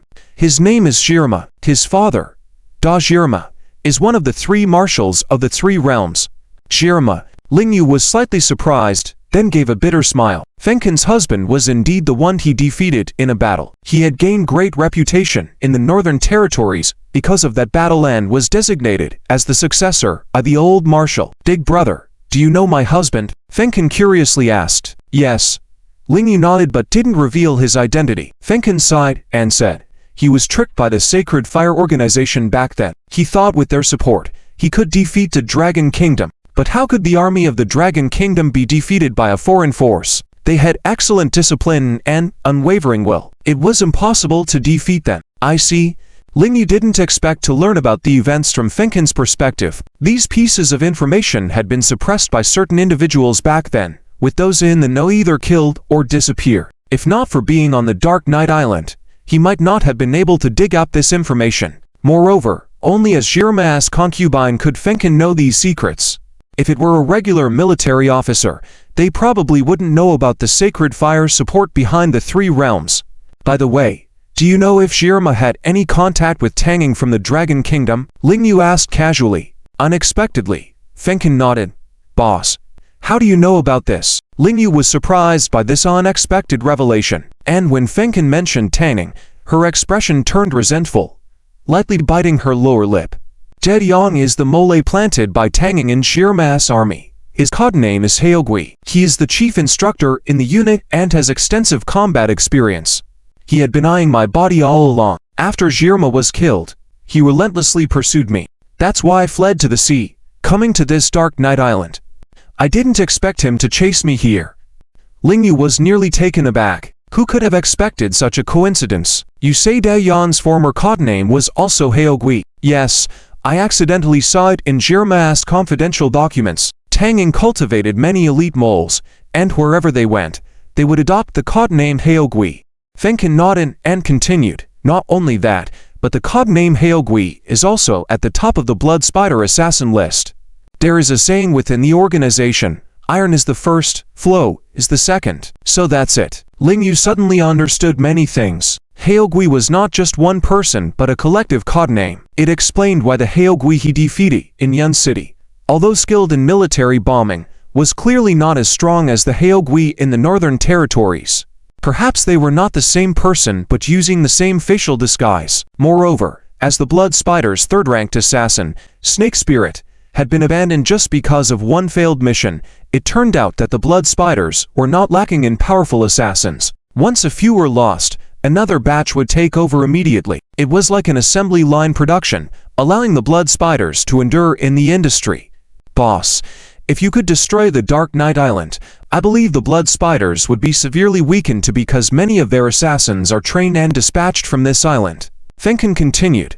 Like you said last night, this island is actually a training ground for assassins. Every year, there are newcomers and people leaving. Ling Yu nodded, understanding many things. As long as he agreed to work for the Chuanwu organization, perhaps he could also leave under certain conditions. Outside the door, Ji also listened quietly to the two's conversation, completely unexpected of the revelations. She had dealt with many women who liked to dig into others' background stories before. After all, who came to the Dark Knight Island without a complex background?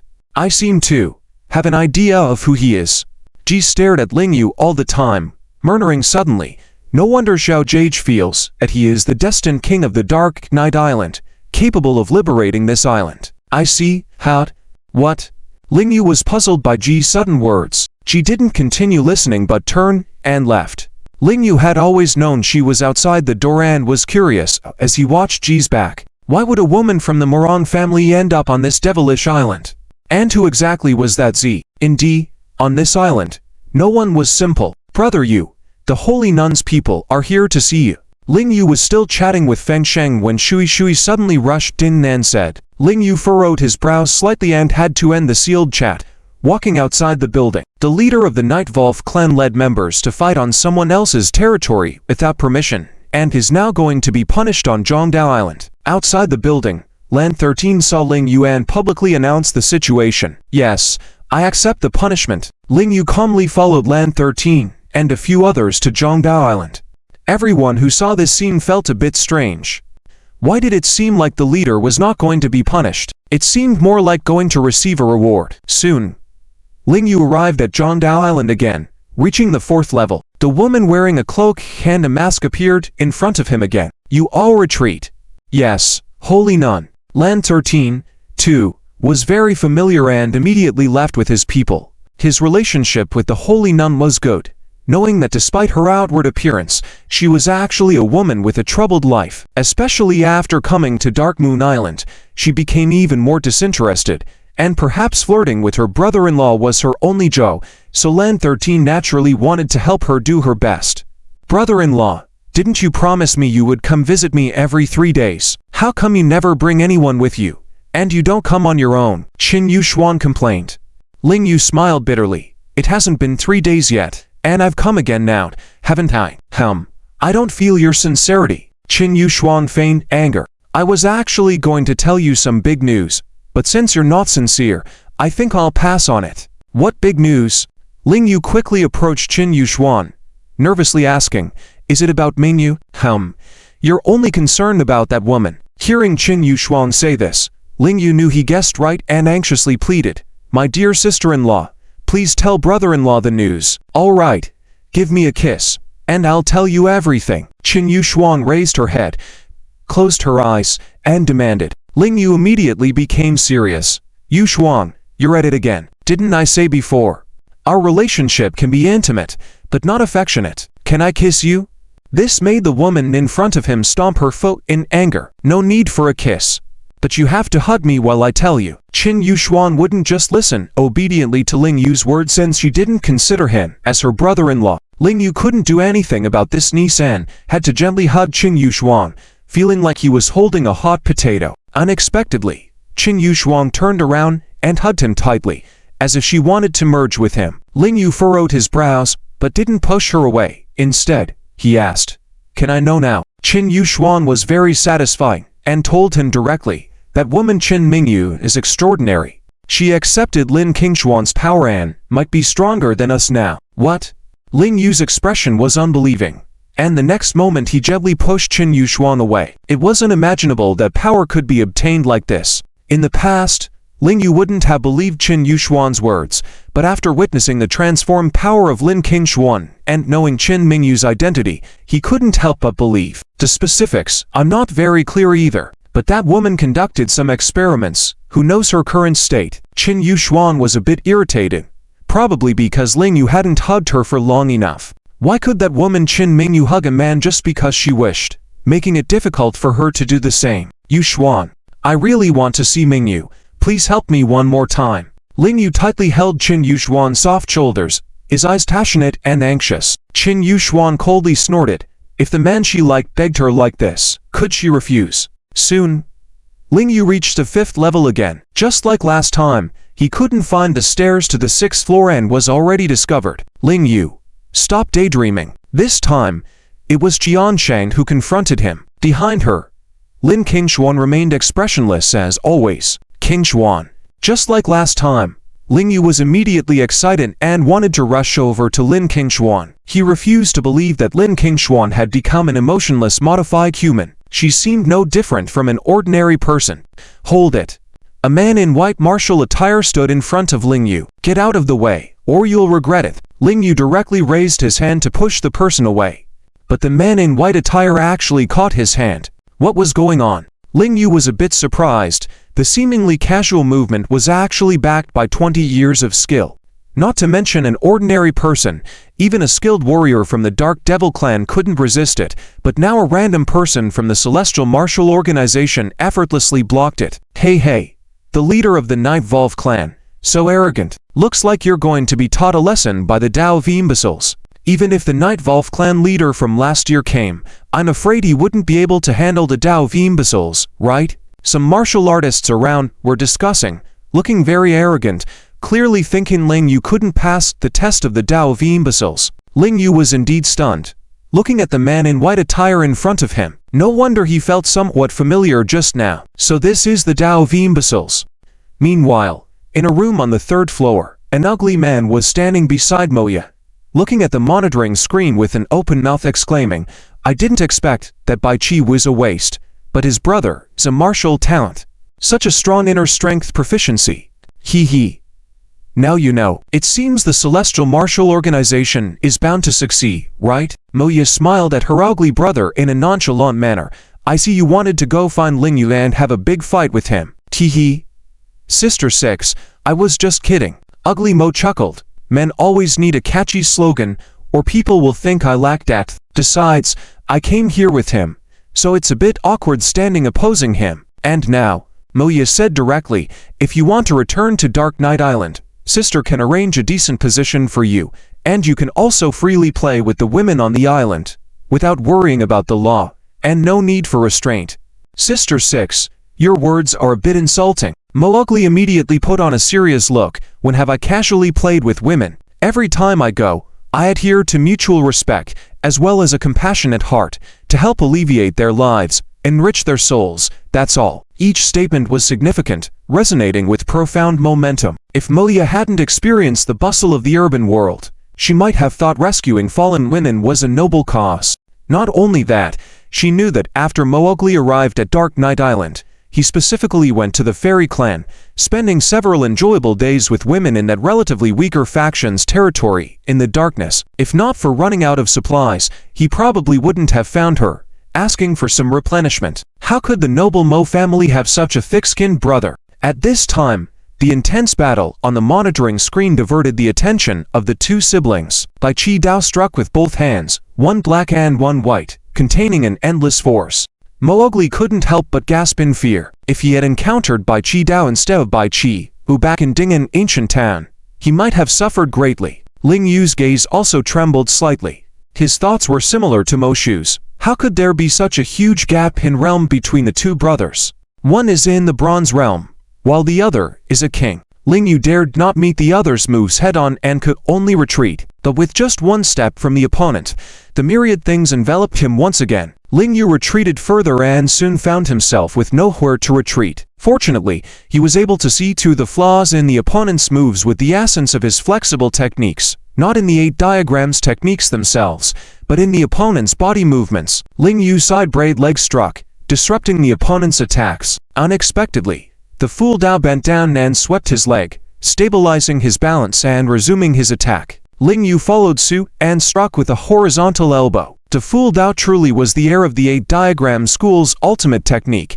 with an understanding of 8 diagrams moves far surpassing Ling Yu's by 1,000 times. Turning over seamlessly, the moves remained consistent and transitioned from defense to offense. Both attacking and defending, they changed tactics several times in just 3 seconds, leaving the surrounding experts in awe. If it were anyone else facing the heir of the 8 diagrams, even they wouldn't be able to gain the slightest advantage. That included Jian. So she watched the fight with great interest. Clap. The close-range battle between the two ended with the Fool Dao hitting the wall, causing it to tremble violently. Ling Yu had kept enough distance from him by now and stood at the edge of the stairs. Don't want to die? Then get out of here. Fool Dao postured again, warning Ling Yu once more. If this were a direct confrontation with the 8 diagram school, Ling Yu might have given up. But then he glanced at Lin Qingshuan, feeling a pang of pain in his heart. The voice from the past echoed in his mind. Dr. Ling, I hate loneliness. Do you have time to chat with me? That was what Lin Qingshuan said to him before they got married. Ling Yu, I fear loneliness. Thank you for being with me. Lin Qingshuan's voice and appearance during the field training, and even on the hillside, kept flashing in Ling Yu's mind. She was a fragile girl who feared loneliness, but now she was far from home, away from family and friends, brought to this place alone. Ling Yu couldn't help but feel a wave of sadness, his heart torn apart, memories flooding back. Why?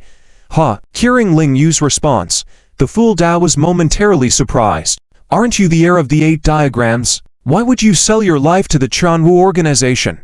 Ling Yu suddenly raised his gaze, his eyes filled with anger and confusion. But the fool Dao smiled calmly. The 8 diagram school has deep ties with the heart of the sun. I seek the way of myriad things and the pinnacle of martial arts, which is why I have come to the Chanwu organization. There is no one selling their life for another here. Hearing his response, Jian and the other experts around them looked intrigued. Different positions meant different perspectives. Ling Yu understood the actions of the Chanwu organization and didn't see them as a terrorist group like others did. He didn't have time to debate with the fool Dao here. He was clear about why he had come here, for Qin Mingyu and for Ling Qingshuan. I will not return empty-handed. Ling Yu posed himself again. Even if it was a dead end, he had to push through.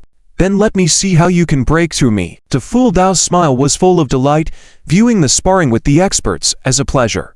The other experts around them felt the same. The battles here were more thrilling than the arena's competition. This time, Ling Yu took the initiative to attack, his eyes different from before. Driven by inner pain, his gaze burned fiercely. Come. The fool Dao's hands flipped as he used a Tai Chi push to meet Ling Yu. They engaged hand to hand, making the other martial artists around them chuckle. Jian chuckled too. It was impossible for a regular martial artist to overpower the fool Dao. Even the Dark Knight Queen might not be able to suppress him, given the unique effectiveness of the 8 diagrams moves. But then their smiles froze. Ling Yu had long known that the fool Dao's internal strength matched his by 70%, and his martial arts moves were profound and unpredictable. Engaging in a battle of internal strength and technique with him would be never-ending and difficult to win. So he changed tactics, firmly grasping the fool Dao's wrist with both hands, using a sideways throw to toss him out. This throwing technique was common in the army, but no one expected such a simple move to be effective against an 8 diagrams master. Ling Yu then rolled over and used a judo skill to throw the fool Dao flying again. Though the fool Dao managed to remain balanced on both occasions, Ling Yu had grabbed his waist this time and performed a bridge throw. The fool Dao furrowed his brows, clearly uncomfortable with Ling Yu's strategy. The surrounding martial artists also began to frown, except for Jian, who showed appreciation. The new Night Volve boss wasn't bad at all. Regular throwing techniques wouldn't work on the fool Dao, and even the master of the 8 diagram school might not be able to overpower him. However, Ling Yu combined some clever techniques that seemed to ruffle the fool Dao's feathers. After a series of throws, Ling Yu had clearly taken the initiative and caught the fool Dao in his rhythm. Unexpectedly, he landed a punch on the fool Dao's nose. Clap! The whole arena was astonished. Many thought the punch was deafening because the fool Dao was well versed in martial arts, sometimes even sought advice from Jian and the Dark Knight Queen. And now, he had been struck by Ling Yu's moves. Ling Yu followed up with several more punches, completely disrupting the fool Dao's rhythm and sending him flying. Overcoming a formidable opponent, Ling Yu felt a surge of confidence and reached out to pull Ling Qingshuan towards him. Whoosh! At the critical moment, a fiery braid came thundering like lightning and flames towards him. Ling Yu was taken aback and quickly dodged. Almost victorious, he had failed to bring the woman whom he had been concerned about for so long to his side. Interesting. Jian's eyes sparkled with interest. Seeing that she couldn't resist, the martial artists surrounding them thought Ling Yu was in for trouble. Jian rarely took an interest in others, as very few could catch her eye. But once someone piqued her interest, she would not stop until she had subdued them. True to form, she unleashed the Luren Tower dance braid on Ling Yu. Her long braid transformed into countless venomous snakes, attacking Ling Yu ferociously. Ling Yu gritted his teeth, feeling immense pressure. Firstly, Jian had the strongest power he had ever witnessed in a woman. Secondly, the Luren step whip was the #1 whip technique in the world, almost impossible to resist. Thirdly, the narrow space made it difficult for him to dodge even if he saw the openings. As time passed, Ling Yu accumulated more wounds, unable to find a counterattack opening. If this continued, he was on the path to certain defeat. Too strong, monstrous creatures kept appearing on this Dark Knight Island, with too many top-tier experts within the Chanwu organization. Any one of them could easily win the championship in the South Continent's tournament. It just showed how vast the world truly was. This once undefeated top-tier expert from the battle realm was now embroiled in a tough battle on this island. HMPH, with just this level of strength, where do you get the courage to rescue the holy lady alone? Jian could hardly hide her contempt towards Lingyu. The strength he displayed now was far from that of El Wada and Jia. He couldn't even defeat her alone, yet he was attempting to overthrow the Chanwu organization. Dreaming, isn't he? Just then, Lingyu was forced into a desperate situation and had no other choice but to fight back, using the Northern Territory's Dragon Strike. The first move, a powerful wave of energy blasted away the poison snakes. Jian felt as if a violent storm had suddenly struck, causing her hair and dress to flutter. Now this is getting interesting. Jian was not deterred, and she also struck back with her palm. What? Surprisingly, Lingyu was taken aback. His Northern Territory Dragon Strike was the most powerful palm technique, exuding an aura of fearlessness that almost defied the heavens, yet this woman dared to face it head-on. Smack! The two clashed palms, causing a scene akin to a hurricane striking. People struggled to stand and some even fell to the ground. When immortals fight, mortals suffer. Lingyu also felt his right arm numb, repeatedly stepping back with his breath in disarray. This was the first time his dragon strike was forced back by the opponent, and who was a woman. Jian also took several steps back without any signs of internal injury.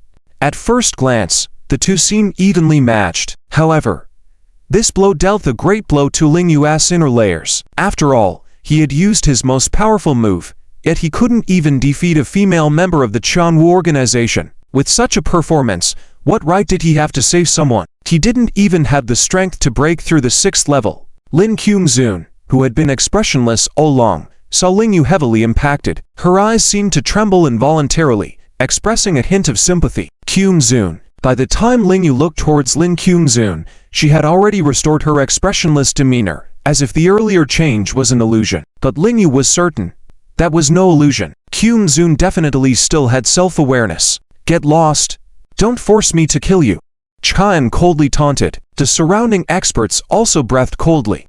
They acknowledged the Night Volve's new leader was indeed powerful, but absolutely no match for Jian. After all, Jian was the most powerful warrior on the Dark Night Island apart from the Night Queen. No, this time, I will never compromise no matter what. Lingyu remained resolute. If his gaze was fierce earlier, it was now blazing with determination. For her, Lin Qumzun had sacrificed her life twice, falling into the abyss, enduring pain every second. How could he abandon her and leave? Today, no matter what, I will take Lin Qumzun with me. Qumzun, I'm Lingyu. I'm here to save you. Lingyu suddenly roared. The people around him felt their eardrums ache. Was this man mad? His emotions were burning in his chest. However, Lin Qumzun, who had just shown a hint of emotion, remained dispassionate, as if she hadn't heard Lingyu's woes. Why is this happening? Lingyu clenched his fists, making a cracking sound. The next moment, he suddenly turned around, gritted his teeth and glared. You demons! It is you who have made Qumzun like this. I will return her suffering tenfold to you. The warriors around him couldn't help but shudder at his current expression. A scene of carnage and bloodshed seemed to rise behind this man. Mo Chu, who was watching from the 3rd level, subconsciously smiled bitterly. This kind of Lingyu, who wouldn't be afraid of him. He also deeply respected Lingyu. Being able to burst forth for a woman to this extent was the mark of a true man. Humph. What use is there in talking big? Jian became more excited. She hadn't encountered such an opponent in a long time, and couldn't help but beckon Lingyu with a finger. Come, show me what you've got. With a snap, her long whip suddenly lashed at the ground. The sturdy metal floor bore a terrible whip mark. Legend had it that her whip was made from the hair of a Lulan female demon, and each strike could tear tendons and bones, even crushing bones to dust. Yee-ah! Lingyu, rare for him, let out a war cry. His shirt tore open, and the entire 5th level was immediately struck by the terror of the sound waves. Everyone was in pain, covering their ears. Those with lower cultivation even rolled their eyes in agony. The Northern Territory Dragon Strike, the 4th move. Lingyu took the initiative. This time the power was 2 or 3 times stronger than before. Heh.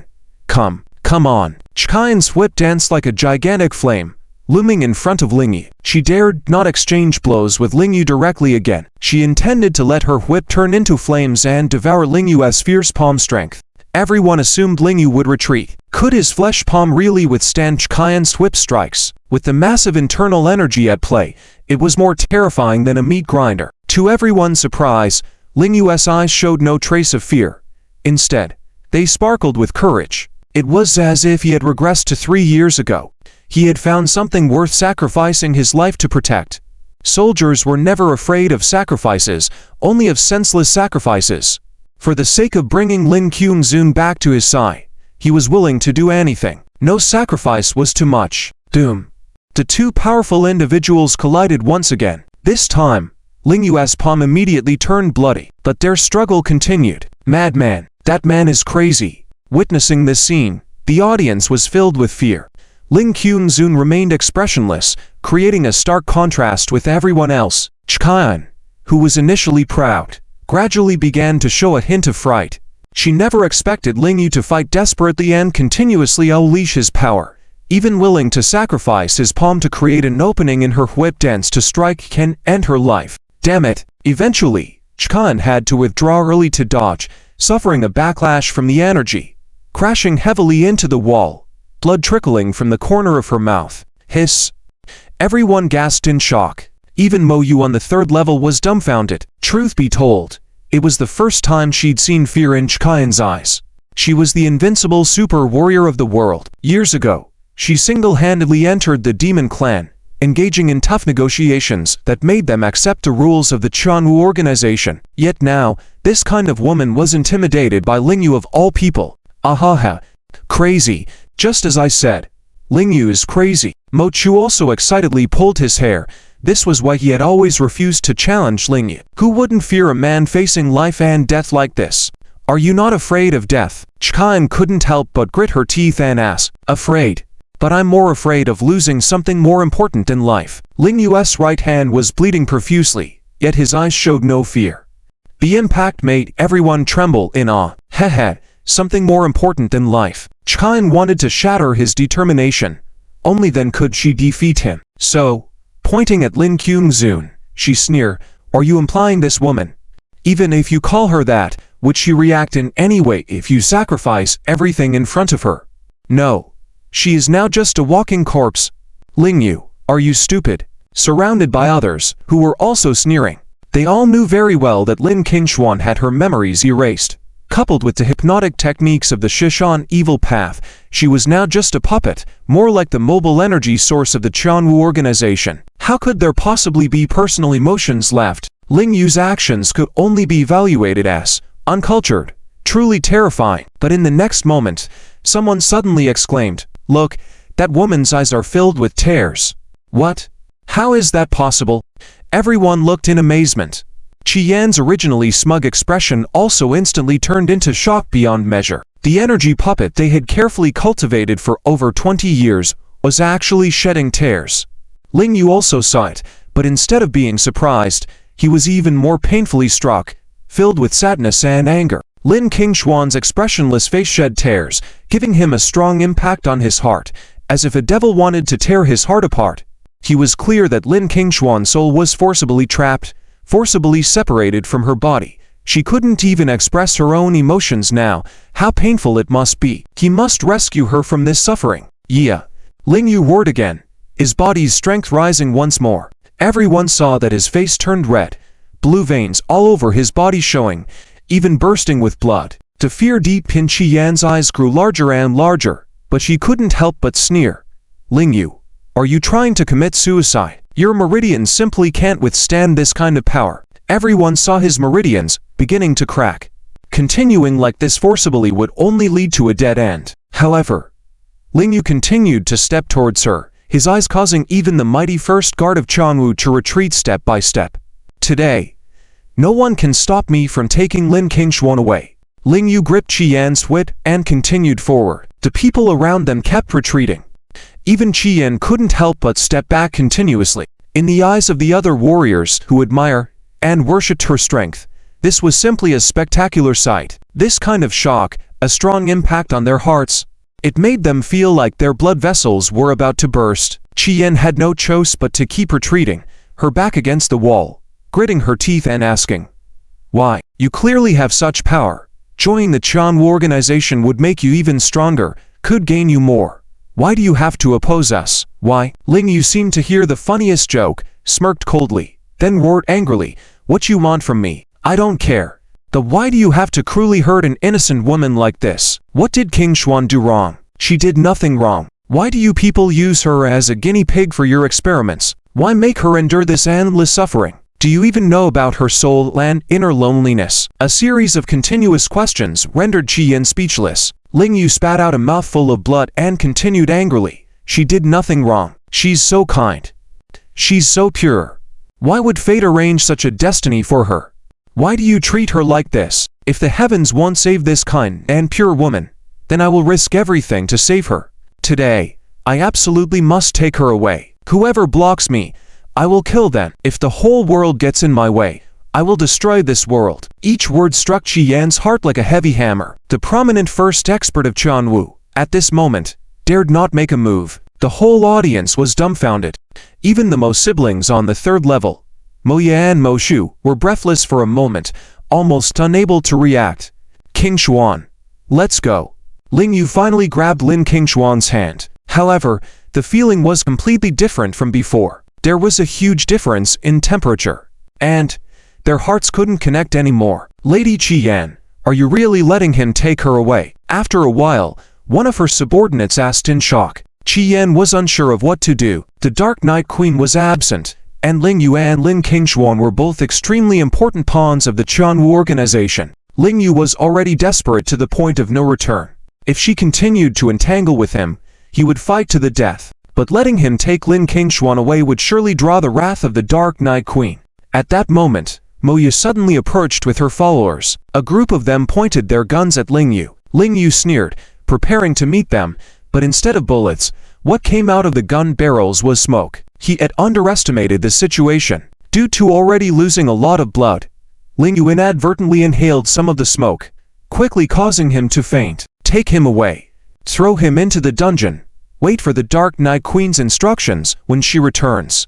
Jian then walked over, giving the cold order. Hey, Sister Six, don't kill him. Mo Shu quickly pushed through the crowd, protecting Ling Yu and appealing to Mo Ye. Just this action caused the normally stoic Mo Ye to become moved. What's going on? The muscle-bound younger brother of the market supervisor was actually voluntarily protecting someone else.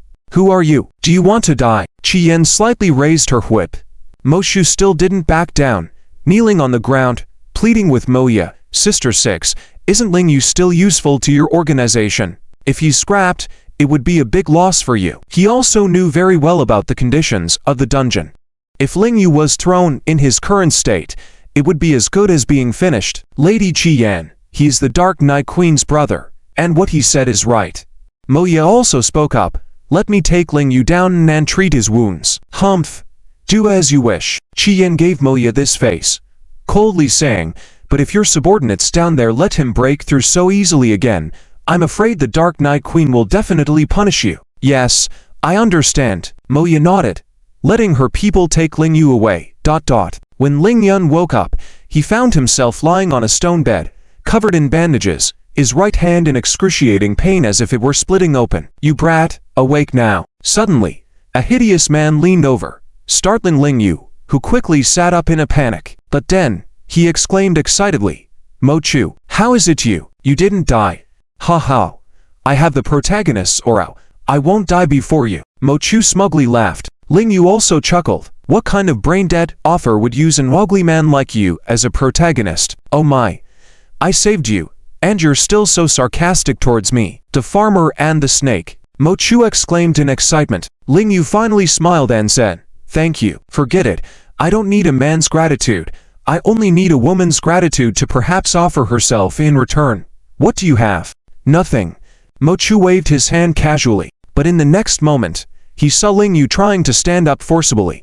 Are you out of your mind? Mo Chu marveled at this guy's physical resilience. He had just stopped the bleeding, yet he could already walk. I don't have time to lie down. I have a lot of important things to do. Ling Yu patted Mo Chu's shoulder with a smile. It's great to encounter you again. What's so great? Mo Chu quickly retreated, wary. Don't you dare drag me into your mess, trying to resist the Chanwu organization together. How does that concern me?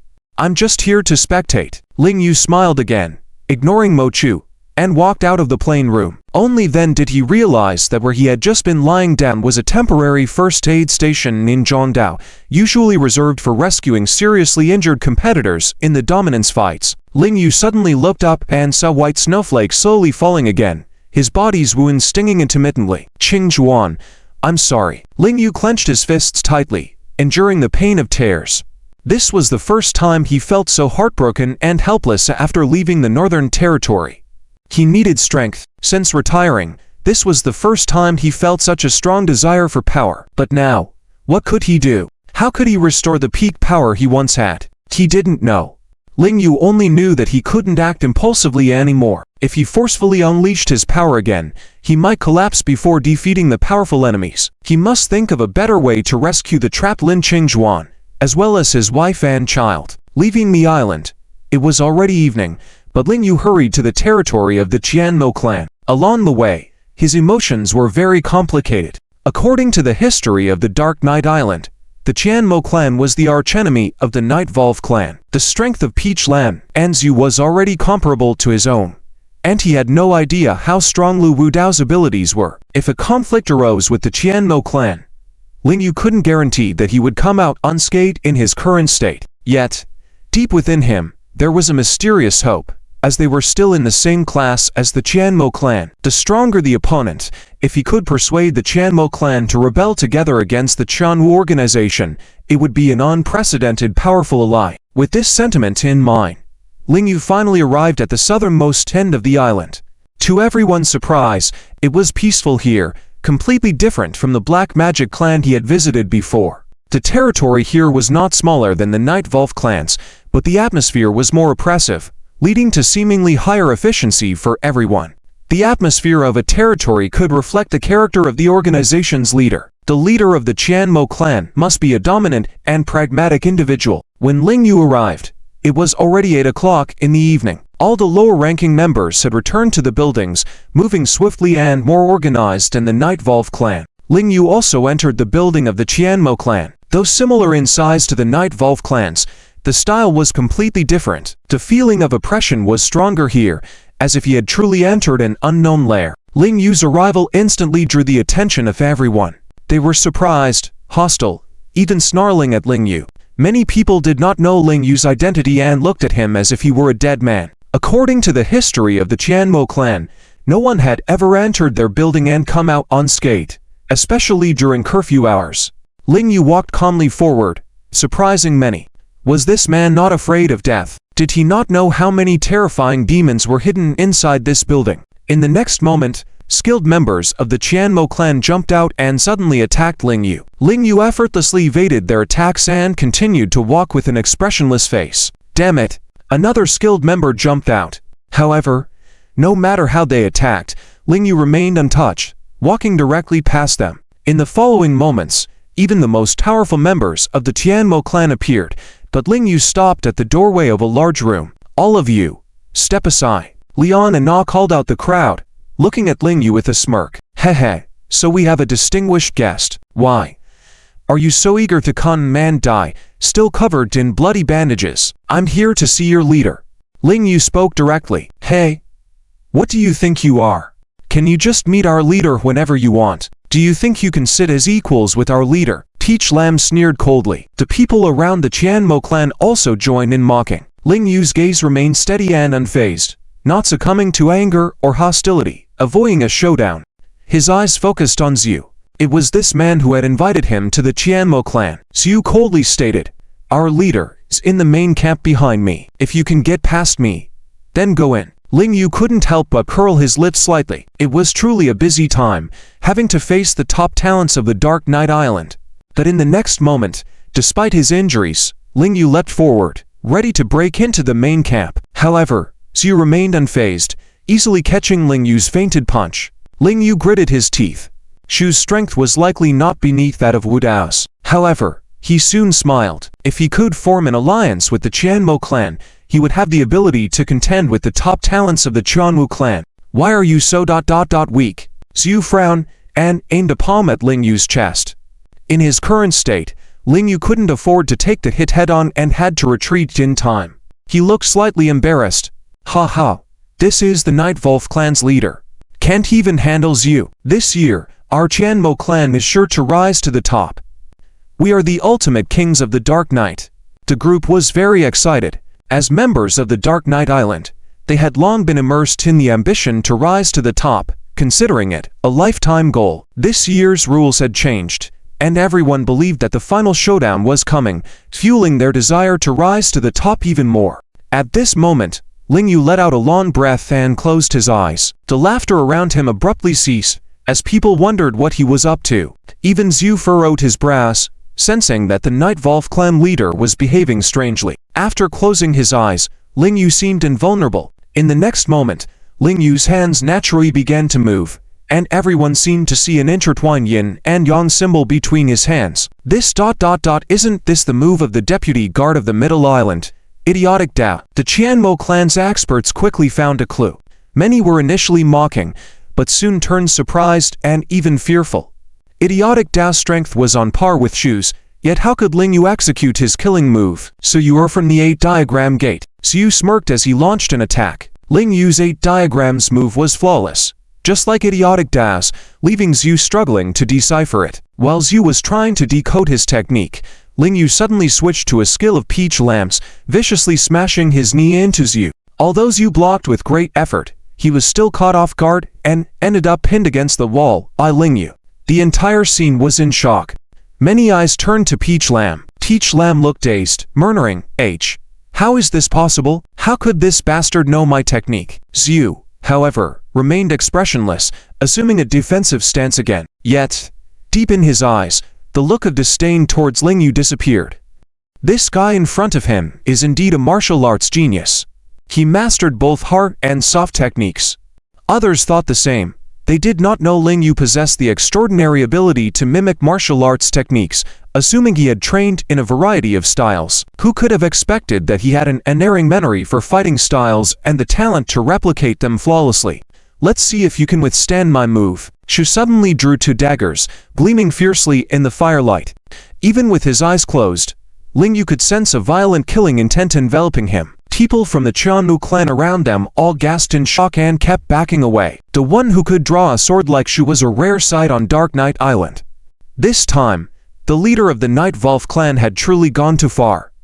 Shu swung his arms, the fierce light flashing like thunder, about to strike. Ling Yu felt a sense of unease, sweat beading on his forehead. His current fighting spirit paled in comparison to those on the ivory tower. He didn't want to keep fighting with Shu endlessly. Stop. Luckily, at the critical moment, a commanding voice rang out. Even the arrogant Shu stopped his movements instantly. The people from the Qianmu clan all stood respectfully, hands on their chests. Leader. Greetings, leader. A sturdy man emerged from the main camp, and the onlookers all cried out in unison. Ling Yu also felt a strong oppressive presence. The man before him, draped in a red cape with sharp eyes, seemed as imposing as a towering mountain, casting a shadow over everything. It felt like at any moment, the man could exert further pressure on Ling Yu's already wounded body, causing bloodshed. Leader. Shu also respectfully called out before retreating behind Lu Wudao. Lu Wudao did not respond to anyone, his gaze sharp as he fixed his eyes on Ling Yu. Ling Yu couldn't help but stand up straight, feeling a strange sense of reverence. The person before him seemed like a figure from 1,000 years ago. Who was he? Lu Wudao remained silent and walked past Ling Yu, heading towards the entrance gate. The others all paid their respects to him, not daring to speak out of turn. The aura of authority was akin to the strict societal hierarchy of ancient times, where commoners did not dare to offend the nobles with royal mandates. As Lu Wudao passed by, Ling Yu suddenly woke up to the situation and quickened his steps to follow. As the leader of the Night Volve clan, he couldn't walk behind Lu Wudao, but walked shoulder to shoulder with him. With a height of 1.83 meters, Ling Yu's special forces physique seemed somewhat petite beside Lu Wudao. Suddenly, Lu Wudao placed his hands on the stone door and forcefully pushed open the heavy mechanism. Ling Yu couldn't help but marvel at the man's brute strength. Let's go. Lu Wudao finally spoke, uttering 3 words before stepping out of the building. The people of Qianmu clan were clueless about their leader's intentions. Ling Yu was also in the dark, but he still followed, moving forward slowly. They came to a place where broken walls and visible signs of human damage were scattered. Ling Yu examined the area and was astonished, asking, "Did you do this?" Lu Wudao suddenly looked at him, his expression still unchanged. "How did you know?" Ling Yu just smiled, then didn't answer. Did he need to go around telling everyone about the unique abilities of each martial artist now that he had mastered the ultimate technique? Indeed, most of this was my doing. Lu Wudao nodded. "Did you engage in a battle here with someone?" Ling Yu continued. "The other party was very agile, so there aren't many traces left, all of them the marks of your destruction." Ha ha. Lu Wudao finally laughed, the first time showing any emotion. His laughter was hearty, indicating that there was more beneath the surface than just the word demon. "Yes, I lost to Z here, not on the Qianwu organization's stage, but here." Lu Wudao seemed satisfied with Ling Yu's analytical ability and said, "We dueled here privately for some reason, battled through the night, and in the end, I lost." Ling Yu then remarked, "But I can't see any signs of your defeat." Lu Wudao laughed again, acknowledging Ling Yu's lack of intention to flatter him. "I lost here."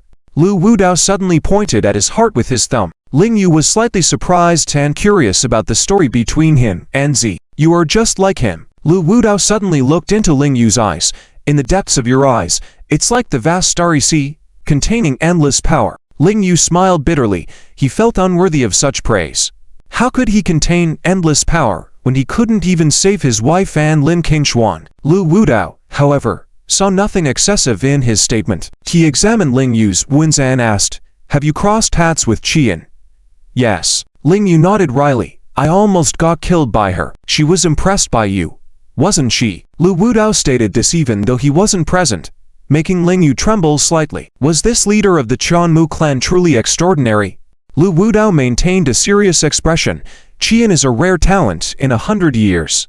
Even I couldn't defeat that woman. She acted against you, proving your strength. The fact that you survived in her presence shows that she must have been impressed by your abilities and wanted to kill you fair and square." Ling Yu was slightly stunned. Although Jian was formidable, couldn't Lu Wudao surpass her?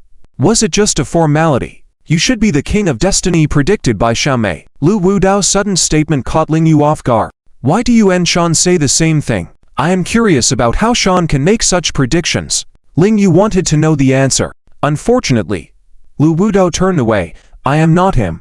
I don't know all of his thoughts, but he once thought about doing the same thing as you. Liberating Dark Knight Island?" Ling Yu responded, "Yes." Lu Wudao nodded. He had long wanted to do this, but he felt he couldn't. He reached the peak of Dark Knight Island only to realize he was a lonely night Volve. Ling Yu understood this feeling. Having no one to relate to was indeed a sad state. "Now, you have finally arrived."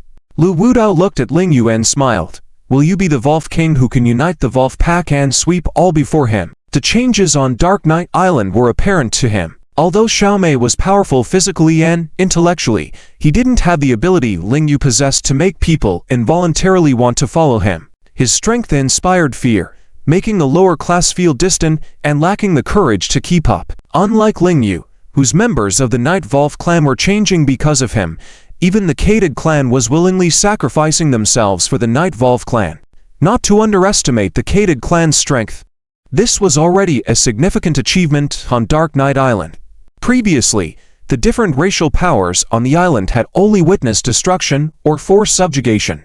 There had never been a case where one willingly fought for another. If this transformation continued, the resulting power would be terrifying. Perhaps this ability could be called leadership. Ling Yu suddenly asked him, "Do you know where Shen is now? Since we share the same goal, I believe we can become good friends."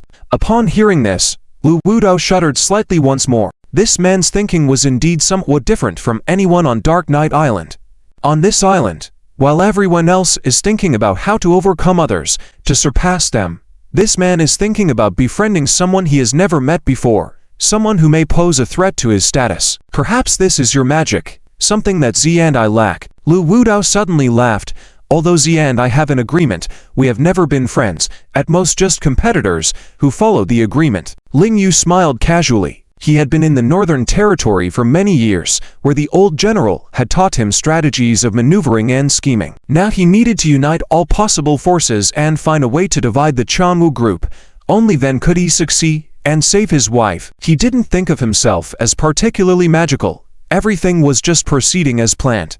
Since he predicts that you will be the destined king of the Dark Knight Island, then I believe in you too. Lu Wudao suddenly said, as long as you can unite the other forces on the Dark Knight Island, my Qianmo clan will also join in. If you can defeat me, I will follow your lead and help you accomplish this great task. Really? Ling Yu's eyes suddenly brightened, raising a hand. All right, it's a deal. If he could get the help of the most powerful Qianmo clan on the Dark Knight Island, the chances of success in this matter would greatly increase. However, he immediately felt that it wouldn't be so easy. As Lu Wudao and he shook hands, the terrifying force made Ling Yu's entire arm numb. The wound even tore open, once again seeping blood. Lu Wudao also made a meaningful sound, feeling that if Ling Yu truly was the destined king predicted by Z, then he still lacked enough power. What kind of person are you really, Brother Lu? Ling Yu couldn't help but ask. This man in front of him had a different aura from others, very ancient, as if he had crossed over from ancient times. It's not time to tell you yet. Lu Wudao tossed his cloak hand left. Middle Island, Ivory Tower. Chen Mingyu stood on the balcony, overlooking the Dark Knight Island.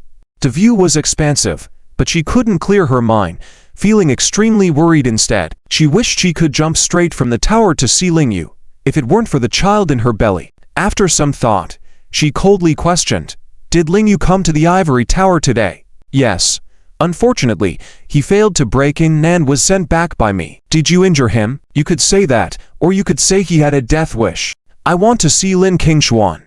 Chen Mingyu knew that it was impossible for her to see Ling Yu now, so she settled for the next best thing. Of course, Red Yan wouldn't refuse. As long as Chen Mingyu didn't leave the Ivory Tower, she could wander around the 5 or 6 floors as she pleased. Soon, Chen Mingyu met Lin Qingshuan again. Whether it was a psychological effect or not, she felt that Lin Qingshuan was slightly different from last time. Previously, she seemed like a frozen machine, but this time, it felt like she had slightly thawed. All of you, leave, Chen Mingyu ordered. Sorry. Holy Lady, the Dark Knight Queen has ordered that you cannot be alone with Lin Qingshuan. I said, leave. Without waiting for Red Yan to refuse, Chen Mingyu suddenly erupted, her cold command shocking everyone. When they arrived on the island, Chen Mingyu was just an ordinary holy lady, but now her power exploded, creating a strong and icy vortex. Red Yan was startled, and the others behind her were almost unsteady. Yes, holy lady. On the same day, Red Yan, who was incredibly powerful and considered quasi-divine by the Chanwu organization, was consecutively shocked by Ling Yu and his wife. Subconsciously responding, she led her people away, biting her lip unwillingly. The holy lady was truly extraordinary. What kind of bloodline did she have? Why did she become so powerful after receiving the power of the Heart of the Sun? Qingshuan. With a rare opportunity to be alone, Chen Mingyu immediately grabbed Lin Qingshuan's hand tightly. Even though her temperature was normal, she felt extremely cold, with no warmth at all. I'm sorry, if I hadn't been stubborn back then, maybe none of this would have happened. You might not have had to suffer like this. Chen Mingyu was known for being a strong and cold woman, but at this moment, she couldn't help but shed tears. Her emotions, like Ling Yu's, were overwhelming. She knew that Lin Qingshuan used to be a very gentle and kind woman, but had suffered unbearable pain several times. First, she was shot and unconscious for a long time, then tortured by Zhao Wujin, and now she had to endure this painful transformation. Why was fate so unfair to this woman? If you can recover, I'm willing to give Ling Yu to you. Really, I'm serious. We must make it up to you. Give you the best happiness. The more Chen Mingyu spoke, the harder her tears flowed. Guilt, pain, anger, all surged in her heart, as if various flames were erupting together. Emotions like a volcano pressing and erupting, impossible to contain. Asterisk, drip. Drip, asterisk. Her hot tears fell on Lin Qingshuan's hand, causing the expressionless woman's eyelids to tremble slightly. Qingshuan, can you hear me talking? Qingshuan. Chen Mingyu suddenly became excited. Unfortunately, Lin Qingshuan still remained expressionless. According to the Dark Knight Queen's previous explanation, she was in a deep hypnotic state, without any emotional memory points and wouldn't respond to others' words. Qingshuan, I will definitely find a way to help Ling Yu so he can save us. As long as we can go back, Ling Yu will find a way to help you recover. You must wait for us. Whether Lin Qingshuan had deep consciousness and heard her words or not, Chen Mingyu insisted on telling her innermost thoughts. After a while, She wiped her tears, walked out of the room, and happened to see Dr. Kurosaki. "Holy lady, has your prenatal depression improved?" Dr. Kurosaki, like the others, respectfully greeted the holy lady and inquired about her condition. Chen Mingyu wasn't initially interested, but after some thought, she sighed and said, "I still feel very restless. Dr. Kurosaki, can you come and take my pulse?" Kurosaki was slightly surprised but immediately nodded.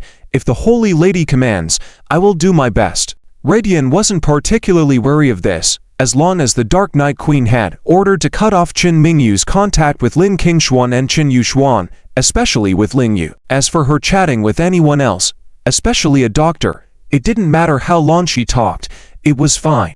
"Madam Saint, there are no problems with your pregnancy. Please do not worry." On the 6th floor of the Ivory Tower, Dr. Kurosaki quickly finished diagnosing Chen Mingyu, bowed respectfully, and said, "People from Daojo country are better in this aspect compared to those from Dragon country." Chen Mingyu suddenly asked with curiosity, "Dr. Kurosaki, where did you learn your traditional Chinese medicine skills?"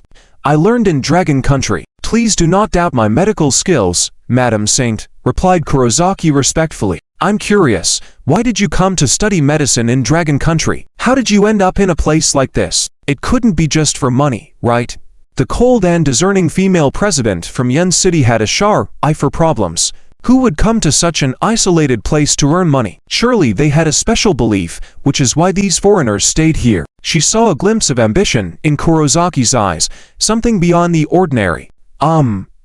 It's... Kurosaki hesitated and finally forced a smile. "I came to work in Dark Knight Island after studying medicine at Chanwu Group. Chanwu Group has many exceptional medical professionals. If it were someone else, this explanation might have sufficed. But facing Chen Mingyu, who urgently needed a breakthrough to help Ling Yu, save Lin Qingshuan, and the others, Kurosaki could sense her sharpness and saw through his lies. "Dr. Kurosaki, what would happen if I were to say you're trying to harm me? How would the Chanwu organization handle it?" "Oh, this..." Kurosaki looked surprised and then, after a moment, smiled wryly. "Madam Saint, I haven't offended you in any way. Please tell me. Spare my life." Chen Mingyu then smiled. "Dr. Kurosaki, you're good at many things, but not at telling the truth. I don't like that." This. Kurosaki was at a loss for words. The saint was indeed not easy to deceive. "I think your motives are not simple.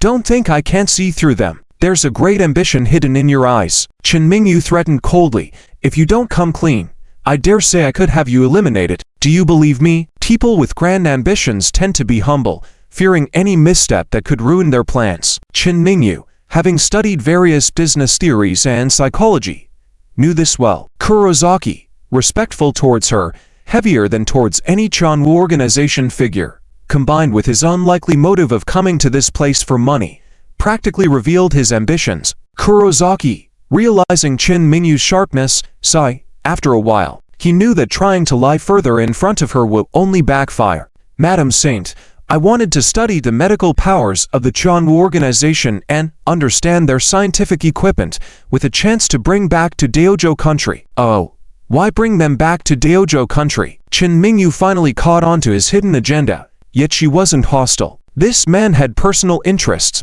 which he could use to her advantage. "In Daojo country, many brave warriors pursue the pinnacle of martial arts, and I want to help them." This time, Kurosaki's response was smoother. Chen Mingyu didn't notice the details of his lies, but instead continued, "The Dark Knight Queen probably doesn't know about your ambitions, right? If she finds out, even if you escape punishment, it will be hard to gain trust in the future. You might end up staying in the lab indefinitely, right?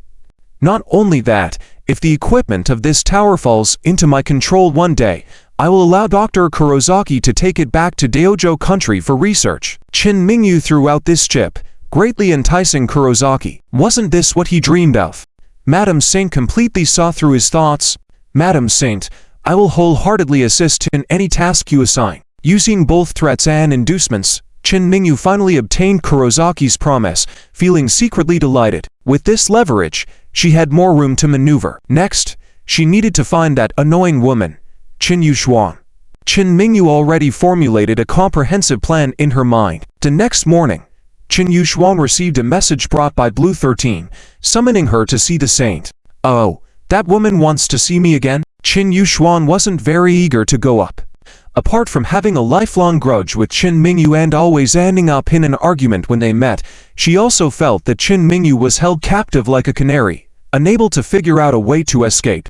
Even Lingyu couldn't see her even after risking his life. Did she think she could? However, since she had free time and the 16-8 competition was that night, drawing closer to the conclusion of Dark Knight Island, she decided to make use of the opportunity to exchange a few words with that woman.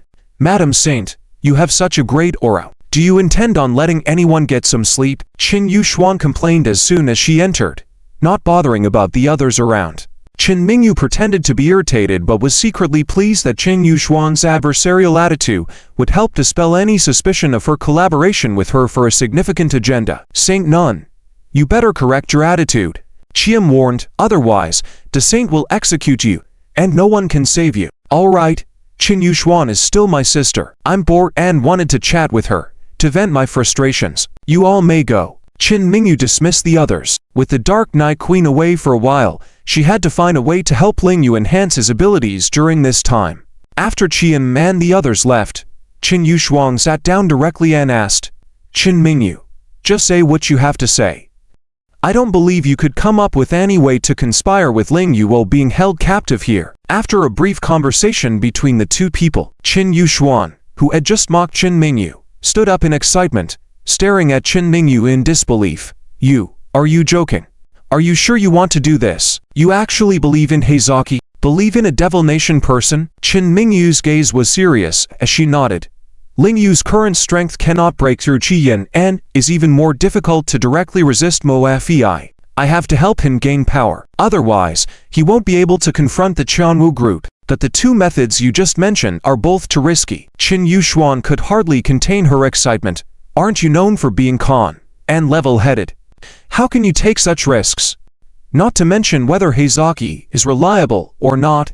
Even if Lingyu fails to accept the power of the Sun Heart, do you really want to give him your meridians through black technology surgery?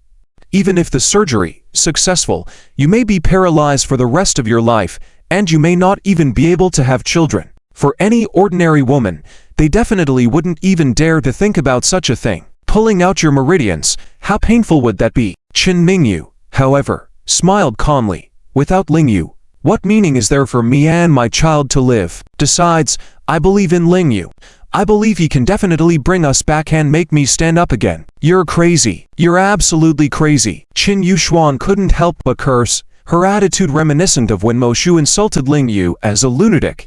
Are this couple both crazy? I'm not crazy, I'm very calm. Qin Mingyu's expression sharply contrasted with Qin Yuxuan's. If I don't do this, then everyone will be without hope. The Night Queen will eventually turn me into a puppet like Lin Qingshuan. If I don't help Lingyu now, then no one will be able to save me later. At least she's clear-headed. Qin Yuxuan also understood very well that if the Saint did not cooperate with the Three Saints organization's goals, she would definitely be turned into a puppet by the Three Saints. Seeing her suddenly fall silent, Qin Mingyu continued, Our ancestors once told Lingyu that in order to rebuild his meridians, he must find dragon tendon. But how can there be dragons in this world? Only ancient legends mention that Zhuanyuan rode dragons to ascend to heaven. I am a descendant of the Zhuanyuan family. If my meridians do not count as dragon tendon, then there would be no such thing as dragon tendon in this world, right? HMPH, let's not talk about whether yours is dragon tendon or not. Qin Yuxuan couldn't help but sneer. Have you ever thought of the worst outcome? What if your tendons are drawn and you end up paralyzed, and Lingyu's meridians are not successfully rebuilt? Do I have a choice? Qin Mingyu waved her sleeve, her expression resolute. From the moment I chose to come to Dark Knight Island, I have staked everything on myself in exchange for the ideal outcome. If I lose, I have no regrets. Seeing her determined expression, Qin Yuxuan couldn't help but snort. You have such an annoying look in your eyes. Qin Mingyu didn't care about her criticism. She even smiled and asked, What do you want? Apart from Lingyu, as long as I have it, and as long as you want it, it's yours. Qin Yuxuan coldly snorted and didn't ask for anything, then walked away. Besides Lingyu, she really didn't want anything from Qin Mingyu. She just hated being her substitute, picking up after her. This time it was her turn to pick up her own things, and she would have to do it for a lifetime to see how it feels. The match to advance into the final 16 of the championship began as scheduled. In the evening, at the Night Volve tribe's main camp, Shui and others surrounded Lingyu, their faces filled with anxiety. "Boss, your injuries are severe. Can you still compete? What about taking a break this time, boss? Look at your right hand. It's almost useless. The opponents are the Ice and Fire Alliance. If the boss rests, our Night Volve tribe can rest for a long time." The three battle scrubs chattered on. The giant bear was also standing nearby, looking serious. The Ice and Fire Alliance were not a weak group. Their overall strength was even higher than the Black Magic tribe. Without Lingyu, even if Jian and Second joined the fight, their situation would still not be ideal. Yubing and Yanyan would be no worse than he and Ji together. Besides them, Ans and Second, the others from the Night Volve tribe would be just making up the numbers when they go up. How could they fight? Ji, who had been silent all along, even complained coldly. "I really don't know how you, boss, managed to get here. You knew you were going to face off against the Ice and Fire Alliance today, but you still managed to get yourself heavily injured the day before." It was apparent she didn't want to lose. Not even one match. Sen Second also joined in jesting. "I don't want to go up and get turned into a pighead in 3 seconds. Oh, the greatest tragedy in life is when you want to sacrifice yourself for your brothers, but then you find out there's only one knife. Do I still need to sacrifice? Haha." If the situation wasn't so bad right now, Shui almost burst out laughing because of Sen Second. She didn't laugh, but Lingyu did, soothing everyone. "Don't worry, I can still fight. With all of you here, I won't ever fall." His gaze was as trusting towards his comrades as before. Even the battle scrubs couldn't help but feel their blood boil. The morale of the Night Volve tribe was also lifted. Despite all this, when they arrived at the central platform, the opinions of the audience were still largely against them. Li Miao Miao of the Kegu tribe was so anxious that she stood up despite still having a lame leg and shouted, "Night Volve tribe, come on." This unexpected outburst surprised everyone, as it was only the representatives of each tribe who were allowed to come to the arena to watch. Dark Knight Island's factions had always been independent, so who would go cheer for another faction? Hehe, it looks like the women of the Kegu tribe are emotionally attached to the Night Volve tribe's boss. Yin Hun and Li Gu laughed. Jed Yong also sneered. "Shut up." Lu Wudao, who had been silent and reserved, finally spoke up to stop them. De Yong and the other two were so scared that they nearly bit their tongues. Leon Ana also looked incredulous. What was wrong with the boss? Lu Wudao had been watching the injured Lingyu all along, feeling the power of this man. Up to now in the championship, only 16 tribes remained free, while the others had long since become slaves. But tonight, only two representatives of the tribes belonging to the Night Volve tribe came to the venue. Even the Black Magic tribe, known for their selfishness and brutality, were there to cheer for the Night Volve tribe. What does this indicate? It shows that Lingyu's leadership ability is indeed higher than that of the leaders of other tribes. No matter if you say he is hypocritical or pretentious, he is the one who has merged other tribes into the Night Volve tribe, something other tribes cannot do. However, Lu Wudao was well aware that these hidden abilities could only come into play if the Night Volve tribe's hard power was sufficient. Otherwise, all this soft power would turn to nothing as soon as they lost a match. "Hey, members of the Night Volve clan, come forth. I have been looking forward to this battle for a long time." Yanyan suddenly opened her arms and, just like Kofskyo Kusanagi, flames ignited in her hands. Lingyu was momentarily stunned. Is this a sci-fi world? Why would there be such individuals with extraordinary abilities? Fortunately, his sharp eyes quickly noticed that there was a small device on Yanyan's palms, allowing her to control the flames, surely related to that device. "Hey, playing with fire. Then I'll play with you for 3 seconds, okay?" In the next moment, Sansek swung his hands, releasing flames. Lingyu noticed that his flames were different from Yanyan's. Yanyan's flames were attached to her palms, while his could be released as projectiles. In short, his flames could perform ranged attacks.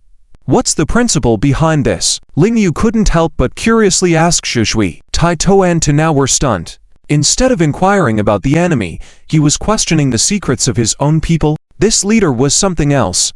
Shui quickly stood on her tiptoes, whispered softly to him. Sansek is a descendant of the ancient West Zhong generation exorcists. He practices exorcism techniques. exorcism techniques. Ling Yu still found it fascinating. Were there really such extraordinary abilities?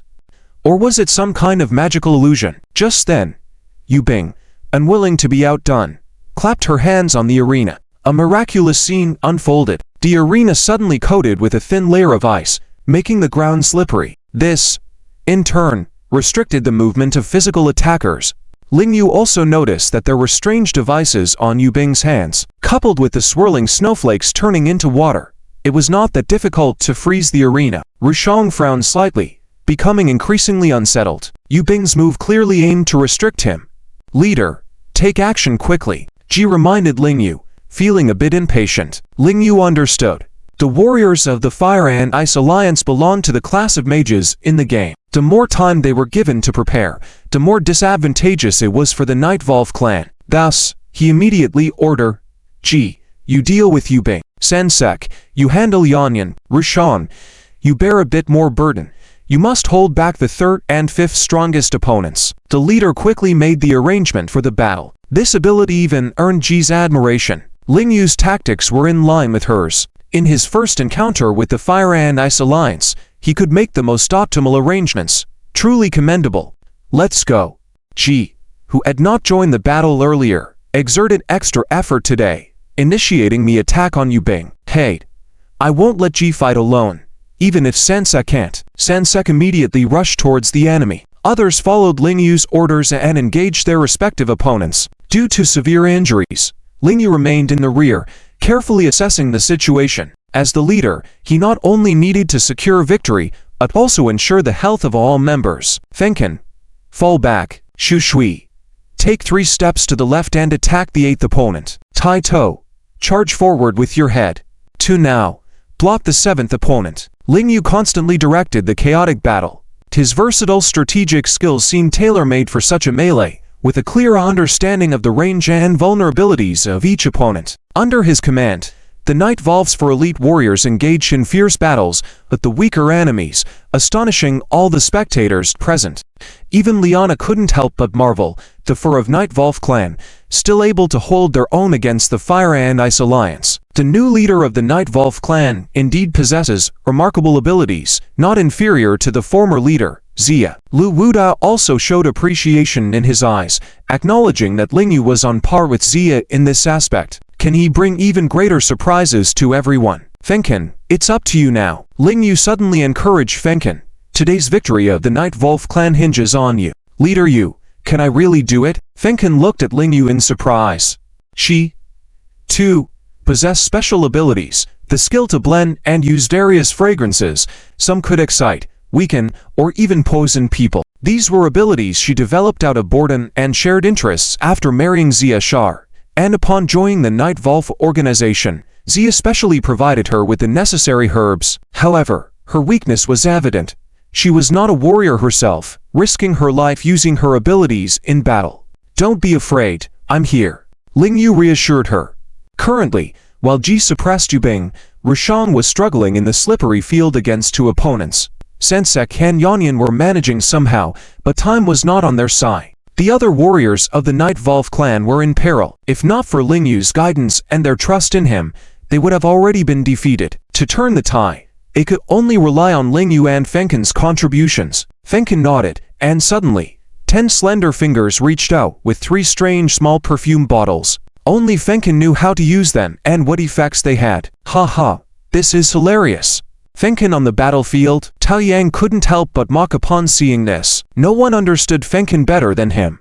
She used to be Xia Shar's plaything, a delicate lady who knew only makeup, fragrances, and dressing up. Could she fight on the battlefield? But in the next moment, his laughter abruptly stopped. The determined look in Fenken's eyes surprised and deeply as she charged into battle.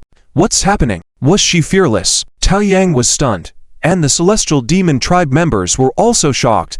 Anyone who knew Fenken couldn't help but find it unimaginable. Lu Wudao suddenly stood up, watching Fenken and Ling Yu behind her. He realized that Fenken's eyes were filled with trust in the leader and her teammates. It was her unwavering faith that prompted her to charge into battle and confidently use the perfume bottles according to her rhythm. Sensek, ignite your right side. Ling Yu suddenly ordered Sensek. Sensek bit his lip and, as instructed, went ahead, disregarding Yanyan rapidly approaching. With the help of Fenken's peculiar fragrances, his flame suddenly ignited like a dragon, charging straight into the enemy formation. Humph! Perish! Let's take down one of your 3 giants first, excitedly proclaimed Yanyan. Just when she thought she was about to compete with Sansek, Lingyu suddenly stood in her way, blowing her flames back with a single palm. As expected, Lingyu had uncovered the secret of Yanyan's flames by utilizing a simple device to burn internal energy and driving the flames with force. By using stronger internal energy than hers, he could send the flames back at her.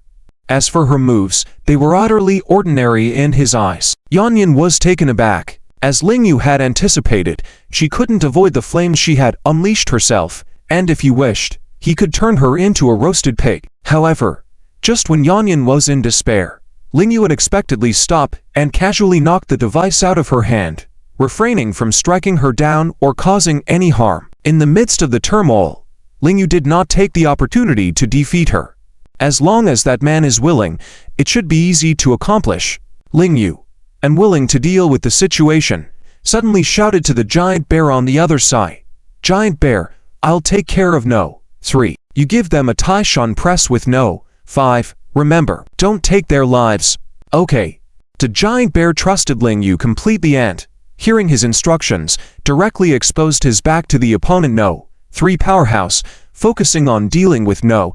5. With his strength, crushing the opponent's No. 5 expert was not a concern, but his actions carried a huge risk. If Lingyu couldn't block the attack in time, he might be severely injured by the opponent's No. 3 expert. However, looking into the giant bear's eyes full of trust, there was no doubt about Lingyu's abilities.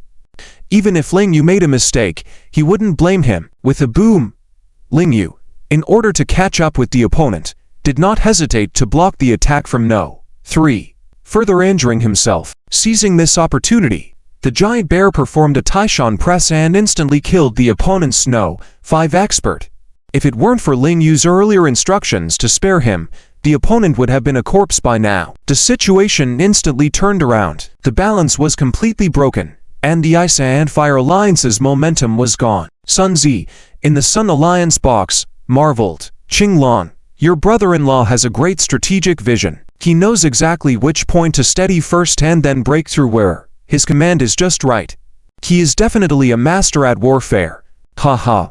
Otherwise, my sister, who is so outstanding, wouldn't fall for him. Is she attracted to his foolishness? After laughing, Lin Qinglong added shamelessly, compared to the average person, this brother-in-law is indeed outstanding, but compared to me, his big brother-in-law, he is probably still lacking a bit. Sun Zi, if there were a contest for the thickest skin, their Sun clan would probably have a high chance of winning. With the outcome of the battle between the two clans determined, Lu Wudao stood up, apparently not intending to watch the rest or participate in the upcoming Demon Clans matches. With Tiyushi, Dao Yan, and Li Na sitting there, along with other strong members of the Demon Clan, even if he didn't participate, they could effortlessly crush the top experts of other clans. Lu Wudao once again saw Lingyu's talent. His martial arts talent couldn't hide the brilliance of the knight, but in terms of overall view and tactical use, he might surpass the brilliance. Moreover, Lu Wudao was well aware that Lingyu had started the battle despite his injury, which might secure a steady victory, but it absolutely didn't have the current effect. His intention seemed to be to cultivate a sense of mutual trust within the Night Volve clan through the battle. Wasn't this kind of atmosphere what Z had pursued before? If Lingyu could make all the factions on Dark Knight Island able to trust each other and fight side by side, he believed that even if the Heaven Martial Organization was powerful, they wouldn't be able to suppress these people. At this moment, all the members of the Ice and Fire Alliance had already surrendered, except for the ongoing battle between Ji and Yubing. Ji. Don't do it. Shui suddenly exclaimed at Ji, worried that Ji would kill Yubing, creating an irreconcilable enmity between the Ice and Fire Alliance and the Night Volve clan. On the contrary, Lingyu remained silent, his eyes full of trust in Ji. Indeed, Ji stopped her jade finger at Yubing's throat, her eyes colder than ice. We lost. Do whatever you want. Kill or mutilate. Yubing was also a tough guy, proud and unyielding. If I were the leader of the Night Volve clan, I would definitely kill you, Ji said coldly, but she retracted her hand and walked away. Unfortunately, I'm not. Feeling Ji's coldness, the next moment, Yu Bing saw Ling Yu walking over with a smile, extending a hand to him. "Join us. Fight for freedom."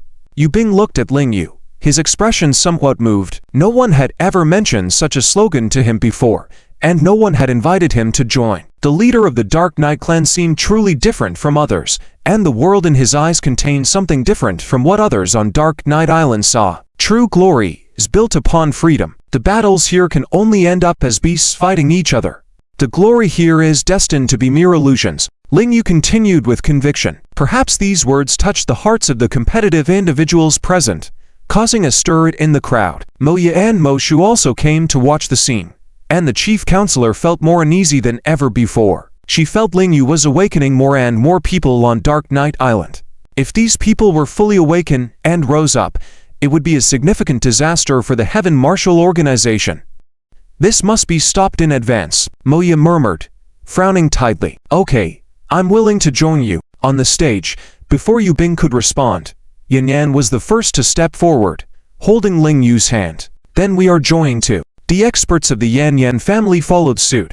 Everyone's gaze turned to Yu Bing. "Yu Bing, join us.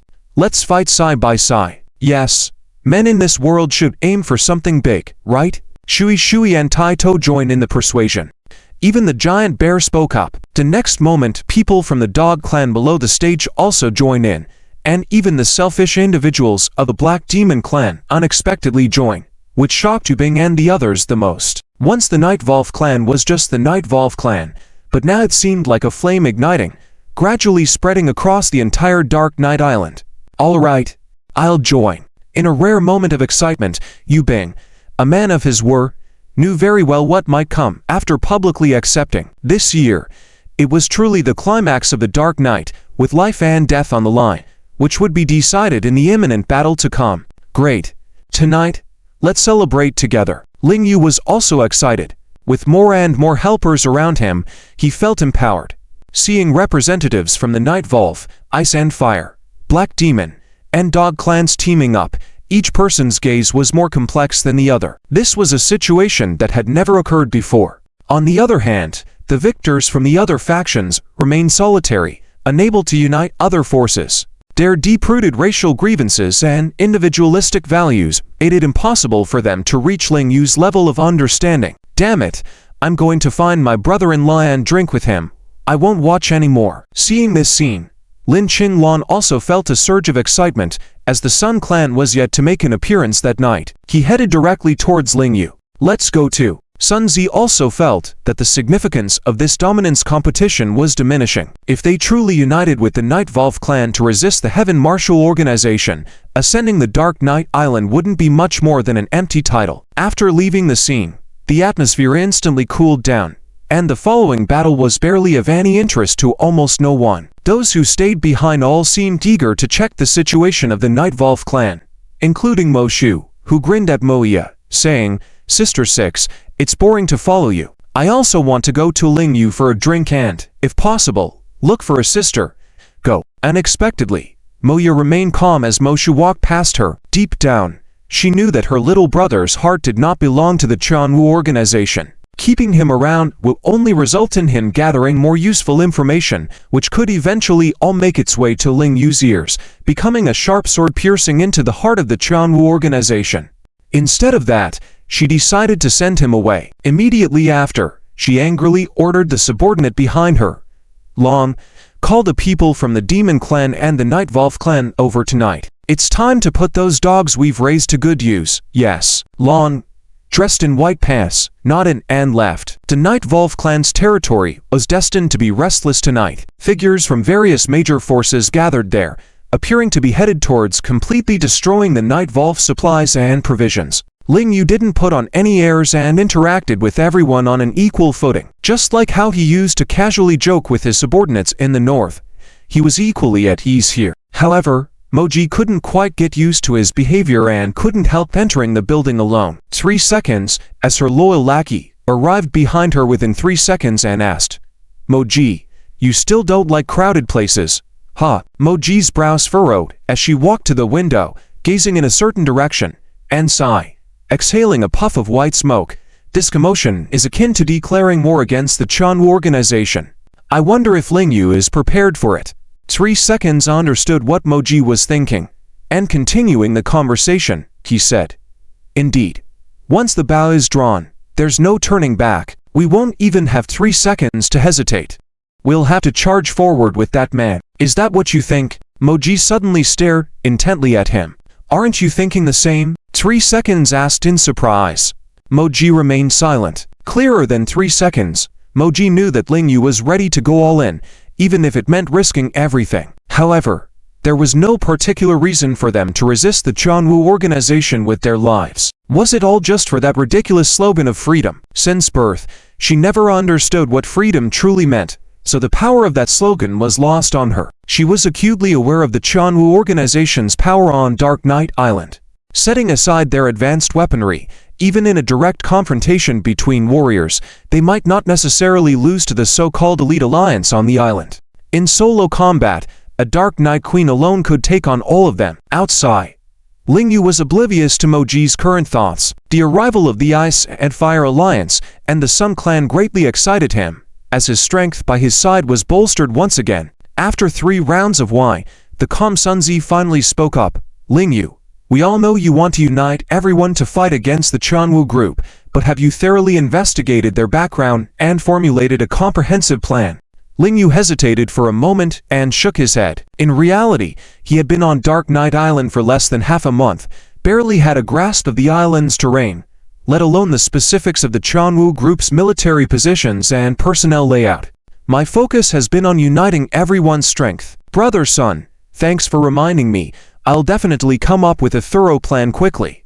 Lingyu exuded confidence. We still have time. As the Warwolf King, he had fought many battles unprepared, relying on adaptability. This was the most crucial battle of his life, and he couldn't afford any self-doubt. Yet, Sunji's concerns were valid. In the following days, he needed a clear understanding of the Jianwu organization's military distribution on Dark Knight Island.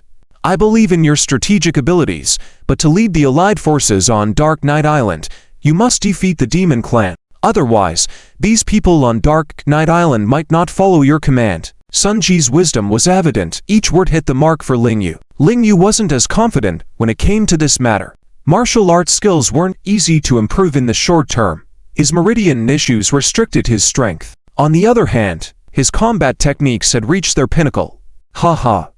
Don't worry," Ling Qinglong reassured, thumping his chest. "With your big brother here, if you can't handle it, I'll help you defeat the Demon Clan. I'll be the leader. You can be my chief of staff." Lingyu chuckled, and everyone joined in, diverting the conversation successfully. The members of the Night Volve clan found it rather amusing to host representatives from other clans for the first time. Especially Giant Bear, who enjoyed making connections with experts, had a personality that was starkly different from Moji's. Ironhead and Ostrich were similar. Suddenly, Wine Dust approached them and whispered softly, "Where's Shui Shui gone?" "Shui Shui? Wasn't she with us on the way back?" Ostrich looked around and indeed didn't find any trace of Shui Shui. "Huh. Perhaps she went back to the building with Moji to rest peacefully and couldn't come out now. It's her problem. Forget it." Ironhead waved his hand dismissively. Not dwelling on the issue, Wine Dust, being more observant, hadn't seen Shui Shui enter the building. Furthermore, with her close relationship with young Master Yu, why would she leave without assisting him and go back to sleep? At that moment, on the 3rd floor of the central island, Moya sat calmly in a room, waiting patiently. The door creaked open, and both Shui Shui and another woman arrived simultaneously. Upon seeing each other, Shui Shui's expression was one of disbelief. She never expected to find someone from the Demon Clan with a similar role to hers. "It's you," the other woman exclaimed in surprise upon seeing Shui Shui, pausing for a moment before taunting, "I can't believe it. The woman most trusted by the Night Volve clan's leader turns out to be a spy for the Jianwu organization." Shui Shui remained silent, pursing her lips. "Who allowed you to speak?" Moya suddenly snapped, and the 2 women lowered their heads and approached her. "Consultant Mo, do you have any orders?" Shui Shui bit her lip, her frail body trembling. "It's a simple task. You will add this powdered medicine to your clan representative's meal." Moya waved her hand, and someone passed 2 bottles of medicine to the 2 women. The woman from the Demon Clan took it without hesitation. However, Shui Shui hesitated, not wanting to take it. If you don't comply, your mother might not survive. Moya continued coldly, without even looking at her.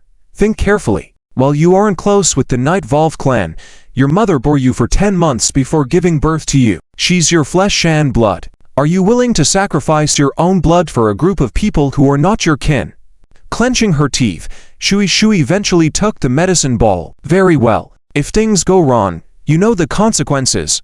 You may leave. Moya waved her hand dismissively, showing no doubt that the two women would dare to defy her wishes. As Shui walked away from the tall tower, she didn't dare to return to the Night Volve clan for a while. What should I do? Big brother I can't do it. Please forgive me. Shui. Tears streamed down Shui's face, freezing instantly due to the cold weather, forming ice on her cheeks.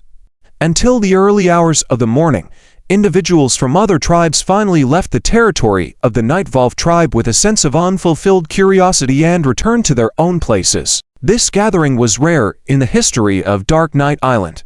This cursed place used to be filled with fights and struggles, the interplay of power and power, unprecedented. Lin Qinglong, where are you taking me? Ling Yu was dragged by Lin Qinglong, unable to resist his strength, and taken to the territory of the Sun tribe. Call me Uncle Lin. Uncle Lin has something good and cheap for you. Lin Qinglong chuckled. Ling Yu was familiar with this guy. Basically, he would smile under any circumstances, so seeing his smile, it was hard to judge whether it was a good thing or a bad thing. It wasn't until Ling Yu arrived at a strange ruin that his expression gradually became astonished. How do you feel the magic of this place? Lin Qinglong, with his hands on his hips, proudly asked. Why is it so warm here? Not only did Ling Yu immediately sense the magic of this place, he even knew that the warmth here must be related to some strange radiation. Could it be that this is the place where the Chuanwu organization used to experiment with the Sun Heart? Ha, you have a sharp mind, my brother-in-law. Lin Qinglong praised with a smile. That's right, this used to be the place where they conducted experiments. It seems like there was an explosion later, and then it was abandoned. The energy left by the Sun Heart in the past still remains until now. I have been here for half a year, and the energy has hardly diminished at all. Ling Yu nodded, maintaining a calm exterior, a feeling quite shocked inside. The Sun Heart was truly miraculous. No wonder it could transform Lin Qingxuan, a delicate woman, into a warrior with full power. I have been practicing here, and my inner energy is increasing day by day. Come on, let me throw a punch at you and test it out. Lin Qinglong's words had just fallen when he launched a punch towards Ling Yu. Ling Yu exclaimed internally, what the heck? Was this sudden attack an attempt on his life? Dang. Ling Yu caught Lin Qinglong's fist with both hands, causing him to retreat repeatedly. Looking quite embarrassed, if it weren't for his good body movements, he might have taken a big fall. Ha. How is it? I have made rapid progress now, right? Lin Qinglong laughed triumphantly. If you weren't my brother-in-law, with my full strength in that punch just now, you would have tumbled several times in circles. Ha. Ling Yu really wanted to kick his butt a couple of times. A sudden attack out of nowhere, and he was still acting all cocky. However, it was true that Lin Qinglong wasn't bragging. Ling Yu could feel that his inner strength was incomparable to when he was in Cloud City. You should try it too. Maybe the two heroes of Cloud City are meant to practice here together. Lin Qinglong clapped his hands and walked away with a smile. Ling Yu certainly wanted to try. Unfortunately, by the time dawn broke, he had gained nothing. Lin Qinglong even demonstrated it to him, but Ling Yu could only say that the effects varied for different people. It seemed that the constitution and bloodline of Lin Qinglong and Lin Qingxuan were indeed extraordinary. It was no wonder that in the buying plan, only Lin Qingxuan had survived under his medical skills. Of course, Ling Yu wasn't sure if there was any special effect on him under the radiation of the Sun Heart, or if it was related to his own meridian issues. However, researching this now seemed pointless. The Qin family itself had the Sun Heart. If there was an effect, they could absorb the radiation for practice in the future however they wanted, without caring about this broken place. Brother-in-law, it seems like your talent isn't as good as mine. The protagonist's halo still depends on me. In the next battle, I will help you defeat the Demon Knight tribe. When I dominate Dark Knight Island, I'll make you my chief of staff. It's decided joyfully like that. Ha. Lin Qinglong patted Ling Yu's shoulder and laughed heartily. Ling Yu also smiled casually. If Lin Qinglong could help him rescue Qin Mingyu and Lin Qingxuan from Dark Knight Island, Then he admitted that he would be the unique male protagonist in the entire universe without any problem. Upon returning to the Night Volve territory, shortly after entering his room, Ling Yu heard someone coming in at the door. "Boss, have breakfast." Shui Shui came in with a plate of food. "Thank you, Shui Shui." Ling Yu smiled. "By the way, where were you last night? Fenken and Tita said they didn't see you." Shui Shui's face changed slightly, but she quickly concealed it with a smile. "I have a low cultivation level and can't stand the cold, so I came back to rest on my own." "Boss Yu, I'm sorry, I didn't serve you last night." "Don't say such things," Ling Yu said seriously. Subconsciously, Shui Shui's heart sank a bit. Had the boss noticed something? Fortunately, the next moment, Ling Yu smiled and said, "We've agreed that we're siblings and don't have to serve each other. If you can't stand the cold, you should come back to rest earlier. You did nothing wrong." Shui Shui's tear ducts suddenly felt a bit sour, but she forced back a smile. Then, "Boss, I'll go out first. I'm busy with something." "All right, go ahead." Ling Yu waved her off, letting her leave. However, after Shui Shui left, Ling Yu didn't eat the food, instead carefully examining it and sniffing it, his brow furrowing slightly in the end. Why? Who had been putting slow-acting poison in the Night Volve's meals? He didn't believe it was Shui Shui because he could sense that she had always been sincere towards him. That each tribe prepared their own meals, and the Chuan organization shouldn't be capable of such mischief, right? Ling Yu temporarily disposed of the food and decided to visit the Sun tribe to see if there were any issues with their meals. Finding none, he also decided to get something to eat. It was inevitable that he would be mocked by Lin Qinlan again. The grand boss of the Night Volve tribe was begging at their place. In the evening, Ling Yu took representatives from the Night Volve tribe to watch the other 16-8 matches. The Blood tribe was pitted against the Mountain Cat tribe. The winner between them would be the opponent of the Night Volve tribe in the last 8. What surprised Ling Yu was that when they entered the arena, the boss of the Blood tribe, Bixu Jia, with a group of members, came over to him as if they were facing the Night Volve tribe that night. "Hey, Night Volve tribe, I can't wait to taste your blood. The blood of a king should be tastier than that of ordinary people, right?" Bixu Jia licked his tongue at Ling Yu. What disgusted Ling Yu was that his tongue actually had barbs. This dark night island truly bred strange people, or rather, monsters. Ling Yu simply ignored them, walking straight past them, leaving a group of Blood tribe members gnashing their teeth in anger. However, Ling Yu was merely strategically disregarding the opponent. Tactically, he still took them seriously. After sitting in the spectator stand, he couldn't help but ask, "What's the background story of the Blood tribe again?" When it came to the Blood tribe, everyone from the Night Volve tribe wanted to respond. Eventually, Big Bear raised his hand eagerly and spoke first. "Boss, you mustn't underestimate this Blood tribe. They are an ancient and mysterious race from a certain southeast continent. They are powerful but have been driven away violently by the local authorities because they are too evil, as they eat human flesh and drink human blood. Eventually, they came to this dark night island. After coming to this place, they still haven't changed their evil customs, and the people they eat could fill mountains of white bones." Ling Yu nodded. Even the giant bear said it couldn't be underestimated. Their strength must be extraordinary. In fact, he had just felt the terrifying momentum of Baizueshan. Yes, losing to them might involve the risk of being devoured. Fun Chen also shuddered and said, "Last year, I saw them feast on human blood. It was so disgusting I couldn't sleep for 3 days and nights." "That's right. Taito at it. I heard that their clan can enhance their cultivation by drinking blood. I don't know if it's true or not. It's truly terrifying." "It could be true," Ling Yu said with a serious expression. "There is indeed such a method, but relying on this method to improve cultivation requires a high demand for blood." He suddenly remembered reading about this in the record of the Divine Valley physician. Human blood, like wine, supplements, and drugs, also holds energy value, but as for how much it can enhance cultivation, he was only limited to book knowledge because this was the first time he had encountered a blood-drinking clan in reality. At that moment, the competition on the stage began. The Mountain Cat clan had both males and females, but the agility of the females was significantly higher than that of the males. Just like catwomen, using their agility to gain an early advantage. A strange scene occurred. The members of the Blood clan seemed to not feel pain when injured and bled, and they had great strength, counterattacking their opponents by exchanging injuries. As the battle went on, It was the Mountain Cat Clan's experts who couldn't hold on first. The evil eyes of the Blood Clan representatives instilled immense fear in them, limiting their strength, rendering them unable to perform to their full potential. Heh, I've been wanting to taste cat blood for a long time. Let's see if it's tangy. Shen pounced towards the leader of the Mountain Cat females, pressing her to the ground. The blood from his mouth fell on her body like water, causing her extreme terror and shivering, forgetting for a moment that she was an expert and becoming weak unable to resist. Lingyu knew that he couldn't blame the Mountain Cat female leader for being timid. Shen's current appearance was even more terrifying than a bloodthirsty demon, and his momentum was too strong, likely to scare even the timid ones out of their wits. For example, Feng Chen was already shivering and curling up in one place, too scared to watch the scene on the stage. Leader Yao Yao, damn it!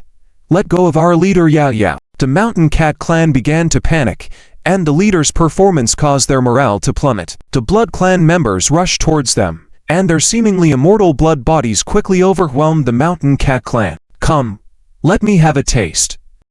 Shen bit on Yao Yao's neck, causing blood to splatter out. Leader, what should we do? Shui had already tightly gripped Lingyu's arm, feeling a creeping, chilling fear. Lingyu responded directly with action, defying the rules once again, jumping onto the stage and kicking Shen. The audience was shocked once more. It's the Night Volve leader again. He always does this kind of thing. He's not afraid of being punished. Isn't he afraid of losing eligibility to compete? Lingyu didn't have time to think too much. He just couldn't allow such evil things to happen in front of him. Unexpectedly, Shen's strength was much stronger than that of the Black Demon Clan. He effortlessly caught Lingyu's full-force kick. Heh, Night Volve leader. Is this all the strength you have? What a disappointment.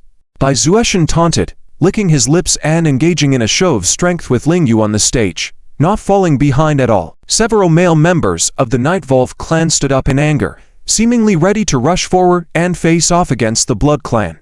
We admit defeat. We surrender. Yao Yao didn't care about anything else. She directly represented the Mountain Cat Clan in surrendering and facing off against the Blood Clan, feeling like she was in a nightmare. The next moment, the organizers from the Chanwu organization appeared, aiming infrared guns at the stage. Lingyu didn't care about what was happening offstage. He warned directly, listen, Blood Clan, we won't allow you to harm the Mountain Cat Clan. Otherwise, I will kill you in the next round. Heh. Big words. Do you think I'm afraid of you? Shen ignored what was happening offstage and moved to attack Lingyu directly. With no other choice, Lingyu had to resort to using the Northern Domain Dragon Breaking Palm. Although it pushed back the formidable opponent, the wounds that hadn't fully healed reopened a bit, and blood dripped out. Shen licked his blooded lips, looking stunned. This blood? How is it so different? Big brother, what's wrong?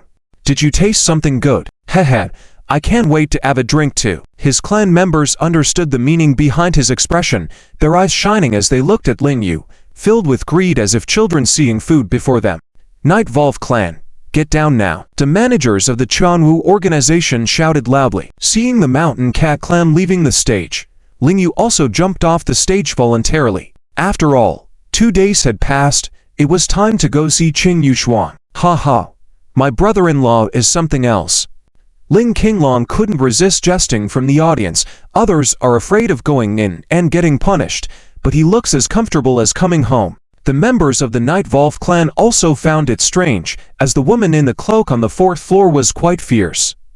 Who would come out of that place without losing half their life? Yet their leader had gone in twice, and although he had come out with serious injuries, he didn't seem to be going in for punishment. It felt more like he was going for tea. It was so damn eerie. Lingyu, if you keep this up, 2 days later we'll be prisoners in the dungeon. Ji suddenly passed by Lingyu, saying coldly. The other members of the Night Volve clan thought Ji was being too disrespectful to their leader. Only the giant bear knew that although her attitude toward Lingyu was disrespectful, Ji was actually full of expectations for Lingyu. Lingyu understood that if Ji had no expectations of him, she wouldn't have come over to say such words. So Lingyu nodded, feeling heavy-hearted, and followed the people from the Chanwu organization as they left the scene. Having watched the Blood Clan's competition, Lingyu was well aware that the Blood Clan not only had twisted abilities, but also possessed very strong martial strength. The overall strength of the Night Volve clan couldn't suppress them, especially since their leader was still heavily injured. If he didn't recover and improve his strength further in 2 days, the Night Volve clan's chances of winning were very slim. Moreover, the Blood clan were just the current opponents. Their ultimate opponents were the Sky Demon clan, the Jian organization. His current power was simply too weak to support his grand slogans. What to do? Ling Yu fell into helpless contemplation. Lu Wuda also watched his figure, eyes filled with disappointment. If he couldn't even intimidate a mere Blood clan, could he really surpass the night and ascend to the ruler of the Dark Night Island? Or will the fated ruler be someone else altogether? Amidst the various gazes of the crowd, Ling Yu entered the ivory tower once again with complex emotions. Ha ha! Ling Yu, are you here to check in again? At the entrance of the 3rd floor corridor, Moshu was waiting specifically for him, teasing him when he saw him. Ling Yu just smiled casually. Sometimes he envied this ugly man. He was always carefree wherever he went. Moya also watched Ling Yu's figure heading towards the 4th floor, her eyes flashing with a complex light, silent. The next moment, she ordered, Moshu, leave the tower. What? Moshu used to leave after watching the games. After all, he didn't hold any position. Staying here didn't make sense, but tonight, Sixth Sister suddenly urged him to leave. He had a feeling that something big would happen in the tower tonight. Ling Yu's wife and lover were both in the tower. With his current appearance, his woman must be more anxious than him. The dignified southern warrior, arriving at the Dark Island, seemed to have encountered obstacles everywhere. With Ling Yu's and his wife's personalities, they would definitely find ways to deal with it. Once they did, trouble would ensue. Coincidentally, Moshu also liked to cause a bit of trouble. Hurry. Go. Moya ordered coldly. If this man wasn't her little brother, she would never let him live on the Dark Island, as she knew he wasn't aligned with her. All right, I'm going. Moshu lazily called out as he left. If he acted too calmly, Sixth Sister would surely suspect that he would come back to cause trouble. After little brother Shu left, Moya led people to move upward. Although she was only a manager on the 3rd floor, being the Dark Night Queen's sister meant her power surpassed her position. Ling Yu entered the 4th floor of the tower again, but this time, the situation he encountered was different from the previous 2 times. He waited in the large room for a long time, but Qin Yuxuan did not appear. What's going on? Ling Yu subconsciously felt that something was amiss. First, this time, he was being punished at night, not like before when he was brought in the next morning. Secondly, whenever he arrived before, Qin Yuxuan would appear immediately, but not this time. If she wasn't there, why did they bring him to the 4th floor? And why were they waiting in place? Tie him up first. After a while, Lan Shizhen finally appeared and ordered the members of the Jian organization. These law enforcement personnel were very skilled, using tough black ropes to bind Ling Yu securely. What's going on? Ling Yu's wounds were even reopened, but he didn't resist because he couldn't figure out the situation at the moment, and he didn't have the ability to resist. Take him away. Lan Shizhen waved her hand and ordered, Hey! Where are you taking me? Seeing that these people were about to lift him onto a medical cart, Ling Yu could no longer hold back. How come this treatment was so different from before? Had he known that, he wouldn't have had the expression of going back home earlier. If you don't want to die, stop yelling. Lan Shizhen threatened coldly, but subtly gave him a signal. Ling Yu knew she was Qin Yuxuan's confidant. Was this also Qin Yuxuan's intention? Although there were fewer people on duty at night at the tower than during the day, Ling Yu guessed that Qin Yuxuan must have some secret plan and feared it would be leaked. Hence Lan Shizhen couldn't speak explicitly. Since it had come to this point, out of trust for his little sister-in-law, Ling Yu reluctantly allowed himself to be lifted onto the cart. Despite being severely injured, if he discovered that something was wrong, it wouldn't be too difficult for him, the Volve King, to quickly break free of the restraints. At this time, on the tower's 6th floor, Qin Yuxuan took the initiative to come forward again, claiming it was the call of the Saintess. This is impossible, Jian directly rejected. The Saintess never meets with people at night, and she is currently resting early for her pregnancy. Why don't you ask her? Qin Yuxuan was not one to trifle with, and in front of so many people, she turned the tables on General Jian. The Saintess wanted to see me, yet you are blocking me. This is a violation of the holy code. Jian's silver teeth clenched. This kind of thing was like spitting on the roadside. If no one saw or said anything, it wasn't a big deal. Anyone would dare to do it. but once brought up in public, you'd be in hot water. Jian was a martial genius, and the same trick wouldn't work on her twice. Although she gritted her teeth, she withstood Qin Yuxuan's pressure, coldly saying, "I ensure the Saintess has not summoned anyone. If you disturb the Saintess's rest, that's a capital offense." Now, Qin Yuxuan was at a loss, underestimating Jian's courage. What to do? Ling Yu had finally entered the tower. If they didn't take advantage of the Dark Night Queen's absence to handle things properly tonight, their next night's Night Volve tribe competition could be lost at any moment. At this moment, a cold and majestic voice suddenly came from behind Jian. "Who is blocking my sister? Can't I talk to my sister at night?" Jian was slightly surprised, looking back to see Qin Mingyu. Meeting the gaze of this woman, even someone as powerful as she, sweat began to appear on her forehead. Was this the bloodline of the Saintess? Could her aura suppress this top expert? How was it possible? "Greetings, Saintess." At the next moment, Qin Yuxuan led the way, and everyone present paid their respects to Qin Mingyu. Jian also had to bend her waist and bow. "Greetings, Saintess." This subordinate was unaware you summoned the Saintess. "Please forgive the offense." "No need. It was my negligence. I forgot to inform you." Qin Mingyu knew how to balance grace and authority. If Jian really stood against her, she would definitely make her regret it. So she immediately smiled and admitted her mistake. Jian was one to yield to strength but not softness. However, in front of Qin Mingyu, she had to yield, obediently letting Qin Yuxuan enter the Saintess's room. "Qin Mingyu, luckily you intervened, otherwise tonight's matter would have been ruined." Once inside the room, with only two remaining people, Qin Yuxuan's attitude immediately made a 180-degree turn. Qin Mingyu didn't argue with her, quickly asking, "Has Ling Yu reached the tower?" "Yes, on the 4th floor." Qin Yuxuan quickly added, "I instructed 13 to disguise him as an experimental subject and sent him to the 5th floor in advance. This requires you and Dr. Heizaki to cover us, so no one finds out."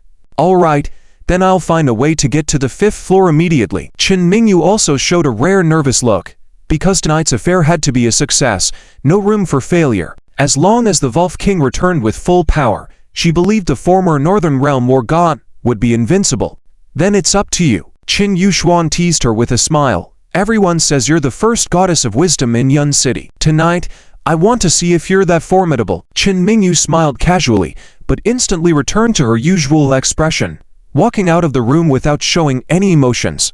"Madam Saint, where are you going so late?" Jian stood in front of her. "I suddenly feel a bit unwell and want to see a doctor for some medication."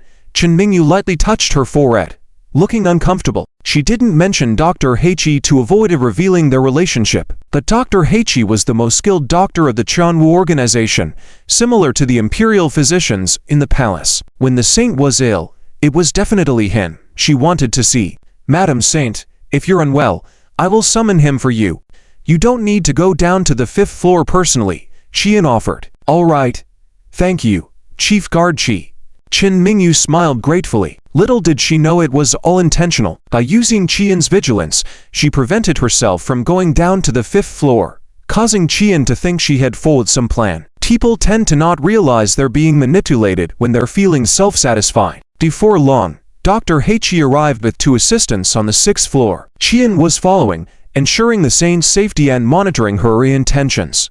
"Madam Saint, your complexion is very poor. You may have some fetal distress, possibly due to recent stress. Please lie down in the inner room, and I shall diagnose you properly to avoid any major problems," Dr. Heichi respectfully said after examining. "Well then, please, Dr. Heichi." Qin Mingyu went into the inner room, but Dr. Heichi asked his assistant to stay outside. Jian also remained in the room, not going in.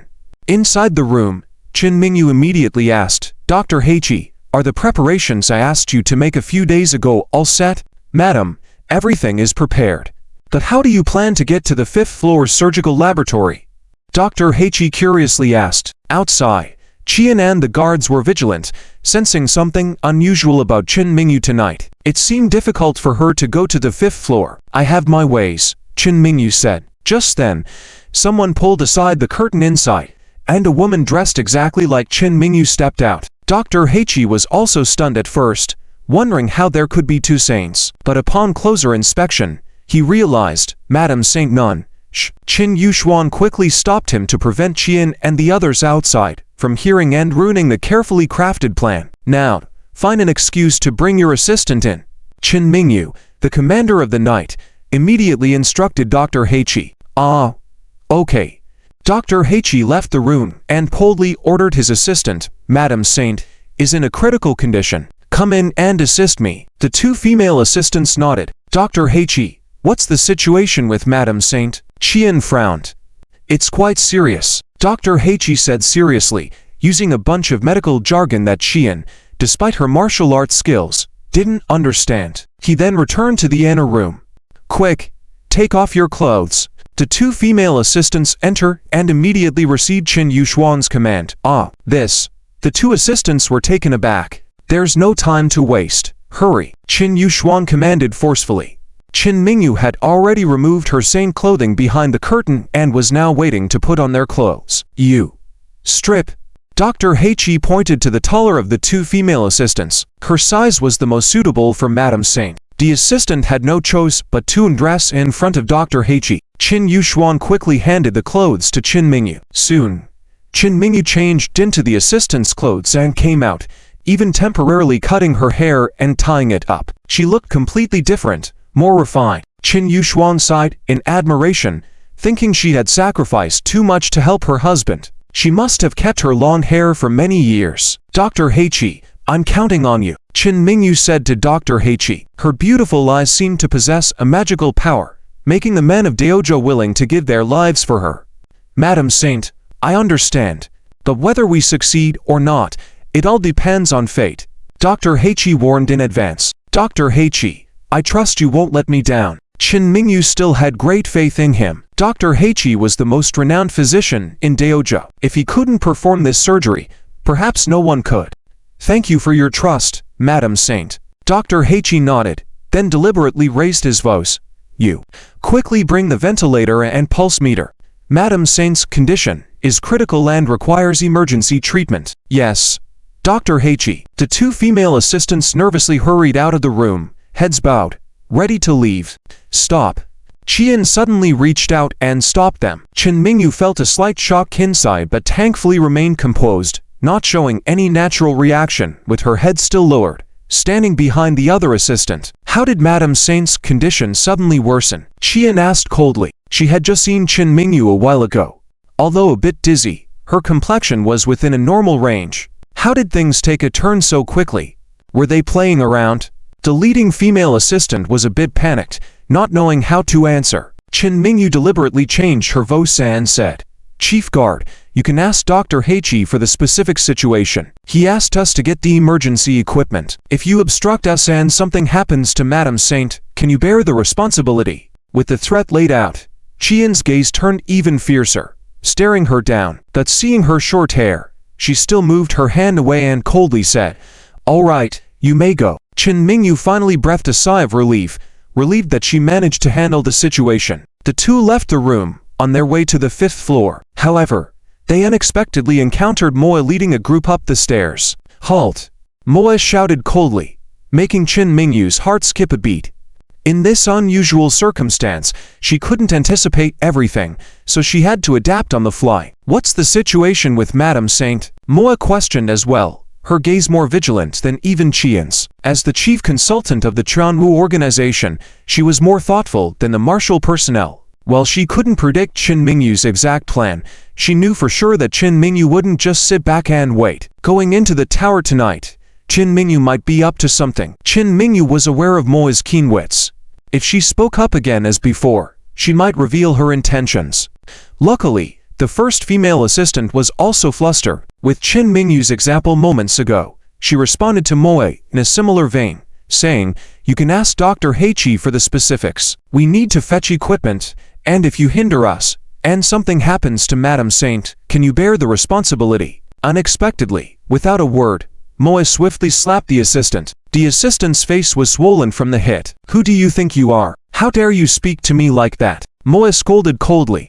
She looked down upon the people of Daojo, especially an assistant of Dr. Heiqi. The assistant was in shock, holding her face, shivering and not speaking.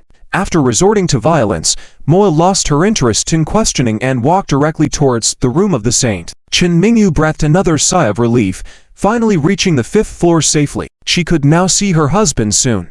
How is the condition of the holy lady? Soon, Moya ascended to the 6th floor and stood next to Jian, inquiring about the situation to Kurosaki. Both of you, the condition of the holy lady is not optimistic. She needs quiet, so please everyone, do not stay in the room. Kurosaki used his authority as a doctor to expel everyone. Jian was easy to dismiss, as the holy lady was indeed still lying in bed, giving her no reason to doubt. Moya, however, was more suspicious. She walked straight to the bedside and said, "The condition of the holy lady, so serious that I must take a good look in order to inform the Queen of the Dark Night. Do not touch the holy lady." Kurosaki became nervous and raised his voice. If Moya were to turn Qin Yuxuan's body over, it would be a big problem. Both he and the holy nun would probably die. Moya glanced at him and saw how nervous he was, making her even more alert and curious. Was the holy lady using a clever trick, or was it a case of deception? Had she left a high tower to meet Lingyu? Why can't I touch? Moya still respected Dr. Kurosaki, staring at him and asking what the explanation was. The holy lady has contracted a unique infectious disease on Dark Night Island, called thermal smallpox.